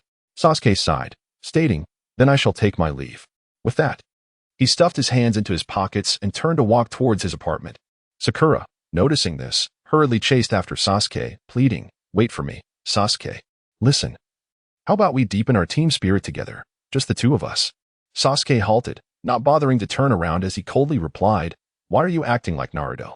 If you have that much free time, you might as well practice your ninjutsu. Frankly, you're not even as good as Naruto. With that, he resumed his path home, hands still in pockets. Sakura immediately lowered her head, her expression one of profound disappointment. Suddenly, a dark alter ego emerged from the recesses of her mind, shouting, what an infuriating Sasuke. How am I inferior to that underperforming Naruto? This is intolerable. Naruto, indifferent to Sakura's plight, turned away as well, crossing his arms behind his head, strolling leisurely towards his own home. Naruto also sensed the messenger hawk, a sly smile curling at the corners of his mouth as he contemplated, the Chunin exams at long last, they are upon us. The third examination, occurring a month hence, is the very manifestation of Orochimaru's plan to bring Konoha to its knees.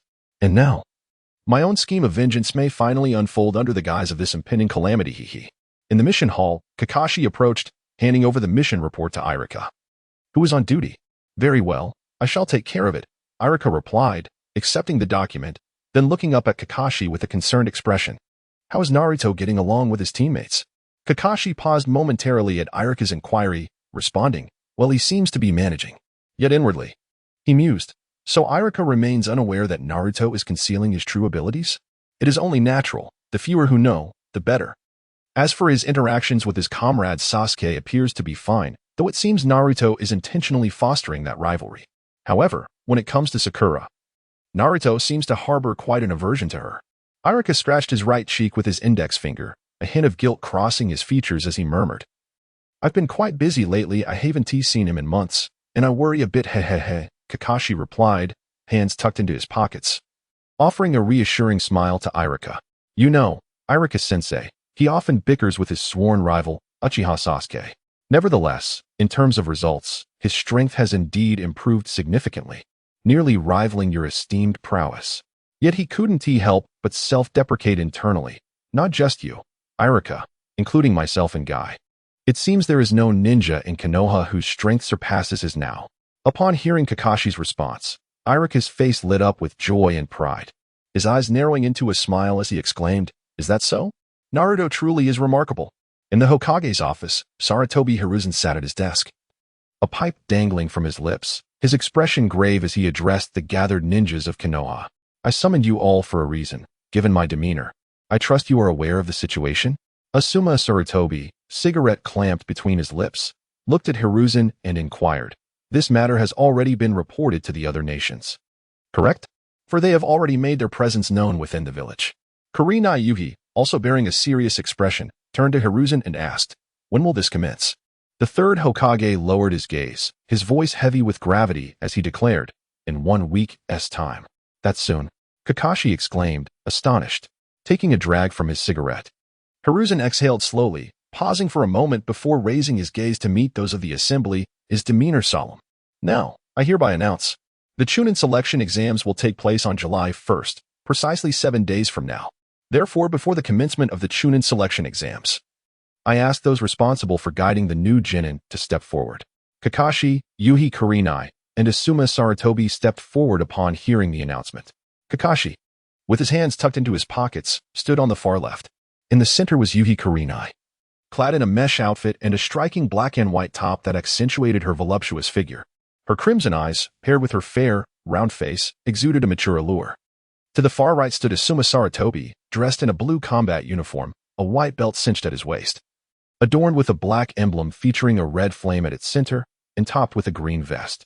Kakashi, Kurenai, Asuma, do you have any candidates among the Genin you lead who are worthy of recommendation for the CHNIN exams? Without needing further elaboration, it was understood that any Genin who completed more than 8 missions could be put forward for consideration, though traditionally, those who had accomplished double that were deemed more suitable. Irika, seated among the audience, nodded at Sarutobi's words, internally reflecting, "Is this even a question? It is far too soon for them." Sarutobi then turned his gaze to Kakashi, stating, "Let us begin with you." Kakashi promptly raised his right hand, fingers forming a V shape before him, and solemnly declared, "I, Kakashi Hitaki, recommend the following members of Team 7 for the CHNIN selection exam: Uzumaki Naruto, Uchiha Sasuke, and Haruno Sakura." Kurenai mirrored his gesture, her expression equally earnest, stating, "I, Kurenai Yuhi, recommend the following members of Team 8: Hyuga Hinata, Inazuka Kiba, and Yamanaka Ino." Asuma took a puff from his cigarette, then raised his hand as well, smiling as he proclaimed, "I, Asuma Sarutobi, recommend the following members of Team 10, Nara Shikamaru, Akimichi Choji, and Yamanaka Ino." As the words of the 3 esteemed Genin resonated, a wave of astonished murmurs erupted from the audience. Irika, in particular, displayed an expression of disbelief. Newcomers participating in the CHNIN exams. This is the first time in 5 years. He stepped forward, raising his voice in protest. "Wait a moment." The trio turned halfway to regard Irika, while Sarutobi's demeanor shifted to one of concern as he inquired quietly, "What is it, Irika?" A bead of cold sweat appeared on Irika's brow as he gently explained, "Lord Hokage, if I may speak, I apologize for the impertinence, but the 9 Genin mentioned earlier were all my students. Although they possess considerable talent, it is still too early for them. They should accumulate more experience before attempting the exam." Upon hearing Irika's objections, Kakashi turned to him with a serious expression, stating, "When I became a CHNIN, I was 6 years younger than Naruto is now. But Naruto is not like you." Irika retorted sharply, "Do you wish to ruin that child?"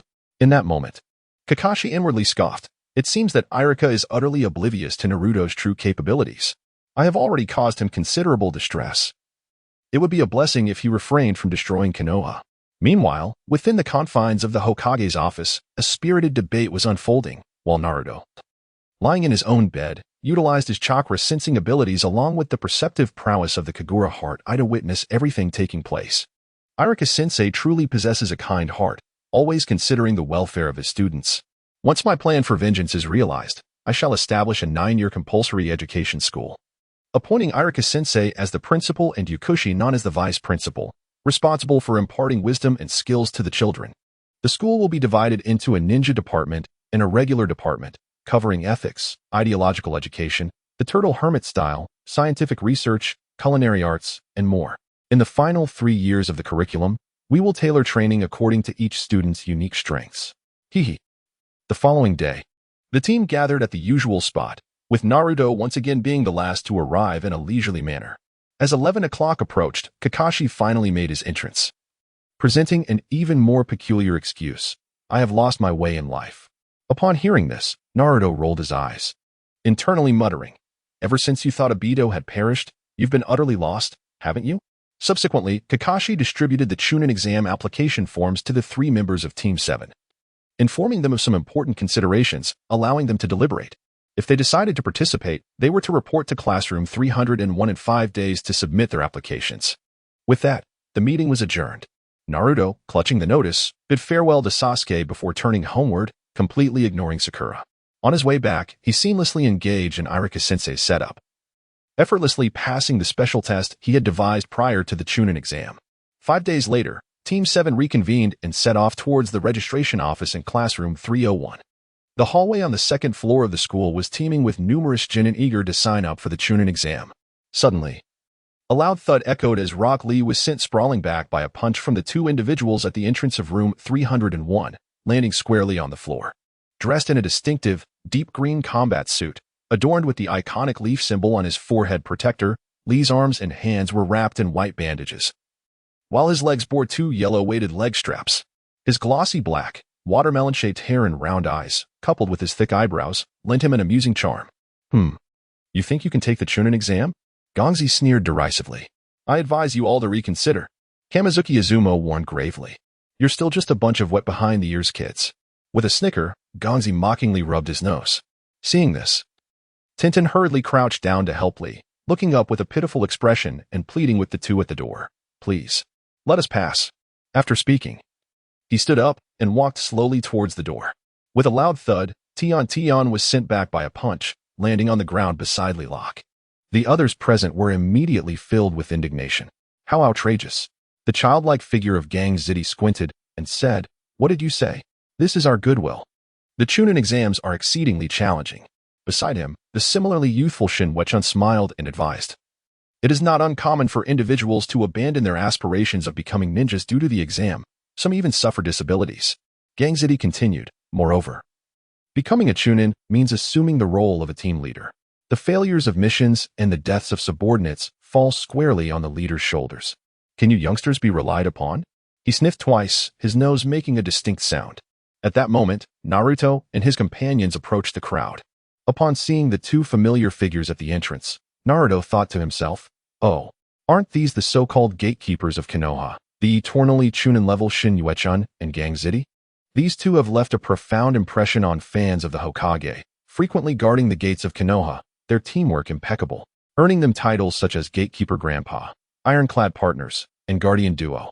Especially Gang Ziti, who seems to suffer from rhinitis, his nose wrapped in white bandages, sniffling after every few sentences, quite memorable indeed. Sigh. What is happening to the ninjas of Konoha? The kidney-deficient man, Moonlight Gale, is always coughing. The rhinitis man, Gang Ziti, is perpetually sniffing, and the pretentious man, Nara Shikamaru, is always chewing on what looks like a toothpick. Here, the readers can let their imaginations run wild. Oh dear, such a plethora of peculiar characters. Moreover, Gang Ziti, you have transformed into a childlike form yet still refer to others as youngsters.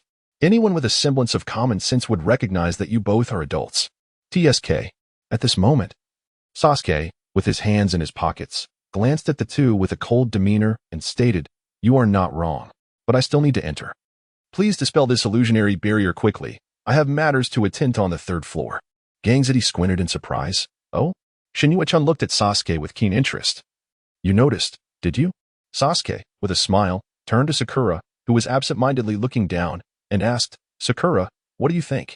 I believe you were the first to notice, given your analytical skills and understanding of illusions, which are unparalleled in our class. Upon hearing Sasuke affirm her abilities, Sakura lifted her head in surprise. Sasuke, thank you. Instantly, she transformed into a confident demeanor and exclaimed, Of course. I noticed long ago. Because this is clearly the 2nd floor. After Sakura finished speaking, the room 301 behind Izumo and Kotetsu began to rotate back into room 201. Naruto glanced at Sakura, smirking inwardly. Sakura, Sasuke is simply not your type. Look, your true match is sitting right there on the ground. Rock Lee is utterly smitten with you. You 2 are the perfect pair. Hee hee. Once Lee turns around and sees you, his heart will flutter. From now on, I shall ensure you two are firmly bonded together with super glue, for you are true love. Hee. Gongzi-tai tightly closed his right eye, opening only his left to observe Sasuke and Sakura before him, and remarked with a hint of intrigue, quite impressive, indeed, but merely a matter of perception. Suddenly, Gongzi-tai's pupils widened, and with a swift motion, he performed a backflip, using his hands to support himself while his right leg, spinning with momentum, aimed a kick at Sasuke's head. Sasuke's gaze sharpened, and he promptly raised his right leg, preparing to counterattack. Whoosh! Bang! A green figure abruptly appeared between them. They grabbed their calves, halting their impending clash. So fast. Sakura gasped in astonishment. This person is like a different individual from just moments ago. Sasuke retracted his leg and stared at Lee's right hand, astonished, pondering, he actually blocked my kick. What is the chakra emanating from his hand? At that moment, Neji Hyuga and Tintin approached Lee, with Neji expressing his discontent. Hey, this is not what we agreed upon, is it? You were the one who said you didn't want to draw attention. Lee then turned his head, clenched his fist against his chest, furrowing his brow and casting a bashful glance at Sakura. However, Tintin, observing Lee's current demeanor, closed her eyes and shook her head, sighing. Ah, I see now. Sasuke regarded Lee with a discerning eye, thinking, this guy, the scars have vanished. Is he merely pretending? At that moment, Lee stood tall, exuding confidence as he stepped closer to Sakura. I am Rock Lee, and you must be Sakura, right? Huh? Sakura looked at Lee, bewildered. Lee then gave a thumbs up to Sakura, closed his left eye, displayed a broad smile revealing his shining white teeth, and exclaimed with a blush, please go out with me. I will protect you until my dying breath. After declaring this, he flashed his bright smile once more, emitting a dazzling light. Upon hearing Lee's bold confession and witnessing his unique expression, Sakura broke out in a cold sweat, fearfully responding, absolutely not. Your eyebrows are too thick. Upon hearing Sakura's response, Rock Lee instantly lowered his head in disappointment, dejectedly murmuring, I feel so disheartened. Naruto, unable to contain his amusement any longer, erupted into laughter, clutching his stomach and exclaiming, ha ha ha. This is amusing. Truly delightful. Ha ha. Love at first sight. After a fit of laughter, Naruto approached Rock Lee and affectionately patted him on the shoulder. Ahem. You're Rock Lee, right? I am Uzumaki Naruto, and I greatly admire your courage. Little Lee, when facing the girl you like, you must possess the determination to rise after each defeat. As long as you persist, you will eventually win her heart. Keep it up. Upon hearing Naruto's affirming and encouraging words, Rock Lee felt rejuvenated, casting a grateful glance towards Naruto. Roar. Yoshi, you are Naruto, right? Thank you so much for your encouragement. I shall remain steadfast. After saying this, Rock Lee turned his gaze back to Sakura, and in his wide, round eyes, one could almost perceive a fierce fire burning with fervor. This sight sent shivers down Sakura's spine, causing her to involuntarily break out in goosebumps. Naruto, noticing Sakura's expression akin to someone who had just tasted something unpleasant, felt a sense of satisfaction within. He draped an arm around Rock Lee's shoulders, guiding him to a nearby wall to impart various strategies for pursuing girls. Little Lee, doesn't he Sakura find your eyebrows too bushy? When you return, you should groom them a bit. If you're unsure of how, I can provide some examples, such as, really? I cannot thank you enough, Naruto. You are truly wonderful. Little Lee, I believe your hairstyle could also use a trim. I have several stylish options that you could consider. Oh, that sounds great. I must choose the most dashing hairstyle. Naruto, from this day forth, you shall be my friend. Do not hesitate to ask for my assistance whenever needed. Little Lee, if you wish to endear yourself to a girl, appearance is merely one aspect. Timing is of paramount importance. For instance, if you appear at her side during her most perilous moments, rescuing her from danger, she will feel a profound sense of security in your presence. Moreover, during her times of vulnerability and sorrow, if you are there to offer a comforting shoulder, to encourage and uplift her, she will perceive you as a warm-hearted companion. As Sakura listened to Naruto offering advice to the very person she found intolerable, a vein protruded on her forehead in exasperation, and she raised her fist, ready to strike Naruto on the back of his head. However, she was momentarily paralyzed by the fierce glare emanating from Naruto. With her anger finding no outlet, she could only pound the ground with all her might. Boom. Crack. Crack. The ground instantly yielded, forming a crater with a diameter of 50 centimeters, revealing the immense chakra she had channeled into that punch. The surrounding lower-ranked ninjas, who had signed up for the Chunin exam, instinctively took several steps back to avoid being caught in the fray. At the same time, They silently vowed to keep their distance from this violent woman during the exam, lest they become targets of her wrath. At that moment, Hinata Niji, intrigued by Sasuke, slowly approached him. "Hey, the one over there, state your name." Sasuke turned around, hands in pockets, and coldly replied, "Shouldn't you introduce yourself first when inquiring about someone else's name?" Niji, also with his hands in his pockets, expressed his dissatisfaction with Sasuke's response. "You seem to be a newcomer, right?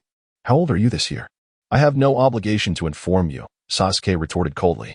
Niji's brows furrowed instantly, his expression darkening. "What did you say?" Watching Sasuke's demeanor, the ever-smiling Tintin rested her chin on her hand, thinking to herself, Heh, so cute." Sasuke chose to ignore Niji's thoughts and turned away to walk towards Sakura. Upon seeing Sasuke approach her, Sakura's gloomy mood lifted, and she cheerfully exclaimed, "Let us hurry and go." Sasuke glanced at Naruto and Rock Lee and inquired, "Sakura, what are they doing over there?" Hearing Sasuke's question, Sakura felt a surge of irritation but dared not direct it at Naruto, nor could she bring herself to express it towards her beloved Sasuke. So she could only awkwardly chuckle. Hee. Well. After waiting for Sakura's stammering response and receiving no satisfactory answer, Sasuke decided to abandon the inquiry, remembering they still needed to register. "Hey, Naruto, we should be on our way." Upon hearing Sasuke's call, Naruto exchanged a few last words with Rock Lee and walked over.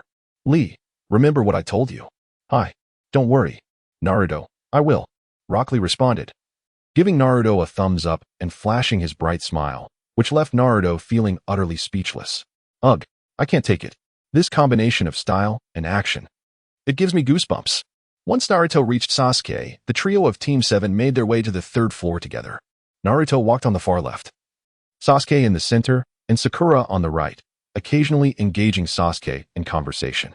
However, most of her attempts were met with Sasuke's indifferent replies of "No, not interested," or "I refuse." Inside, Naruto relished the moment, thinking, "Sakura, I'll let you be the one to fawn over him, and in the end, you'll have nothing. Next, I must teach this stubborn Sasuke a lesson, so he realizes there are always greater talents beyond him." He planned to have Rock Lee deliver a resounding blow to Sasuke's ego to expedite his growth. Meanwhile, hiding behind the door, Ino and Shikamaru appeared through the crack, observing everything unfold with smiles on their faces. Hehehe, are they truly the hidden children of Kakashi and Guy? In summary, they have successfully passed the application stage. Indeed. With a swift motion, the two formed hand seals, and with a resounding bang, a cloud of white smoke dispersed, revealing their true forms, shedding the guise of mere adolescence. This year's candidates appear promising. Indeed. It seems they are worthy of our expectations as examiners. Meanwhile, Hyuga Niji, observing Sasuke as he ascended the staircase, wore a serious expression and murmured, "Sasuke. Uchiha Sasuke, is it?" Tintin, glancing back at Niji's expression, inquired, "Is that boy of particular interest to you?" Detecting the teasing tone in Tintin's voice, Niji's lips curled slightly into a smirk as he thrust his hands into his pockets and proceeded towards the staircase. Tintin followed suit with a subtle smile. But after a few steps, she noticed Rock Lee had yet to catch up. She turned slightly, calling out to him, "Lee, it's time to go. What are you doing?" Upon hearing Tintin's call, Lee's demeanor shifted to one of utmost seriousness as he turned to her and replied, "You two go ahead. I have something I need to confirm." With that, he pivoted and walked in another direction. As Sasuke continued his ascent to the third floor, memories of Gaara, Rock Lee, and Niji filled him with excitement and exhilaration. Goodness, this Chunin exam is truly a gathering of monsters. Upon reaching the third floor and stepping into the outer hall, a voice suddenly echoed from the corridor. "You there, with the fierce gaze, please wait a moment." The trio halted, turning slightly to gaze at the figure in the corridor. Sakura's face paled in terror upon recognizing the newcomer. Meanwhile, Naruto's lips curled into a slight grin as he rested his hands behind his head, thinking, "Oh, Lee arrived so soon? Wasn't he supposed to tidy up his eyebrows and hairstyle first? Oh, right, he must be eager to challenge the top newcomer, the one who stands out, huh? Hee. This should be entertaining. Let us take our time and watch." Sasuke, visibly displeased, lifted his head and impatiently asked, "What do you want? Are you willing to settle this here and now?" Lee inquired earnestly, gazing at Sasuke. Sasuke's brows furrowed slightly, a look of confusion crossing his face. "Here, to settle it?"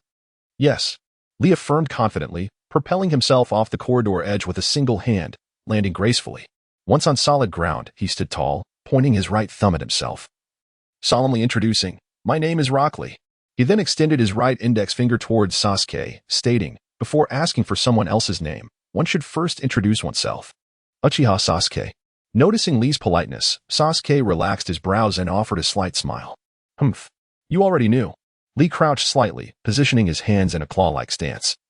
Readying himself for battle. "I wish to engage in a contest with you, to test whether my techniques can truly affect the offspring of the so-called genius ninja clan. Furthermore," as Lee Rock uttered these words, he turned his gaze towards Sakura, who stood beside Sasuke, and a flush of crimson adorned his cheeks. "Miss Sakura, I adore you." Sakura, under the weight of Lee Rock's intense gaze, was engulfed in a wave of goosebumps. Instinctively, she wrapped her arms tightly around her shoulders, closed her eyes, and cried out in a frenzy, "No, I detest your droopy eyelashes. Your hairstyle is utterly abhorrent, and your eyebrows are so bushy, excessively thick. Everything about you is overwhelming." Upon witnessing Sakura's reaction, Lee Rock remained undeterred. "You are, my angel," he exclaimed, extending his right hand to his chest and winking at Sakura, whereupon a small red heart materialized on his palm. Following this, Lee Rock puckered his lips and gently blew towards the red heart, which began to drift slowly towards Sakura. Naruto, observing this spectacle, quickly retreated several paces, laughing uproariously. "Ha ha. Oh dear, it's quite the eyesore. This scene is truly an eyesore." Sakura's eyes widened as she clasped her head with her hands, screaming in sheer terror. Ugh. I must evade." The red heart narrowly missed her, ultimately adhering to the pillar behind her. "Impressive agility, but I am well prepared," Lee Rock declared, utilizing his exceptional taijutsu skills, swiftly alternating his blinking. In an instant, 98 red hearts cascaded forth, drifting towards Sakura in an erratic pattern. With the previous heart included, the total reached 99, symbolizing everlasting love. Sakura, upon realizing the situation, was too startled to count the hearts. Her eyes brimmed with tears, and her emotions teetered on the brink of collapse. Grasping her pink hair tightly with both hands, she urged her mind to command her body to evade. I must dodge Haku. 2 minutes later, through an array of bizarre and extreme evasive maneuvers, Sakura barely managed to evade all the red hearts. The 99 red hearts clung to the massive stone pillar behind her, forming a grand heart shape. At this moment, Sakura sat crouched on the ground, her left hand pressed against her lower back and her right hand cradling her head, panting heavily in fright. Huff, huff. That was so perilous. It was evident that her extreme evasive actions had taken a toll, leaving her with a sore back and a painful bump on her head from striking the ground. Naruto, witnessing this scene, lay on the ground, clutching his stomach in laughter, gasping for breath as his legs flailed about as if in a mountain biking competition. Ha. My eyes are stinging. This scene is exceedingly painful to behold. Ha. I'm dying of laughter. Ha. Sakura turned her head, directing an angry glare towards Naruto. However, having learned from past experiences, she could only vent her frustration on the instigator.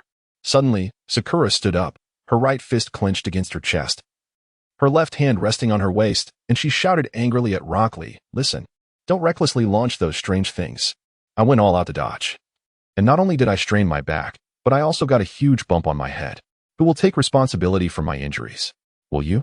Upon seeing Sakura's expression and hearing her words, Rock Lee's face fell in disappointment as he lowered his head and murmured softly, "Please don't dislike me so much. Actually, I can take responsibility for you, and I will. Completely." After the bout of laughter subsided, Naruto sat up, giving Rock Lee a thumbs up and a hearty commendation, thinking, Rock Lee's response. TSK. Truly deserving of my true teachings. You two are a perfect match. Hee. Alright, we'll discuss this later. For now, let's swiftly deal with that second pillar, Sasuke coldly remarked, fixing his gaze on Rock Lee. You are targeting the Uchiha name, aren't you? Frankly, your ignorance is astounding. Do you even grasp the significance of that surname, you bushy-browed lad? Upon hearing Sasuke's words, Rock Lee's lips curled into a slight smile as he raised his right palm in front of him, his left hand resting on his lower back, striking a combat stance. He replied to Sasuke with a grin, "I appreciate the lesson." Internally, he felt fortunate. How lucky I am to face off against the strongest rookie so soon. I will prove it to you, teacher guy. With unwavering confidence, he continued. Let me clarify, you are certainly not my match. As for why, it is because I am currently the strongest among the lower ninjas of Konoha. Sasuke recalled how Rock Lee had managed to block his kick earlier and surmised that he must be a formidable opponent. A slight smirk appeared on Sasuke's lips as he coldly replied, "Humph. Interesting. I shall accompany you." At that moment, Sakura glanced at the clock on the wall, noting it was already 2:35 in the afternoon, and the registration deadline was fast approaching. She clenched her fists against her chest, her face laden with worry as she looked at Sasuke. "Forget it. Let it be. There are less than 30 minutes until the 3 o'clock deadline." Sasuke, brimming with confidence, declared, "No need to worry. 5 minutes is more than enough." Upon hearing Sasuke's response, Naruto's lips curled into a mischievous grin, thinking, hee hee. "Second pillar, the sun is shining, the rain has stopped, and you think you're capable now. Indeed. 5 minutes is sufficient for you to take quite a few hits." With that, Sasuke swiftly charged towards Rock Lee. As the sound of footsteps echoed, Rock Lee perceived Sasuke charging towards him, contemplating. "Here he comes. My apologies, Guy-sensei. I may have to breach the taboo. Perhaps I shall even employ that technique." At this moment, Sasuke had already reached Lee, raising his right fist to strike fiercely at Lee's right cheek. Whoosh. In an instant, Lee vanished from his position, prompting Sasuke to grit his teeth in frustration as he turned his gaze elsewhere. Suddenly, Lee emerged from Sasuke's upper right, lifting his right leg to deliver a kick aimed at Sasuke's head. "Leave Hurricane." Sasuke, realizing the imminent danger, quickly lowered his head to evade Lee's strike. Yet, he was astonished to see Lee suspended in midair, his upper body angled downwards, left hand pressed against the ground, and right hand forming a hand seal, while his right leg prepared to assault his upper body. There was no escaping this. "I can only defend." Sasuke hastily raised both hands to shield himself. Bang. Ah. Lee's right foot unexpectedly struck Sasuke's left cheek, causing Sasuke to scream in agony as his body soared through the air like a kite severed from its string, arcing towards the upper left. After traversing a considerable distance, he crashed to the ground, emitting pain groans. Bang. Hiss. Aha. Sakura, witnessing this, immediately cried out in alarm. Sasuke, trembling, struggled to rise, his face a mask of disbelief. What just happened? Sakura observed Sasuke's current state, yearning to assist him, but recognizing that their battle prevented her from intervening. She then turned her gaze to Lee, who had resumed his combat stance in the distance, pondering with confusion. Just now, I had clearly adopted a defensive posture. How did I still get it? At this moment, Sasuke managed to stand, easing the pain coursing through his body, and cast a bewildered glance at Lee. Murmuring, "He actually penetrated my defense. What is going on? Is this ninjutsu or genjutsu?" Lee, with a serious expression, watched Sasuke struggle to regain his footing. Reflecting, indeed, he still stands. Sasuke then lifted his gaze towards Lee, a surge of fighting spirit igniting within him, a subtle smile gracing his lips. Humph. This works perfectly. I can use this opportunity to familiarize myself with that technique. I shall engage you in this duel. Sakura, seeing Sasuke's awakened red eyes, exclaimed in astonishment. That is, the Sharingan. When did Sasuke? Why does he have, in both eyes? Excitement danced across her face. Sasuke is truly formidable, if this is indeed a bloodline limit akin to Kakashi-sensei's. He will be able to perceive the moves of that thick-browed lad. Upon witnessing Sasuke's Sharingan, Lee immediately braced himself, contemplating. So, that is the Sharingan? Sasuke's eyes widened. His brows knitted in concentration as he utilized his Sharingan to meticulously observe every movement of Rock Lee. Internally, he analyzed, regardless of whether it is ninjutsu or genjutsu. They are ultimately forms of sorcery, which I can see through. With that resolve, he exerted force beneath his feet and dashed towards Rock Lee once more. Just as he was about to launch an attack, a resounding thud echoed as Lee delivered an upward kick, striking Sasuke squarely on the chin. Sasuke's body was propelled backward into the air. In pain, he closed his left eye, peering down at Rock Lee with his remaining right eye, disbelief etched across his face. Gritting his teeth, he thought, the Sharingan is unable to see through. Could it be that his technique is? At that moment, Lee lifted his gaze, addressing Sasuke. Indeed, my technique is neither ninjutsu nor genjutsu. With that, he swiftly pursued the fallen Sasuke, unleashing a relentless barrage of taijutsu strikes, kicks, elbow strikes, and punches that left Sasuke defenseless. Thud, thud, thud. The final punch landed heavily on Sasuke's abdomen, causing him to stagger back several steps, his right hand clutching his stomach as he glared at Lee with fury.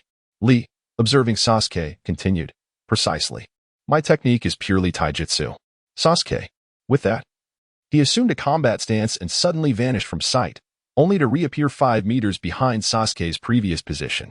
Perhaps it is difficult for you to believe at this moment.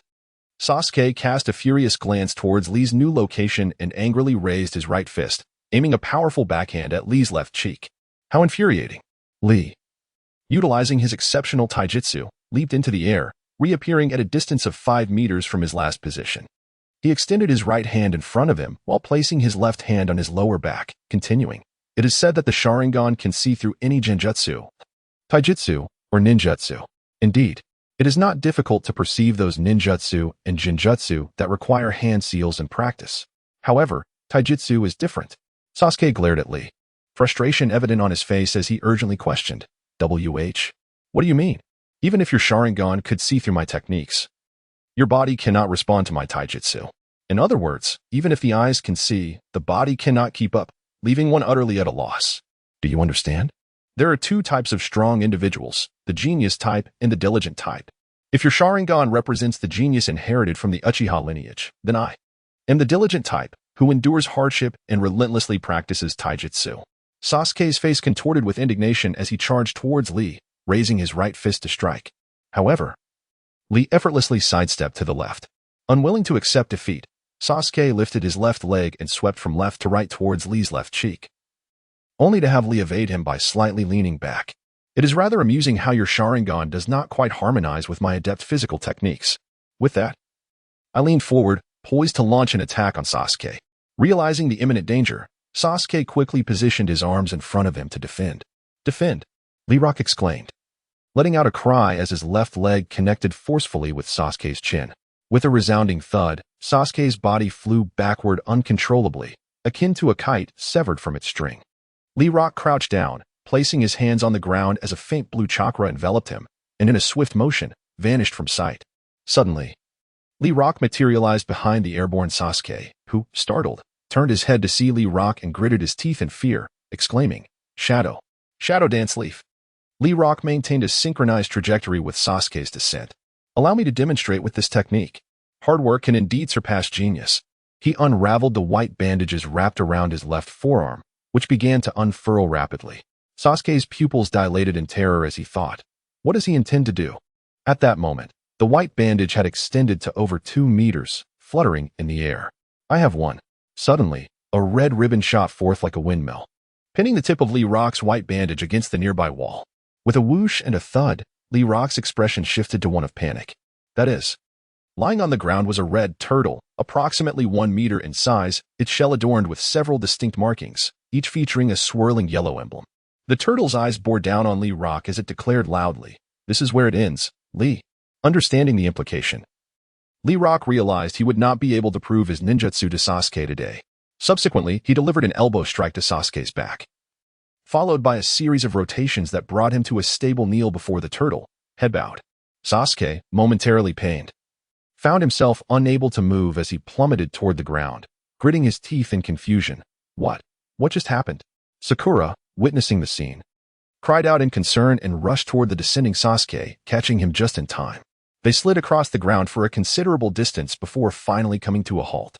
Naruto approached Sasuke slowly, casting a sidelong glance at the kneeling Lee Rock, pondering.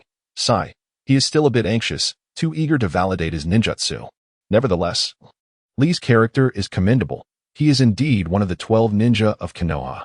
Once this mission concludes, I shall gift him a set of gravity attire inspired by Sun Wukong, fostering goodwill before the appropriate moment to recruit him into my ranks. At that moment, Naruto reached Sasuke, inquiring, "Hey, Sasuke, are you all right? Do you need my assistance?" The name of the Uchiha clan is not as remarkable as one might think. Reduced to such a state, upon hearing Naruto's sarcastic jibe, Sasuke's expression morphed into one of pure indignation. He forcefully pushed away Sakura, who was supporting him, gritted his teeth, and struggled to rise to his feet, casting an aggrieved glance at Naruto. I'm not finished yet. I don't require your assistance. I was merely careless and failed to evade earlier. However, I shall assuredly triumph next time. After uttering this, Sasuke turned to gaze at the kneeling Rock Lee, his jaw clenched, revealing a countenance of discontent. Observing this, Naruto couldn't help but smile slightly, directing his attention towards Rock Lee. The sight of Rock Lee engaging in conversation with a turtle was simply too comical for Naruto to suppress his laughter. Did you Did you just see that? Lee, wasn't that technique forbidden? Sorry, The turtle glared at Rock Lee with its left eye, causing him to spring up in alarm, his words stumbling forth incoherently. But I had no intention of employing any forbidden techniques, not at all. Sasuke and Sakura exchanged bewildered looks as they beheld the unfolding scene. Naruto, knowing that Might Guy would soon emerge, stifled his laughter, pointing towards Rock Lee with his right hand and inquiring of Sasuke. That is a turtle, correct? Sasuke retracted his bewildered expression, casting a disdainful glance at Naruto. It was evident. You absolute fool. Ignoring Sasuke's glare and derisive remarks, Naruto continued to question. But can a turtle truly serve as a ninja's mentor? At this juncture, the turtle suddenly berated Rock Lee loudly. You imbecile. Who do you think you can fool with such excuses? A ninja revealing his ultimate technique signifies something of great consequence, and you are well aware of that. Yes. Rock Lee immediately straightened his posture, accepting the reprimand. Sasuke refrained from responding to Naruto's inquiry, instead gazing enviously at Rock Lee, who was being chastised from afar. TCH, I can't believe I lost to such a ridiculous individual. The turtle continued speaking to the downcast Rock Lee. Are you mentally prepared? Yes, teacher guy, I apologize. With a loud bang, a cloud of white smoke dispersed, revealing a vibrant green figure striking an ostentatious pose atop the turtle's back. Clad in a deep green jumpsuit several sizes larger than Rock Lee's, adorned with the iconic bird emblem of the Leaf Village ninja at his waist. He held his left hand in a circle before his left eye while raising his right hand high above his head, arching his back, presenting a striking S shape, utterly flamboyant. His hair, even more lustrous and dark than Rock Lee's, coupled with round eyes and thicker, bushy eyebrows, caused Naruto's lips to twitch involuntarily. Only the robust and bold voice of Might Guy resonated. You youngsters are truly exuberant. He tightly closed his left eye, gesturing towards himself with his right thumb, exuding confidence as he greeted Lee. Hey Lee. With that, he flashed his signature dazzling white smile, producing a brilliant glint. Such thick eyebrows, such a watermelon head. Sakura stammered, visibly astonished. Upon hearing disparaging remarks about his teacher, even from his favored girl, Rock Lee could not contain his indignation. He swiftly turned, his face contorted with anger. Hey, you three, do not underestimate teacher guy. Might Guy waved dismissively at Rock Lee. Come on, Lee, let it go. Rock Lee reluctantly obeyed, turning his head back. Suddenly, Might Guy clenched his right fist and delivered a powerful blow to Rock Lee's right cheek. You fool. Rock Lee was sent flying. But as the bandages on his left hand were still affixed to the wall, he only traveled halfway before tumbling to the ground due to the bandage's constraint. Thud thud thud. Might Guy approached Rock Lee, kneeling on one knee, his posture straight, gazing solemnly at Rock Lee, who was now sitting on the ground. Lee rascal teacher suddenly, tears streamed down Might Guy's face like a torrential flood. Lee.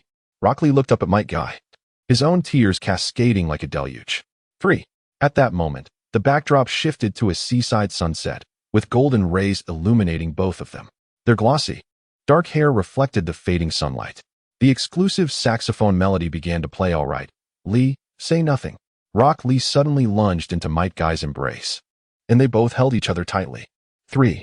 Lee. At that instant, the waves beside them surged, accentuating this grand scene. Indeed, this is youth. Teacher. Naruto, witnessing the painfully vivid scene unfold before him, was immediately covered in goosebumps.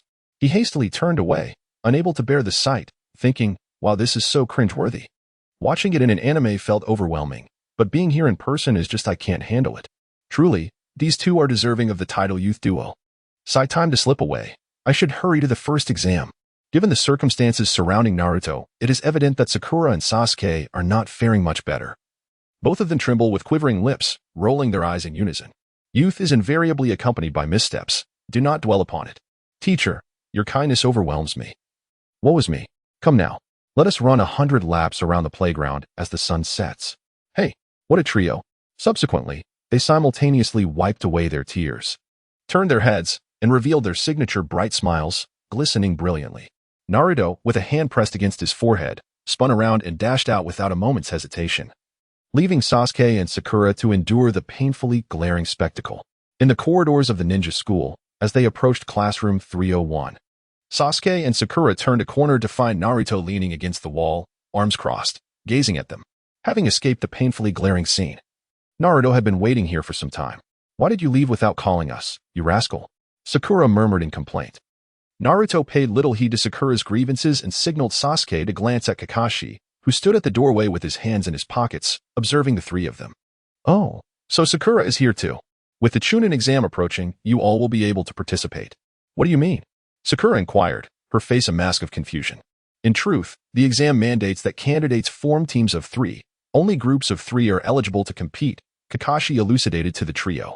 But teacher, didn't you say that participation in the exam is a personal choice? Are you deceiving us? At that moment, Kakashi turned his head aside. Indeed. Had I been forthright? Naruto and Sasuke would have undoubtedly coerced you into participating. Even if you were reluctant, the moment Sasuke spoke, you would feel obliged to join for his sake. Sakura cast a sidelong glance at Sasuke and inquired once more, if only Sasuke and Naruto were to come. The exam would conclude right there, let alone stepping inside. However, you are here of your own volition now. Sakura, Sasuke, and Naruto. Well done. I take pride in you. Kakashi concluded with a smile, though internally he mused, Naruto, should Sakura choose not to participate, you might indeed resort to drastic measures, wouldn't you? And what are your true feelings at this moment? Kakashi then shifted his body, presenting the classroom door to the trio. All right, go ahead. Sasuke and Sakura promptly advanced, pushing the door open from either side, followed closely by Naruto. Noticing Kakashi's gaze upon him, Naruto winked at him and flashed a smile. After bestowing Kakashi with a satisfied glance, he thought, Kakashi-sensei, you have performed admirably these past 6 months. The lips are indeed sealed. I hope you continue to maintain this. Hee. Subsequently, Naruto and the others entered the classroom and closed the door, revealing a room full of lower ninjas participating in the exam, all casting unfriendly glances in their direction. Sasuke, you're so slow. A vibrant voice rang out as Ino Yamanaka suddenly leaped onto Sasuke's back, wrapping her arms around his neck in a playful complaint. It had been ages since she last saw Sasuke. She was utterly thrilled. Sakura, upon witnessing her rival's sudden display of intimacy with Sasuke, felt a surge of jealousy, her forehead instantly adorned with prominent veins. Noticing this, Naruto swiftly sidestepped, crossing his arms behind his head, thinking, this is going to be entertaining. Let's watch. Sakura instantly raised her right hand, pointing at Ino while shouting furiously. Stay away from Sasuke, you pig. Ino dismounted from Sasuke's back but maintained her hold on his shoulder, taunting Sakura with her words. Oh, isn't this Sakura? Your forehead is still as large as ever. What an eyesore. This only fueled Sakura's anger, her eyes glaring daggers at Ino. What did you say? Seeing that she had successfully provoked Sakura, Ino gleefully pulled down her lower eyelid with her right index finger, sticking out her tongue and making a victory face towards Sakura. Sasuke is mine, she exclaimed. Just then, Shikamaru and Choji approached, with Choji continuously munching on chips and Shikamaru's lazy voice following suit. What's going on? You guys are also participating in this troublesome exam? Crunch, crunch. Choji continued to snack on chips. Naruto, noticing this, smirked mischievously, maintaining his previous posture as he stepped in front of Shikamaru and said languidly, Hey, aren't you the idiot trio? Shikamaru immediately bristled, frowning at Naruto and retorting loudly. Don't say that. It's such a hassle. Unfazed, Naruto waved his hand dismissively at Shikamaru, mimicking his tone in a sarcastic manner. Oh, got it. Such a hassle. At that moment, 3 more figures approached, led by Kiba Inuzuka, who wore a full-body outfit with a hood, atop which lay a small white dog with gray ears. Found you. How rare. Everyone is here. Behind Kiba, Hinata quietly greeted everyone. Hello, everyone. Although Naruto had sensed Hinata's presence in the classroom earlier, he did not rush to her side. When Hinata came over, he set aside his hands that were resting behind his head and walked towards her with a smile, warmly greeting, Hello, Hinata. It's been a while. Have you missed me? Hinata watched as Naruto approached her, her fair oval face suddenly blossoming with 2 round rosy hues. Upon hearing Naruto's rather candid words, Hinata's face instantly flushed crimson as she lowered her head, her delicate fingers shyly brushing against one another. W.H. Whom do I owe this pleasure? She stammered. It's been a long time. I miss you. Naruto-kun, do you think of me? Her voice, already soft, faded to a whisper in the latter part of her sentence. Yet, Naruto, with his remarkably acute hearing, discerned her words clearly, and a wave of joy surged within him. He raised his right hand to rest gently on Hinata's head, caressing her silky hair, feeling the warmth of her spirit. In this moment, Naruto was enveloped in profound happiness. Hinata, Keep pushing forward. I believe in you. You are the best. As Hinata felt Naruto's hand tenderly stroking her head, a comforting warmth radiated from his palm, and his encouraging words filled her with newfound confidence. She nodded softly, responding in a hushed tone, You too, Naruto-kun. Naruto then lowered his hand and turned to greet Shino Aburame. Hey, Shino, long time no see. Give it your all in this exam. I'll be watching over you. Shino, clad in dark sunglasses, looked at Naruto with surprise. Naruto-kun, though I may not be very noticeable and prefer silence, I still appreciate your encouragement. I will strive to do my best. Finally, Naruto cast a displeased glance at Kiba and Izuka, saying, And you, Kiba, you better put in a good effort in this exam. Otherwise, if you let Hinata get hurt, I won't forgive you. Kiba, with a disdainful expression, retorted, Humph. Naruto, you, the underachiever, should be careful not to get eliminated, otherwise Hinata will be quite upset. Akamaru, perched on Kiba's head, barked in agreement. At that moment, Shikamaru, observing Kiba and the others, languidly remarked, What's going on? You all showed up, TSK. Kiba laughed heartily. So all 9 of this year's rookie genin are participating in the exam. Humph. How long do you think we can hold out, Sasuke? Ino, noticing Kiba's unfriendly gaze directed at Sasuke, immediately wore an expression of indignation. Sasuke, in turn, responded to Kiba with a mocking smile. Kiba, you seem rather relaxed. Kiba, brimming with confidence, replied, We have undergone considerable training. We won't be outdone by you. Naruto surveyed the lively scene before him, his gaze drifting towards 2 corners of the classroom, one occupied by Rock Lee and his companions, the other by Kabuto Yakushi. A subtle smile graced Naruto's lips as he thought, all the Konoha 12 are gathered. Now, Kabuto, let us see what you can do. Meanwhile, CHG, munching on chips, glanced at Akamaru atop Kiba's head, pondering, That looks quite delicious. He then took a step towards Kiba but was promptly blocked by Shino. What are you doing? Ding Ci immediately displayed a look of displeasure.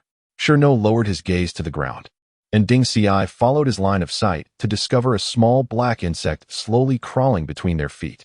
Don't step on it. I told you not to step on it. Do you wish to eat it? Naruto, with one hand on his forehead, thought to himself, Ding Ci truly is a peculiar character, fixated solely on food. How absurd. At that moment, a voice suddenly echoed. Hey, you lot. A figure approached. A man with white hair, wearing a bird-themed forehead protector and round glasses, Yaoshiro strolling towards them step by step. His gaze met Naruto's, and they exchanged a knowing smile.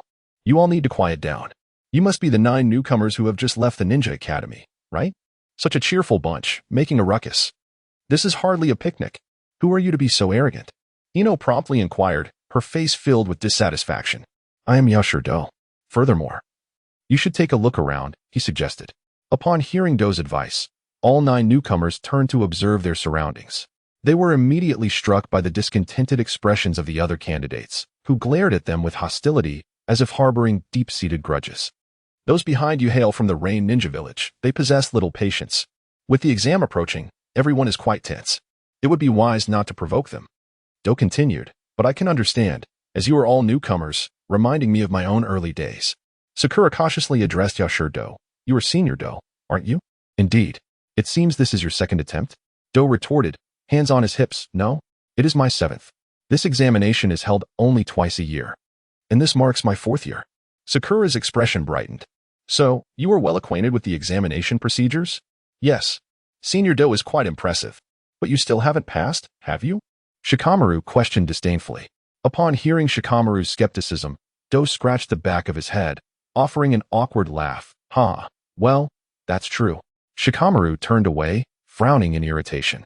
Is the standard of the Chunin exam really that high? This is getting increasingly troublesome. All right, allow me to share some information with you, my dear juniors. As he spoke, Do retrieved a stack of rectangular cards from his ninja tool pouch, the back of which was orange and imprinted with the character for ninja, placing them before him. Use these ninja identification cards. Ninja identification cards? Sakura asked, her expression one of confusion as she gazed at the orange cards in Do's hand. Simply put, it involves utilizing chakra to encode information, which is then recorded on the cards. As Do explained, he knelt down, placing the stack of cards on the ground. This intelligence has taken me 4 years to gather for this examination. In total, there are 200 cards. Do took the top card from the stack, flipped it over, and placed it on the ground beside him, only to find it utterly blank. At first glance, it appeared to be a mere empty surface. But to decipher the information hidden within the card, Do extended the middle finger of his left hand, pressing it at the center of the blank card, applying force to make it spin counterclockwise. "What are you doing?" Sakura inquired curiously, observing Do's actions. While rotating the blank card in his left hand, Do glanced at the others and explained, "Without my chakra, it would be impossible to uncover its secrets. For instance, like this." At that moment, he raised the index and middle fingers of his right hand, bringing them together before him. With a loud pop, a small cloud of white smoke enveloped the edges of the card. To everyone's astonishment, the formerly blank card now displayed a map and data distribution. Sakura's eyes widened in surprise, followed by a puzzled inquiry to Do. "Wow, impressive. What information is this?" Do, adjusting his glasses with the middle finger of his right hand, explained to the group, "This indicates the number of participants in the CHNIN exam, along with their respective nations, as well as the number of candidates from each hidden village." Do then looked up, posing a question to the group. "Do you know why various countries jointly hold the CHNIN exams?" Crack, crack, crack. However, the 9 newcomers all appeared perplexed, with only the sound of Choji munching on chips breaking the silence. After scanning the crowd and seeing no one respond, Do continued his explanation. "Firstly, it is to deepen the friendship between nations. Secondly, it is said to enhance the quality of ninjas through mutual improvement." "Is it said?" Sasuke echoed, puzzled. "Indeed. Yet the true purpose is to ascertain the level of ninjas among the nations, ensuring a balance of power as much as possible."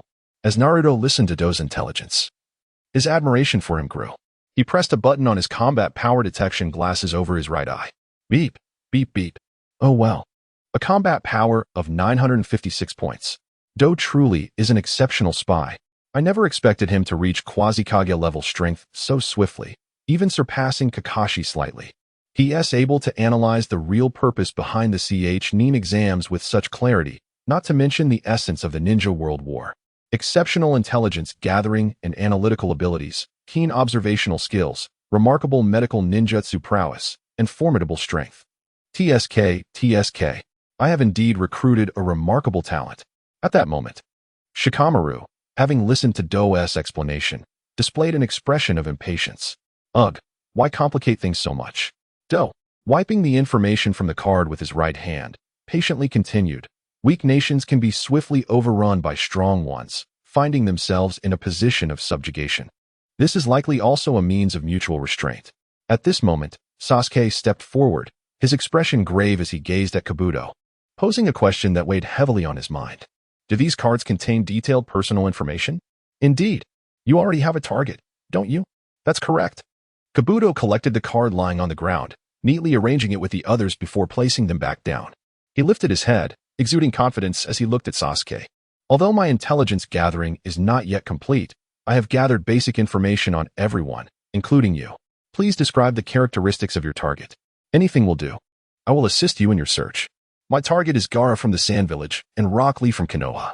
"Really? You even know their names?" "This will expedite things considerably." Kabuto dragged a stack of cards into his left hand, swiftly sweeping his right hand from left to right, revealing 2 orange cards that appeared in his grasp. "Let me see those." Kabuto placed the 2 cards face up on the ground and employed the same method of card interpretation, spinning them around before revealing the information. "Let us first examine Rock Lee." With a resounding thud, the card displayed detailed information about Rock Lee. "He is 1 year older than you, with D-rank mission experience totaling 20 times and C-rank 11 times. His instructor is Might Guy. Although his martial arts have seen remarkable progress this year, he is lacking in other areas. Last year, as a newcomer, he garnered considerable attention for his impressive capabilities, yet he did not participate in the Chunin exams. Like you, this will be his first participation. His team consists of Tintin and Niji Hyuga. Now, moving on to Gaara from the Sand Village. A small cloud of white smoke encircled the edge of the white card, revealing Gaara's information. Mission experience includes 8 C-rank and 1 B-rank task. Quite impressive for a genin to have executed a B-rank mission. Due to his status as a foreign ninja and being a newcomer, detailed intelligence is sparse. However, he has completed his missions without a scratch. Shikamaru's face reflected astonishment upon hearing this. A genin accomplishing a B-rank mission and emerging unscathed. Kabuto produced another card, addressing the group. This year, various ninja villages such as Konoha, Sand, Rain, Grass, Waterfall, and sound have sent many outstanding genin to participate in the exams. The Sound Village, established only in recent years, lacks extensive intelligence, yet every participant is formidable. The trio from the Sound Village, concealed in the distance, displayed their displeasure at Kabuto's remarks. At that moment, Hinata, having listened to Kabuto's introduction, suddenly wore a worried expression. Clenching her right fist by her mouth, she murmured softly, "I seem to be losing confidence in myself." Upon hearing Hinata's words, Ino immediately turned to her and exclaimed, "What good does saying that do now?" At this moment, Naruto suddenly placed his right hand atop Hinata's head, gently caressing her hair as he tenderly reassured her. "Hinata, fret not, for you have me. I vow to protect you with my very life. All you need to do is steadfastly pursue your ninja way and forge ahead. Everything else, I shall handle." Hinata's delicate face instantly flushed crimson, and she murmured softly, trembling, Thank you, Naruto-kun. I will do my best." Naruto withdrew his hand and, pointing confidently at the other genin from various nations present for the exam, proclaimed loudly, "Hey, listen up. My name is Naruto Uzumaki, and I will not be defeated by any of you. Do you hear me?" Outside the classroom, Kakashi stood concealed, closing his eyes in exasperation, pondering. Even at such a moment, he still conceals himself. What is he truly attempting to achieve? Alas, if only he were sincere and not masking his true self. Inside the classroom, Ino, upon hearing Naruto's audacious remarks, pointed at him with her right hand and vocally complained to Sakura, "What is this guy doing? Why is he provoking everyone? What do you want me to do about it? I can't control him." Sakura retorted, "Humph. If I'm not venting my frustrations to you, and to whom should I? What did you just say?" Ignoring the two women behind him, Naruto took a deep breath, crossed his hands behind his head, and grinned with delight. This feels much better." He then turned to Hinata, smiling. "How about it? Hinata, are you feeling better?" Hinata's worries dissipated, replaced by a newfound confidence as she gazed into Naruto's eyes. Thank you, Naruto-kun." At that moment, Sasuke was also influenced by Naruto's exuberance, the corners of his mouth lifting slightly as he regained his confidence. Meanwhile, the other candidates from various nations in the classroom cast cold, hostile glances toward Naruto and his companions. In a corner stood Gaara and his comrades, their eyes fixated on Naruto. "That wretched little brat," Kankuro exclaimed indignantly. "A barking dog never bites." Temari sneered. Seated in the front row, Lee, Rock Lee, and their companions directed their gazes toward Naruto. "Is he an idiot? Always looking bewildered," Tintin mused. "He certainly possesses quite a presence," Niji remarked disdainfully, glancing at Naruto. "Such enthusiasm, Naruto-kun," Lee declared, his eyes ablaze with fervor. "It seems you haven't put them through much hardship, have you, Lee?" Meanwhile, hidden among the crowd, the Sound Trio Sakan spoke darkly. "Did you hear that? He dares to label the Sound Village as a mere small ninja village. What a pity." Dosu, whose face was wrapped in bandages save for one eye, replied coldly, resembling a hedgehog. "Perhaps we should play with them a bit." The relatively attractive girl with large eyes, Qin, mused softly. "Indeed, it is quite absurd to portray us as mere second-rate ninjas. Let us assist in refining his dossier." The ninjas from the Sound Village are known for their merciless tactics. Meanwhile, Inuzuka Kiba raised his right hand to cover his mouth, beginning to mock Naruto. "I will not be bested by you. How audacious." Shikamaru, with an expression of exasperation, turned to Naruto and complained, "That fool has instantaneously transformed everyone around him into adversaries." Naruto remained acutely aware of the dynamics among those present. A devilish grin crept upon his lips as he mused, "Heh. Are the supporting characters from Orochimaru's entourage about to make their move? Perhaps they are envious of Kabuto's favor in Orochimaru's eyes." It mattered not. Supporting characters are destined to meet their fate as sacrifices for the Edo Tensei. At that moment, Dosu from the Sound Village sought the counsel of his two companions. "Shall we take action?" "Let us go," Sakan replied coldly. With that, the trio activated their body flicker technique and rapidly surged towards their intended target. Swish, swish, swish. Kabuto glanced at the three approaching figures, then at Naruto. Their eyes met for a fleeting moment, and Naruto's smile widened slightly. Kabuto instantly understood, a wicked grin forming on his lips. Suddenly, Sakan leaped onto the last row of desks, using them to propel himself skyward, casually hurling two shuriken towards Kabuto. Swish, swish. Bang, bang. Kabuto exerted force through his legs, immediately retreating to evade the shuriken's trajectory. Unexpectedly, Dosu appeared before Kabuto. rolling up the sleeves of his long coat to reveal a special metallic arm adorned with multiple holes. He swung a fist towards Kabuto's right cheek. But Kabuto swiftly retracted his upper body, narrowly avoiding the blow. I dodged it. Sakura exclaimed, relieved. Too slow. Sasuke observed Dosu's attack with confidence. Kabuto, believing he had evaded the earlier strike, could not help but smile. Crack, patter, patter. The lenses of Kabuto's glasses shattered, scattering onto the ground. He gently raised his right hand to remove the now frame-only glasses. I see. So it was this kind of attack. Sasuke stepped forward in astonishment, questioning. What just happened? He clearly dodged it. Why would his glasses? Perhaps they grazed his nose? TCH. Who told him to be so arrogant? The dim-witted Shikamaru voiced his own displeasure. In that moment, Kabuto suddenly felt a flash of pain, collapsing to his knees, hands braced on the ground. Blood spilling from his mouth. Kabuto-senpai. Sakura cried out in alarm. Naruto rushed past Sakura, casting her a cold glance as he approached Kabuto. He crouched down before him. Concern etched on his face. Kabuto, are you all right? Sakura took just 2 steps before coming to a halt, caught in a state of awkwardness. Moving forward felt impossible. And retreating was equally daunting. Internally, she cursed Naruto, thinking, that infuriating rascal, Naruto. I was genuinely intending to assist. Yet when did he become so benevolent as to issue me a warning? What on earth does he mean by this? However, unbeknownst to everyone else, Naruto discreetly passed a crumpled note to Kabuto, who readily accepted it from his hand. The two exchanged a brief glance, their heads bowed, and their lips curled into subtle smiles, an unspoken understanding passing between them. I'm fine. Thank you, Naruto.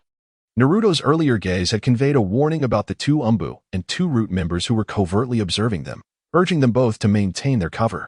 By feigning injury, Naruto seized the opportunity to communicate the next steps of their plan. He felt increasingly satisfied with Kabuto. He relished engaging with such astute individuals, where a mere glance sufficed to achieve their objectives. Now, the subsequent plans had been successfully conveyed and arranged. All that remained was to await the unfolding of the ensuing drama.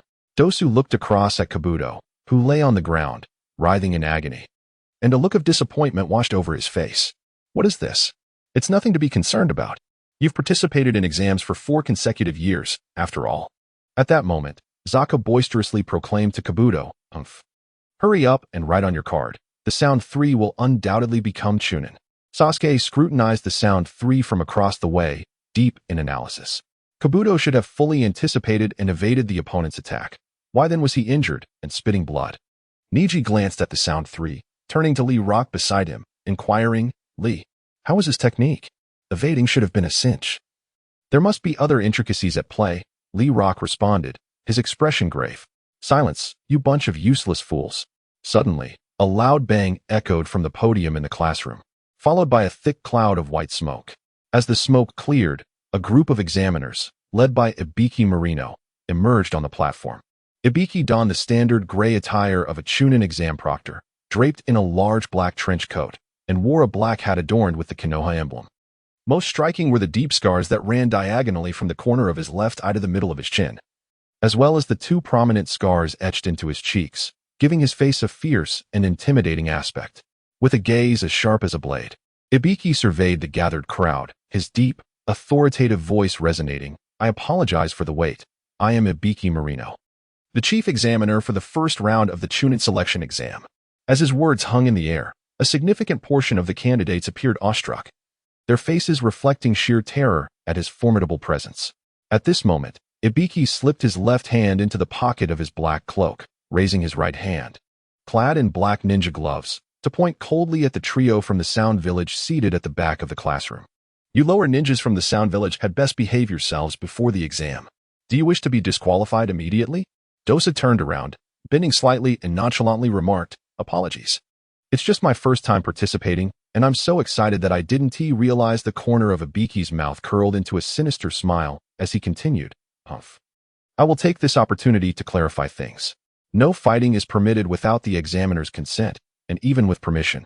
You must not bring your opponent to the brink of death. Any waste who dares defy me will be disqualified on the spot. Do you hear me? This exam should not be underestimated.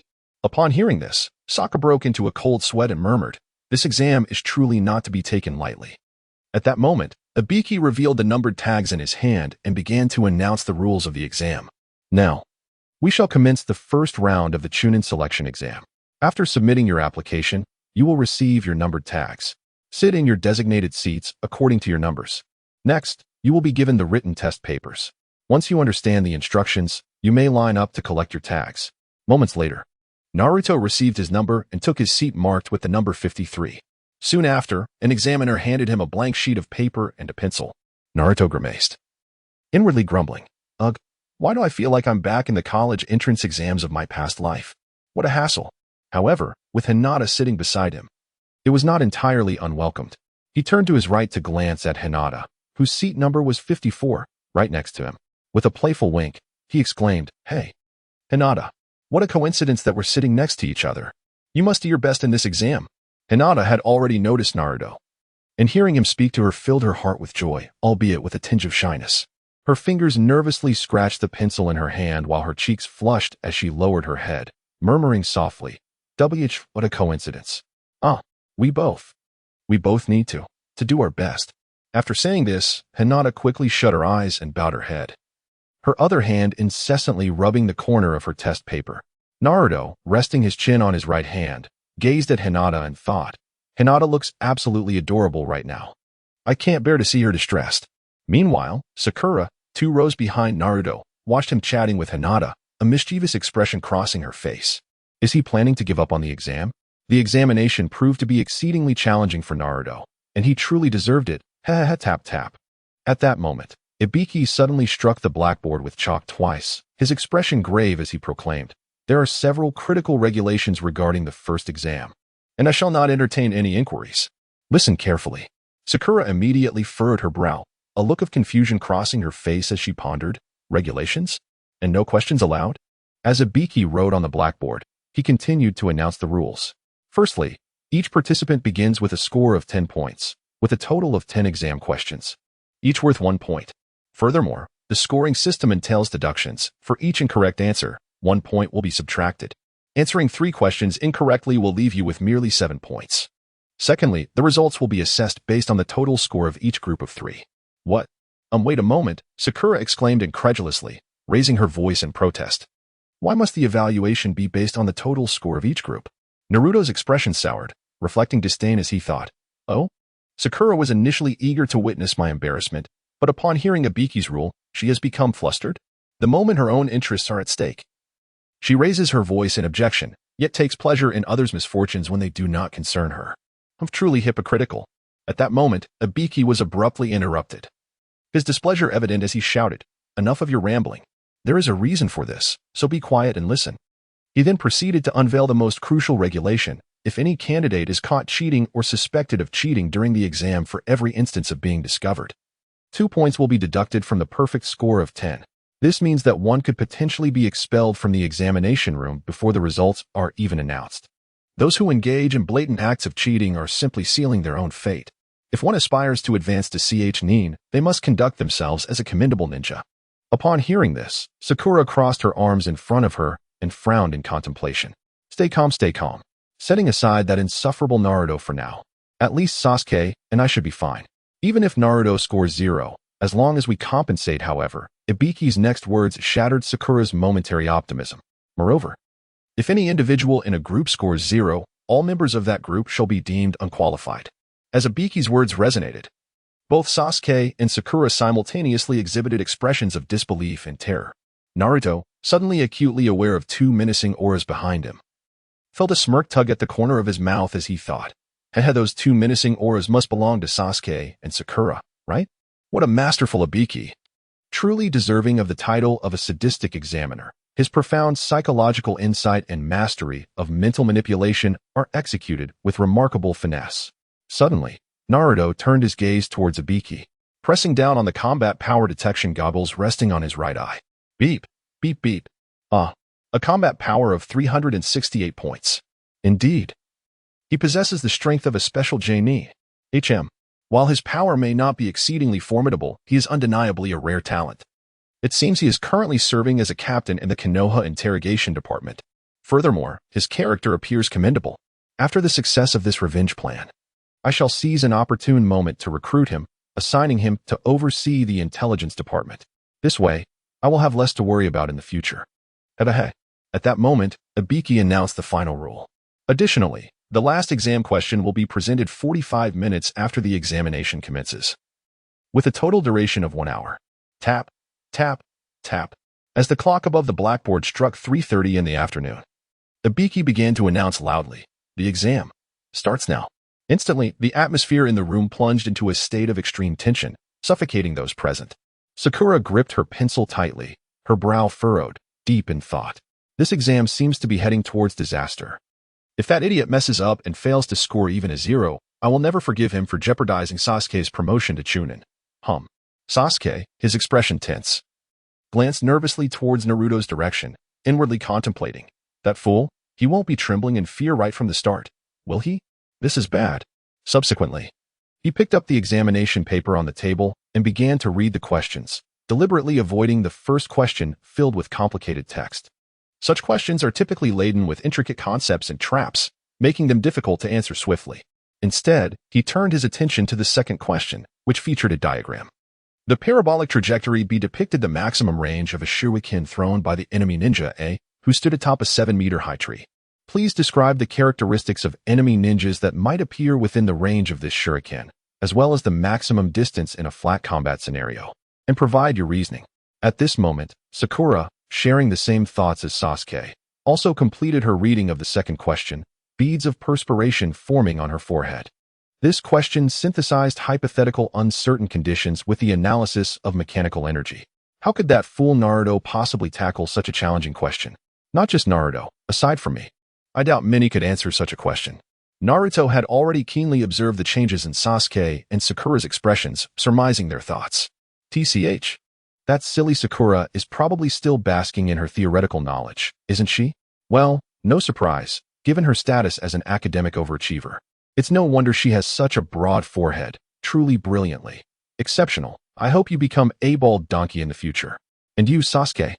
Let me see if you can identify those 2 concealed special shadows hidden among the multitude of examinees. Naruto pulled back his thoughts, propping his chin on his left hand, while his right hand grasped the pencil, inscribing his name at the top of the examination paper. Then, placing his pencil beside the examination paper, he leaned on the desk and turned his head to the right, quietly observing Hinata as she answered the questions. In truth, he was employing his 2 unique sensory abilities to scrutinize every movement within the examination hall, as well as to monitor the 4 hidden sentinels lurking in the shadows. Coldly, he mused to himself, I have long been weary of your surveillance. Allow you to flaunt yourselves for another month, and after that, I shall have you 4 minced and fed to the dogs. Humph. On the other side, Sasuke, after reviewing all the examination questions, initially furrowed his brow, then closed his eyes, a bitter smile gracing his lips. So it is. I cannot solve any of these questions. At this moment, Sasuke's gaze shifted towards the row of proctors on his right, silently analyzing their demeanor. Moreover, their stern watch suggests they are convinced we shall resort to cheating. Perhaps recording answers on that paper? Have some already been caught?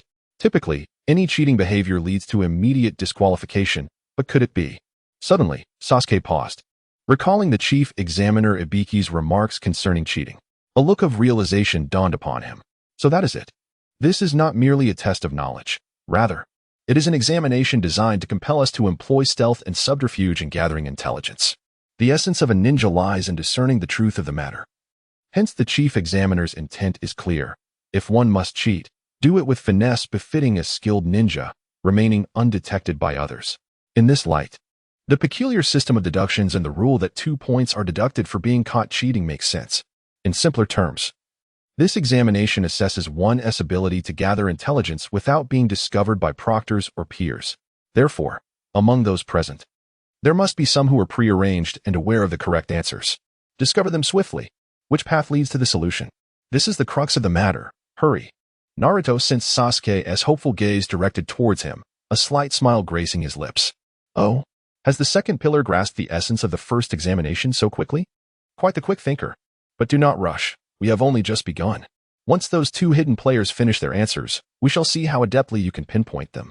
15 minutes later, many relatively skilled genin began to employ their most proficient and discreet methods of cheating.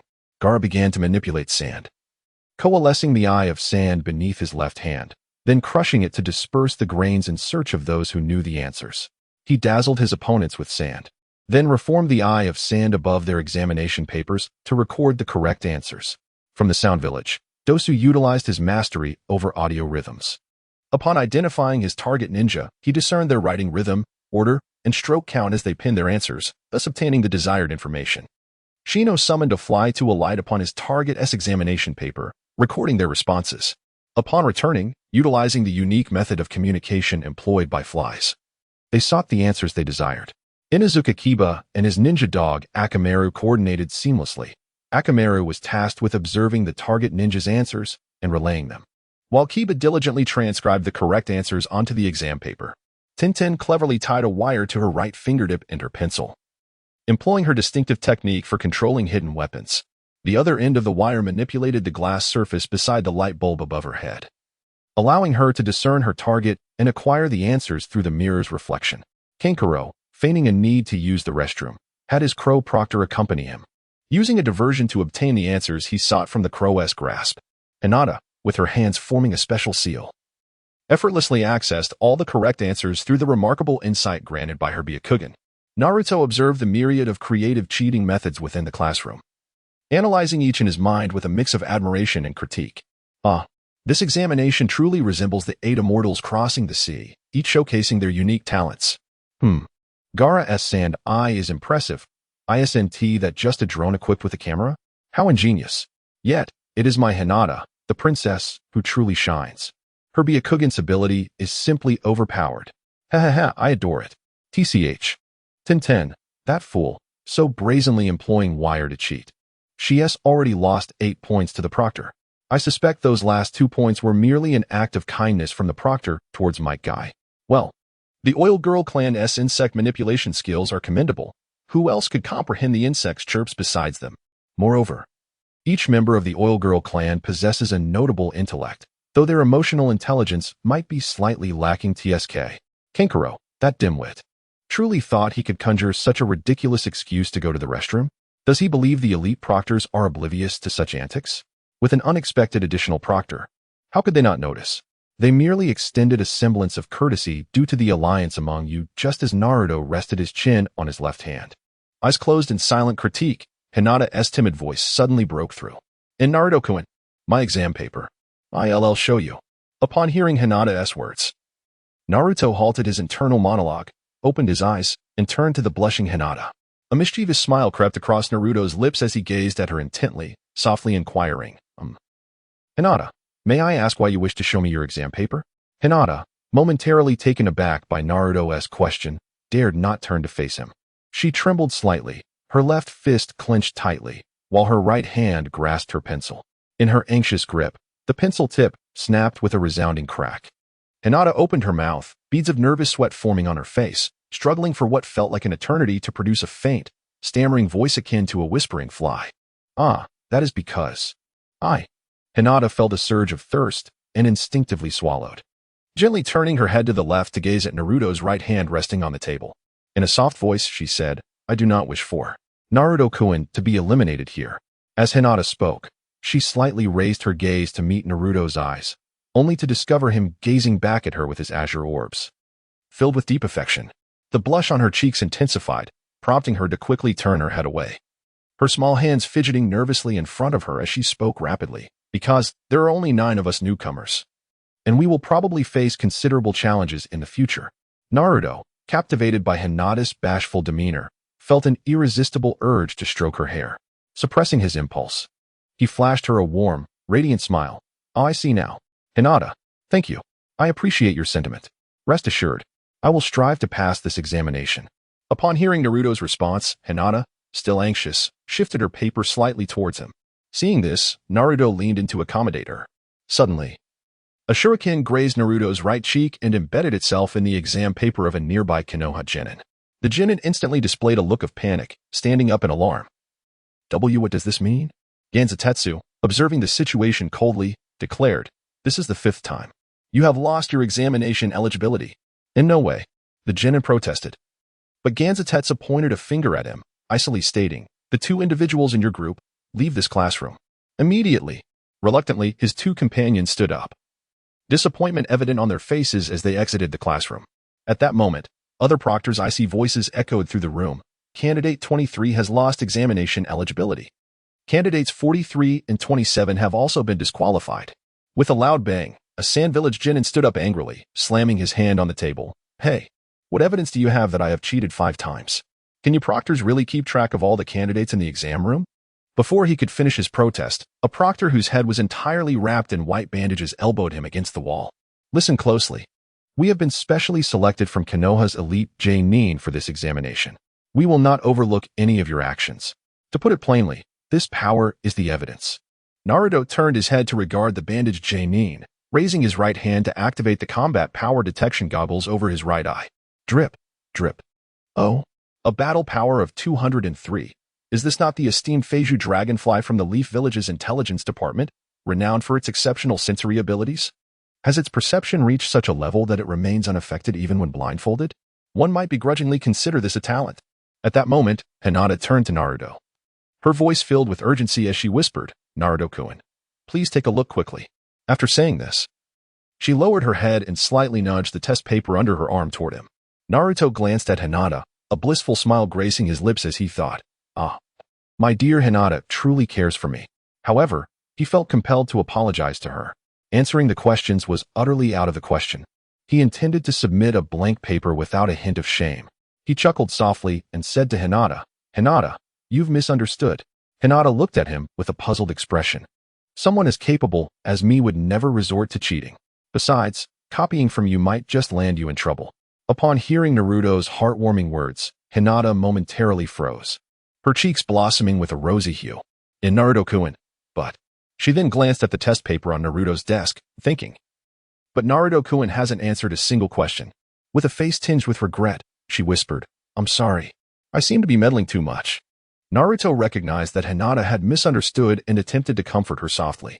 No, no. I can clearly sense your kind intentions. You are indeed a good friend. Always eager to help.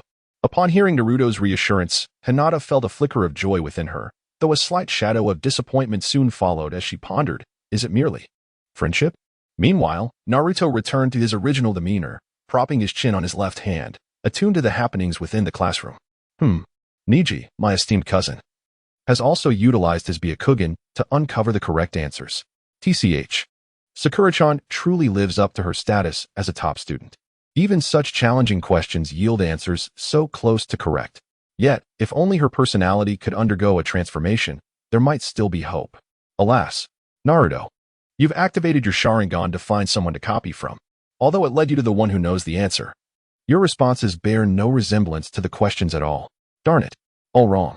The answer to question 4 is scribbled in question 3, and the answer to question 5 is written in question 4. Sigh, it's hard to look at. The worst part is, you're there feeling proud, congratulating yourself for finding the right person. Look at that. You aren't even as competent as Ino. With a simple body switch technique, she has taken control of Sakura-chan's consciousness and body, confidently recording answers from her test paper. Candidate number 59 has lost examination privileges. Candidate numbers 33 and 9 have simultaneously lost examination privileges. Candidate number 41 has lost examination privileges. The clock struck 4:15, and the examination had been underway for 45 minutes. Ibiki surveyed the classroom, noting the reduced number of candidates, and thought to himself, humph. The inept have likely been eliminated. It is nearly time. With a piercing gaze, he addressed the remaining examinees with a booming voice. All right, now, I shall announce question 10. However, Ibiki's tone shifted abruptly, his expression turning grave as he regarded the assembly. Before I reveal the final question, there is an additional matter to discuss. I must impose a few extra rules regarding the last question. At that moment, with a cheerful demeanor, Kanjiro entered the room, accompanied by his puppet, the Crow Proctor. Ibiki cast a sidelong glance at Kanjiro and let out a cold chuckle. Humph. Luck is on your side. Your puppet show has not been in vain. A layer of panic-induced perspiration broke out on Kanjiro's face. This fellow seems to have seen through the crow's ruse. Ibiki, hands tucked into his pockets, partially closed his eyes. Enough. Take your seats. Kanjiro, upon hearing this, exhaled in relief and made his way back to his seat, discarding a crumpled piece of paper containing answers onto Shino's desk as he passed by. Ibiki took 2 steps forward, his demeanor serious as he solemnly declared, I am about to announce the rules, and I assure you, it is a most despairing regulation. In the Hokage's lounge, Kakashi, Yuhi Kurenai, and Sarutobi Asuma sat on a long bench, engaged in light conversation. Kakashi placed his cup down and remarked, "Well, it's quite leisurely without the subordinates around." Asuma quickly retorted, "Don't get too comfortable. Soon enough, there will be plenty to occupy us." "What do you mean?" Asuma flicked the ash from the cigarette he held into the nearby trash bin. "The chief examiner for this year's first round is said to be Morino Ibiki." Kakashi paused momentarily, his expression shifting to one of resignation as he thought, this first exam could be perilous. However, for Naruto, this posed no problem, and Sakura, being intelligent and academically proficient, had no cause for concern. It was Sasuke that posed a significant risk. Kakashi then draped his left arm over the back of the seat, sighing in exasperation. Of all people, it had to be that sadist. Sadist? Kurenai echoed, her brow furrowed in confusion.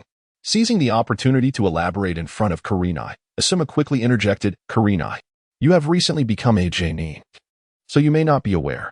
Kurenai's curiosity piqued. She turned to the somewhat aloof and handsome Kakashi and inquired, "Who exactly is this person?"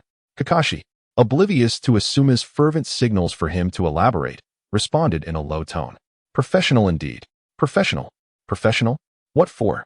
Asuma no longer hinted at Kakashi this time. After taking a puff of his cigarette, he quickly turned his head away. He struck a pose he believed to be quite dashing and began to explain to Yugao with an air of mystery. Interrogation. "Oh." Yugao, intrigued, turned her head to look at Asuma. Seeing her reaction, Asuma couldn't help but feel a surge of delight and continued to elaborate in an exceptionally deep and cool voice. Although the Chunin exam prohibits physical torture, he would undoubtedly employ interrogation techniques to inflict mental anguish upon the candidates. He is the captain of the Konoha Umbu, the interrogation division. Ibiki Morino. Ibiki is a man who possesses a profound understanding of the human psyche, and his most terrifying trait is the ability to psychologically pressure others, thereby controlling and tormenting their minds, revealing their inner vulnerabilities. Meanwhile, in the examination room, Ibiki, with a serious demeanor, announced his despair-inducing rules. "First, I want you to choose whether or not to take the 10th question." At his words, all the candidates present fell into confusion and dread of the unknown. Must we choose whether to take it or not? What happens if we opt not to take the 10th question? Ibiki continued to mentally torment them. If they chose not to take it, their score would be reduced to 0, which means losing their eligibility to participate in the exam.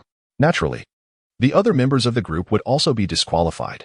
Instantaneously, the candidates erupted in varied exclamations. What does that mean? Of course, we must choose to take it. This is utterly chaotic. Ibiki paid no heed to the commotion. He relished in the atmosphere. Furthermore, there is another rule. Another rule? How outrageous. Sakura thought in terror. If you choose to take it but fail to answer correctly, that candidate.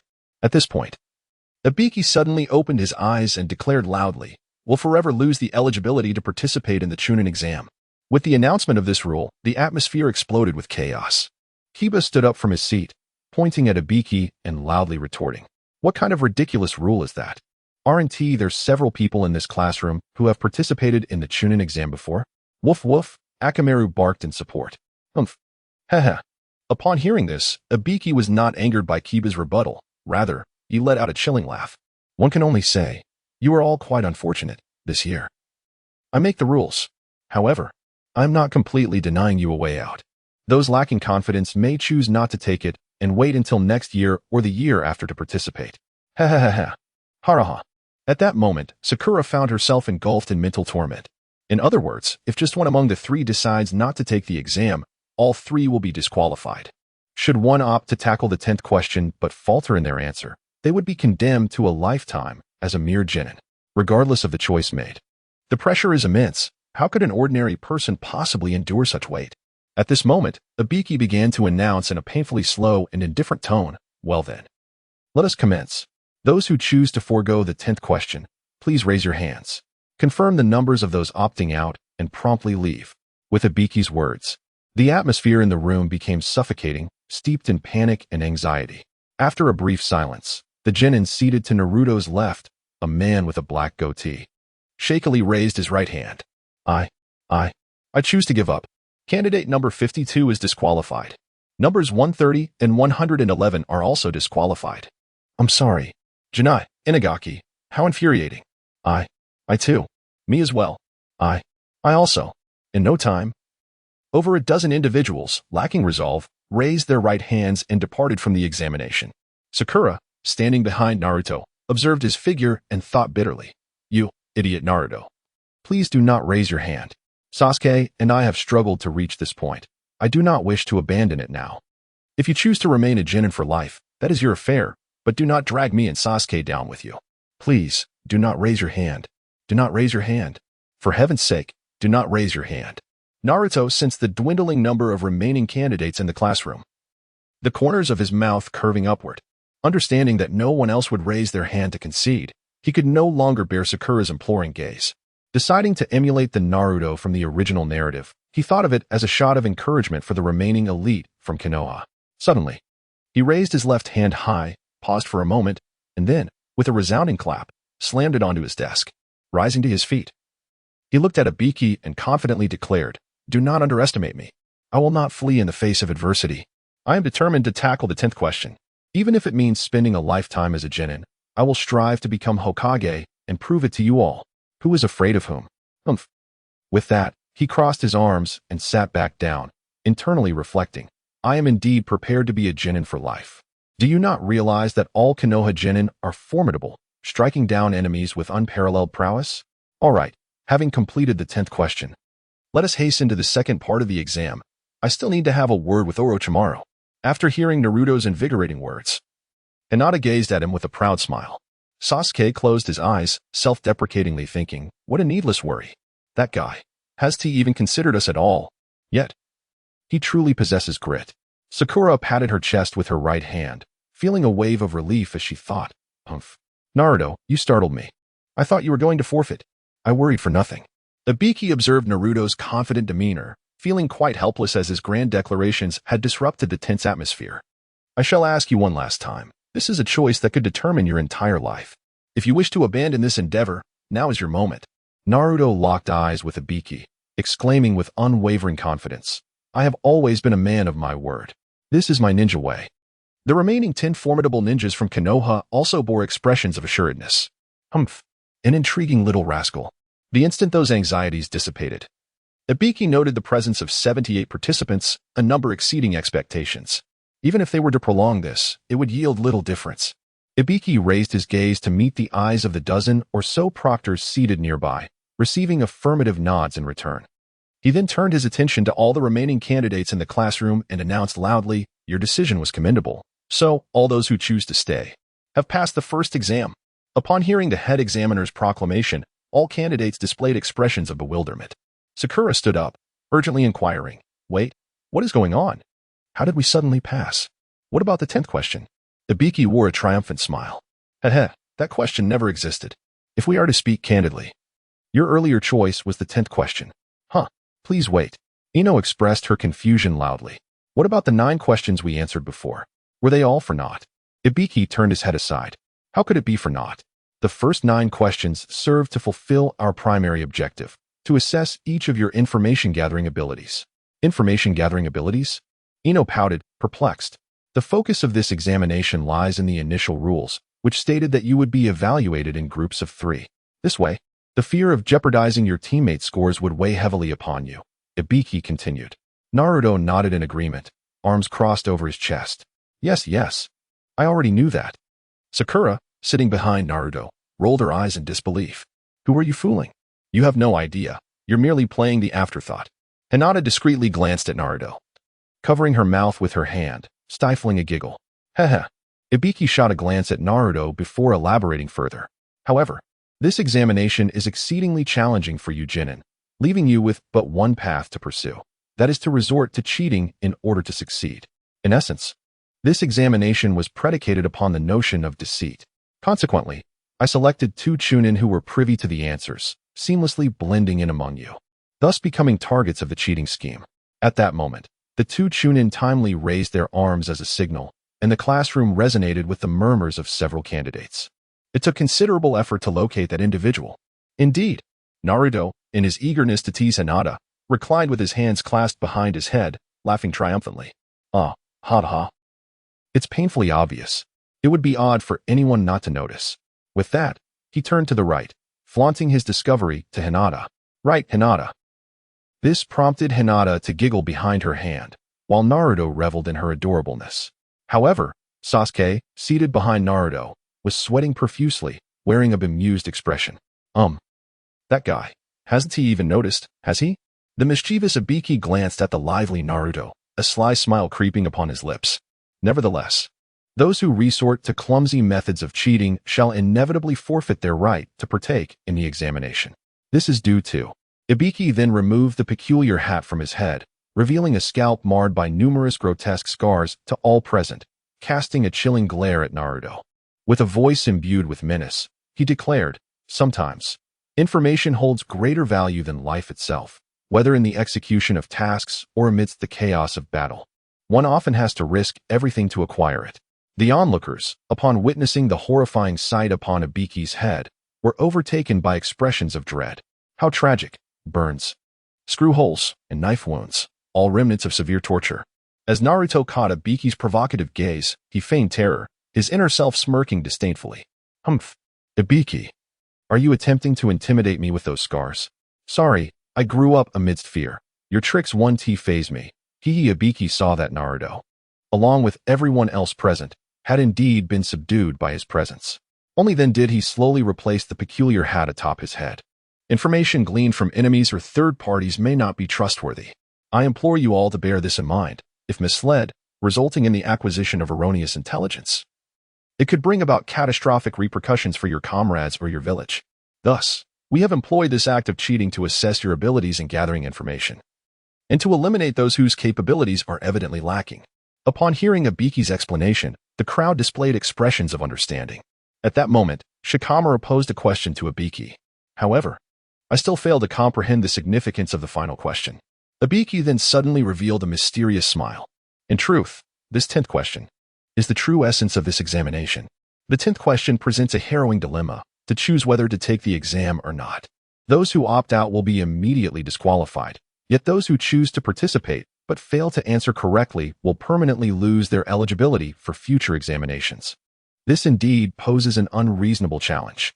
But if one were to find themselves in such a predicament, how would you decide?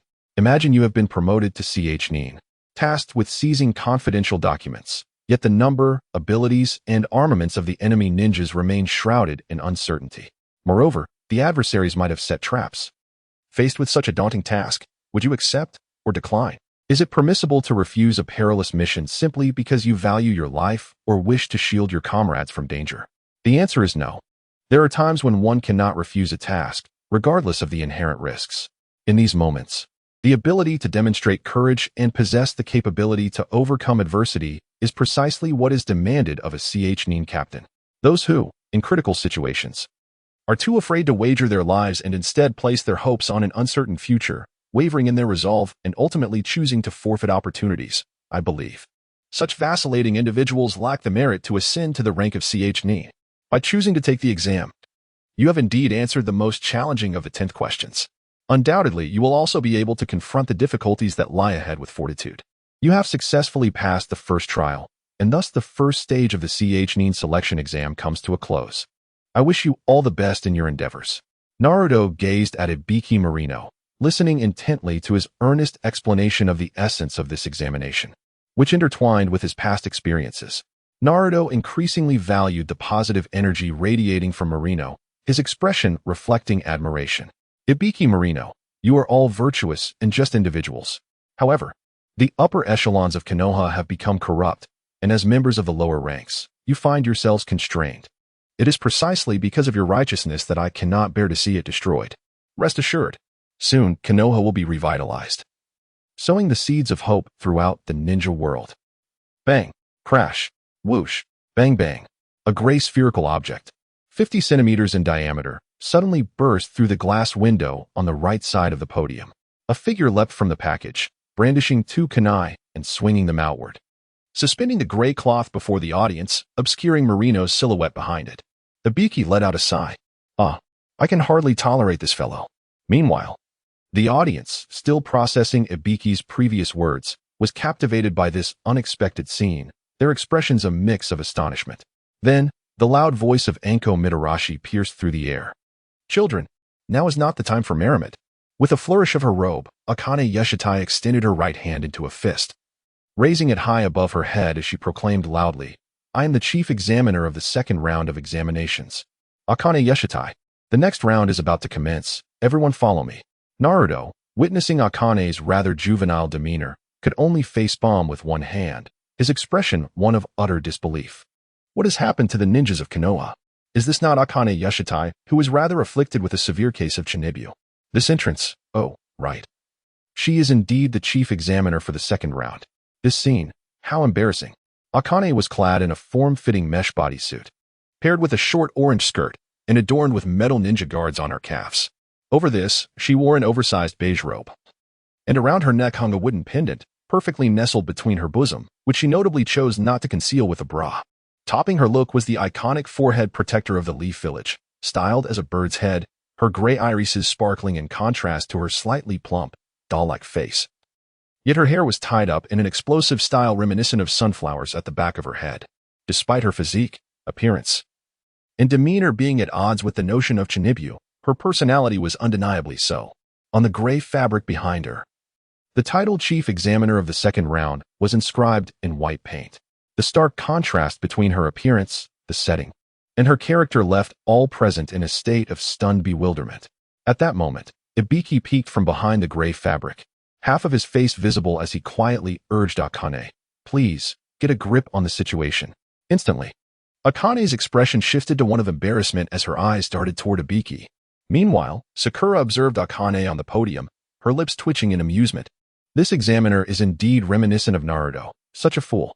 Ibiki, stepping from behind the black fabric, closed his eyes and stood to Akane's left, utterly speechless. True to her boisterous nature, Akane quickly regained her composure. 78 participants? She exclaimed, turning her head to the left to gaze at Ibiki. Her face a mask of confusion. This hardly aligns with your usual style. Ibiki, there are 26 groups remaining. Was the first exam too simple this time? Ibiki opened his eyes, first glaring at Naruto before turning his gaze to Akane. This batch of candidates possesses considerable strength. Upon hearing Ibiki's awkward response, Akane sighed, placing her hands on her hips as she surveyed the crowd below. Well, it doesn't matter. In the second round, I intend to eliminate more than half of the participants. I can hardly contain my excitement. When you arrive at the examination site tomorrow, I will provide detailed instructions regarding the gathering place, time, and so forth. Consult your respective jonin instructors. With that, she declared the assembly dismissed. The atmosphere shifted, as the candidates, who had previously felt elated about passing the first round, instantly grew tense once more. With solemn expressions, the candidates left the examination hall one after another to seek guidance from their respective instructors regarding the precautions for the second stage of the exam. Once all the examinees had vacated the classroom, Ibiki began to collect their answer sheets. When Ibiki reached Naruto's desk and picked up his blank exam paper, he clenched his left hand, which held the other papers, in a fit of anger before relaxing it. A flicker of surprise and self-mockery crossed his eyes. He chuckled softly, realizing that submitting a blank sheet could indeed allow one to pass this examination. Naruto Uzumaki, indeed an intriguing character. The following afternoon, numerous candidates who had successfully completed the first stage gathered at the main entrance of the 44th training ground. Behind the towering chain-link fence lay a vast array of robust trees, many of which boasted trunks exceeding 2 meters in diameter, exuding a chilling aura. Standing at the entrance was Karui, hands on her hips, as she introduced the candidates to their surroundings. This was the examination venue for the second stage, the 44th training ground, also known as the Forest of Death. At that moment, as if in response to Karui's words, a cacophony of howls erupted from the depths of the forest. Sakura shivered at the feral roars and the calls of birds emanating from the Forest of Death, instinctively clasping her hands together in front of her chest. The atmosphere felt ominous. Karui let out a smug chuckle. Ha ha ha. You all will soon experience firsthand why this place is dubbed the Forest of Death. Naruto, taken aback by Karui's overconfidence, suddenly had an epiphany. He glanced at Hinata, a mischievous grin curling at the corners of his mouth. Clenching his fists, he rested his wrists on his waist, sticking his backside out as he squatted slightly, swaying from side to side. Pouting his lips, he mimicked a feminine voice, mockingly repeating Karui's earlier proclamation. You all will soon experience firsthand why this place is dubbed the Forest of Death. Then, Returning to his normal stance, he boldly retorted, "Stop trying to scare us. I'm not afraid at all." Humph. Karui tilted her head slightly to the right, narrowing her eyes, and flashed a smile at Naruto. "Oh really? You are quite spirited." In an instant, her expression turned serious as she swiftly produced a kunai from her sleeve, hurling it with precision at Naruto's left cheek. Whoosh. The kunai grazed Naruto's cheek before embedding itself in the ground a short distance behind him. Karui activated her body flicker technique, appearing behind Naruto in a flash, her voice cold and menacing. "Children like you tend to meet an early demise." Grasping Naruto's right cheek, she extended her left hand and delicately wiped away a drop of blood that had trickled down his left face. It spewed forth my favorite crimson blood. Suddenly, Hongdo sensed a murderous intent approaching from behind. In an instant, a kunai slipped from his left sleeve, gripped firmly in his left hand. Just as he prepared to hurl it at the unseen target behind him, a lengthy, purplish-red tongue, measuring 50 centimeters, snatched the kunai that had just been cast to the ground and returned it to Hongdo's left side. Emerging from the shadows was a cold-faced female ninja, her left hand pinching the brim of her hat, her voice resonating with an alluring magnetism. "Here's your kunai back." Hongdo squinted, a smile gracing his lips as he turned to regard the figure behind him. "Thanks, and I appreciate you going out of your way. However, it would be wise to refrain from standing behind me with such murderous intent, unless you wish to meet an untimely demise." With that, he accepted the kunai from the long tongue of the woman. Sucking in her breath, the female ninja swiftly retracted her elongated tongue, murmuring softly, "I apologize. I find myself rather excited at the sight of blood. Moreover, you severed my most cherished locks of hair, and in my moment of exhilaration, my apologies." After this, she turned and departed, leaving behind a silhouette adorned with a large purple bow at her waist. Naruto covered his left cheek, discreetly preventing Kurama from mending the wound, as he turned his head slightly to glance at her retreating figure, an involuntary shiver coursing through him. Well, that Orochimaru really has an impressively long tongue. I recall his neck can elongate even further with certain techniques. I sense your strength is formidable. Once we enter the forest of death, I shall seek you out for a warm-up, hehe. Hinata furrowed her brow, clasping her hands in front of her chest, a worried expression etched upon her face. Naruto-kun. Sakura, having witnessed the earlier encounter, turned her gaze towards the female ninja passing by, her face a mask of terror. That examiner is inherently dangerous, and this one as well. Unbeknownst to Hongdo, the individual he had just encountered was indeed Orochimaru. He gazed at her departing figure, reflecting, "It seems there are quite a few hot-blooded individuals this time. Hee, how thrilling." Tap, tap, tap. Hongdo made his way back to his original position, turning to draw forth a stack of consent forms from within his robe, addressing the gathered crowd. "Now then, before the second exam commences, allow me to distribute these." Atop the stack of white papers, the words consent form were boldly inscribed, accompanied by smaller print detailing the relevant information. Raising the consent form with his right hand, Hongdo surveyed the crowd, beginning to elucidate its purpose. "This is the consent form. All participants in this examination must sign this paper." "Why?" Sakura inquired, her face a picture of confusion. "Because it is possible that some may lose their lives in the forthcoming challenges, and thus, I must seek your consent beforehand. Otherwise, I would find myself in quite a predicament." Ah, laughter echoed through the venue, as the candidates, upon hearing the potential for perilous risks, revealed expressions of concern and trepidation. Hongdo extended a stack of consent forms to Naruto, gesturing for him to select one before passing the remainder to the others. Naruto's lips curled in resignation as he stepped forward to receive the forms. After extracting one, he handed the rest to Yakushi Kabuto behind him. Their eyes met, and they exchanged knowing smiles. Sigh. Hongdo truly has a knack for commanding others. Now, let us commence with the elucidation of the rules for the second examination. In essence, this is a challenge that tests the limits of survival. Shikamaru glanced at the consent form passed to him, his face betraying impatience. Survival, indeed. This examination is quite the hassle. At that moment, Hongdo retrieved a scroll from within her robe, unfurling it to display to the assembly. To begin with, she explained the terrain of the training ground. This 44th training site is encircled by 44 locked entrances forming a circle.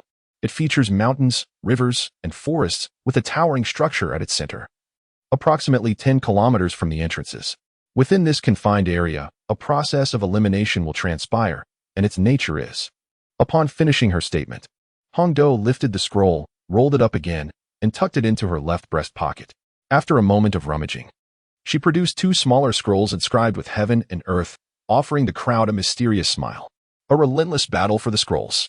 Naruto, witnessing this display, hurriedly rubbed his eyes in disbelief, thinking, what on earth? Sister Hongdo, how can your coat, which barely conceals your ample curves, possibly hold such an array of items in your left breast pocket? Are you also a traveler from another realm? Do you possess a spatial storage system? And furthermore, are you a female traveler? Sigh, never mind. The Naruto world is rife with inconsistencies. Medical technology is remarkably advanced, yet there are no automobiles or airplanes. They still rely on horse-drawn carriages. How absurd. Moreover, while ninjas possess formidable offensive capabilities, their defenses are generally alarmingly low. I can't even be bothered to validate this situation, considering the propriety of interactions between genders, for my heart belongs solely to Hinata, the princess. I am quite devoted. Hongdo held the Earth Scroll in her left hand and the Heaven Scroll in her right, presenting them to the audience. I possess the Scroll of Heaven and the Scroll of Earth, and I require you to vie for these two scrolls. A total of 26 teams have successfully passed the first examination. 13 teams will carry the Scroll of Heaven, while the other half will bear the Scroll of Earth. Each team will receive one scroll, and to summarize, it is a contest of mutual competition. After listening to Hongdo's explanation, Sasuke inquired about the crux of the matter. So, the qualifications are. Hongdo, hands on her hips, replied loudly. The three of them, carrying the Heaven and Earth scrolls, arrived at the central tower together. This meant that half of the teams would lose their scrolls and be eliminated. Sakura also expressed her understanding. However, there is a time limit. The duration of the second exam is 120 hours, which precisely spans 5 days. 5 days? Ino stepped forward in shock. What will we do if we get hungry? Choji exclaimed, panic evident on his face. Self-sufficiency, Hongdo declared. The forest is a paradise for wild animals. There is plenty of food available. At this moment, Yakushi Kabuto turned his head to look at Konoha's 12 young ninjas, kindly reminding them, of course, there are also man-eating beasts, poisonous insects, and toxic plants, so do exercise caution. How can it be like this? Choji's face fell in disappointment. You're so foolish. That's precisely why it's called a survival challenge. Ino turned to explain to Choji. At this time, Niji and Rock Lee also shared their insights. In fact, it is quite improbable for all 39 members of Team 13 to qualify. The distance traveled each day will increase, and correspondingly, the time for everyone to rest will diminish. It seems rather strict. Sasuke articulated his understanding. Moreover, with enemies surrounding us, even a good night's sleep is a luxury. Just then, Shikamaru raised his right hand, his voice calm yet profound, as he posed his question. May I ask, can one forfeit midway? Hongdo turned to Shikamaru, narrowing her eyes, and replied with a smile. According to the rules, no one is allowed to withdraw midway. You must spend the entire 5 days in the forest. Upon hearing this, Shikamaru lowered his right hand, crossed his arms, and quietly closed his eyes in discontent. As expected. What a hassle. Now, allow me to inform you of the conditions for elimination. With that, Hongdo raised her left hand's index finger. First, any team that fails to arrive at the tower with all 3 members and the Heaven and Earth scrolls within the designated time. She then raised her left hand's middle finger. Second, any team with a member who perishes or is unable to continue fighting. Finally, she raised her left hand's ring finger. Additionally, before reaching the tower, you must not peek at the contents of the scrolls. That concludes the explanation. Take the 3 consent forms and head to the cabin over there to exchange for your scrolls. Then choose your entrances and enter the training ground together. Hongdo inhaled deeply and exhaled slowly. Lastly, here is a piece of advice. Don't die. After quickly signing his name on the consent form, Naruto dashed toward Hinata, motivated in part by the desire to converse with her. After all, once they enter the forest of death, there would be no opportunity for conversation. Unless absolutely necessary, Naruto would silently protect Hinata for the sake of her growth. From a distance, Naruto spotted Hinata standing beneath a large tree and waved to her. Hinata, what are you doing standing there? Upon hearing Naruto's call, Hinata turned around in a panic, a faint blush creeping onto her cheeks. In Naruto-kun. As Naruto approached, she tilted her head to the left, and the blush on her face deepened. I. Hinata's gaze discreetly flickered to Naruto's left cheek, momentarily taken aback. Your injury. She then lowered her head, frantically rummaging through her ninja tool pouch. Wait, this. Once she found what she was looking for, she turned to face Naruto, carefully cradling it between her hands. Eyes closed as she softly spoke, Naruto-kun. This is for you. Seeing Hinata's cautious demeanor, Naruto felt a pang of tenderness. He quickly extended his hands to grasp her small ones, instantly feeling as if he were holding a warm flame that dispelled the chill within him. With heartfelt eyes, he conveyed his gratitude. Hinata, truly, thank you, and do your best in the second exam. Naruto could distinctly sense Hinata's body tremble slightly at the moment their hands connected. Almost immediately, her enchanting face turned as red as a ripe apple, steam seemingly rising from her head. Then, with a faint softness, Hinata fainted into Naruto's embrace. He was momentarily stunned, a wry smile escaping his lips. Hey, I haven't even stepped on the gas yet, and you're already feeling dizzy. As he gazed at the blushing Hinata nestled in his arms, he couldn't resist giving her delicate doll-like face a gentle pinch. So soft, so bouncy, though a bit too warm. Hinata's shyness is quite excessive, isn't it? Carefully, Naruto lifted Hinata, closing his eyes to sense the location of Kurenai. Then, amidst the astonished gazes of the onlookers, he walked toward Kurenai, carrying Hinata. Sakura, noticing Naruto departing with Hinata, called out, Hey, Naruto, how will we retrieve the scroll if you leave? I'm talking to you. Jerk. Uninterested in Sakura's comments, Naruto continued on his way. 5 minutes later, when Naruto returned, a faint smile lingered on his lips, clearly indicating his good mood. From afar, he spotted Sasuke sitting beside a large rock, looking around curiously. Oh, it seems the emo has begun to grasp the significance of the consent form. Naruto then glanced over at Shikamaru, only to find Ino and Sakura engaged in a verbal spar. Naruto's lips curled into a mischievous smile as he casually found a spot to sit, retrieving a handful of sunflower seeds from his pocket, preparing to enjoy the spectacle. The sound of cracking seeds echoed. What a delightful performance to behold. Before him, Ino leaned against a nearby tree, her tone dripping with sarcasm as she ridiculed Sakura. Oh dear, I thought I recognized someone. It's just the smooth, gleaming expanse of your forehead. I assumed you'd scuttled home ages ago.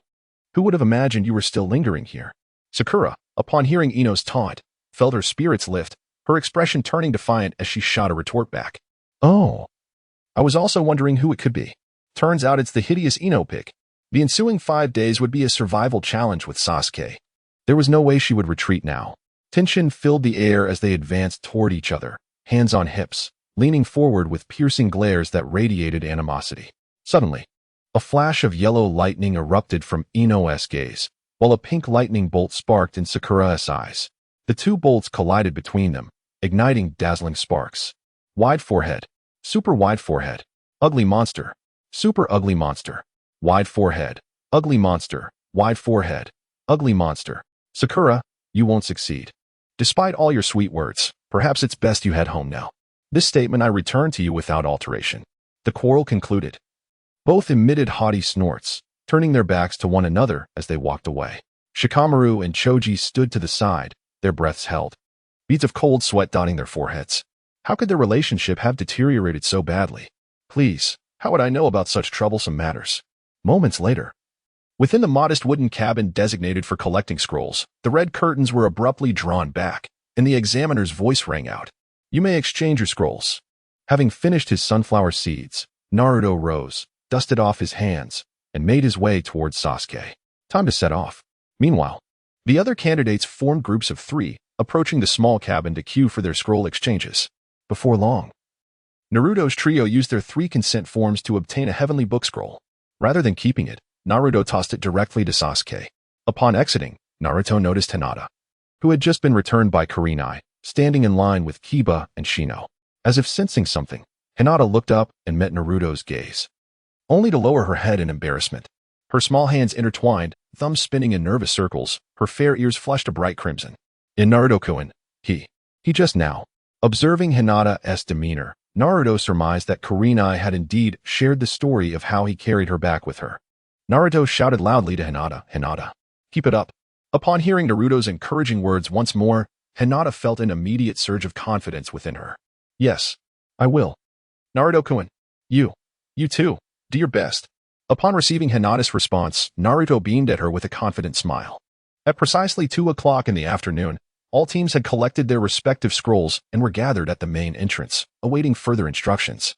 Akamaru glanced down at the watch on his left wrist and announced loudly, teams that have received their scrolls, Please follow the designated entrance leader to your respective locations.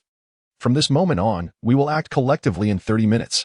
At the entrance of Gate 16, Team 8, Kiba Inuzuka, Shino Aburame, and Hinata Hyuga stood prepared, following their entrance leader. Yay! The survival challenge is our forte, Hinata, so you must be strong. Kiba encouraged. Yes. At the entrance of Gate 27, Team 10, Shikora Nara, Choji Akimichi, and Ino Yamanaka was also standing by, awaiting their leader. It's time to give it our all. Though it's troublesome, we have to go for it.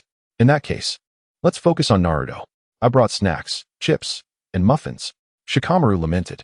At the entrance of Gate 41, Team Guy, Niji Hyuga, Rock Lee, and Ten Ten were getting ready alongside their entrance leader. Guy-sensei, I will do my best. I will show you that I can win. Lee exclaimed passionately. At the entrance of Gate 12, Team 7, Naruto Uzumaki, Sasuke Uchiha, and Sakura Haruno stood prepared with their entrance leader. As Naruto sensed the status of the other 9 teams, a slight smile appeared on his face. By the way, it seems that aside from Team 7, every other team has a beauty among them. The noble Hinata, the passionate Ino, the elegant Ten Ten. I shall play the role of a flower protector, discreetly assigning a shadow clone to safeguard each team. Better safe than sorry. At 2:30 in the afternoon, the entrance leader produced a key and unlocked the chains binding the iron gate. With a loud shout from Akamaru, the second round of the scroll competition commenced. The Chunin selection exam, the second test, officially begins. With a resounding thud, the entrance doors swung open, and all the candidates swiftly rushed into the depths of the forest. Disguised as a female ninja from the grass village, Orochimaru instructed his 2 subordinates while running. Quickly locate those little brats. Then inform me. It's those 3, right? Meanwhile, Kiba, Shino, and Hinata paused after running a short distance, huddling together. Let us find that one first, shall we? Is that okay, Hinata? Kiba asked. Yes, Hinata replied. Hinata nodded, then clasped her hands together in front of her, extending only her right index finger, a distinctive hand gesture for the Byakugan of the Hyuga clan. Byakugan! Meanwhile, the trio from the Konoha team continued to sprint rapidly through the forest.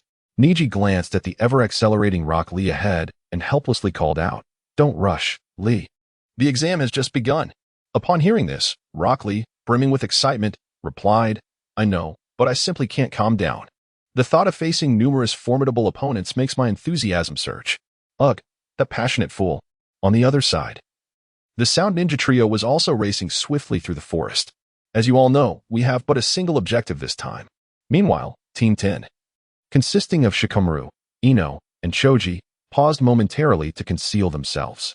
Shikamaru peeked around the trunk of a large tree, surveying the surroundings before cautiously stepping out. Having confirmed it was safe for the moment, Ino followed suit, emerging from behind the tree, but was taken aback upon noticing Choji. What are you doing, Choji? To her astonishment, Choji sat cross-legged on the ground, tearing open a bag of chips and indulging heartily. I just need a break. I'm so tired and hungry. Crunch, crunch. Ino, exasperated, approached Choji, hands on her hips, and shot him an incredulous look. What on earth are you talking about? Hearing the commotion, Shikamaru hastily joined them and, upon witnessing Choji's antics, scratched his head in disbelief. Hey, Choji, the exam has barely started, and you're already unfazed. Choji turned his back to them and resumed his seated feast. What can I do? I'm hungry. Ino frowned, expressing her frustration towards Choji. I mean, if you had the foresight to bring so many snacks, couldn't you have also packed a few shuriken? At that moment, Shikamaru suddenly sensed something amiss from the left rear and urgently warned Ino. Ino, quickly hide. With a whoosh, they both dove into the nearby bushes. Shikamaru also tugged at Choji's white scarf, dragging the chip-munching Choji into hiding. Whoosh, whoosh, whoosh. Boom, boom, boom. Just as the trio had managed to conceal themselves, 3 genin from the Takigakure appeared where they had just been standing, beginning to survey the area. Hiding in the bushes, Shikamaru's gaze fell upon a chip beneath one of the intruder's feet, causing his pupils to dilate in alarm. Oh no. Moments later, the 3 Takigakure genin, having found nothing, departed from the area. As they exhaled collectively, Shikamaru pressed his right hand upon Choji's head, his expression one of resignation. Sigh. Must this endure for 5 days? The trio of Inuzuka Kiba, after setting their traps, stood in a relatively concealed spot, their eyes fixed on the distant tower. Given that all were aiming for the tower, it would be prudent to place our traps near it. The ninja dog Akamaru perched atop Kiba's head, sniffed the air with his keen nose, casting a glance towards the left rear and gently tapping Kiba's head with his paw. Understanding the cue, Kiba turned his gaze to the same direction, engaging in a hushed exchange with Akamaru. How swift? Where could it be? Hinata smiled warmly at Kiba and Akamaru, while Shino merely regarded Kiba, his expression obscured by sunglasses and a high-collared garment. Meanwhile, hidden in the trees to the left rear of Team 8, 3 lower-ranking ninjas from the Rain Village looked down with smug expressions. Humph. A bunch of kids, standing so conspicuously, do they expect us not to notice? They seem to sense something amiss, though they likely remain unaware of our exact location. What's wrong? Why does your face look so pale? Suddenly, from beneath the collar of one Rain ninja, a massive, writhing, dark crimson leech emerged. What is that? As they spoke, a multitude of these leeches descended from above. Ah, crack, crack. The 3 ninjas from the Rain Village fell from the tree, breaking several branches in their descent. The leeches from the hidden leaf, drawn to sweat and body heat, would swarm upon their prey. If they continued to drain blood for 5 minutes, death would surely follow. I utilized their predatory nature to set traps along the enemy's retreat path. One Rain ninja, covered in leeches, struggled to rise. Damn. However, as he inadvertently moved his hand, he triggered the trap, and the 3 were instantly ensnared in a large net. One group down. Standing at the main entrance of the examination area, Akamichi, upon hearing the screams resonating from the forest of death, couldn't help but smile slightly. Hehehe. So it begins so soon. Meanwhile, the members of Team 7, advancing cautiously, halted abruptly upon hearing the cries from behind. Turning to glance in that direction, Sakura's face paled with terror. Was that a human scream? I suddenly feel so anxious. Naruto feigned a look of shock, yet inwardly, he admired Kiba and his team's synergy. Oh, Kiba and his companions are quite the formidable trio, truly deserving of their reputation in survival exercises. Hinata, the princess, expertly utilized her Byakugan to locate the leeches, while Kiba and Akamaru handled reconnaissance, and Shino took charge of control, a flawless operation indeed. Splendid, splendid. However, that lazy fellow Shikamaru remains as lackadaisical as ever, and Choji, the rotund one, is already famished at the very onset. It truly leaves one speechless. Indeed, it seems that in this vast world, the pursuit of sustenance reigns supreme. Those who indulge in hearty meals are the true paragons of humanity. Lee Rock is still ablaze with fervor, brimming with the exuberance of youth. Yet, it appears he has not heeded my advice to trim his eyebrows and hair. The influence of Might Guy on him is evidently profound. Naruto cast a sidelong glance at Sasuke, a subtle smirk gracing his lips. But oh, Sasuke, several individuals are undoubtedly converging upon you, especially that towering creature. Do beware of its bite. Naruto shook off his musings, intertwining his fingers behind his head, adopting a nonchalant demeanor. It's nothing much. Shortly thereafter, his expression shifted once more, and he dashed behind a nearby thicket. I need to relieve myself. Upon reaching the thicket, Naruto discovered a spacious tree hollow and promptly dove inside. Once within, he instantly masked his facial expressions, glancing furtively towards the dimly lit corners. Damn that old third Hokage and that old dog Danzo, even for a mere Chunin exam. They must deploy Umbu en route to surveil me. Are they truly concerned I might perish in this second trial? TCH. Naruto then raised his hands to form a series of hand seals. Shadow clone technique. Boom, boom, boom, boom. As the white smoke dissipated, for Naruto's shadow clones emerged within the hollow. Main body, allow me to serve as a gallant protector for Hinata, ensuring she remains untouched by harm. Let me go, let me go, let me go. Clap, clap.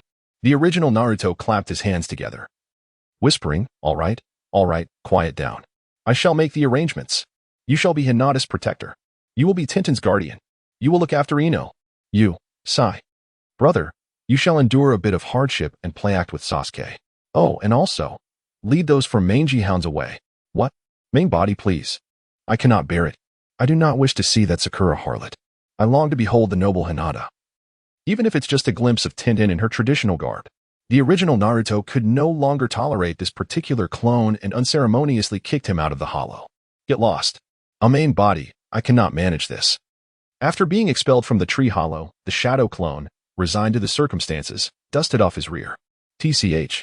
The original is truly biased, forcing me to entertain Sasuke, oblivious to my aversion towards that Sakura harlot. Sai. The main body is once again relegated to being a mere spectator. However, At least I shall have a brief moment to enjoy the spectacle. The shadow clone composed himself, approached the thicket, and unfastened his trousers to relieve himself, patiently awaiting the target to take the bait. Subsequently, under the deliberate inaction of Naruto's shadow clone, he was ensnared by a subordinate from the Hidden Rain village, resembling a dumpling and unceremoniously discarded at a distance. Bound and lying on the ground, Naruto's shadow clone silently observed Sasuke's pretentious display, leveraging his unique perceptive abilities. Moments later, a Naruto emerged from the thicket, one hand on his hip and the other scratching his head, exuding an air of carefree contentment. After relieving myself, I feel utterly refreshed. Sakura, unable to contain her disdain, reproached Naruto, saying, "Really, don't say such things in front of girls." Before Sakura could finish her sentence, Sasuke's expression suddenly sharpened, and he activated the body flicker technique. With a swift motion, he appeared behind Naruto, delivering a powerful punch to his left cheek. Bang! Caught off guard, Naruto was sent flying, colliding with the trunk of a nearby tree. Witnessing this scene, Sakura wore a perplexed expression. Sasuke, regardless of the circumstances, must you resort to violence? The voice of her inner self erupted from the depths of her mind, exclaiming fervently, "Sasuke-kun, splendid work. I have always detested that scoundrel Naruto. Well struck. If I were not at a disadvantage, I would relish the opportunity to give him a sound thrashing." Seated against the tree trunk, Naruto wiped the blood from the corner of his mouth with his left hand, glaring at Sasuke with fury. "What are you doing?" Sasuke charged forward again, aiming a kick at Naruto's head. Sensing the impending blow, Naruto swiftly rolled away, narrowly evading the attack. Undeterred, Sasuke continued his assault, delivering a forceful kick toward Naruto, who, with a burst of energy, leaped off the ground, grasping a branch of the tree, and flipped onto it. Sasuke swiftly approached Naruto from behind, delivering a kick that sent him plummeting down. Bang! Naruto fell headfirst to the ground. Struggling to rise, he knelt and looked up at Sasuke. A look of confusion etched on his face. "Why the sudden aggression? You inquire about my actions? It is I who should be asking you," Sasuke retorted, producing a kunai in his right hand and charging toward Naruto with intent. Naruto stood up, retrieving a kunai from his ninja tool pouch on his left leg, grasping it in his left hand. "You forced my hand." With that, he dashed toward Sasuke's figure. Clang, clang, clang, clang. Instantly, the two engaged in several exchanges, their kunai clashing with a resounding noise. Sasuke wielded his kunai in his right hand, while Naruto held his in his left, the clash of their strengths echoing in the air. After several more exchanges, they distanced themselves, both on guard. "Sasuke, I implore you, don't act this way," Sakura shouted in confusion. "Take a good look at this guy. Where is the real Naruto? I cannot comprehend your words. Where have the scars inflicted by the examiner vanished? Moreover, your shuriken pouch is strapped to your left leg. Naruto is not left-handed." With this skeptical remark from Sasuke, Naruto's expression instantly transformed into one of dread. "Your transformation technique pales in comparison to Naruto's, you fraud." A wicked smile crept across Naruto's face as he murmured, "What unfortunate luck. There's no escaping what's exposed." With a loud bang, a cloud of white smoke dissipated, revealing Naruto in his true form. He was clad in a beige jumpsuit, wearing a gas mask, and adorned with the forehead protector of the Hidden Rain village, marked by 4 vertical lines. "Who possesses the scroll? Hand it over obediently, and I may spare your lives." Sasuke remained unfazed, while Sakura promptly drew her kunai, ready for confrontation. "Is that so? It appears. I must resort to serious measures." With that, he dashed towards the two. Observing this, Sasuke exerted force beneath his feet, leaping into the air while swiftly forming hand seals. Fire release, Phoenix fire technique. In midair, Sasuke curled his left hand's index, middle finger, and thumb, bringing them together before his mouth. For shuriken enveloped in flames sped towards the approaching rain ninja below. Bang, bang, bang, bang. The rain ninja, upon witnessing this, abruptly halted, evading Sasuke's technique with agile movements. Subsequently, both opponents leaped into the air, their kunai clashing against one another. Realizing the precarious situation, the rain ninja forcefully repelled Sasuke and swiftly retreated, leaping across several branches to escape. Sasuke landed on a branch, poised to continue his pursuit, when he heard Naruto's shadow clone calling from below. "Hey, Sasuke. Super big idiot." Sasuke spotted the bound Naruto clone on the ground and, with a sigh of frustration, reluctantly threw a kunai to sever the ropes binding him. Whoosh, bang. The Naruto clone was freed, feigning delight and thinking, "Alas, the show has concluded, but I could only relish it for a brief moment. How unsatisfying. At that moment, the Rain Ninja, sensing an opportunity, declared, "Look. The chance has arrived. How fortunate." He retrieved several throwing knives and kunai from his pouch and hurled them at Sasuke with all his might. Whoosh. Bang bang bang. Sasuke, noticing this, quickly took cover behind a thick branch, the knives and kunai embedding themselves into the wood. However, Sasuke suddenly noticed a detonating tag affixed to the kunai behind him, causing his pupils to contract in alarm. A detonating tag. Hiss. Bang. The tag erupted in a cloud of dust, but Sasuke managed to escape just before the explosion, landing on the ground with his limbs sprawled out. With a swift motion, the Rain Village ninja brandished a kunai, suddenly appearing behind Sasuke, its blade poised threateningly at his left temple. How fortunate I am. Dare to move, and I shall end your life. Hand over the scroll obediently. Sakura hurriedly approached, her heart racing at the sight before her, shouting anxiously at Sasuke, "Sasuke! Sasuke!" With a grim expression, smirked wickedly, letting out a cold snort. Humph. In an instant, a kunai hurtled toward the Rain Ninja, thrown by Naruto, who stood perched on a distant branch. The ninja, left with no choice, leapt aside to evade the projectile. TCH. Naruto's shadow clone descended from the branch, landing swiftly and bellowing at the Rain Ninja, "You won't escape. Naruto, you're always too slow." Sasuke harnessed his chakra, magnetically drawing the kunai thrown by Naruto to the sole of his left foot. Activating his Tsutomu Sharingan, he bent low, preparing to unleash his attack. With a powerful flick of his left leg, the kunai shot forth like an arrow released from its bow, speeding toward the target. Sasuke propelled himself into the air, generating momentum. The Rain Ninja, sensing the impending danger, quickly sidestepped, narrowly avoiding the incoming kunai and glancing back in fear as it whizzed past. Whoosh. Thud. With a decisive thrust, Sasuke plunged the kunai into the chest of the Rain Ninja, blood erupting in a spray, staining his own face with droplets of crimson. "Sasuke!" Sakura cried out in alarm, her gaze fixed on him. Sasuke cast a disdainful glance towards Sakura, his voice booming with warning. "Sakura, do not dawdle. Our enemy may not stand alone. Do you understand? One misstep could cost you your life." Naruto's shadow clone couldn't help but smirk, thinking, "It seems you've developed a distaste for Sakura, haven't you, Sasuke? This is a promising beginning.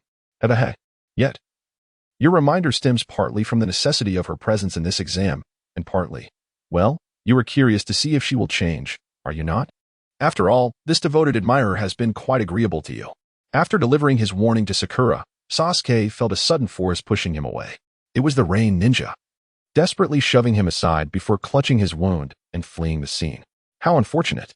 It appears my decision to come alone to conceal my presence was a grave error. Sasuke landed gracefully, his eyes fixed on the direction of the fleeing figure. A sense of relief washing over him as he continued to observe. Has he truly escaped?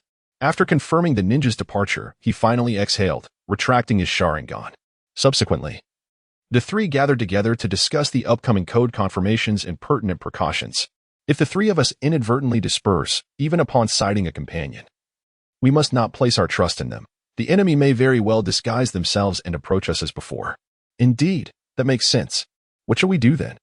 Naruto's shadow clone and Sakura wholeheartedly acknowledged Sasuke's perspective, turning to him once more, eager for his forthcoming strategy. "We shall agree upon a code phrase." Naruto's shadow clone suddenly displayed a visage of fear, echoing the statement. "A code phrase? Listen carefully. Anyone who cannot respond to the code, regardless of their appearance, must be regarded as an enemy. I shall only state the code once, so pay close attention. I will ask, 'Ninja Song, Ninja Machine,' and you shall respond. The enemy's great commotion is the opportune moment for infiltration. In tranquil places, there are no hiding spots. For a ninja, seizing the moment is of paramount importance. This means we must take advantage of the enemy's fatigue and complacency." "Yes, that shall suffice." The more Naruto listened, the more bewildered he became, his gaze inadvertently drifting towards a protruding bamboo in the distance, thinking to himself, "You idiot, Sasuke, such an elaborate code is impossible to remember." "I certainly cannot. I wonder how Orochimaru manages to recall it perfectly when he emerges. Do all ninjas possess such remarkable memories?" Upon hearing this, Sakura displayed a confident expression. "No problem." Naruto's shadow clone, however, appeared utterly perplexed. Could you repeat that?" Sakura's face then broke into a smug grin, finally seizing the opportunity to taunt Naruto. "That rascal. Naruto, you didn't forget it, did you? How pathetic, unable to remember such a simple code. I memorized it instantly. Sasuke also intentionally responded to Naruto. Didn't I say I would only say it once? Naruto. Upon witnessing Sakura's triumphant demeanor, Naruto's shadow clone could scarcely restrain himself from delivering a few resounding slaps. However, for the sake of maintaining the ruse and aiding Sasuke in acquiring the Heaven's Curse mark, he suppressed the impulse, merely casting her a disdainful glare. Umph. I certainly remembered it all. It's just, for the sake of caution, I wanted to hear it once more. Sasuke then stood up, beckoning the two to leave this place. Just as Naruto rose, a sudden sharp pain struck his right cheek. Is there a new enemy? Abruptly, a fierce gust of wind surged towards them, stirring up a cloud of dust. As the dust settled, three figures emerged in the distance. Unmistakably the trio from the grass-hidden village disguised as Orochimaru. You two go play over there for now. I can handle this alone. Naruto's shadow clone had long been swept away by the wind, oblivious to where it had been blown. Meanwhile, the four members of the Umbu and Root, stationed in the shadows, quickly rushed in the direction where Naruto's shadow clone had been carried off by the wind. What? Hurry, go check on Naruto's location. Go. The Nine-Tails must not come to harm. Lord Danzo has instructed that in cases of special danger, we may prioritize incapacitating and bringing him back. Sasuke concealed himself within the thicket, keenly observing the newly emerged adversary. Suddenly sensing a presence behind him, he swiftly turned around, only to find it was Sakura. Nevertheless, he did not lower his guard. Sasuke! Sakura exclaimed with excitement, about to rush towards him. Sasuke immediately raised the kunai in his right hand, positioning it defensively before him, issuing a warning to Sakura. Do not approach. First, the code phrase. Ninja song, ninja mechanism. Sakura paused momentarily, then quickly grasped the situation. Yes. The enemy's commotion is the perfect opportunity to infiltrate. All right. Sasuke relaxed his stance. At that moment, a voice emerged softly, and Naruto appeared from the adjacent bushes, hastening towards the duo. That hurt. Hey, are you both all right? Sakura abruptly raised her hand to halt Naruto's advance, initiating her inquiries. Naruto, wait. First, the code phrase. Naruto paused, a broad smile spreading across his face upon hearing Sakura's request. I know. The enemy's commotion is the perfect opportunity to infiltrate. In a tranquil place. Whoosh. Sasuke, not waiting for Naruto to finish the code phrase, hurled his kunai at him. Naruto quickly sidestepped, feigning a clumsy fall to the ground, glaring at Sasuke with an expression of anger. What was that for? Seriously. Sasuke did not respond but wore a grave expression. This time, the enemy was able to evade my attack. Though Sakura held disdain for Naruto, she could not comprehend Sasuke's rationale for attacking him. What? What are you talking about, Sasuke? Wasn't Naruto's code phrase correct? Sasuke regarded Naruto warily, explaining to Sakura without turning back. It would be strange if he got it right. Do you truly believe that guy can remember such a lengthy code phrase? If I were to ask him what the code is, how do you think the usual Naruto would respond? At that moment, Sakura murmured in realization, I'm sorry. I completely forgot. Moreover, his evasive action just now was distinctly different from Naruto's. It's time to reveal your true identity, you imposter. Sitting on the ground, Naruto emitted a chilling, sinister laugh, extending his long tongue to lick his lips from left to right. That's a valid point. Following this, with a loud bang as the white smoke dissipated, Orochimaru revealed his form, having masqueraded as a female ninja from the hidden grass. His voice transformed into a captivating feminine tone. However, if you knew he would forget, why not choose a shorter code phrase? Sasuke regarded her with a smug expression, replying languidly. That's because I was well aware you were eavesdropping on our conversation from beneath the ground. Hence, I deliberately employed such a lengthy code phrase. Orochimaru removed the straw hat from his head, revealing a sinister countenance. Indeed, it appears that you remain tireless and unyielding, far more intriguing than I had anticipated. Slurping. After speaking, Orochimaru excitedly licked the brim of the straw hat with his elongated tongue. This fellow is undeniably repulsive. Sakura grimaced at Orochimaru's actions. By the way, where has Naruto wandered off to? Meanwhile, Naruto's shadow clone lay upside down beside the robust roots of a grand tree, exuding an air of tranquility. Before him lay a lengthy ravine, a result of his recent mishap, which had dragged him along the ground. He lifted his right hand to stroke the stubble on his cheek, murmuring to himself, that rascal Orochimaru has already made his move. A mere wind technique propelled me this far. How fearful must he be of my interference in his schemes? Well, never mind. I have a formidable serpent to deal with shortly. How shall I prepare it? Steamed? Braised? Grilled spicy strips? Sigh. Perhaps a simple stew would suffice. Come forth, serpent, into the pot. Suddenly, an immense shadow enveloped Naruto, prompting him to flip over and rise to his feet. Gazing at the colossal serpent before him, he sensed two other presences lurking in the shadows, a sly grin creeping upon his lips. Let it swallow me first, and then. Without hesitation. The serpent swiftly coiled its tail around Naruto's shadow clone and opened its massive jaws, swallowing him whole. The two Umbu hidden in the shadows exchanged worried glances. Hey, do you think we should intervene and rescue Naruto? Let's wait and see if Naruto can handle it. I believe he has significantly improved lately, and he should be able to manage this serpent. After their discussion, they turned their attention elsewhere, remaining still as the two figures did not make a move. Within the belly of the serpent, Naruto's shadow clone, utilizing his sensory abilities, keenly detected the intentions of four mischievous canines, a wicked smile forming on his face. Multi-shadow clone technique. Boom, boom, boom. Boom, boom, boom. The serpent's belly visibly expanded at an astonishing rate until, with a resounding pop, a hole burst open. Numerous shadow clones of Naruto leapt out from the serpent's abdomen, only to vanish with a series of thuds, leaving behind a single shadow clone. This remaining clone, after a brief respite, swiftly made his way towards Sasuke. The four mischievous canines, witnessing this, quickly followed suit. Moments later, Naruto's original form provided the other three shadow clones with a black hooded cloak each, along with masks for everyone. Arrange for them to serve as protectors for the other three classes. If they encounter other groups along the way, they should seize 4 sets of the scrolls of heaven and earth, just in case. After all, the 11 strong of Konoha must endure until the 3rd match. Meanwhile, Naruto's true self lurks in the shadows, silently observing all. Once Orochimaru imprints the curse mark of heaven on Sasuke, he will reminisce with Anko, and then I shall seek him out for a warm-up, haha.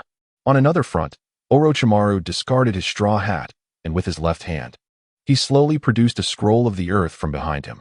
Haraha, you desire my scroll of the earth, do you? Since you possess the scroll of heaven. Orochimaru extended his long, purplish-red tongue, entwining it around the scroll of the earth, gradually feeding it into his mouth, swallowing it whole. Gulp. Naruto. Concealed in the shadows, felt a wave of goosebumps wash over him, shivering in response to the grotesque sight. Oh, Orochimaru, while watching the anime. It was merely unsettling, but witnessing it in person is truly repugnant. After consuming the scroll, Orochimaru forcefully dug his fingers into his left eye's lower eyelid and licked his lips. All right, shall we commence? The battle for the scrolls begins. I shall give it my all. With that declaration, he instantly directed his overwhelming killing intent at Sasuke and Sakura. The two were struck as if by 1,000 arrows, frozen in place, their faces pale and trembling uncontrollably. Sakura, in sheer terror, collapsed to the ground, devoid of composure. Sasuke fared slightly better, murmuring in fear, "Is this an illusion?" He then knelt, hands planted on the ground, retching. After several futile attempts to rise, he realized, no, it's not an illusion. It's merely pure killing intent. How could this be? Just looking into his eyes evokes a sense of death. Who on earth is this man? With his body trembling, Sasuke struggled to retrieve a kunai from his ninja tool pouch, his hands shaking as he stood. Orochimaru, retrieving 2 kunai from behind, coldly remarked, "Fear not, it will be over in an instant. You won't feel a thing. I had hoped for a longer game with you, what a pity." Approaching within 5 meters of the two, he raised the 2 kunai in his left hand and effortlessly hurled them towards their foreheads. Whoosh! As the kunai drew nearer, Sasuke felt an overwhelming sense of impending doom and steeled himself in anger. Move now, come on, whoosh, thud. Sasuke thrust the kunai in his right hand fiercely into his right thigh. Regaining his senses, he opened his Sharingan, swiftly rising to evade the incoming kunai, scooping up Sakura, and making a hasty escape with a series of leaps. With a thud, Orochimaru's kunai missed its target, embedding itself instead into the roots of a large tree behind the position where Sasuke and Sakura had previously stood. Orochimaru's hand, still poised as if to throw, gazed intently in the direction of Sasuke's escape, a look of intrigue crossing his face. Ah, so this is it, inflicting pain upon oneself to dispel fear, indeed. He is no ordinary prey. Sasuke, cradling Sakura, found refuge atop a sturdy branch, gently lowering her before sinking down beside her. He gripped the kunai that was embedded in his right thigh, breathing heavily. At that moment, Sakura regained consciousness, her eyes widening with concern as she cried out, "Sasuke! Sasuke!" Enduring the excruciating pain radiating from his leg, gritted his teeth and closed his eyes, forcefully extracting the kunai from his flesh. With a swift motion, the weapon was dislodged, and blood spurted from the wound, quickly staining his pants a deep crimson. With a clang, Sasuke discarded the kunai to the side, supporting himself with his hands as he gasped for breath. Upon witnessing this scene, Sakura leaned forward, her hands pressing against the ground. Worry etched across her face as she inquired, "Sasuke, are you all right?" However, Sasuke abruptly raised his left hand to cover Sakura's mouth. Turning his head toward the rear with a tremor of apprehension, his gaze fixed on Orochimaru's direction as he mentally assessed their precarious situation. They needed to escape quickly. Lest they be discovered here, how could they flee? How could they evade capture? Sakura, observing Sasuke's tense demeanor, furrowed her brow in contemplation, her eyes reflecting deep unease. She had never seen him so agitated. Suddenly, a shadow loomed over them, prompting Sakura to glance to the right. In an instant, terror washed over her, and she grasped Sasuke's arm, desperately trying to free herself from his grip. A colossal serpent, many times larger than the two of them, had approached their vicinity. In that moment, despair settled in as she realized her feeble strength was insufficient to break free from Sasuke's hold. She could only emit muffled sounds, hoping he would turn his head and recognize their dire predicament. As the serpent's forked tongue flicked dangerously close to her body, an overwhelming surge of adrenaline coursed through Sakura, granting her the strength to push Sasuke's hand away from her mouth. She shouted urgently, "Sasuke, there's a snake." Upon hearing her exclamation, Sasuke was instantly startled, quickly turning his head to the left just in time to witness the monstrous serpent, its jaws agape, revealing two massive, sharp fangs, descending swiftly toward the branch they occupied. In an instant, Sasuke activated his Sharingan, exerting force beneath his feet to leap backward and evade Orochimaru's assault. Sakura swiftly followed suit, jumping into the air to avoid the attack, landing on a nearby branch not far behind. Suspended in midair, Sasuke's face reflected a sudden fear. How foolish of me. I failed to notice the snake. The enormous gray serpent, coiling around the trunk of a great tree, opened its gaping maws, launching another attack towards Sasuke above. From the serpent's body, Sasuke glimpsed Orochimaru's shadow, and panic surged within him as he shouted desperately, "Ah! Don't come any closer." In a flurry, he retrieved 6 shuriken from his ninja pouch, hurling them with all his might towards the vulnerable spot on the snake's head. Swish, swish, swish. Hiss, roar. The shuriken struck true, and the serpent emitted a piercing cry of anguish. Moments later, beneath a branch of a large tree, a significant amount of crimson blood flowed from the massive serpent's head, signaling its demise at Sasuke's hands. As he landed on a branch, Sasuke braced himself against the thick trunk, gazing in terror at the fallen serpent while breathing heavily. Who? Huh? Who? Huh? Suddenly, his gaze sharpened. Disbelief etched across his features. There, not far behind the severed head, the serpent's skin ruptured, and a slick figure emerged from within. Orochimaru's chilling voice echoed, "You must not allow yourselves a moment of relaxation. The so-called prey typically scurries in panic before its predator." With a slithering motion, Orochimaru extended his long tongue, licking his lips, then swayed it back and forth in front of him. Concealed in the shadows, Naruto's body writhed with nausea at the sight, eliciting a series of dry heaves. Ugh. Orochimaru is truly grotesque, drenched in the serpent's gastric fluids, and he licks. Ugh. I can't bear to witness this. I shall avert my gaze for now and look again when I place the curse mark on Sasuke. At that moment, Orochimaru's eyes narrowed, his lower body transforming into a serpent-like form that coiled around the branch where Sasuke stood, rapidly advancing towards him. Suddenly, 3 shuriken and a kunai flew through the air, embedding themselves into the branch ahead of Orochimaru, forcing him to momentarily halt his advance. My apologies, Sasuke. Naruto, in his shadow clone form, stood triumphantly on a higher branch behind Sasuke, grinning. I've forgotten the signal entirely. Seeing Naruto come to his aid warmed Sasuke's heart, yet he remained vigilant, casting a wary glance at Orochimaru while urgently warning Naruto without turning his head. Naruto, this isn't the time for bravado. Don't worry about me. Just escape at once. The distance between us feels insurmountable. Orochimaru's gaze drifted towards the shadow clone of Naruto, perched to his upper left, and he spoke languidly. Oh? It seems that serpent has indeed been dispatched by you, Naruto-kun. The Naruto clone glanced at Orochimaru, whose lower body was entwined with the branches like that of a serpent, displaying an expression of deep discomfort.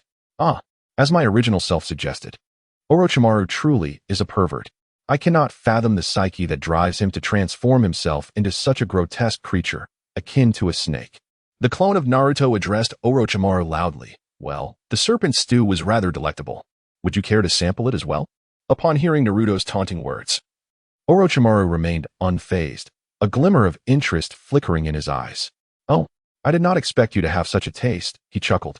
Meanwhile, Sasuke remained vigilant, internally analyzing the precariousness of their situation. Even with Naruto's assistance, their prospects were grim. What should they do? Just then, the taunting words of Naruto's clone echoed once more. Oh, it seems you are bullying the weak. Since I, Uzumaki Naruto, have intervened, prepare yourself for a proper lesson. Sasuke's expression shifted to one of alarm upon hearing the clone's nonsensical remarks. Oh no. If this continues, we three are doomed. What can we do? No choice. This is the only way. After resolving within himself, Sasuke retracted his Sharingan, lowered his head, and softly articulated his solution. Wait a moment.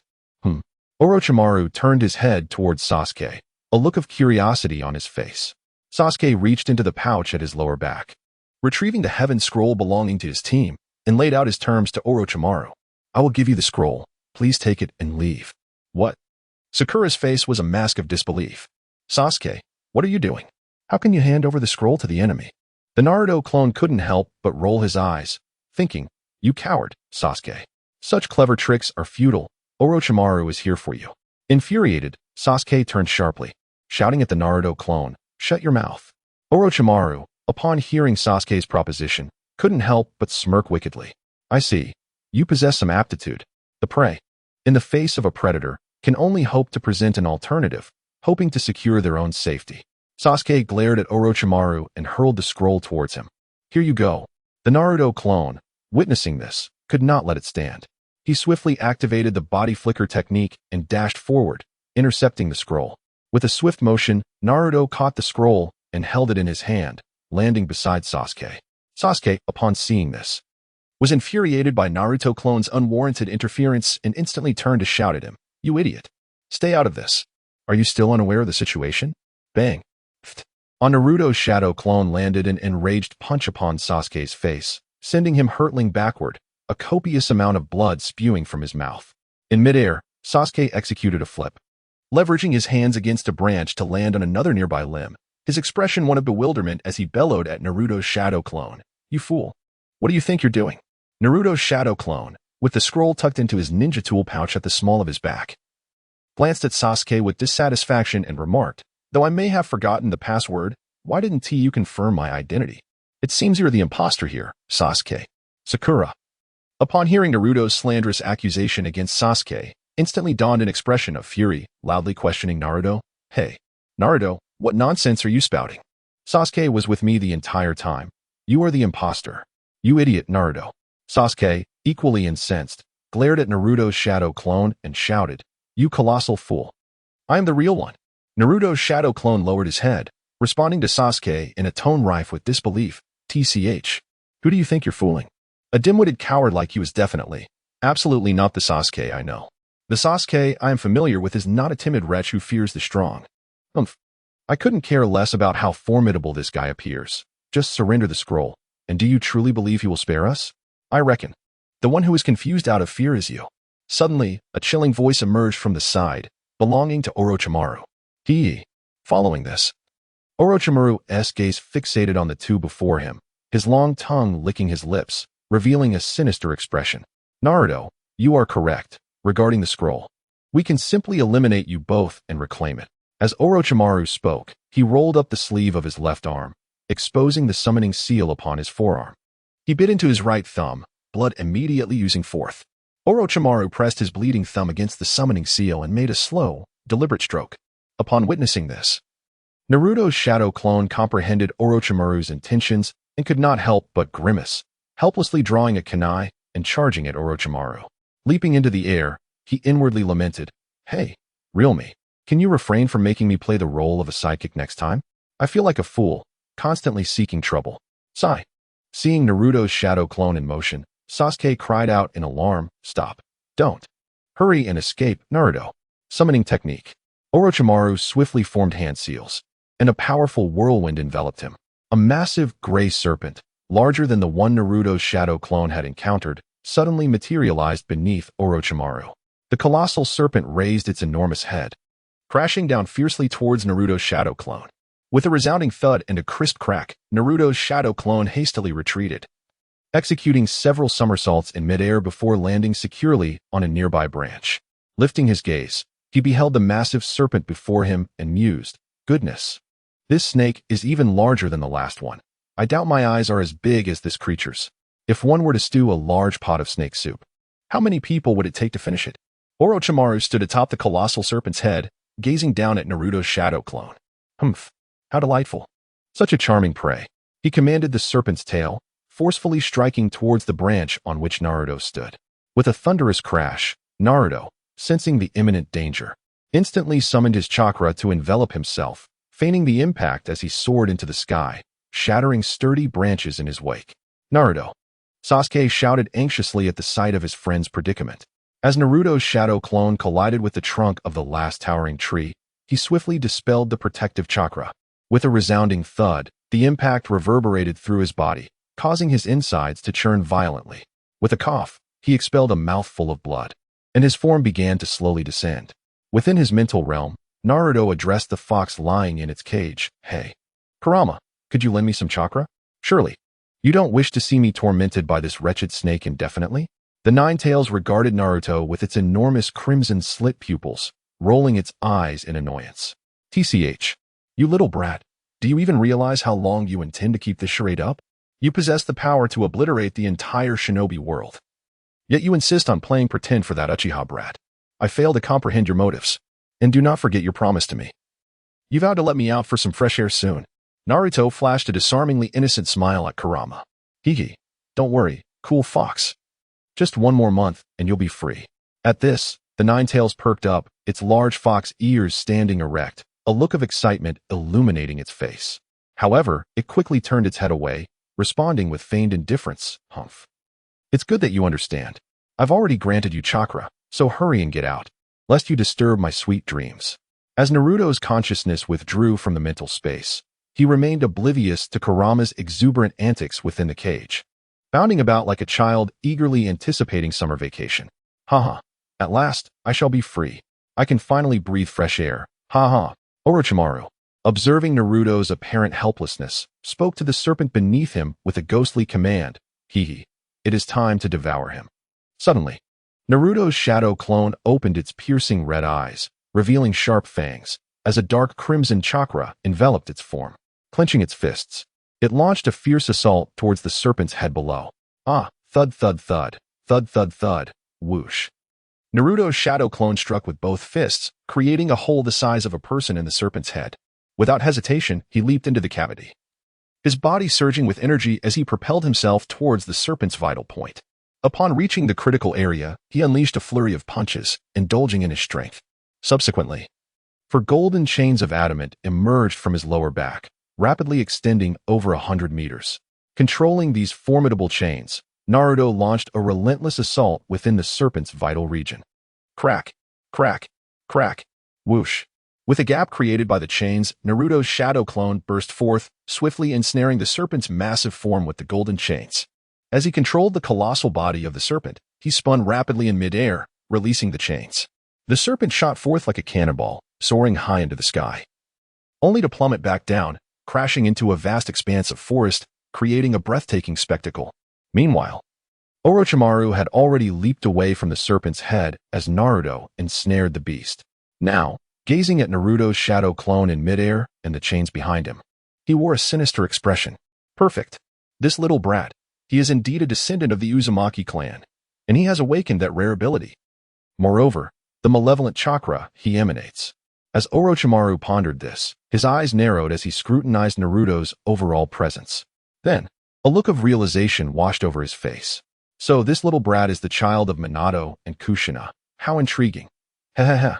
Sasuke, witnessing the unfolding scene, was instantly struck with disbelief, his fists clenched tightly, followed by an overwhelming sense of resentment.